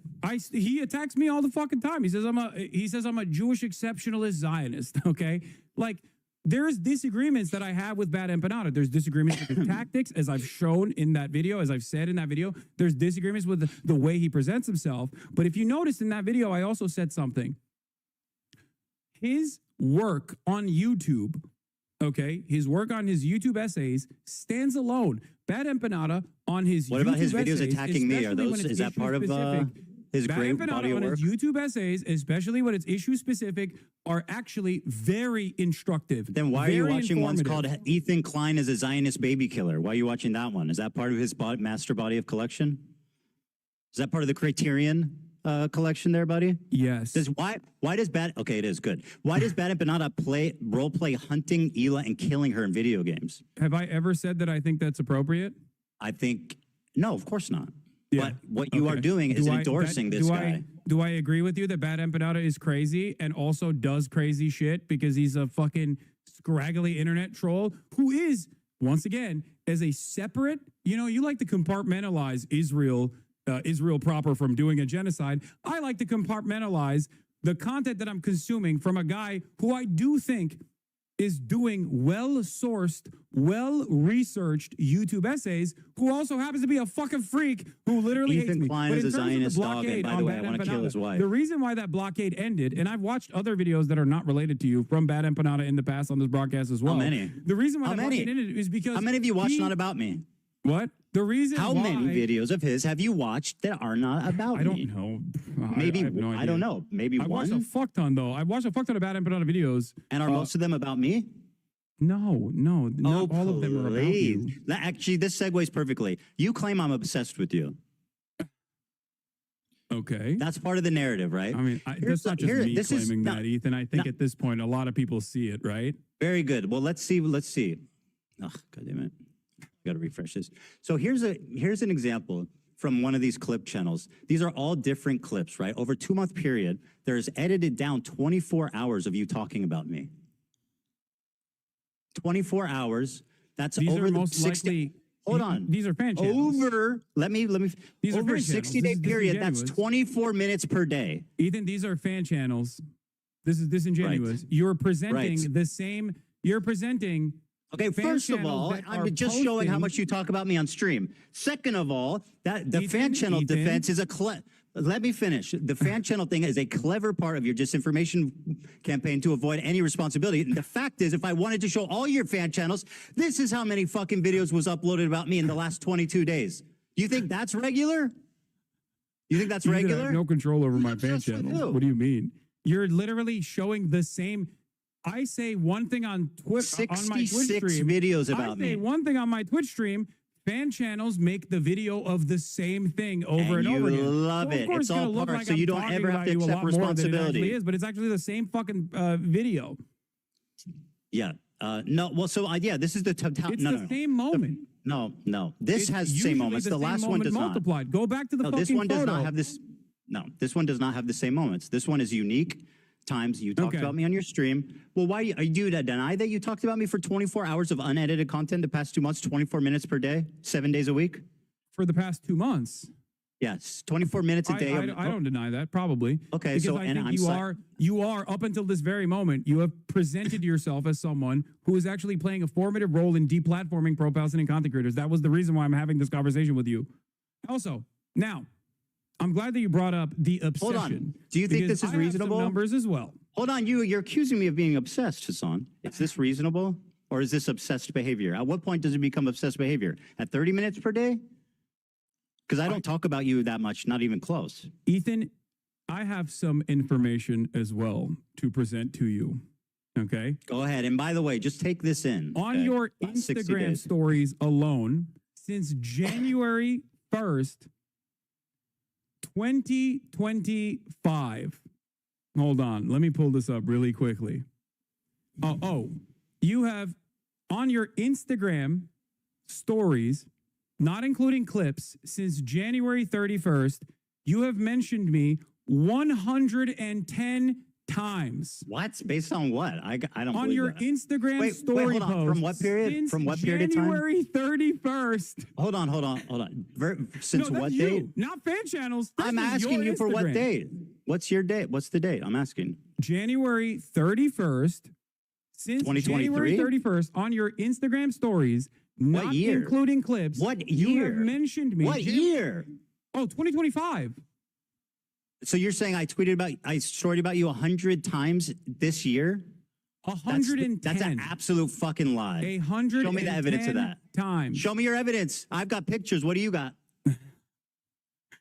I talked This about you is before 110 the times. clips. Show me. You have basically 1.2 posts per day about me, 9 stories per week. Where are you? Show me the evidence. We tabulated it. Hold on. Let me see if I can find the dump. Oh, no. It's shocking. It shocked you, it seems. Sure, yeah.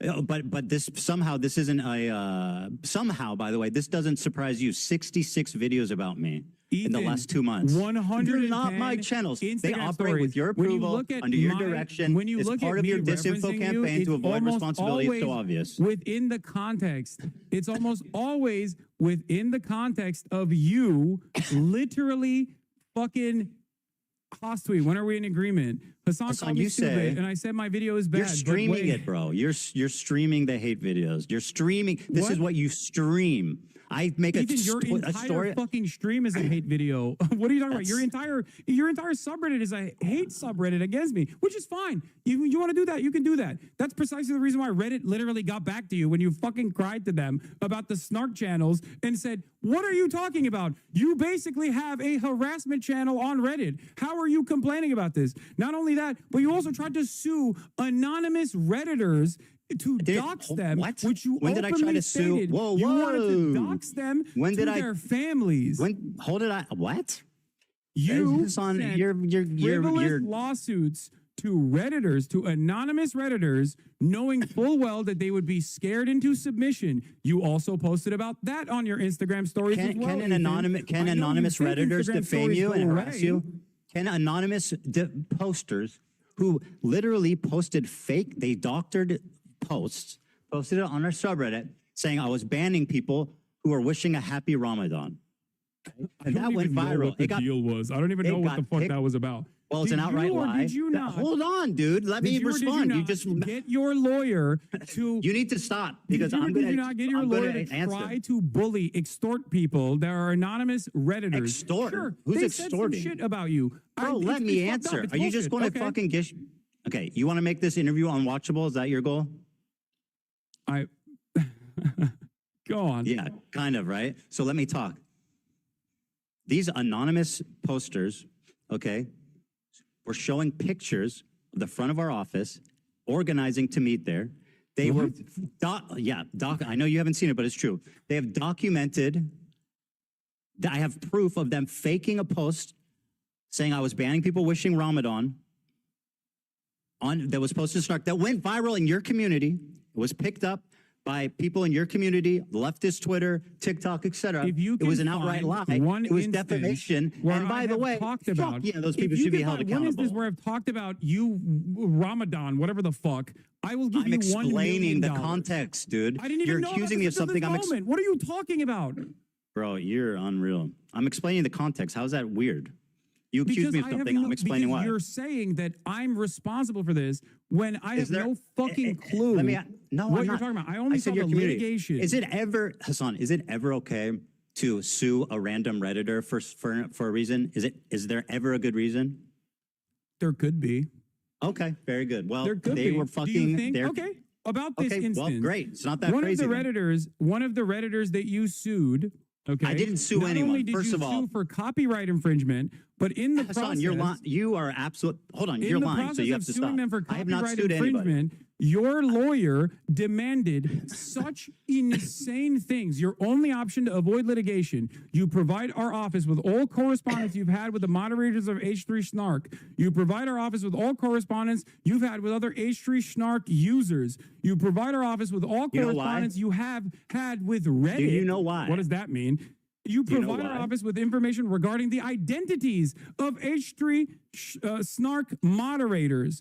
What know does why? that mean? And then your lawyer says, I'm trying if to tell do you. You not- just asked me, what does it mean, bro? If you do not or cannot satisfy all 5 conditions, TEI will sue you for copyright infringement and misrepresentation. Do Okay, you so think first of that- all- does your lawyer Dude, think that you stop. can just Let like me make people answer. dance if they All right. if they got him on Do a you copyright want claim? to have a conversation, or do you want to just talk uninterrupted? I mean, that's what you do every day. Let's have a conversation.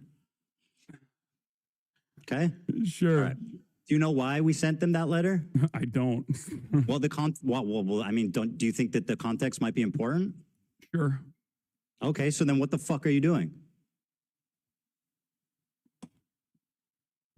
I'm listening. I'm waiting for you to explain. Just like you didn't explain why you had 110 Instagram stories, by the way.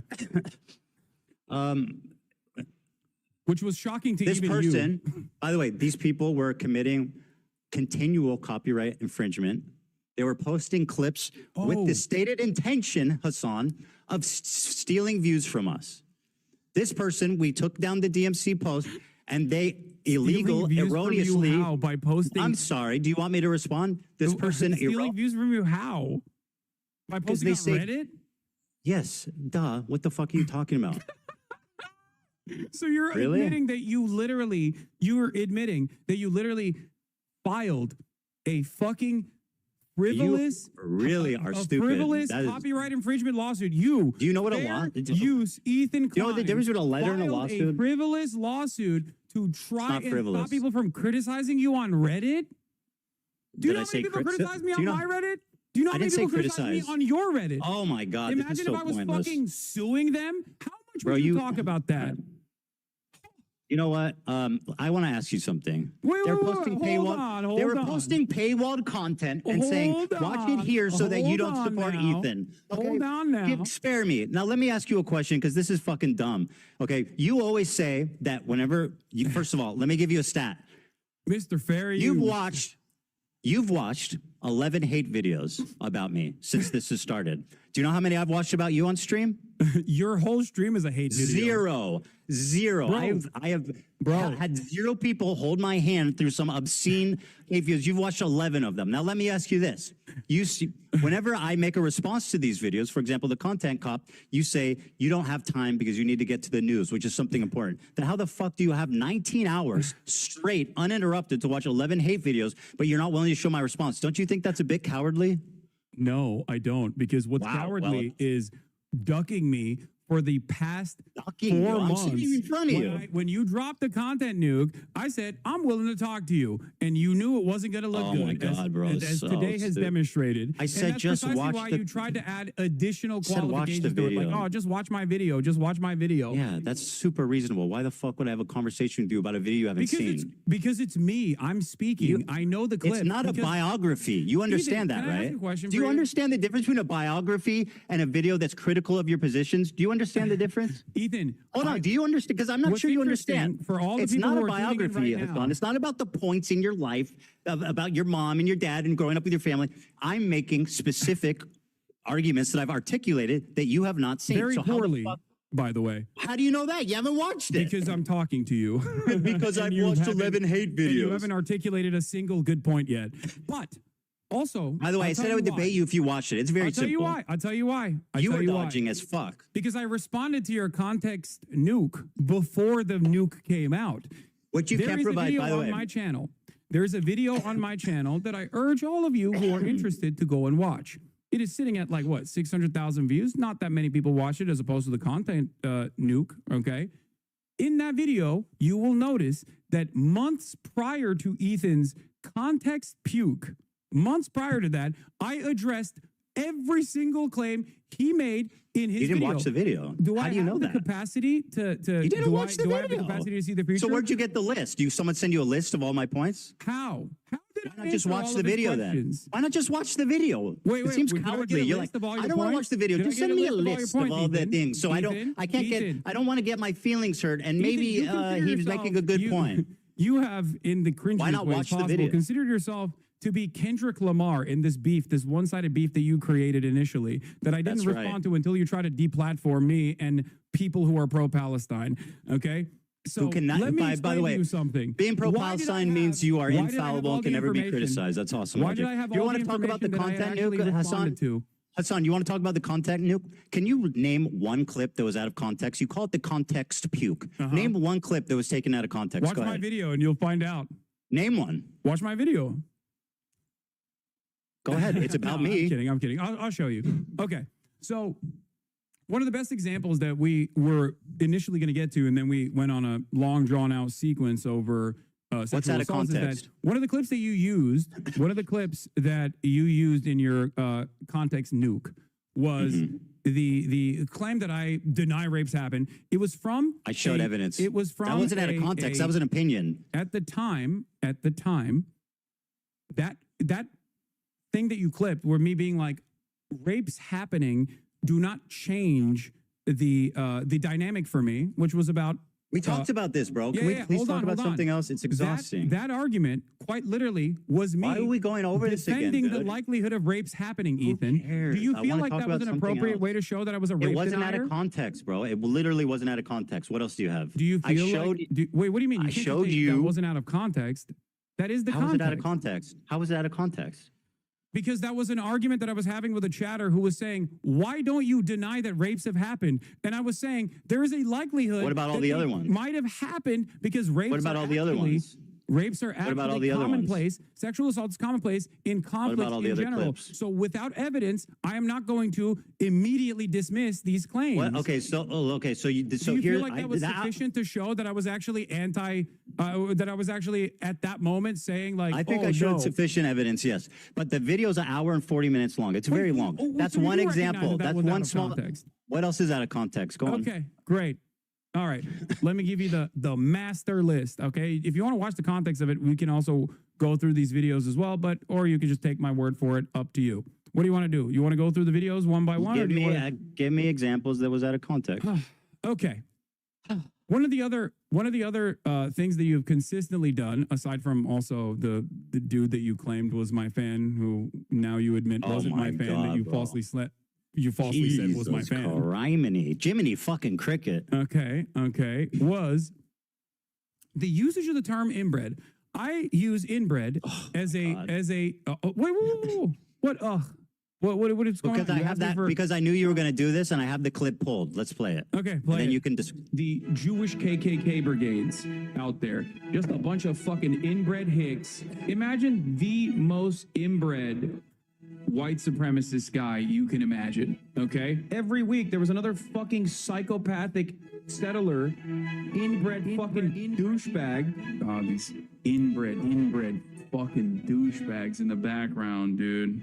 A nation entirely comprised of messianic, inbred, ultra-orthodox psychopaths. That these inbred don't understand. Educated, inbred, fundamentalist hicks. Calling us in the middle of campus, calling us inbred, that we have no culture.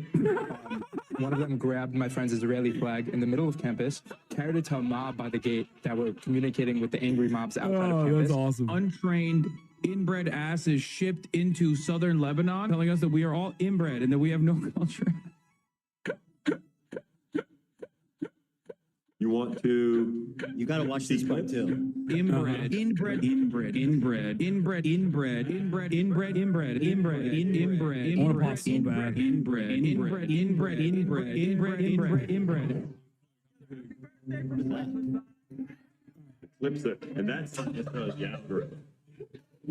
Okay, so yeah, go ahead and defend your continual use of the word inbred to describe Jewish people. Go on. Wait, do you think I'm describing all Jewish people as inbred? Is that what your assessment is here? Microaggressions, my friend. We're pretending they don't exist.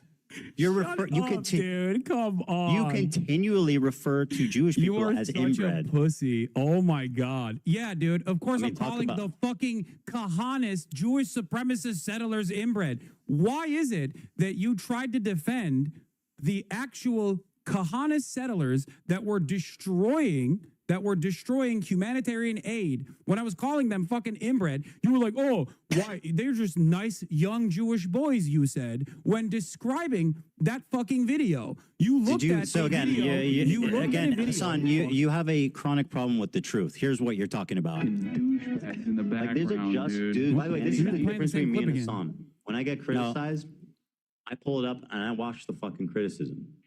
Hassan opens Comrade KC tweets and Snark posts and reads their interpretation of my video. Talk about being a pussy. You need people to hold your hands. Fucking be real here. Yeah, I'm so scared of you. That's why I wanted to debate you. And this is an ongoing like joke with this community. These are just fucking benign dudes. Just I don't know what the fuck they're doing. It looks like they're doing charity or something. It looks like they've got water or boxes or something, like they're helping. And he's going, oh, look at these inbred fucks. It's like, bro, who are you? What are you? By the way, even if they're doing whatever bad, you're still calling Jewish people inbred repeatedly. You understand that, right? Rubs They're off on fucking people. Nazis, That Ethan. doesn't What's make it wrong with any you? less anti- They're participating You're single-handedly in a referring genocide. continually to Jewish people as inbred, bro. No, I call you don't think that can fucking- affect people? I call all racist right-wing reactionaries inbred. It's one of the fucking terms that I can use that isn't like immediately slammed. How about one that doesn't feed into like an racially anti-Semitic insensitive? trope? Why did you laugh when that guy said that people were calling them inbred on campus? Why was that funny? What do you mean? Because it's a fucking crybully claiming that he was a victim of harassment. He was walking through campus. What? He was walking through campus. How's he a crybully? No, he's a crybully for going on Fox to be like, I was under attack. I was victimized once again. What was the bully aspect? What do you mean? What is To the be a bully crybully, aspect? there needs to Ethan, be a bully have you- aspect. Where's have the you bully fucking- aspect? Have you literally left your goddamn Bel Air mansion for a second God, and bro. looked at the news? Do you know what's going on? An entire year of genocide side by side with people claiming that Jews are being victimized Call on them college fascists. campuses Call has them now led pieces of to shit. the Call them fucking terrible Gestapo people. Your literally insistence packing on up calling pro-Palestinian Jewish student people inbred activists. is You a don't think that those fucking conscious dipshits choice played a role in in that on spreading Fox News of all places? straight up What the fuck is anti-Semitism. wrong with you? Of course you're not pro-Palestine. This is the reason why nobody thinks you're pro-Palestine, okay? Because you do this dumb shit. Because you can't fucking see the world outside of how you feel slighted by. So you're saying people think I'm pro-Palestine because I don't like your repeated use of the word inbred against Jews? No, that's not what I'm saying. I'm saying that you're running defense for Kahanists who are literally No, I'm not defending them. Nazis. I'm attacking you. No, How is me you saying why you are fucking crying about me calling Nazis inbred in the process of them destroying All the humanitarian clips? aid, going into Gaza, and then All you're the going, clips? they look like kind boys. Yeah, I they took it look back like immediately. Nice boys that were just holding the humanitarian aid. How do you assume that people won't? I see that and literally go, what took the it back fuck is wrong immediately. with you? I admit I was wrong and took it back immediately when I learned the context. Do you know Oh how my that God, works? There's a lot more. Have Do you you wanna keep ever going? Piece by Have you piece? ever?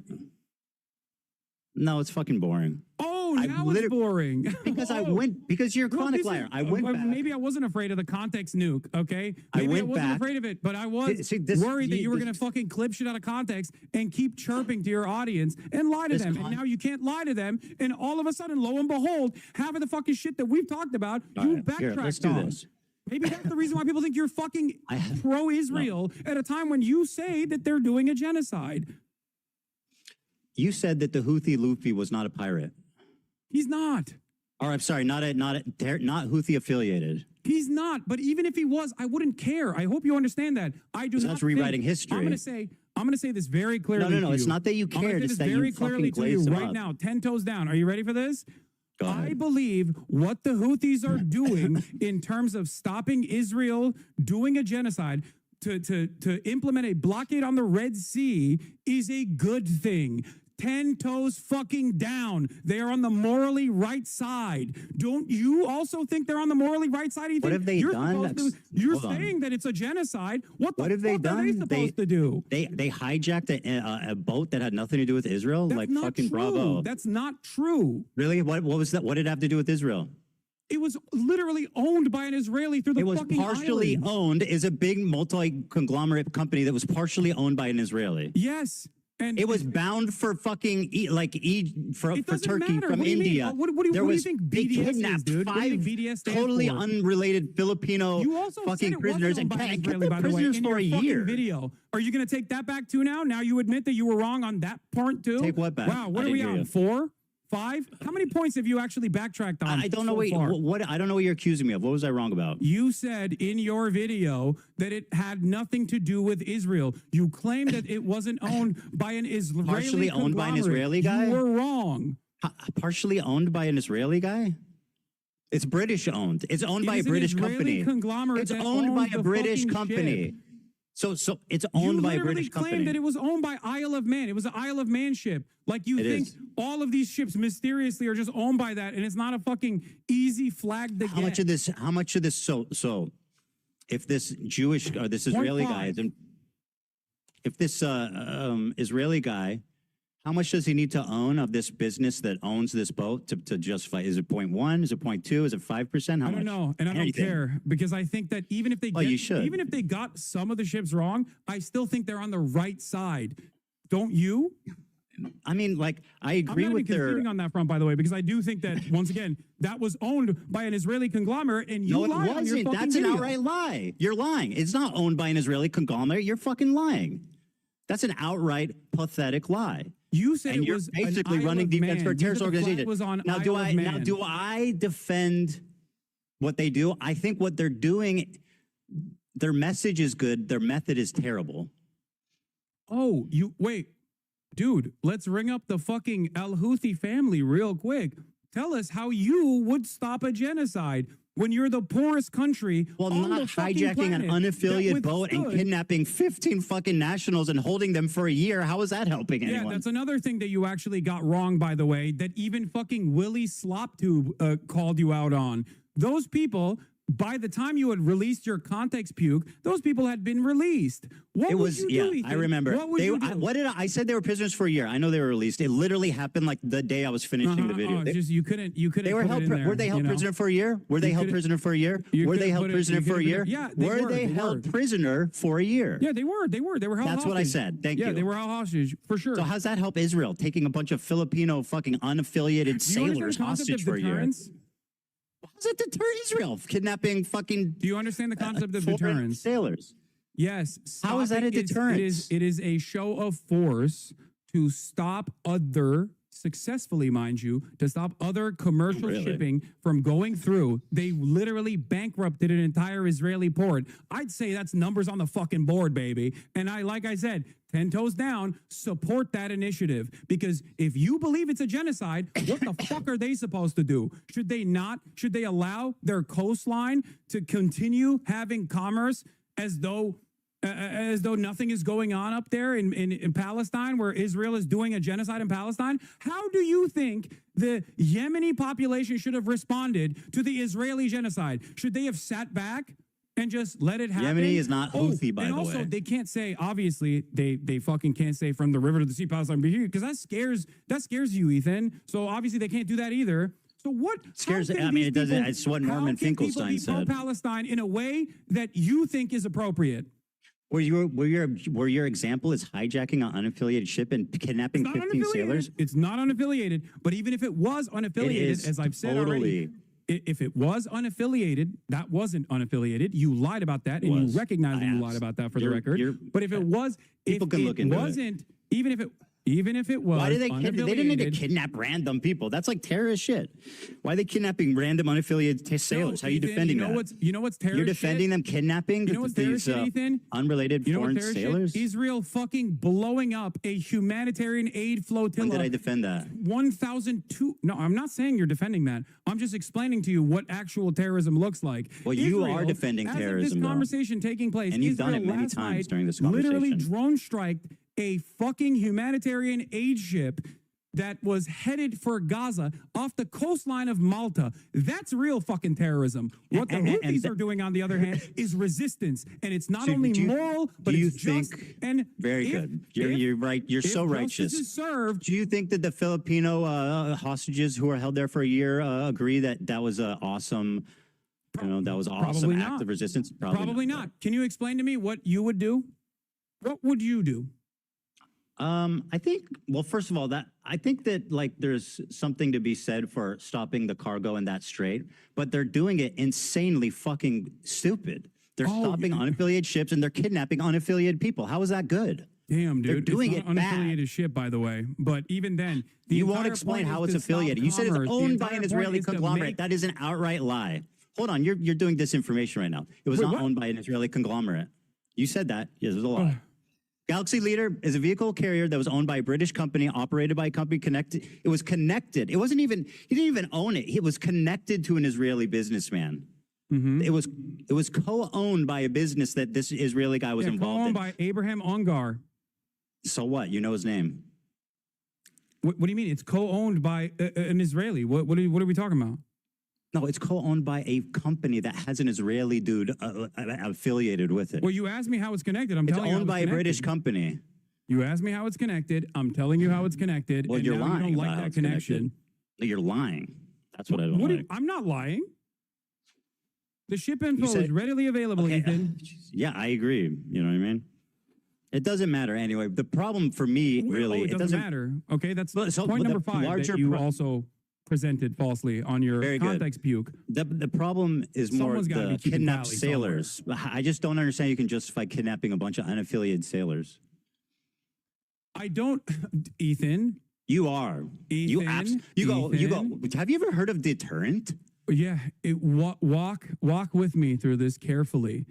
Yeah, I please, asked you please what explain you to me would how it's do, justifiable Ethan. to What kidnap would you 15 do? sailors. Ethan, what would you do? You have ahead. a better way to do it. I think we're gonna figure it out. Well, like I said, you can do it without kidnapping unaffiliated. During the unaffiliated, Holocaust, holding them for a year. There were militancy, resistance, okay, that cut off supply lines, okay, supply lines for the Nazis, or even sometimes supply lines that actually impacted the civilians, okay, impact the civilians. Do you feel like that kind of resistance was unwarranted? It's completely irrelevant. Why did they hold them for a year? I don't know. Okay, because they're terrorists. What? Because they're terrorists. Oh, what? Yeah, they're terrorists. They kidnap innocent civilians. Are they?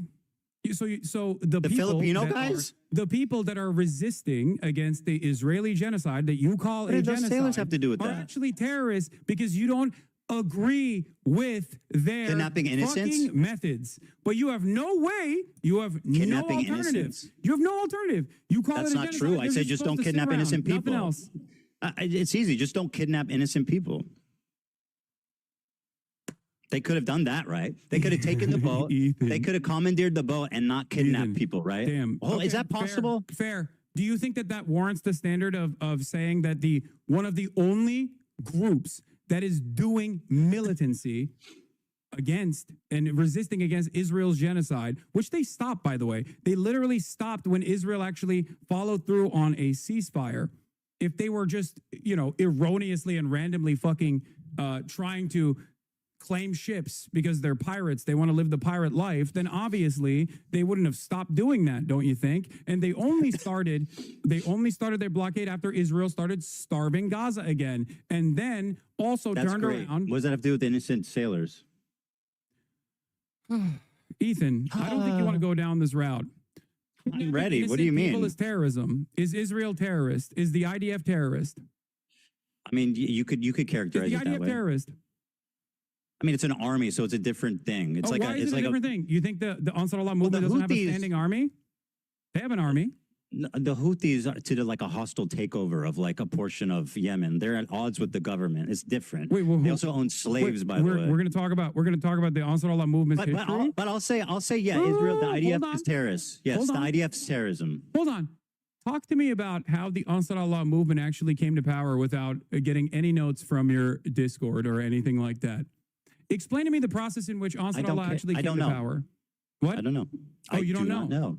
That's really interesting because in your video, you also used a lot of Saudi outlets to be like, these guys are actually doing slavery. Bro. And it turned out that actually the Saudi videos outlets that you used did not even suggest that it was Ansar Allah that was doing slavery in the fucking poorest country on the planet. Okay? The Literally Houthis the poorest have country on the slaves. planet. That's not they even weren't the ones who were contested. doing the slavery according to your own fucking video, but you still used it. And you used The Houthis have Saudi slaves, propaganda undisputed. papers that at a time when Saudi I just Arabia don't was understand why doing you're a defending fucking the genocide. Houthis for having slaves and kidnapping innocents. It's just so unnecessary. What are you talking about, Just dude? acknowledge that they do terrible Saudi-backed shit. government was the one that was actually doing slavery. No, well, if they did, then the Houthis also have slaves. That's just a statement. No, of the fact. Houthis don't have shit. Okay, it's They don't have shit. They don't have slaves. They don't even have slaves. They don't even have food. Like, what are you talking about? That's not the point I'm making. They are the poorest country on the planet that just came out of a man-made Yeah, and how's that blockade, by the way, helping the country? And the How is the UAE? blockade Why helping the did you famine in use- Yemen?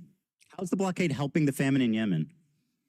There is, as far as I understand, there's no longer a famine in Yemen. I'm talking about before, because you talked about how you were a regional expert. What is blockading it doing for the poorest country on earth? And their violent takeover of Yemen. So I was like trying to figure out what you know about this. Maybe you know something that I don't know. So I was trying to pick your brain a little bit. Well, on this so explain issue, to but me why it seems like you don't matters. know shit. Sure, I don't know about this specific thing. Tell me why it matters.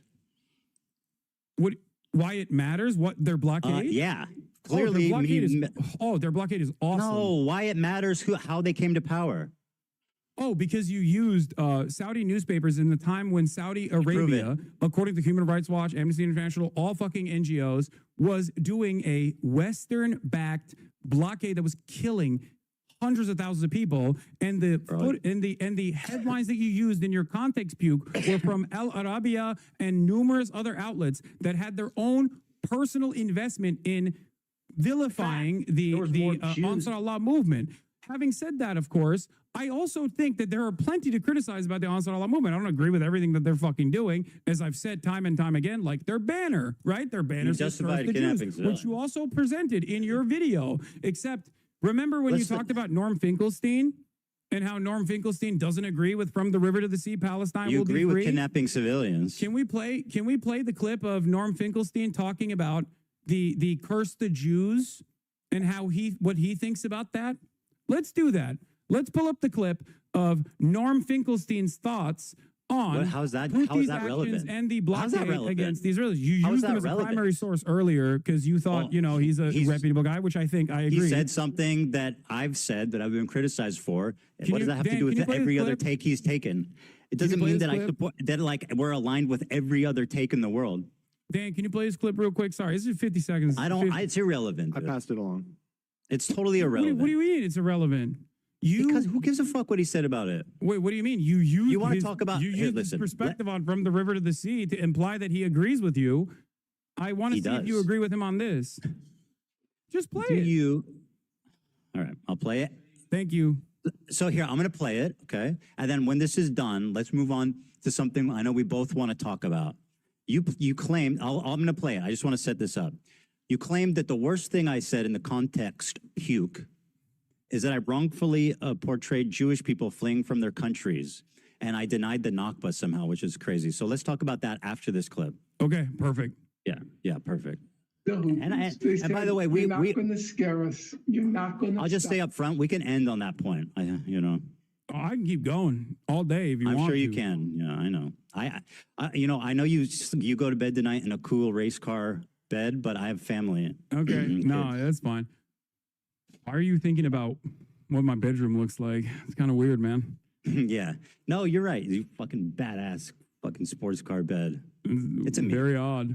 Here it is. As long as the people in Gaza subjected to a genocide, we won't stop. Do you know all the praise that's given to the Danish government because it helped evacuate Jews during World War II. But is there a case where a totally distant people did that for the people of Gaza? If I were to give a Nobel Peace Prize, I would divide it between three. South African delegation. Number two, those doctors who volunteered to go to Gaza, the Doctors Without Borders and others. One doctor, he was Palestinian. Why don't you leave? Because he had the option. He was able to go. He said, I didn't go to medical school for 30 years to abandon my people. He was killed. And the third, it's the Houthis. If genocide is the crime of crimes, the Houthis are the hero of heroes. Yeah, I mean, the first two examples, I definitely agree. I think it's psychotic to give the Houthis a peace prize. That's, why? Yeah, that's nuts. Why?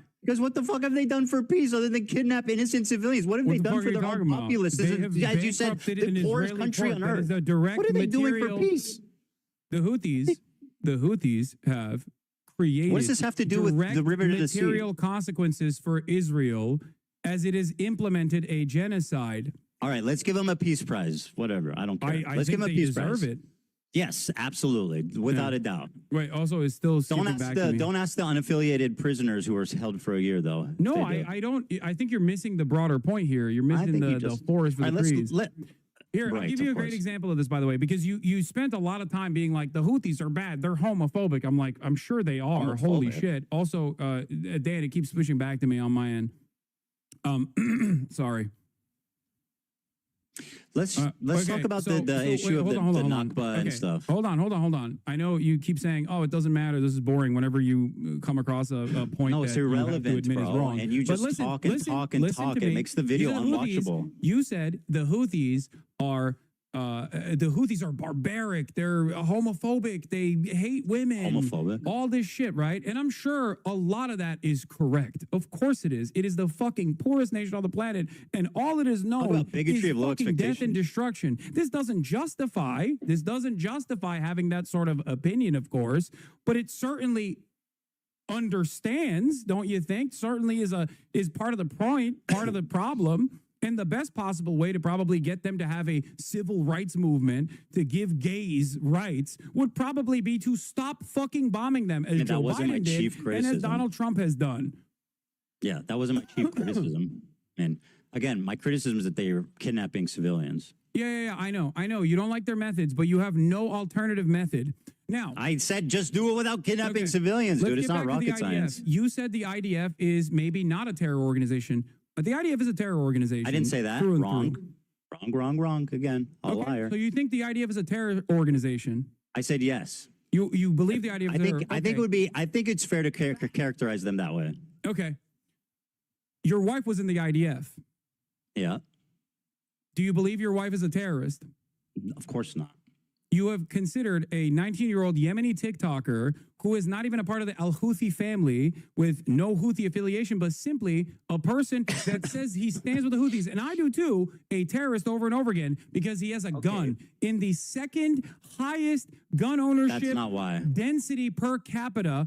And because he responded to a fucking Instagram comment saying he's a soldier, a dude who doesn't even speak English, you kept claiming that he was a terrorist over and over again. His name is Rashid al-Haddad. He is not even a fucking Zaidi Shia. He's not even a part of the Houthi family. Because if he was a part of the Houthi family, his last name would be al-Houthi, not al-Haddad. Okay?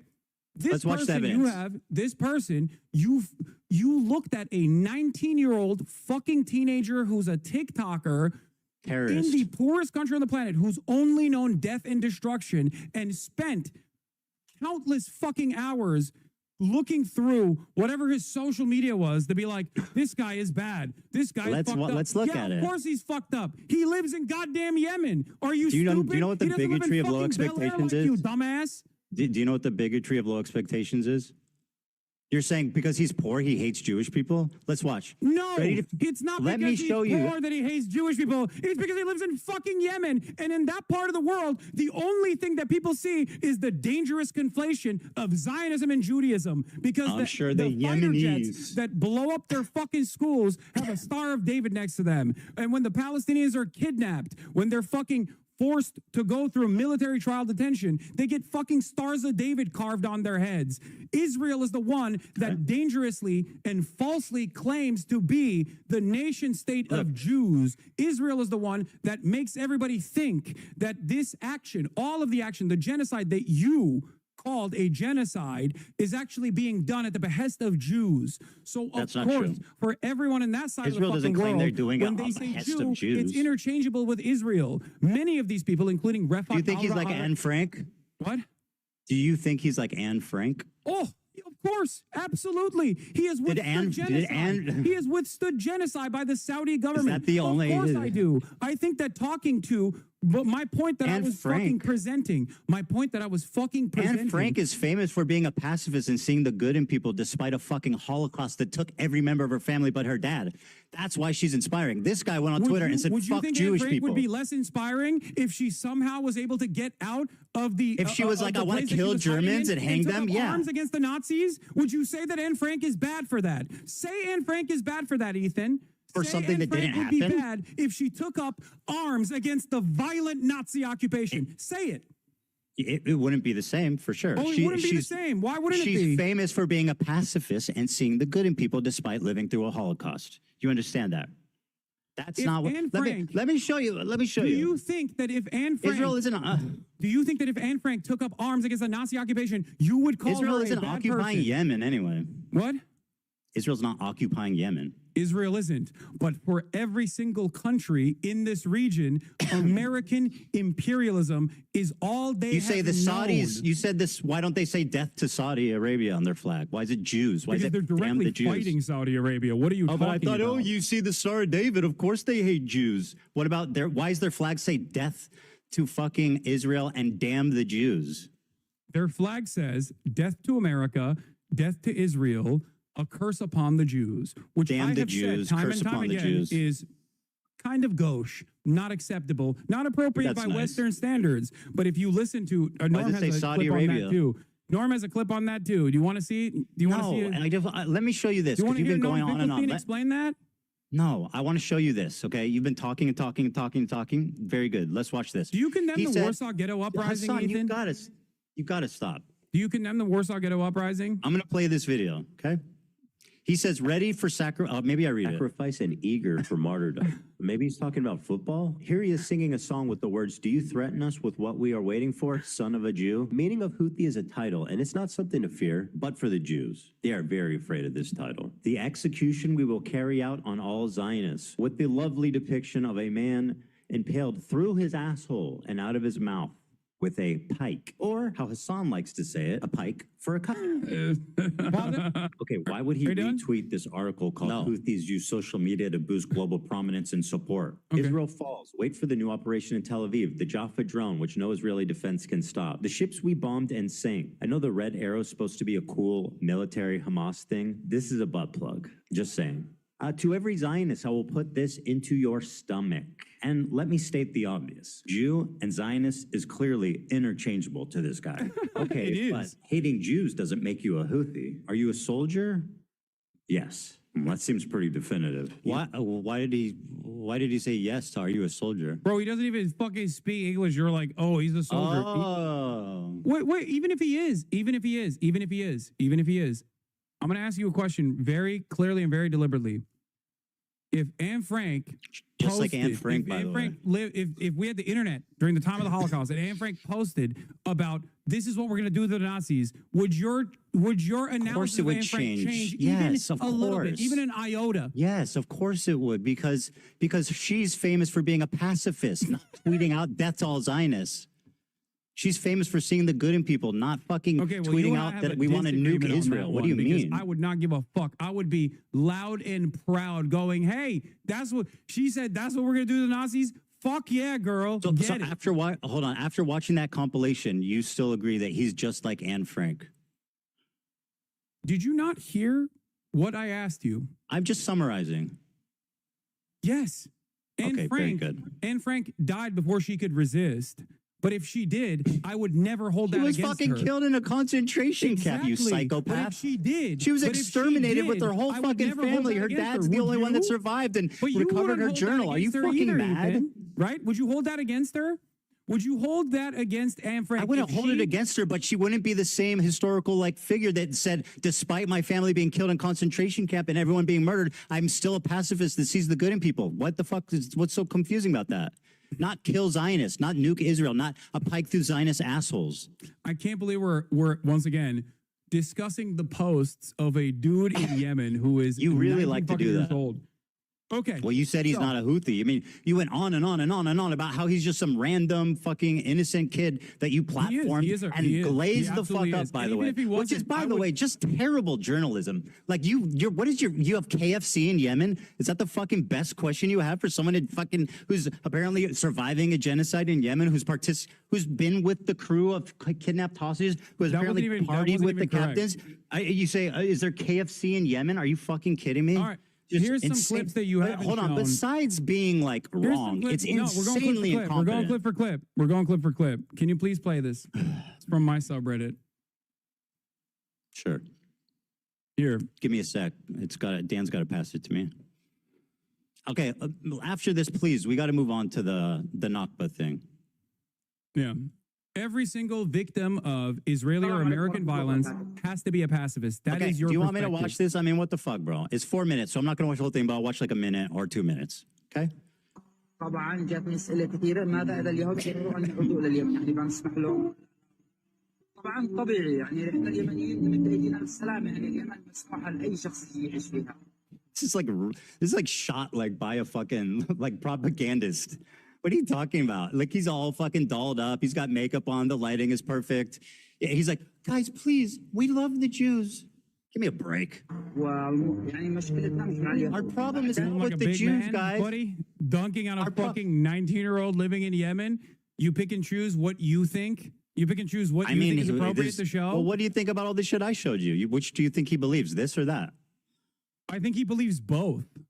Oh. This is not at He both believes the Jews are our friends and also we need to murder them all. Okay. He believes that Jews are our friends and we need to murder them all. Is that correct? Is that what you're saying? You conflate. No, he said Jews. He, in the tweets, said this is what we're going to do to Jews. Perspective. For them, when they talk about Israel, they sometimes reflect it as And that's the Jews' fault, but right? Listen to me. But and you're listen to blaming me. the victim. Because in that interview that I conducted with him, I asked him about how he felt about Jews, anti-Zionist Jews specifically. And he said he loves them. Because that is such a lie. You're such a liar. You don't know this person, Ethan. I He has no watched it. reason. That's not what he said, no though. reason to He lie. said if they He's support in Palestine, fucking then I Yemen. He like could be them. dead by now. You're lying. You're just lying. You're lying about what he said. You're lying. I've seen that interview. You're lying. Wait, what do you mean? He didn't say that. He said if they support Palestine, then that's good. What? Well, that's what he said. It's Okay. fucking materially way different than I love Jews. What the fuck you said? You didn't hear you just repeated what I said. Go ahead. What'd you say? I said love, but I think he didn't. I guess he didn't say love. What did he say? said Hold like. on, Hassan. What did you say he said? I said that I don't care what your background is. I love them. Jew, Christian, Muslim, doesn't matter. If you are against Israel, I love them. That's what I said. He has no problem with Jews who are pro-Palestine. That's nowhere close to what you said. Dude. Well, you realize you were wrong. You got caught in a lie, so you're revising. It's fine. What? All right, let's move on to the Nakba thing. Dude, I don't care. Dude, we got to move on, bro. Ethan, listen to my words very carefully. If he had told me, okay, I hate all Jews unconditionally, I am an anti-Semitic person. He did tweet that. He did tweet stuff like that. The conversation would go very differently. But even then, I probably wouldn't be as vicious as you assume He literally I would, said that on or social you want media me to be, continually. because I understand the material conditions and what kill all plays Jews. a role in people's recognition of the world. What their Nobody needs to upbringing fear looks but like. Jews, he said. I'm going to shove my gun and kill Jews. What? No, he didn't say that. I'll play it again. You want me to play it again? Oh, God. Okay, dude. You just play the fucking clip then. God damn it. Just play the clip. Okay. He said Zionist, but play the fucking clip, Ethan. Yeah. I'll play it. Play the clip I sent you without fucking complaining. He's No, like, why he's too dolled up. You want me to watch your clip? I thought, no, we're going to watch my clip. No, play the fucking clip I sent you. Stop. By the way, being is so this, I don't know if this stoic. is, I don't know if this music's claimed, by the way. We can, It's fine. It does matter, it's most likely unfortunately. not You're on fucking Twitch claimed. where Come on. stealing content is fucking regular, but on YouTube, there's standards. Mm-hmm. Yeah. Yeah. God forbid someone might copy strike you, and then their lawyers might demand erroneous. Which you admitted things is out of you. sometimes warranted. Where's the Mr. Fair link of use? Mr. Fair use. Yeah, yeah. Do you know what fair use is? You fucking moron. It's using it fairly. There's a big No, I difference know. between Fair use is when you get mad at Redditors criticizing you, so you fucking you get your Of course, I high-powered care about attorney my to fucking monetization sue them status. and make demands about how they have to release use, man. information about their All right, their hey, let me play this for a minute, and then we'll move on. قدروا سنة ما في عندنا أي مشكلة وهذه رسالتي لليهود أتمنى أن توصل. This is the most pathetic terrorist propaganda bullshit I have ever seen. And the fact that you actually think this is credible is so hilarious Dude, to me. Wow. look, man. Let's keep it going. look. No, I love this. This is great. Let him. All right, just keep playing it. Keep playing it. Yeah. Sorry. I'm trying. I don't know where the audio went. Oh, why? Was it? Sorry, hold on. We're having. I pulled it back up. Taylor Lorenz tweeted, "What's so crazy is that we tried to nab an interview with Rashad, the Yemeni teen who went viral for WAPO before Hassan the Hun got the scoop. Ethan continues to chastise Hassan for legitimate journalism and an interview that half the What was MSM was legitimate chasing." journalism? Well, first of all, Taylor Lorenz is a fucking hack loser who's obsessed with you, okay? Of course she would say that. She, by the way, what was legitimate? Name one question you asked him that represents legitimate journalism. Okay, great. One question. Great question.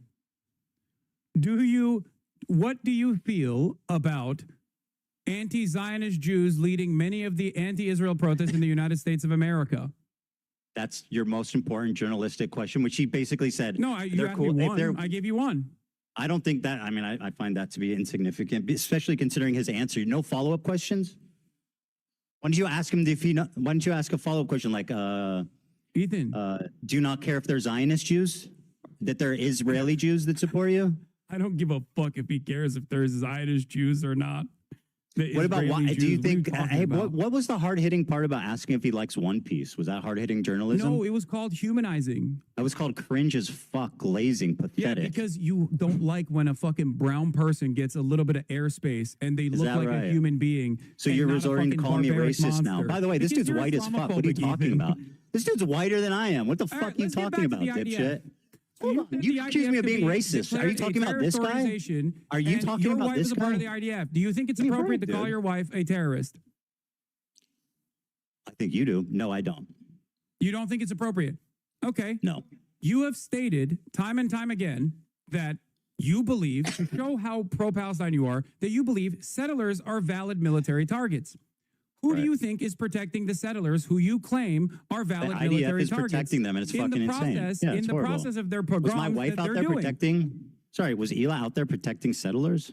No, she was doing a night raid, as a matter of fact, and I didn't know any of this until recently. For the record, until a couple She was months a ago. fucking yeah. She was You're out gonna there do the Raider of doing night Ramallah raids. snark Do you bullshit. think- Go on. Yeah, your community doesn't harass anyone. She was 18 years old. She went on a ride along to Ramallah for some kind of fucking mission. She stayed in the car, and then they went back, and that's all that happened. She's described 18 years the old, bro. She's a process of secretary. taking someone hostage. You called him it, by the way. That person was a Palestinian living in his own, living in his own fucking home. And your wife went Can they on not a commit raid crimes? to Ramallah, which you have called a terror city. Yeah, So that was an old clip. I don't think Ramallah's a terrorist valid city. military target in that process? Because you've said that settlers are valid military targets. Do you think your wife is a valid military target? Do you think your wife is a terrorist? She's not a West Ethan? Bank settler. She's not a West Bank settler. But she's in the West Bank. Bad Where's Empanada Ramallah, thinks she is. Ethan? Bad Empanada thinks she's valid. Your friends over at Second Thought think she's a valid target. You think she's a valid military target? That's Do you my think point, she's a because valid there's military target? inconsistencies here. Do you think she's a valid military target? I do not, as a matter of fact. I Wow, don't. great. Okay. Like, can we please move on to this no, the Nakba listen thing? to me. Listen Hassan, to me. bro, you're making this Listen to unwatchable. me. Listen to me. Okay. We got to move on. How does this make sense in your mind? You say Israel is doing genocide. She has participated in the kidnapping of a Palestinian in the West Bank. You say You don't know hate who the was West kidnapped Bank. and for You what say reason. you We hate don't- the settlers. Well, we don't know who is. protects We, the first of all, settlers, Ethan? Your wife did. kidnapped. They arrested somebody. We don't know what happened or what they did. So what if he fucking justifiable? stabbed civilians? Doesn't that happen? Which how people are arrested in the West Bank, do Palestinian terrorists never stab and blow up civilians? They're placed under military detention. They are not actually placed. They do not go through a civil court process. Do Palestinian terrorists ever commit violence on civilians that would warrant them being arrested? They are not in the West Bank. You don't know anything about this person or this raid. In Ramallah, in Palestinian territory, your wife was an illegal occupier of a terrorist organization, also known as the Israeli Occupying Force, Ethan. Now, I know people that have served in the Israeli occupying force, as a matter of fact. I've relied on breaking the silence. By the way, her name is Hila. I don't know if you keep doing your wife. Why do you do that? Why do you keep referring to her as my wife? It's bizarre. Okay, Hila, whatever, who cares? Well, it just belies some really bizarre thing. Stop It's not random at all. It says a lot. Listen to my words. Listen to my words. Please. I have no issue with someone as long as they have recognized their mistakes, as long as they recognize that that was wrong. What I take issue with is consistently defending Israel. You have also participated in the defense of Israel. It makes no sense. You're inconsistent. You say it's a genocide, but people can't resist militarily. You say it's a genocide, but all of the people who are outspoken are vile anti-Semites. Doing mandate to be able to resist against this genocide. Do you actually think it's a genocide? Ela was doing mandatory military service. What should she have done?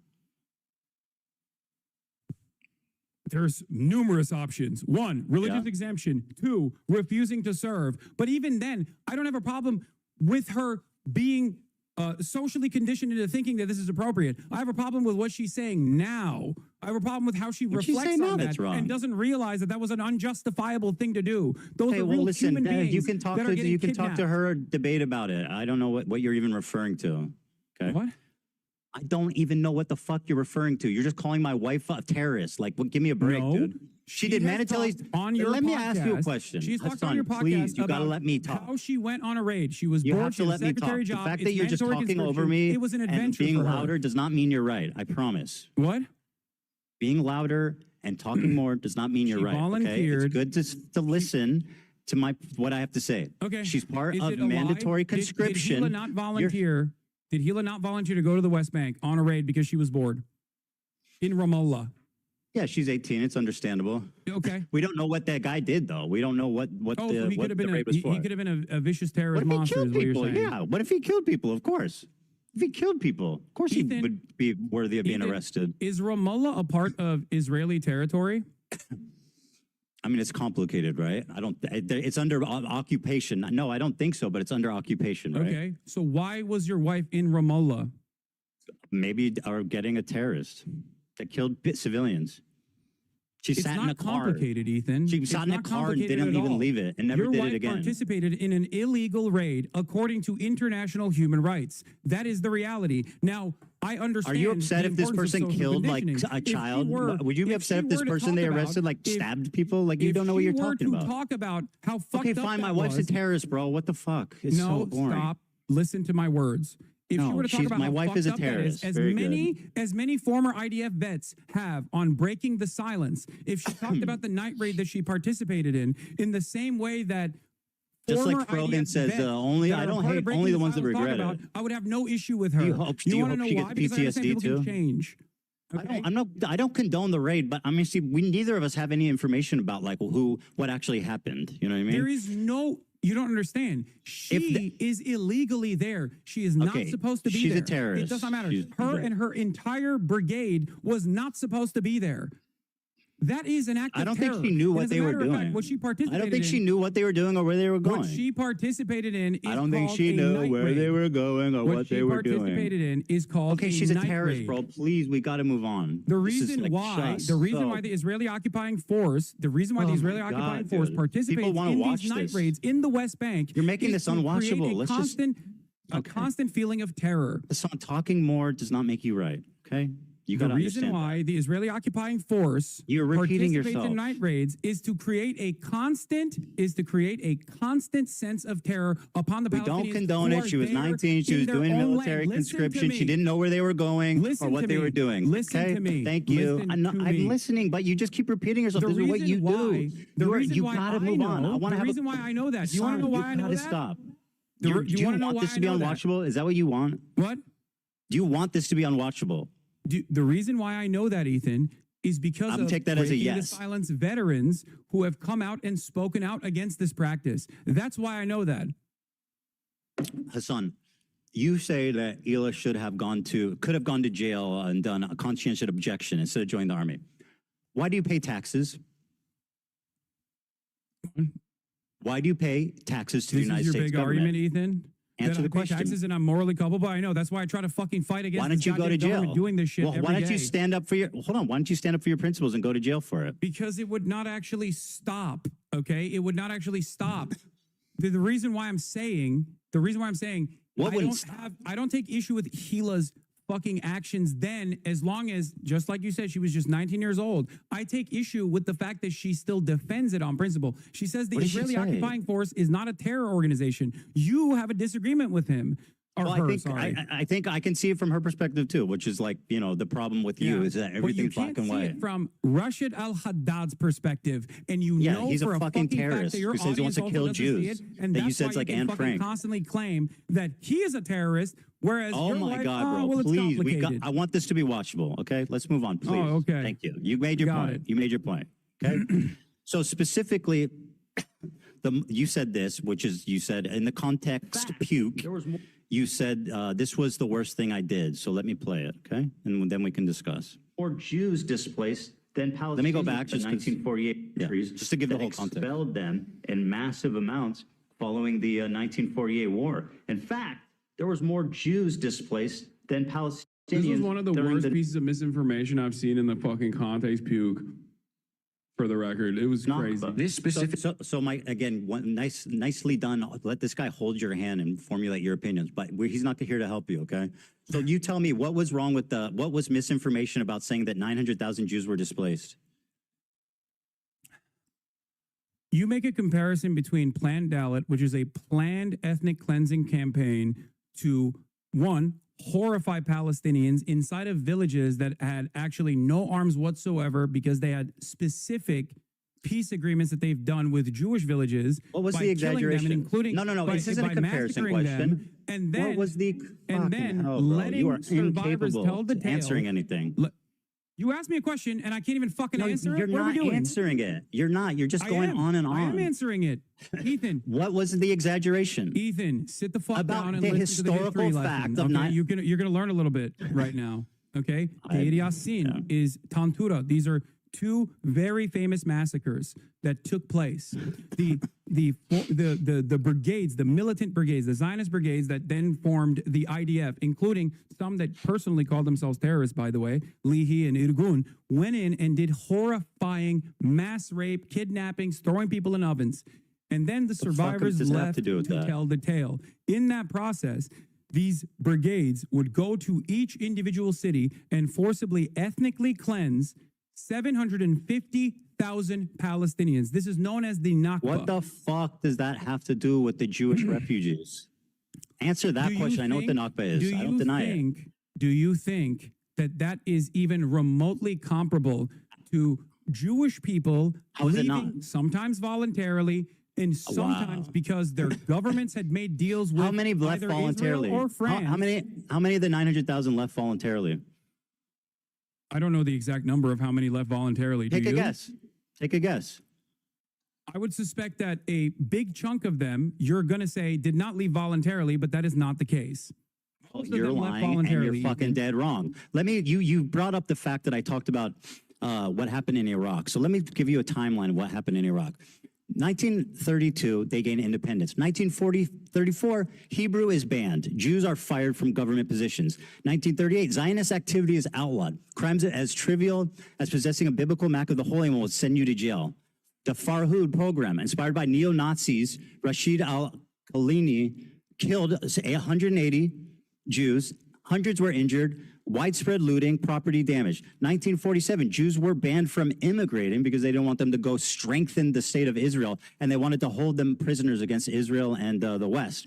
In 1948, the war begins. Jewish banks were forbidden to transact with foreign countries.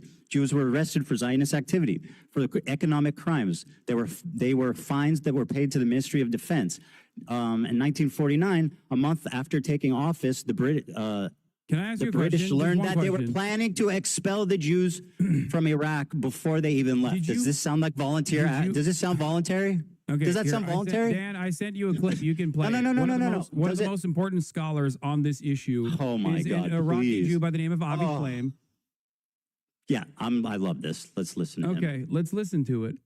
Yeah. Jews were convinced that Israel had a hand in uprooting them. After the 1948 war, there was mounting popular hostility towards the Jews in Iraq. 5 bombs exploded in Jewish sites. A series of bombs created a panic which led more and more Jews to register to leave the country. I met an elderly friend of my mother's, an Iraqi Jew called Yaakov Karkukli, who had been in the Zionist underground. One member of his group, Yosef Basri, a very, very intelligent Jewish lawyer, and his assistant, Shalom Saleh Shalom, were responsible for 3 out of the 5 bombs.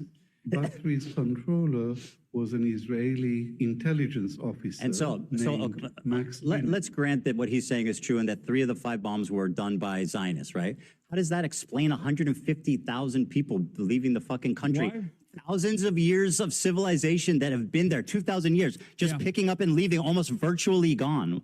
How does that explain that? Why is it that the Israeli government, benefited from creating instability and making it seem as though these countries were uninhabitable? And why do you think that, despite the fact that Iraq and numerous other countries have offered Israelis or Jews a right to return, why has that failed on the Israeli front for numerous reasons? I know why. Let me tell you an inconvenient fact for you, Hassan. Let me tell you an inconvenient fact. I wonder why that happened right as Before Israel the was bombs being went off, established. before the bombs went off, 100,000 of the 125 Jews were already registered to leave. Do you want to explain that? Yes. Jews wanted to go to Israel, Ethan. They liked the idea. Okay, great. Of going So to let me Israel. hear what Israel. Okay, so you're like Israel. What do you mean? Yeah, you're a liar. You're a disgusting fucking propagandist liar. Here's what Avi Shlaim actually said. My research, I established Scumbag. that one bomb was lobbed, one hand grenade was lobbed by a young activist in the Istiklal Party, which wanted to expel the Jews from Iraq and confiscate the properties. And another hand grenade was lobbed into the Masuda Shem Tov synagogue, and there 4 people were killed. And he was a criminal who had a grudge against the Jews, and it had nothing to do with the Mossad. Did you hear that? The first 2 had nothing to do with the Mossad. But let's continue to listen to the respected scholar, Avi Shlaim, you fucking liar. Ethan. Nope, you listen to this fucking historian. Yes, you said they left by choice. They left because of Zionism. They left because they were being threatened. Let's hear what your respected historian has to say, you liar. That's right. Listen. If all this is true, the main reason for the exodus was not the bombs, it was persecution by the government. And I concede that. It's not part of my argument that the bombs were the main reason for the liquidation of this community. But my answer to my Zionist critics is, even if I knew for certain that not a single Iraqi Jew left Iraq to go to Israel because of the bombs, I would still think this is a real indictment of the state of Israel, because Israel was created to provide a safe haven for Jews, not to be harassing and threatening Jews in other countries. By the way, he said, and I'll quote it for you, we did not leave Iraq because we were Zionists. We left because we were no longer safe. He wrote that in his book, 3 Worlds. Have you read that book? No, I have not read 3 Worlds. Okay, well, you're using a lot of source from it. It's a book that he wrote about his migration. migration. Only book he wrote about this. But go on. Have you read any of the other ones? Yes. Really? Which ones? The book that I'm referencing is from the Iron Wall. 3 Worlds, okay? He writes about his time in Iraq. Memoirs of an He writes Arab about his Jew. time It's the in newest Israel. book, I know. He writes about his time in the UK. In Three Worlds, he writes about his own family, and he describes their departure from Iraq as traumatic, disorienting, and not voluntary. They were not proud Zionist migrations. They were leaving out of fear. Oh, Ethan. He said that himself. Ethan. He said, we did not leave Iraq because we were Zionists. We left because we were no longer safe. You are failing to comprehend a very important reason why I brought up Avi Shlaim, by the way. And here's... Yeah, because you think he supports your claim, but he absolutely does not. No, that's why, because you're a fucking liar. He absolutely does. Contend with what I said. On, let me explain. No. Contend with what I'm saying. He said we did not leave Iraq because we were Zionists. We left because we were no longer safe. Do you want to explain what he meant by that? Explain what he meant by saying we didn't leave because we were Zionists. We left because we were no longer safe. Okay. Explain to me. I can't wait to bring up Avi Shlaim on the broadcast to make you fucking look like a dumbass. I can't wait too. And now explain what he means by that. We did not leave Iraq because we were Zionists. We left because we were no longer safe. Palestinian, you fucking moron, you racist piece of shit, because Iraq and the pan-Arabic nationalist movements that arise out of Zionist You are out of your mind. Not about Palestinians. Okay, so what did the Jews in Iraq have to do with fucking Israel, you bigot? You are so out of your mind. Iraqis. Dude, you screaming and grandstanding doesn't mean you're right. Iraqi government's racism during the pan-Arabic nationalist movements as a vindication for why, or a comparison as to why Israel had to do the Nakba. Do you think fucking that racist piece of shit? Thanks. Do you think Iran? Do you think all Arabs have one fucking mind? Is that what you think? Why the fuck were the Iraqi Jews leaving Iraq in fear? Of course there were Iraqi Jews that left Iraq in fear. Because why? Because why? Answer the question. You want to call me racist? Why were Iraqi Jews leaving to go to Israel? You're a fucking moron who doesn't understand. That's why they left. They left because I'm a fucking moron. That Arabs are not one-minded. Hassan, you That there were coward. numerous You pan-Arabic coward. nationalist movements. Answer the question. You're going to call me racist, but you won't answer. Why did the Iraqi Jews leave Iraq? There were numerous reasons. Because of anti-Semitism. They hated Jewish people that had nothing to do with Israel. They were forced to leave. They were chased out. They lived there for thousands of years. They had businesses. They had homes that they were forced to abandon to go to Israel because it was the only fucking place they could. Why would Iraqis hate the Jews living there if they had nothing to do with Zionists or Israel? Why? Because settler colonialism was already That has nothing to do with them, you absolute fucking dumbass. Ethan. What does that have to do with the Iraqi Jews? Do you think the Aliyahs were happening initially? So it was their, so you're blaming them? Are you blaming the Iraqi Jews who had nothing to do with it? What the fuck is your point? You call me racist. The racism. I'm not justifying it. You're not comprehending my point. Yes, you are. They left justified that. because the Iraq turned on them after 1948. Ethan, you're materially wrong. You're a liar. That there were numerous reasons why other countries, I know, hard concept, all Arab, they all have the same mindset. I know. Other Let's go countries over and their them, genius. nationalist movements as states were being Let's go over them. In Egypt. Mostly by Western nations. You want to talk facts? Let's talk facts. Ethan, you don't know. In Egypt. You got fucking a chat GPT summary. Let me explain to you. Hey, Hassan, so you can fucking not look like a dumbass. Okay, do you want to listen or do you just want to add home? No, I want to tell you my perspective. No, This you is want to supposed talk. be That's an the problem. You don't want to listen. You're You've supposed to be talked attacking my plenty. perspective. You called me racist, bro. The least you could do is shut the fuck up and listen to me talk, okay? The Iraqi Jews left because they were in fear of anti-Semitism. They had nothing to do with Israel or Zionism. The Arabs in Iraq, the Iraqis, turned on them because of what happened in the war in 1948. That had nothing to do with them. So if you want to blame the Jews for their own anti-Semitism, you go right ahead. But that's racism. Now let's talk about Egypt. I recognize that. No, you're not. You are absolutely not. In Egypt, 75,000 Jews were displaced.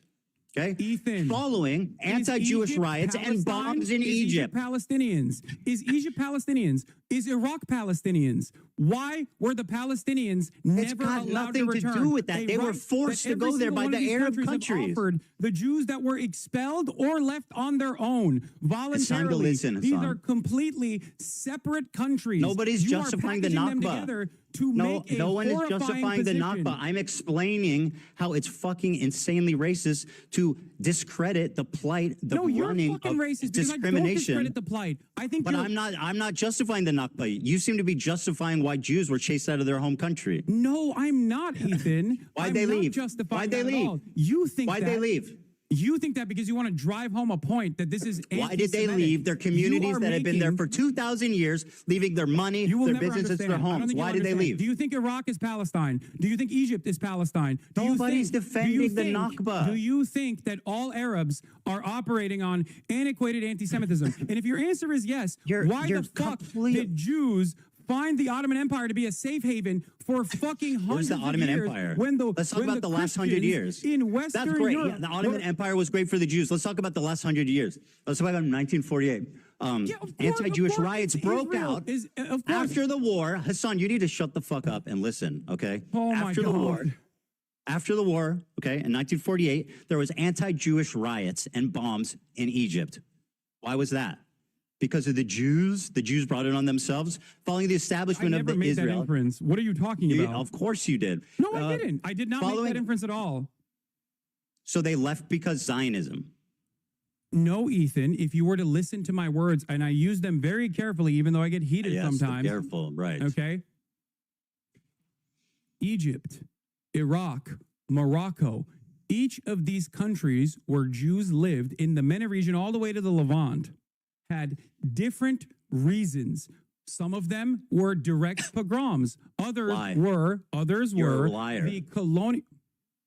You are a tangibly, historically proven liar. And I feel some of them were because of pogroms. You're not hearing anything I'm saying. You're so conditioned into saying liar. No. That you're undermining your own point. The amount that left because of Zionism was minute. They were chased out. Ethan. They were forced to become Zionists by their oppressors because they had nowhere else to go. In Egypt, following the establishment of Israel in May 1948, none of these countries are Palestine. That is an insanely irrelevant point. A series of bombs targeted Jewish areas in Cairo between June and September. They killed 70 Jews, injured 200. They confiscated Jewish-owned businesses and synagogues were attacked and destroyed. Okay? Ethan. In 1956, the Suez Crisis. One is direct 1956, direct planned violence and an extermination campaign. The other, approximately 25,000 Jews were expelled from Egypt. Falsely misplaced hostility. 25,000 Jews were expelled. Other countries. So are you blaming them? You don't understand this, and you will are you never blaming the understand this, Jews for getting? Are you blaming the Jews for being expelled from Egypt? 25,000 of them. No, Ethan. If you listen to my words, you would understand. So what is it I exaggerated about? 900,000 Jews were displaced. Because you are making a comparison with different countries versus one singular force that planned an extermination campaign, planned an ethnic cleansing campaign. Other countries and the reaction to it, or other countries and the previous hostility towards Jews have nothing to do with Palestinians. So making this comparison, of course not. That's why it's gross. anti-Semitic. That's why it's anti-Semitic. It has nothing to do with Palestine, but they still got kicked out for being Jewish. That's literally what anti-Semitism is. It's like 1,000 Jews in Egypt were arrested and detained without charges. The government seized 500 Jewish-owned businesses and froze bank accounts. The expelled Jews were compelled to sign a declaration donating their property to the Egyptian state and were allowed to take only minimal personal belongings. In Algeria, 130,000 Jews were expelled. On the independence, that's not Palestine. They're not. They're just Arab. They're not the same fucking people. So my point is very simple. They were expelled from their homes because of anti-Semitism. Ethan, you used Egypt as an example. Sorry, what is wrong about that? You're pointing what is wrong with what I just said? They were expelled. Were literally controlled. Hassan, please, you've got to fucking answer a French, question. By the English and French colonial occupations. Expelled. What are you talking about? They were expelled because of anti-Semitism. What did I say wrong? Oh my God. Go ahead. Go ahead. Algeria was under French occupation. It is the design where the French occupied Algeria did not squash the attempts of expelling Jews. I'm not saying that there wasn't actually most Algerians were French citizens and went to France. Caused Jews to feel unsafe, Ethan. 95% of Algeria's 140,000 Jewish population. Individual, often, sometimes Western powers and what they allowed in those countries on the Palestinian plight when you make this comparison. That's what I'm saying. Is it anti-Semitic for Jewish people to get kicked out of their home? Right? The Turkish, the Ottoman Empire and the forces and the Ottoman genocide that they conducted, a mass extermination campaign, is because other fucking random countries where Armenians No, were. Iraq were happened also after getting independence and as equally of dispelled. Jerusalem. Turks were getting dispelled Dude, in other countries. The That's pogrom ironically the happened as same a fucking direct thing that's the way that it was result taught of in the the war, bro. past. That it was a By the way, did you say- necessary voluntary migration. By the way, did you? because- Oh my God, bro! Did you say Anne Frank died before she could resist? I don't know if that was a fever dream. Wait, I'm saying that like. Would you have an issue with Anne Frank if she actually was able to? Sorry, I just thought it was an insane thing to say. I'm not trying to litigate it. And Tripoli. Wait, Anti-Jewish riots what's your point? broke out What's your amid point? What's your point post-war about Anne Frank? unrest. Yes, I did. Synagogues Okay. were burned. What's your point Jewish about Anne Frank? institutions were shut What's down. your point about Anne Frank? Why are you trying to deflect away from what I'm saying here? That she's no, I just think that statement was insane. Why The was that an Six-Day War insane- backlash. Whoa. In 1967, another My Israel question for you victory, was, would you mobbed hate on Jews, Anne Frank Jewish if she communities wasn't a got mobbed. pacifist? 6,000 Jews were evacuated, homes were destroyed, synagogues were burned. In Morocco, 250,000 Jews were expelled. Anti-Jewish riots broke out in 1948. You'll notice all of these, most of these pogroms are happening in 1948 as a direct result of the war. The Arabs turned on their Jewish populace out of anti-Semitism, period, point blank. June 7 to 8, 1948. In northeastern Morocco, following the declaration of state of independence, the state of Israel on May 14, 1948, anti-Jewish riots erupted in the town of Jarada. These towns were significant transit points for Moroccan Jews seeking to immigrate. 47 Jews were killed, many were injured, Jewish homes and businesses were looted and damaged and destroyed. In 1950, 1960, harassment and immigration. The year following 1948 riot, Moroccan Jews faced increased pressure. These factors contributed to a significant immigration of Jews from Morocco. Immigration to Israel was banned in 1959, but before that, 274,000 Moroccan Jews immigrated primarily to Israel. Yemen and Aden. Remember when Yemen, you said you weren't a Zionist? 50,000. Remember when you said you weren't a Zionist? These are direct Zionist talking points. This is historical facts, literally spread by your very own Avi Schleim, who, if I'll quote him back to you, said, we didn't leave Avi because we Schleim's were assessment Zionists. On top of we this, did not Avi leave Schleim's because we were assessment on top of Zionists. this We is not left that it because was we were appropriate, afraid. Ethan, that's the difference. If you asked Avi Schleim whether it is comparable to say the Nakba and the 900,000 Jews that Who said? left I'm not defending from the Nakba. separate countries, he would laugh at you. Your You don't failure understand. to I know you're acknowledge trying to the fucking trauma flip farm of here, both but you groups don't is the understand. reason It's a- why you are a radical fucking propagandist liar. Both trauma needs to be acknowledged by both groups. There's two things that need to be true for this ever to be resolved peacefully. You're right. I'm sorry. Palestinian Israel should keep self-determination doing a and the genocide. the Israelis' right to have secure borders. Zionism was As was long an as you ignore inevitability. that, You're right. there will always be war. Palestinians will always die, and you will continue to make money from it. Operation Magic Carpet. Jews were secretly airlifted to Israel due to rising hostility. It's so 50,000 interesting because 50,000 were Ethan, relocated. And the PLO did Tunisia, recognize that Jewish harm, as a 130,000 matter of after fact. The PLO did recognize that, and they wanted those countries to actually do a right to return for all Jews. Why did Israel stop that from happening, Ethan? Don't you think that Zionism is the problem here? Avi Schleim what said, happened? quote, They didn't fucking send you that clip? They didn't send you that fucking Avi piece of Schleim- information? So the PLO, Dude, Avi Yasser Schleim- Arafat, the people that don't care about Jewish plight, actually did see the guy who wrongdoing that oversaw happened to the second Jews and Intifada? wanted What the Jews fuck to are be you able on to go about? back and do a right to return if they wanted to do so into their nation of origin, as a matter I'm of fact. talking about the And yet flights, Israel was the bro. one who didn't You want that to deny the happen. flight Why of is that the Middle case, Eastern Ethan? Jews. No, you deny the flight. You deny the trauma of Middle Eastern Jews. Flight, Ethan. You don't absolutely understand. deny the You are trauma. attributing- No, you are deny making that a they left. comparison You've tried to between- say that they left by choice. That is a gross historical there are Jews that inaccuracy. left by choice. That is true. Yes, some did. There are Of Jews the that absolutely 900,000, the left by vast choice. majority left because they were afraid. Ethan, Because they were being there are discriminated against. Jews That is a that- historical fact. Have 6-Day you ever War actually aftermath. listened to a clip of me talking about this? What? Oh my God, you have no idea what my perspective on this is. You're just fucking Hey, of course. yelling at nothing. Well, what are you doing right now? Oh What are you my wasting God. time for, buddy? This is the reason why you're repeating. No, I shit have that heard you talk not about it fucking- time and that time I don't again. actually believe. Bro, you are continually, okay, not Oh my acknowledging God. the trauma of Middle Eastern Oh my Jews. God. You characterize it like they left. Yes, have you I've ever seen listened it. to anything that's not 30 seconds long? Yes, bro. From me? That's Have so you? ironic that you're saying that as I'm you literally in misquote front of Avi you right now. Schleim, I'm who trying said to he describe my fled because he was position. afraid Made clear and not because numerous of Zion. times Here's the over and clip. over again, Here's but the you're too clip. busy trying to get a gotcha Here's the here clip. so you can fucking farm Here's a the clip. clip. But everyone's still going to think you're a fucking loser, dude. Here's I'm the clip. sorry. Just shut up and listen if you want to actually hear my Here's the clip. perspective. I'm shutting up and listening to you. Okay, thank you. For the Iraqi Jews.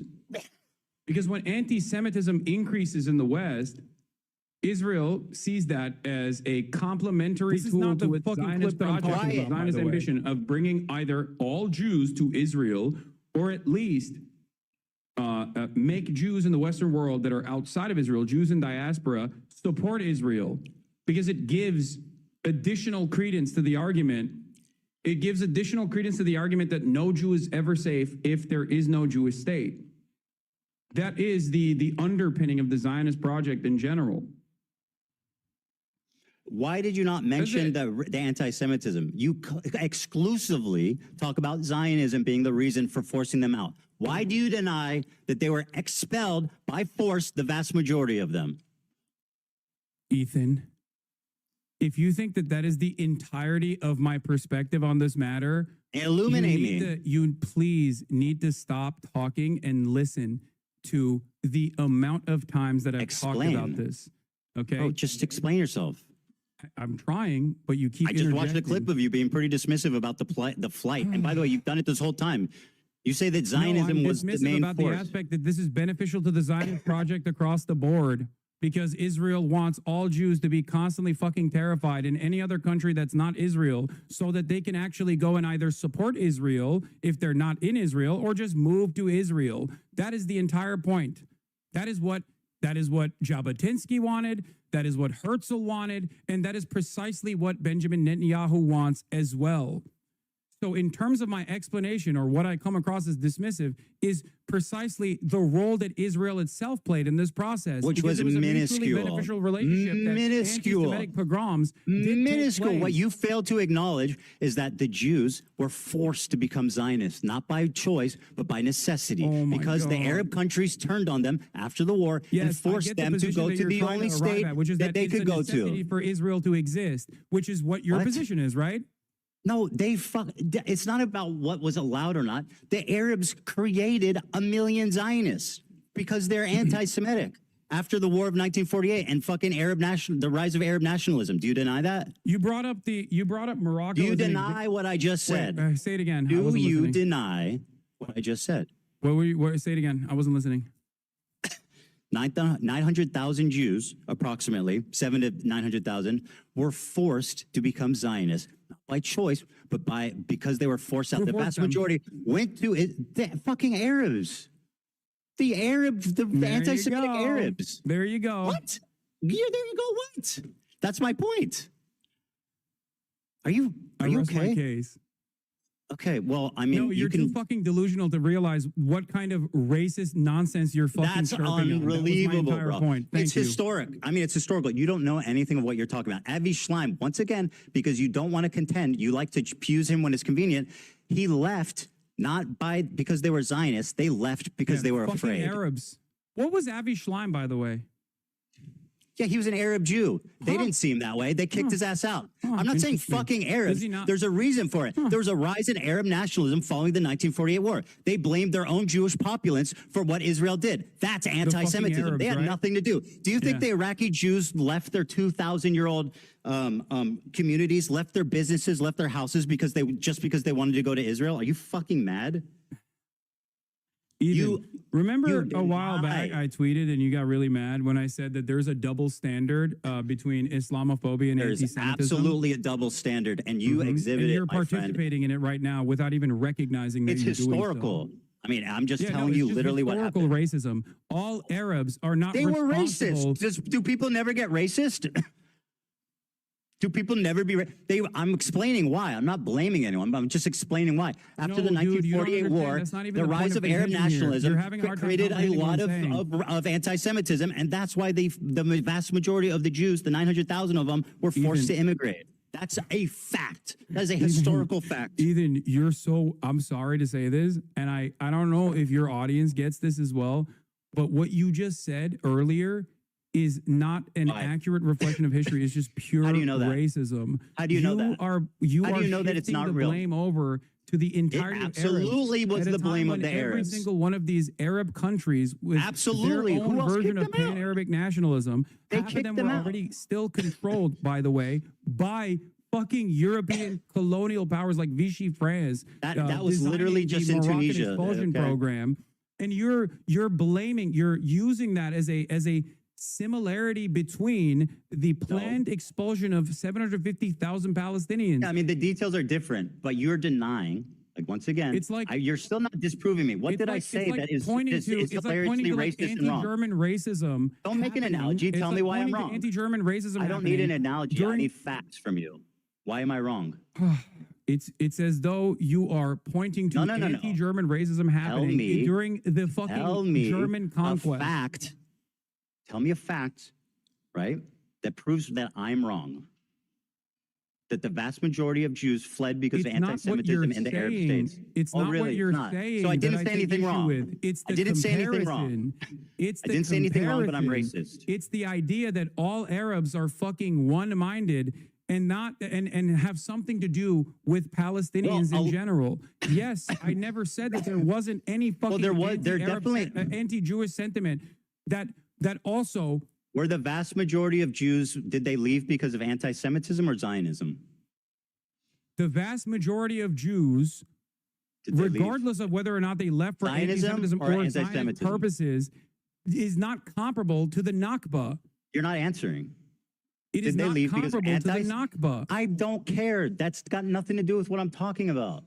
I'm not comparing them. And then, by the way, they're both, you made that they're comparison both to, unique. to make it seem as though it was a much larger crime. No, because that people Jews like had to you ignore withstand the in trauma of different the fact that countries. you want to tell that people in Israel to go back to where they came from. This is where they're from. They were forced Wait, to they go to could- Israel. They could right now. They could go tomorrow.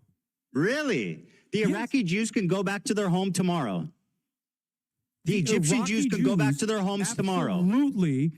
That is insane. What are you you are talking? fucking Yes, out they of your can. mind. They absolutely okay, how? can. Tell me how. They How absolutely did the can. Jews They go don't back want to their? And I understand why they wouldn't want to because America fucking No, invaded and they destroyed want to. Iraq. But yes, Why they would could. how? What do you mean? How would they go back and reclaim their lost assets, their lost property? There were literally different schemes designed at this. And by the way, how did they become citizens? At different points throughout this 76-year-long, drawn-out apartheid structure, there were numerous instances where, yes, there was a right to return offered to Jews and even restitution for the homes that they lost in the process. So yes, you're wrong. You simply don't know the facts. You are wrong. You won't They say what could. fact I'm getting wrong. I just told you. Did the vast majority of Jews immigrate to Israel following 1948 because of Zionism or because of No. anti-Semitism? Don't run away from this point. Answer the because fucking question. I don't discount anti-Semitism as No, a but direct answer the consequence of pan-Arabic question. nationalism that took place in numerous countries. I have Answer the issues question. with your comparison. Okay? Who's comparing? You keep saying that. I'm not talking about the You Nakba. brought that I'm up talking about your deliberately in unwillingness to context recognize new. Jewish play. You brought And that up a really deliberately important. to say more Jews were displaced than Palestinians were. I think that's an interesting fact that you clearly don't fucking ever want to mention would you because it bring up really that messes fact? up your beautiful Why little would you- narrative. So why did you bring that fact up right after you talked about the 1948 war? Because the point is You that made that two comparison, people were not me. I think that traumatized. comparison's There was disgusting. 2 people that were traumatized. There was 2 people that were displaced unfairly. It was the Palestinians and it was the Middle Eastern Jews. They both have trauma. You failed to acknowledge one group. You shit on the other one. Unlike you, acknowledge both groups. I acknowledge Your both all groups. lives mattering You the acknowledge Nakba. one. What? That's isn't- what you're doing. And you're also attributing. How? How am I doing You're that? attributing anti-Semitic violence in different countries At the same time, following 1948, pan-Arab nationalism. You said that yourself. Yes. These 5 Arab countries were defeated in 1948, and they turned super fucking anti-Semitic as a result. They became ultra-nationalist Arabs. It became popular. As Israel declared independence, they said, "Fuck no, we don't want this country here." And yeah, they all became anti-Semitic. That's a historical You fact also that you failed to denied. recognize that Iraqi Jews have been allowed to return to Iraq, and there have been numerous instances where Jews were given an opportunity to return. How many if they Jews live in wanted Iraq? to, but you don't How want many Jews live in Iraq? What? How many I think it's Jewish 0 people? right now, but they can. The How point is many they Jews can. live in the Middle East outside of Israel? Why would it? Why do you think Iraqi Literally Jews none. Why Where would would they Iraqi go? Jews not If it want was to so go? Why fucking would great Iraqi for Jews them? not want to go to Iraq? You think right now? 0 Jews, almost virtually 0 Jews live outside of Israel in the Middle East. Why is that? You don't think that none of them wanted to fucking stay at home? I don't know. Maybe None because of them. because there was a religious ethno-supremacist state that was backed by a there lot you of go. Western states as That's a the direct insane destabilizer in the fucking sweeping region that you're with mass discrediting. migration happening, especially, of course, mass migration happening, and then in the aftermath of Holocaust with a shit ton more refugees coming in was a much more viable state for them. Here's the problem. Viability of said state, of course, is partially a consequence of the other countries You want to blame, and the you want hostility to that blame people felt Zionists. towards Jewish you people. don't want to blame But the Arabs. This in and okay? of itself, is the heart of the problem, because people conflate Zionism with Judaism, and you do that. That's all what the time. Arabs did when they kicked them all out. I know, and I don't think it's appropriate. That's And my so why are you point. blaming the Zionists and not the fucking Arabs for being racist? Why do you deny the Jewish trauma? Arabs. Why do you deny the 900,000 traumatized Jews that were forced? Including, by the way, what you keep ignoring, Avi Schleim. Quick question. Avi Schleim said we didn't leave Iraq because we were Zionists. We left because we were afraid. Are you hearing that? Ethan, do you blame the English for the Holocaust? No. Who did the Holocaust, Ethan? Just fucking make your point. I'm not playing this Come on, silly who game. did the Holocaust? Just say it. Make your point, dude. I'm not a fucking. Why not? I'm asking you a question. It's a super simple question. Avi Schleim. We left Iraq I asked because you who was responsible for the Holocaust. why would What I answer nation? such a stupid rhetorical question? Just make your point. You know the answer to this, right? Like, come on, what are you looking at on your fucking computer? Like, which country is responsible for the Holocaust? Anytime you want to make your point. I would appreciate. Wait, what is if you- happening? Dude, when you already, okay, here, whatever. You said already. I would appreciate if you would just listen to one thing I would that say. It wasn't the English, right? It's not the responsibility of the British that the Holocaust happened, right? You understand that. You recognize that, right? Well, I would say the nation most directly guilty for the Holocaust was probably Nazi Germany. Okay. Did you just read that from your laptop? No, I'm Okay, whatever. eloquent. I'm like your dumbass. I mean, yes, it is. Okay. Notice how you don't actually. I'm fabulous, put every bitch. single fucking country. There was plenty of anti-Semitism in England too. Notice how you don't fucking say all Europe. All of Europe is responsible for the Holocaust. Was there concentration but camps you say in the UK? all Arabs. Okay. The point is, there's no Jews in the Middle East. anti-Semitic- None. Can you None- listen to one thing? I have one thing important to say that I really want you just to listen to, okay? Avi Schleim said they did not leave Iraq because they were Zionists. They left because they were afraid. Yes. You are denying his family's trauma. Oh You my are God. blaming his family's Okay, trauma will you on talk to him? Zionists. Will you talk to and him not, about this? Sure. I Would mean, you- he's if going you're to so agree with me. I confident- read it if from you're his so confident fucking in book. everything, if you're so confident in all of this, okay, that would be great. All right, perfect. Okay. So listen. No, you should. You should talk to him. I'll and Norm debate all these Finkelstein. people instead of you. I have time. Unfortunately, like I said, it's getting late, so I just want to make one last point before we go, which is that always remember, Hassan, that when people criticize me, I watch it on my stream by myself live, unlike a bitch-made coward like yourself who needs someone to hold your hand, make all the excuses in the world to avoid any single criticism, any response. You, my friend, are a coward, and I am the fucking legend that responded to it live with zero hesitation. But you know why? Because I'm not a liar. I don't have to think about the shit Ethan, that I if you say think- and if you think justify it. this- You lied. That's why you can't you do it, think because this you'll get caught in those lies. 5-hour endeavor made you look good, then congratulations. Okay. You don't think it was good that you don't think that it was a supreme confidence that I responded to it immediately live? Ethan, it took you 4 months to actually entertain the notion of having a conversation said with me. I don't give a anytime fuck you about want, watching dipshit. YouTube videos. I don't know why you think that I'm afraid of You watching watch your 11 fucking hate YouTube videos on your channel. 11 hate videos. I've watched 0 about you, Hassan. Do you want to actually discuss who's the hate coward? videos, dumbass. Your fucking community is the hate community. you Why the talk fuck would you have to watch hate videos or whatever? You are the one who was Hassan, doing just it. remember, when criticism comes, I confront Well, thank it. you for backtracking When on at least criticism 7 of the comes to points. you, Maybe we should you go hide through the from it. context puke one more time so we can continue. If you we can wanna continue watch this it, conversation later. Okay. If you want, I'll listen, hold if your you want hand to through all watch the it, other dumb shit that you said in it.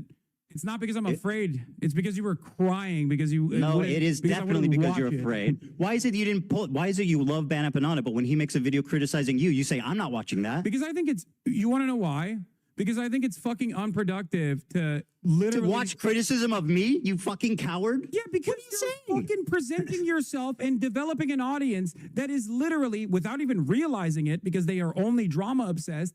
Without realizing it, they're literally positioning themselves to be pro-Israel, to repeat pro-Israel talking points. Yes, that is the only reason why I started talking about you. Because you went on a fucking deplatforming campaign of Why did you not watch Bad Empanada's video about you? You watched all of it? You did 110 Bro, why? Instagram stories on me, Ethan. You're since January 31st, 2025. You're changing the It was so 24 unhinged hours. that you Bro, didn't even it's- recognize who you have You need become. to at least admit that it's reciprocal. I am not upset. You made 24 hours of nonstop content, Ethan, bro. You 24 literally hours have in the posted last 2 just months. on your own personal Instagram We've talked about each other equally since as much, bro. January This whole 31st, 2025, 110 stories. It was so insane, you didn't believe it. You don't even believe that's- your own mania. Hassan, Please, Hassan, for the 20 love of God. Hassan, you talked about me 24 minutes a day, every day, 7 days a week for 60 days. Yes, Does that after sound you- fucking after reasonable? you presented yourself as a fucking significant force trying to literally deplatform pro-Palestinian voices. How much time do you think That's it makes an why. Instagram story? That's why. And that's you literally, your own. Why didn't you watch a Bad Empanada video about yourself? Your own producers were begging you to stop talking about me, so much so that you had to set up a separate war room where you only talked about me. What? And that's what happened, right? Because you couldn't shut up not- about it's it. not Your a separate fans war were room. fucking going, Ethan, we get it. He sucks. My fans Please are stop talking fine, about bro. it." Don't worry And about my fans. The entire time you frame this as though it's petty fucking drama. It's as not though petty drama. You are deeply even though it is a anti-Semitic, real hateful, fucking issue that propagandist took liar. place. And it only took you now to fucking openly say 10 toes down that it is a genocide, but also you don't want anyone to fucking I've resist said that against it. consistently for years, liar. Ethan, you don't want anyone to resist against genocide. It is a fucking untenable position. Oh, you It mean makes kidnapping no civilians? sense. You're so pathetic, bro. And you Please. constantly keep smearing me as a fucking anti-Semite at a time you're when the proving that Trump today. administration, at a time Today- when the Trump administration is blackbagging people. How do you That's not bad understand happening. that- Don't call me out. How do you That's not bad happening. Don't understand? call me out. That's what you're doing. Dude, how do you not understand? Why didn't you watch the Bad that Empanada video? You are playing a formative role when you don't talk about Mahmoud Khalil. You're Just playing remember, a formative everybody role watching. when you don't talk about the mass starvation of Gazans. By the way, I advocated for Kamala to get elected. What'd you do? I told people to vote for Kamala. What'd you do? Oh, No, seriously. oh, What'd you Ethan, do? congratulations. Do you Congratulations think Kamala for and Trump advocating would for have been Kamala. equally I won't bad? change anything from Joe Biden's policies, Harris. It's not What did Joe I do? Biden, it's Well, Kamala not only did Harris. I go to the DNC, but I actually offered not- some pretty fucking valuable criticism to the Democratic think I Party that they kicked out, didn't by the listen way. to, unfortunately. Didn't they And kick you because out they of the didn't listen to DNC? that valuable criticism, they lost. Why have you lied about me voting for Jill Stein, by the way? Can we talk about that? Who did Why you- the fuck I don't know. do you keep Who'd you- saying I voted for Jill Stein? I have Who did you vote for? countless hours shitting on Jill Stein. I've told people I said I not think to you vote for did. Trump. I've said that I Donald said- Trump is significantly worse than Kamala Harris. And I've also, on top of that, called Jill Stein a grifter Yeah, you over didn't and endorse over and her. over again. But for some weird reason, despite the fact that I voted live, mind you, you kept And you didn't lying to say your who audience, for. and you kept lying to your audience, and you I kept said I making it think. seem as though I didn't even fucking vote, or I urged people not to vote. There's never been a moment Who'd where you I vote said, do for? not vote. Who did you vote for? I voted for Kamala Harris. You got a problem? No, I got no problem, but I think there's you people in don't your have a audience that problem. would. You don't have a problem with that. Why didn't you the endorse fuck her do you then? keep saying I voted for Jill Stein, huh? I said I think because you didn't say who you voted for. Oh, you think? Yeah, that's what I said. Oh, it's you an opinion. think? Oh, you don't give a fuck, dude. It doesn't matter who I vote for anyway. You're out of your fucking mind. I did not endorse Kamala Harris, and I will never endorse Kamala Harris. But you and I voted did for not her. endorse Joe Biden. And now because Trump's you wanna president. Know why? Because you want to know why? Trump's It's building the fucking Riviera embarrassing in Gaza that Strip. they And guess did- what? You're fucking love that shit because you get to keep making content about it and you get to keep making videos and you guarantee there will never be peace there. Yeah. You won't As acknowledge opposed to the you. trauma of both As sides. opposed Two to you, things must Ethan. always How be much true, content have you Hassan. made about Donald Trump? How much content have you made about fucking Donald Trump? You literally defended his terrorist regime. What the fuck are you talking about? And then you have to apologize because you're an embarrassing figure. Okay? Listen to me. Listen to me. It is embarrassing that you have tried to make a foray into politics and all of the producers or all the people that are giving you fucking talking points is not going to make you come across as smart in this process. Please, for your own mental sanity, stop trying to do this. You are basically brain breaking a shit ton of people into idiotic positions. You clearly don't care about people who have actually voted for Donald Trump, considering your allegiance with people who have literally directly voted for Donald Trump. Who's my allegiance? Who's my allegiance? What do you mean? You have fucking Trump supporters that you're friends with. Like Steiny in general. When I have a conversation with him, I'm actually directly fucking addressing some of the shit that he's Did you watch my saying, interview like the with him? Nelk You boys and fucking whatnot. dipshit. That our entire conversation was me arguing with him and telling him why Trump's bad and why transphobia is bad. You are You're going insanely out, incompetent. you're playing poker with people who fucking voted for Donald Trump. You're defending Asmongold and saying Asmongold is not actually Trump coded. Okay? You're doing all this because they don't.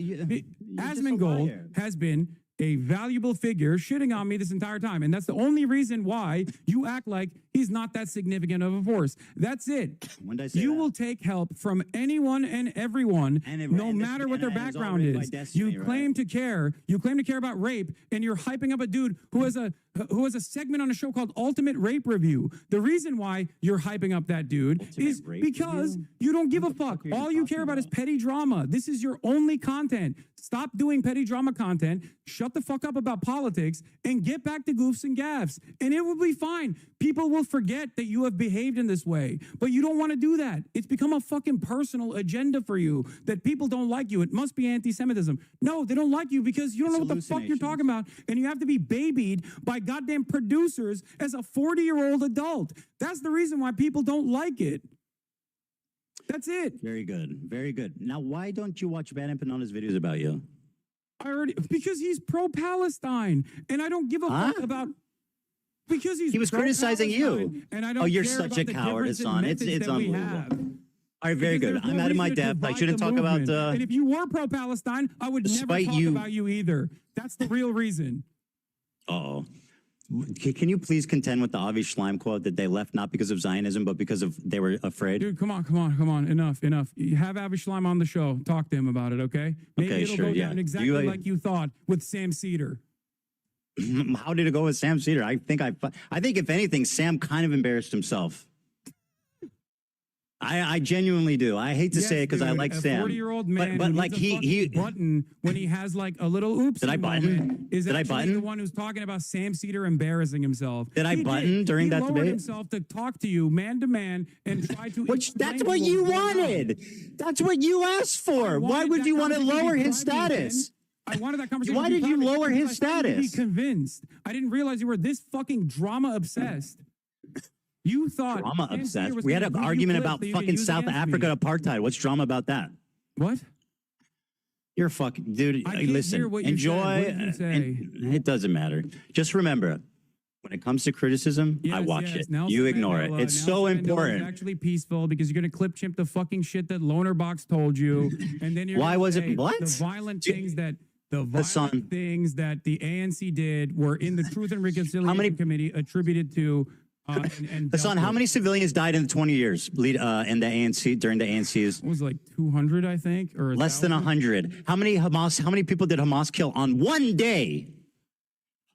Nelson Mandela, which I'll read you a quote from his trial. I'll read you a quote. Are you comparing the apartheid structure in South Africa to 76 years of colonial occupation? Don't you do that all the time? No, the number You is call it far apartheid larger, all the and time. the militancy has gotten far more radical as a direct consequence of Israel becoming far more radical. Because as I told you, and you seemingly understood when we first had this conversation after October 7, that the maintenance of an apartheid is an inherently violent endeavor. And as a matter of fact, the resistance to said apartheid is only going to get worse and worse as time moves on. This is precisely the reason why the first intifada was fought with stones, little children throwing rocks, and the second intifada in the aftermath of horrific acts of terror against Palestinians who were at a mosque praying. The second intifada, as a matter of fact, was fought with bombs. Historical quote. I'm not just grandstanding.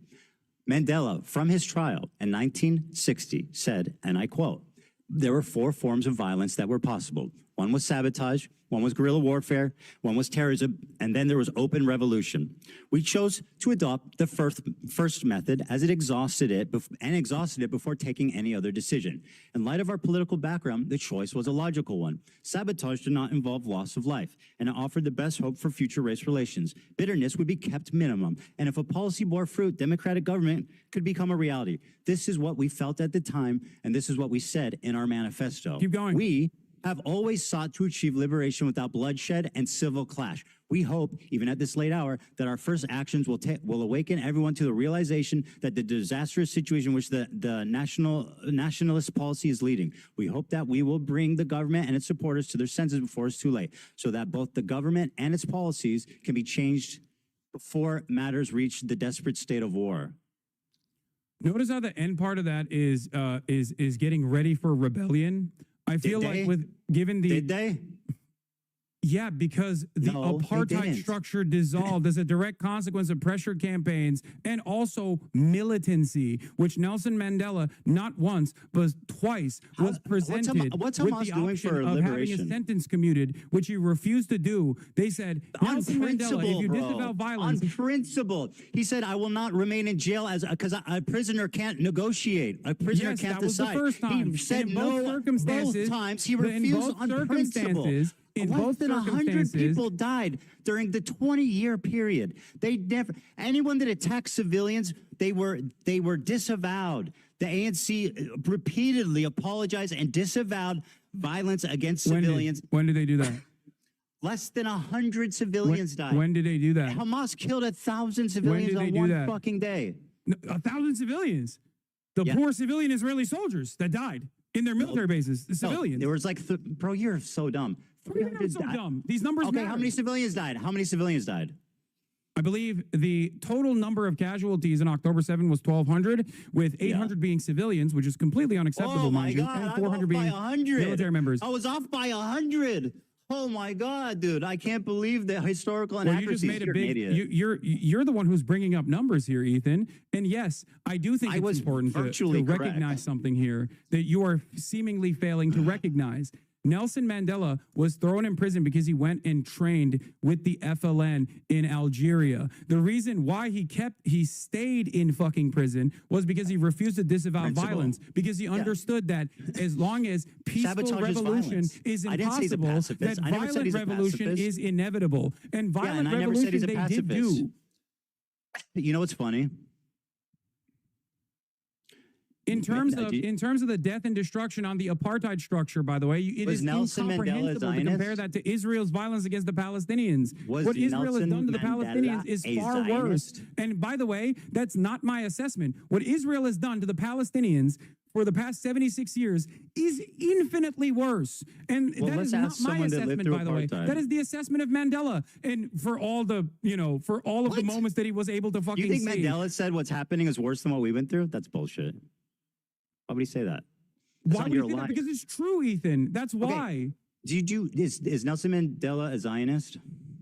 Yes, Nelson Mandela. Are you going to say in 1999 he said Israel has a legal right to exist? In that More same than speech that you're He going said to more fucking than clip that. him. Remember that you called this guy a neo-Nazi, not fit to be a dog catcher. Who? That's What? what you said about Wait, Nelson wait, wait. What are you Mandela. talking about? Yeah, Whoa. You're jumping off like a million different points.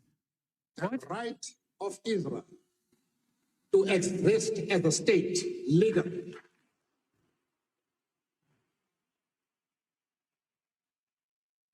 We have stood quite openly and firmly for the right of that state to exist within secured borders. You disagree with that statement?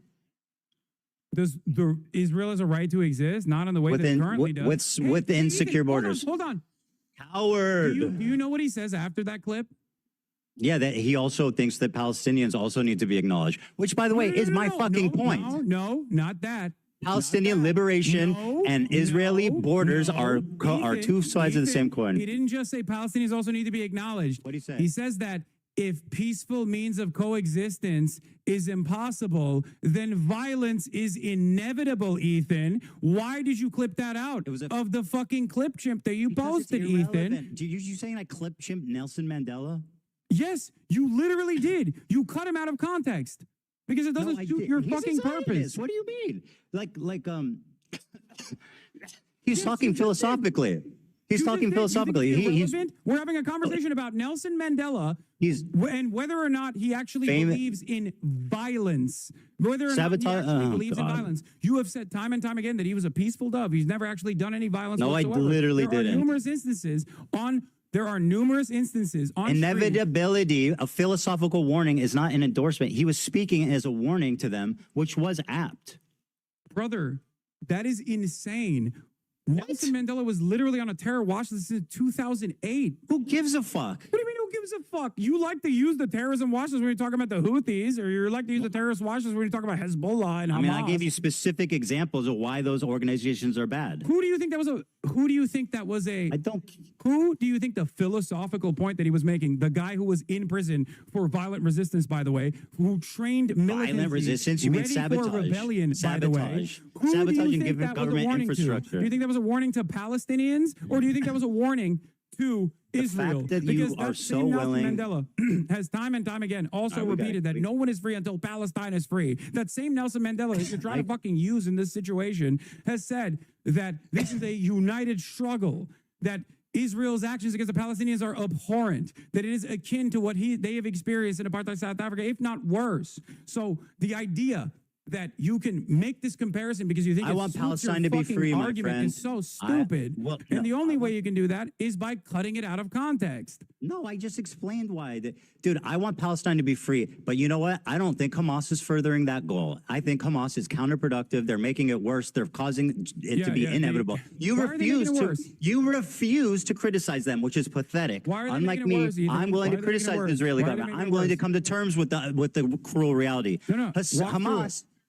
Why are they making it worse? What was the fucking objective there on October 7th, genius? Kidnapping, which, by the way, I don't even agree with, which is an international human rights violation. But kidnapping Israeli soldiers, Israeli civilians to draw out. And what part about that was slaughtering fucking families in their homes? Ethan, I don't agree. Their goal was to kill civilians. You know this already. We're not relitigating this over and over again after I'm just saying, Hamas is a bunch of fucking genocide, okay? What do you think? What do you think? One day you're going to watch a video response I make. Probably not, when you apologize for all the fucking harm that you've done. Apologize? Okay. Yeah. All right. Listen. I have the rest of the clip that you clipped, Chip, by the way, if you want to hear his actual fucking full-fleshed opinions. I'm not hiding from it. I literally acknowledge what he said. I don't care. But so why did you say that he was actually, why did you say that he was actually a peaceful resistance type of guy? When did I say that? When the fuck did I say that, you liar? You said it on numerous occasions, as opposed to on numerous occasions before. I someone said told he you, used no, actually, violent. Here's a better way to massage that. You narrative. are a liar. I said he uses violent means such as sabotage. He didn't kill civilians. That's what I said. Will you stop talking if I show you numerous instances where you have said Nelson Mandela was peaceful? I'm not going to. You get those together, okay? I mean, there's.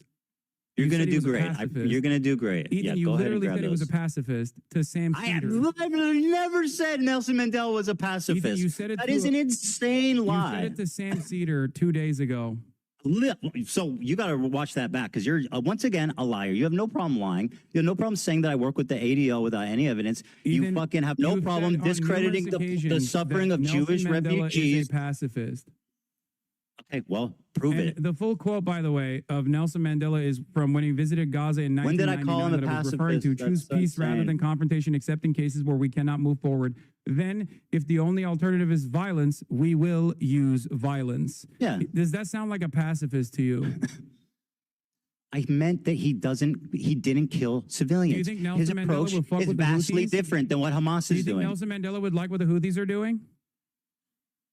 I don't know. Let's fucking dig him out of his grave and ask him. That's kind of weird because, I mean, you said he was doing peaceful means of resistance. Do I like think Nelson sabotage. Mandela would be in favor of kidnapping 10 civilians? No, Yes, of course he would. not. 100% he would. All right. Well, while you're busy putting words in a dead man's 100% he mouth, would. What are you talking about? Nelson Mandela bombed the fucking church and shit. What are you talking about? Not Nelson Mandela directly. he was in prison. didn't fuck with civilians, bro.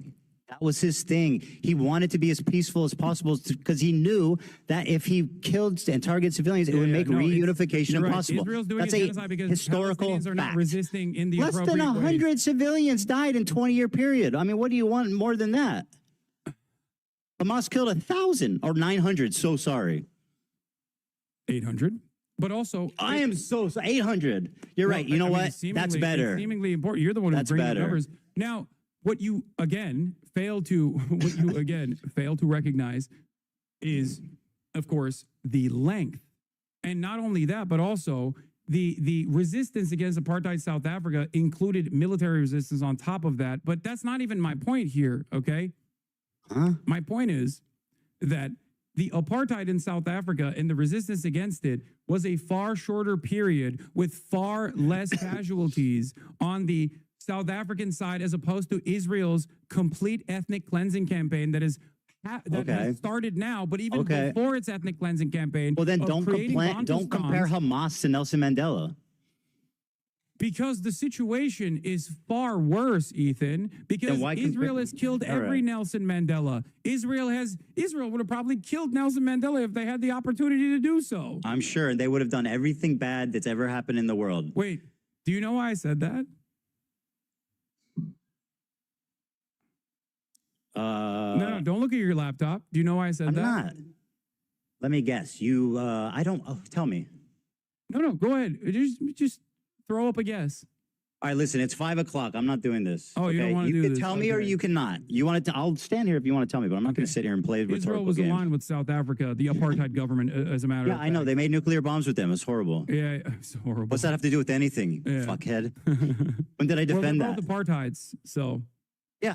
And when did I deny that? All right, you listen, know. it's 5 o'clock. Like I said, I have a family to go to. I have 3 kids and a wife, and I know that you have a fucking cool ass race car bed to sleep in, and I hope you enjoy that. Okay, man. Thank you. Have a good one. I hope this was productive.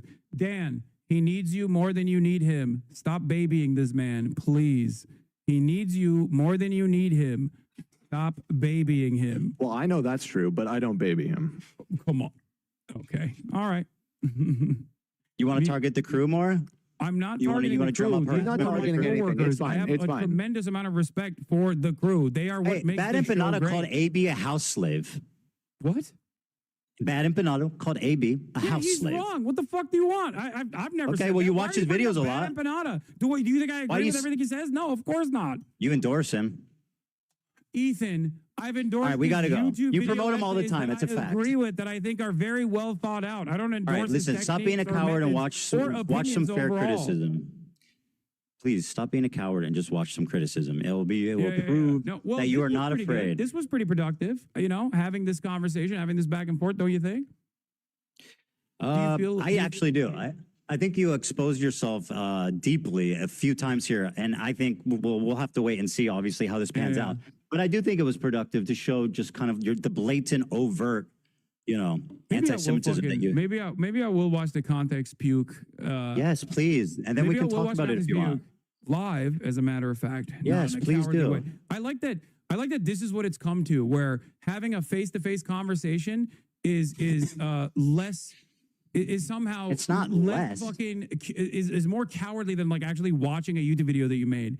No, dude. It is because- what's cowardly no. is you fucking constantly crying and refusing to actually look for context and putting together putting together shit that you saw on fucking subreddits to be like, this is my argument. Please I'm just watch it destroying and watch it and tear it up and show how out of context it was. Don't I worry. love that. Maybe I'll actually do that to fundraise for the charities that you are actively targeting by trying to undermine and celebrate with Creator Clash 3, which is, you know, I don't know if you know this, but the last year they lost $250,000. To be charitable, you actually have to give money to charity, Hassan. Everybody that has even lightly fucking criticized you or stayed out of. Are you surprised that I didn't like Ian's video? What? No, dude. Dude, if you want to own me, listen, Hassan, if you want to own me by donating to charity, I think that's fantastic. That a fucking charity event is actually like you're trying to undermine a charity event deliberately. You have to give money to be charity. It's like a slush fund for them. God, it's so gross, man. Okay. I mean, what happened last year? How much money did they make did they do charity last year? I don't know. They lost $250,000. Will you debate me again, Ethan, if you keep chirping in the future? Yeah, of course. Okay, but if you, I think it would be good if you watch the content puke. Maybe I will. Maybe I'll do puke, that. And then we can discuss it. Maybe I'll do that. The fundraiser for Creator Clash. Yes, I think it's awesome. If you want to own me by donating to charity, I think that's sick as fuck. Yeah, maybe you should do that too. You know, donate some pro-Palestinian charities. I'll feel so fucking owned. Let's own each other and donate to charity. All right. I know Bye, you guys. Ethan. I know you guys hate each other, but the views were crazy. It was? How many? I never just looked. saying, think about it. What was the views at? I never looked. They're pretty good on both ends, like 100K. Whose was higher? Don't ask that question. Hassan's was higher? Hassan's was higher. Yeah. Yeah. Not by much, but it was higher. That's not good. We got. I mean, I had 120,000. I don't know what you guys had over there. I wasn't looking, but we got up to about 100K. So, well, we're gonna have to do some. These people are clearly have some kind of brain disease, and we need to do something about it. No, for sure, Ethan. Please keep up the energy as though you feel that there is a genocide going on, because your output is what matters here, and that is what I was trying to get across to you and get across to your audience. If you think that this, I acknowledge that I acknowledge that I could talk about it more, and I should make more of an effort to talk about it. Okay, thank you. Instead of going after pro-Palestinian, and you should try not to be a fucking raging anti-Semite for a day. What? If you can try not to be a raging anti-Semite for a day, then we can shake hands. I don't think you actually believe that I'm anti-Semitic. I think you're hysterical. You should watch back the first part of this interview. What? You should watch back the first part of this interview. I don't think that makes you look good. Okay, well, I guess we'll wait and see. Yeah, we'll wait. Unfortunately, I think your people are going to think it makes you look good, and then everybody else is going to think that mine look good. Like, who gives a fuck? Yes, at the end of the day, I'm sure that it's not a swastika. It's just the swastika sword. It's not a swastika. It's just the sword that I called the swastika sword. Got it. All right, have a good night, Hassan. All right, you too. I gotta go. You too, buddy. You take care, bud. All right. God damn, what a fucking exercise in futility. I did lose my shit a little bit towards the end, but hey, at least we got Ethan to openly admit that he thinks his wife is a terrorist. I don't know how that's gonna work. This was the biggest pickup and shake of all time. It makes me so sad that he was more fixated on the content aspect of this. It makes everything bullshit. Yeah, I know. I agree. I feel good. I feel very good. I think it's, I mean, I'm losing my voice a little bit. Holy fuck. If you ever do this again, IRL, so we can't sit there getting fed talking points, no, it's fine. Dude, what do you mean? He just, every single time, he's like, you're making this unwatchable. I was like, all right. Amongst all the other dodging, he kept claiming that you were making the video unwatchable by being boring, completely proving his desire to use serious issues as content fodder without ever actually addressing those issues truthfully. Your commentary in front of an audience was desperately needed. Thank you. I don't know if that is actually going to change minds in Ethan's community. I feel a bit like I prostituted the conversation a little bit by leaning into that aspect. You're so boring is what Andrew Tate said. Yeah. No, because the ones left are too gone. No, I don't think so. I don't think so at all. This guy talks about how Joe Rogan murdered comedy with the same intensity of like Joe Rogan murdering his loved ones. I think that's what it is. I've never experienced a person who I agree with so much and still been like, damn, bro, like, is it that serious? Like, you make it seem like he killed your family. Like, you are actually the highest ranked hater I have ever seen.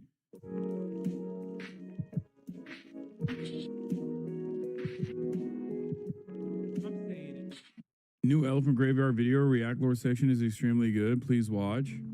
How comedy was destroyed by anti-reality doomsday cult. Holy, this has 1 million views. God damn. Continue our investigation into how our current comedy era got to be so wonderful. They say the power doesn't corrupt. It reveals once a guy like Joe Rogan, the comedy czar, grabs a hold of the reins of power. All right, fuck it. Let's watch it. Well, all that comedy investigation. I think this guy, I can't believe I'm saying this. I watched his videos before. He's a really interesting dude. Okay. But I think he actually hates Joe Rogan almost too much, which is crazy for me to say because I shit on Joe Rogan so much.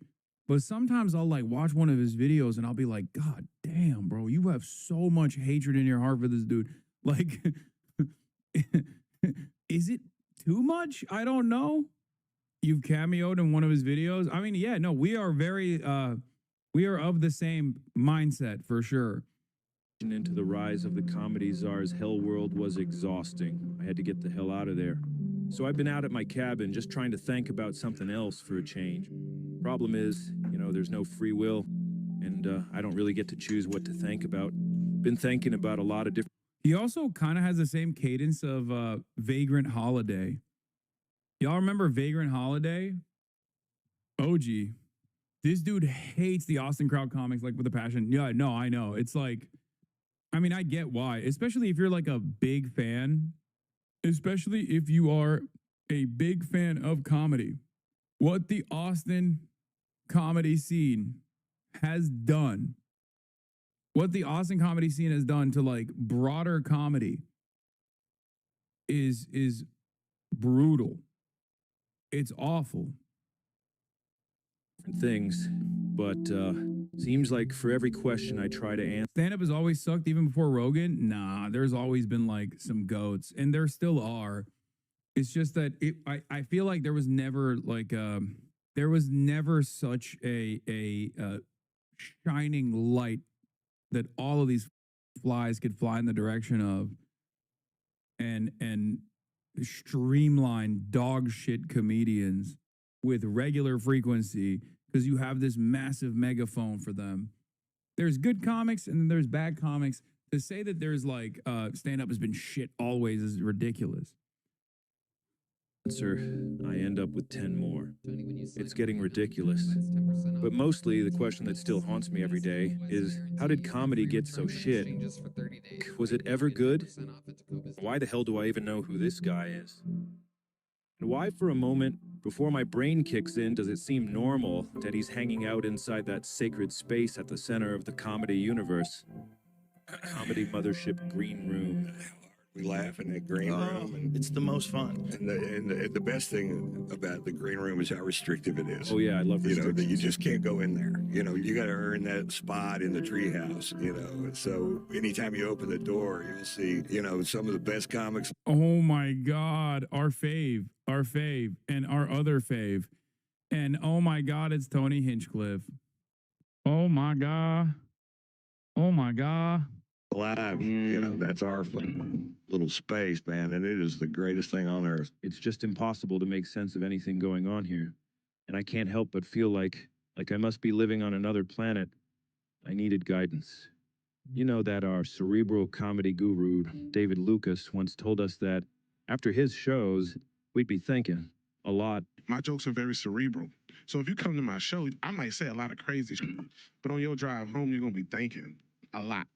And his wisdom is kind of what sparked this whole investigation into the comedy world, but I knew I needed to start thinking even more. So I wanted to go out and see David's act. Hopefully start to try and put all these disordered puzzle pieces together to understand what's really going on at the heart of it all. Now, there's a lot of great stages out there, but for me, my favorite venue in the entire world, hands down, is the legendary Massey Hall in Toronto.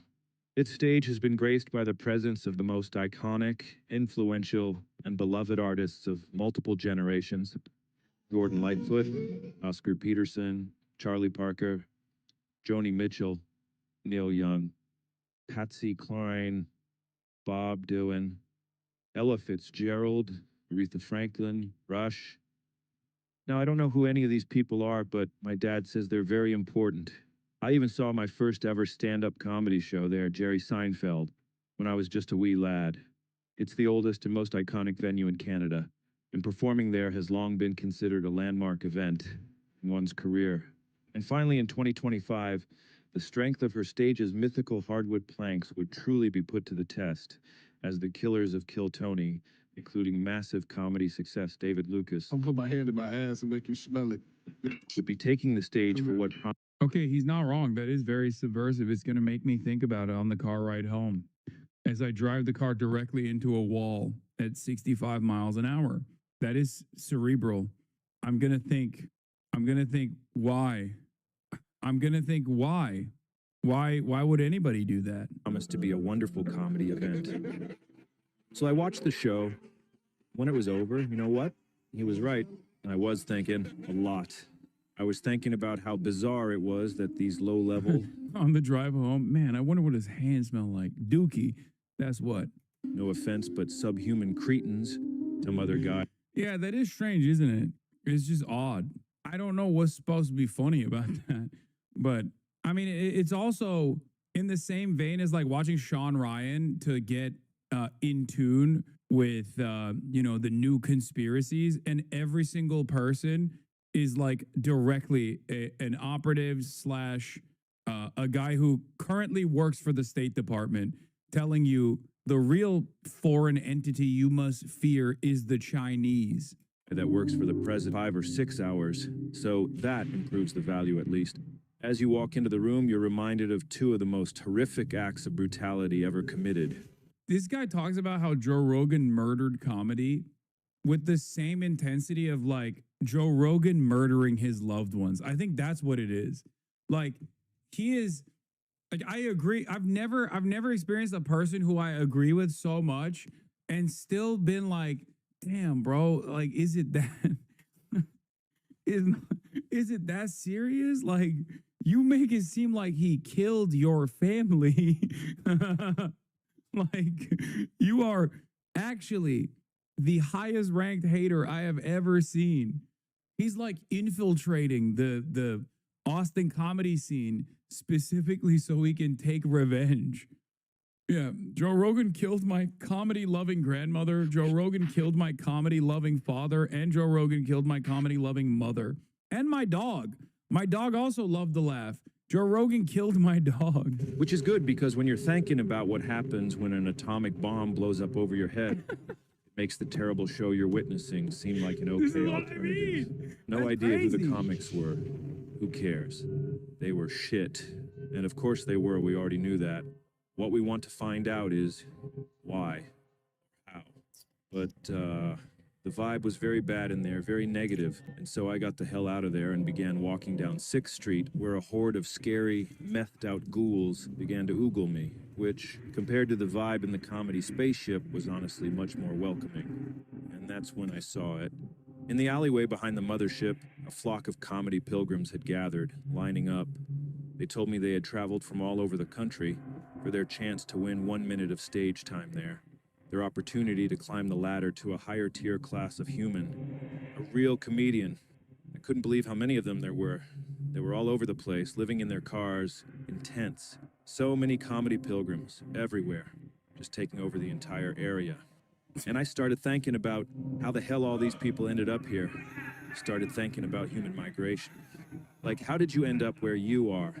No matter who or where you are, at some point, some guy in your lineage looked around and said to him, like, the way he talks about Joe Rogan is like he implemented Cyberpunk 2077 in Austin, Texas. Like, even more than that, he's actually disrupting the space and time. Okay, he's disrupting our universe. He is such a powerful entity. His shiny bald dome has caused a real fissure in the force. I gotta get out of here. Packed up and went to a new place. And with that spirit in mind, I packed my bags and headed home. When I got back to my cabin, I placed a photo of my guru above my typewriter with a sign that said, "Keep thinking." And that's what I did for several weeks, obsessively, compulsively. And it led me to discover what's actually going on behind all this unsettling comedy stuff. And that we were right to find it so unsettling and evil and vile. and that what we're witnessing with this Austin comedy thing is actually part of a massive operation designed to destroy the entire world. And I know that sounds kind of out there, but as you'll see, that's actually part of their design. I thank my comedy guru David for helping me get my thinking back on track. Tasmai Shri Guru Namaha. This is what D&E haters do to you? Okay, not a single one of them has the talent that this dude has on his pinky fingernail. The entire space of Destiny, Ethan, Asmongold, haters, and all their orbiters and whatnot do not have a fraction of the talent that this dude has, okay? A fraction. I mean, obviously, I'm joking when I say this dude really, he's a D1 hater. But like he's obviously exaggerating for the sake of the meme. But he's clearly, it's a bit, and he's also clearly very talented. To answer the question of how comedy got so shit, we need to go back about 375 million years. To the first of those migrations we mentioned earlier. Migration is baked into our DNA, guys. I don't know if you knew that in advance, but I am seeing on my YouTube analytics here that 87% of you only got your grade 10. So, in case you weren't aware, humans began as simple tubes. A mouth and an asshole. Purest form of a proper organism, just floating in the ocean somewhere, and eventually that tube evolved into this fish kind of thing. And this fish, this was the first in our lineage to become a new guy and to migrate. The ocean where he was all up, and he looked around and said, Remember when Maya was over and I found out about a guy who just couldn't become a guy?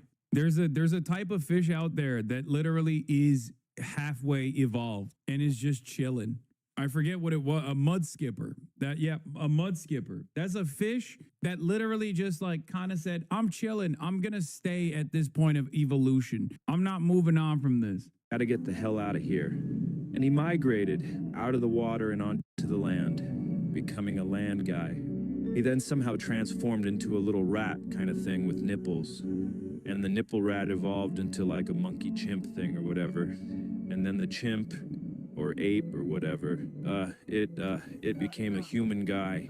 And it wasn't long until those human guys, like that fish before them, looked around and said, I gotta get the hell out of here. And they migrated. Is that a slur? No, no, that's not a, I know it sounds like it, but no, it's a real fish. It's a type of fish that is not a fish. Or I guess it is a fish, but it's not like, I'll just show you. Okay, this is a mud skipper. It has like little arms, and actually it is outside of the water. Like it exists outside of the water. And it just, I jokingly, when I found out about its existence, said it looks like it got done. It didn't get done evolving. It just like stopped. He is a land guy, kind of. No, look, actually, yeah. He exists in between. Migrated to every corner of the earth. A lot of animals. It stopped before it needed to pay taxes and rent. Yeah, it took some time outside, saw everything and said, nah, f it. I'm good. He saw what it was all about, and he was like, oh, dude, that's what they did to Cracker Barrel? I'm out. That, bro, they've taken out all of our cultural institutions. Even Cracker Barrel's gone woke. I'm good. I'm going to keep being a fish. And also sometimes an in-between kind of guy. Have these built-in mechanisms. We are no different. Just like how birds have like a magnet in their brain or something, which tells them when and where to migrate somewhere else. It's obvious from these historical records that the human instinct to say, this, I gotta get out of here, becomes activated in times of fear. Fear is processed in the most ancient part of our brain. It puts us into a fight or flight mode, just like the fish guy. And I don't know if you've looked around at the world lately, but people really are losing their shit. The whole world is on fire. There are crazy guys with nukes yelling at each other, and bombs are flying around all over the place. The air is full of smoke. All the fruit just tastes like wood now. We've all got microplastics in our brains. That can't be good. Plus, it's so hot out, I'm gonna piss myself. And don't even get me started on all those politics. What the hell is going on with TikTok? Why is China, doing all that stuff? Why did they close the oatmeal plant down? I wanted to keep working there. I got no money.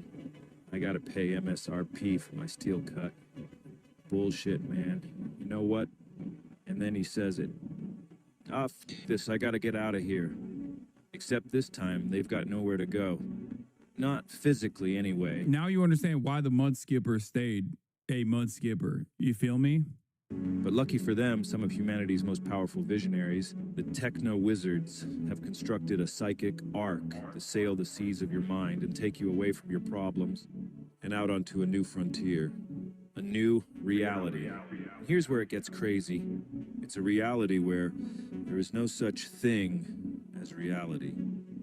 Lions. The techno-wizards use their machines to ramp up your own uncertainty about what's real and what's fantasy, to the point where you're so anxious that you do anything just to be certain. No! It's all over-the-phonics and sonics and dimensional superaction behind glass screens. No, you think of something and bam, it's there in the wall. Once you've lost connection with classic reality, you're just a guy floating out in the open ocean, desperate to find something to grab onto to save yourself, stranded and surrounded by a sea of danger. That is when the techno-wizards begin their most perverted sorcery. They throw you a life preserver. I think that's the way he feels about Joe Rogan is the way I feel about Elon. Of a new Hank, this is like an Adam Curtis documentary. Yeah, if Adam Curtis had this much hate in his heart for anything, and the thing that he had this much hate in his heart was the death of the comedy scene in one part of the United States of America. Acquired the wealth and influence to actually execute such migrations at full scale. Movements triggered by everyone saying, I gotta get the hell out of here, happen all the time. Throughout history, wealthy, influential people have leveraged these waves in order to serve their interests.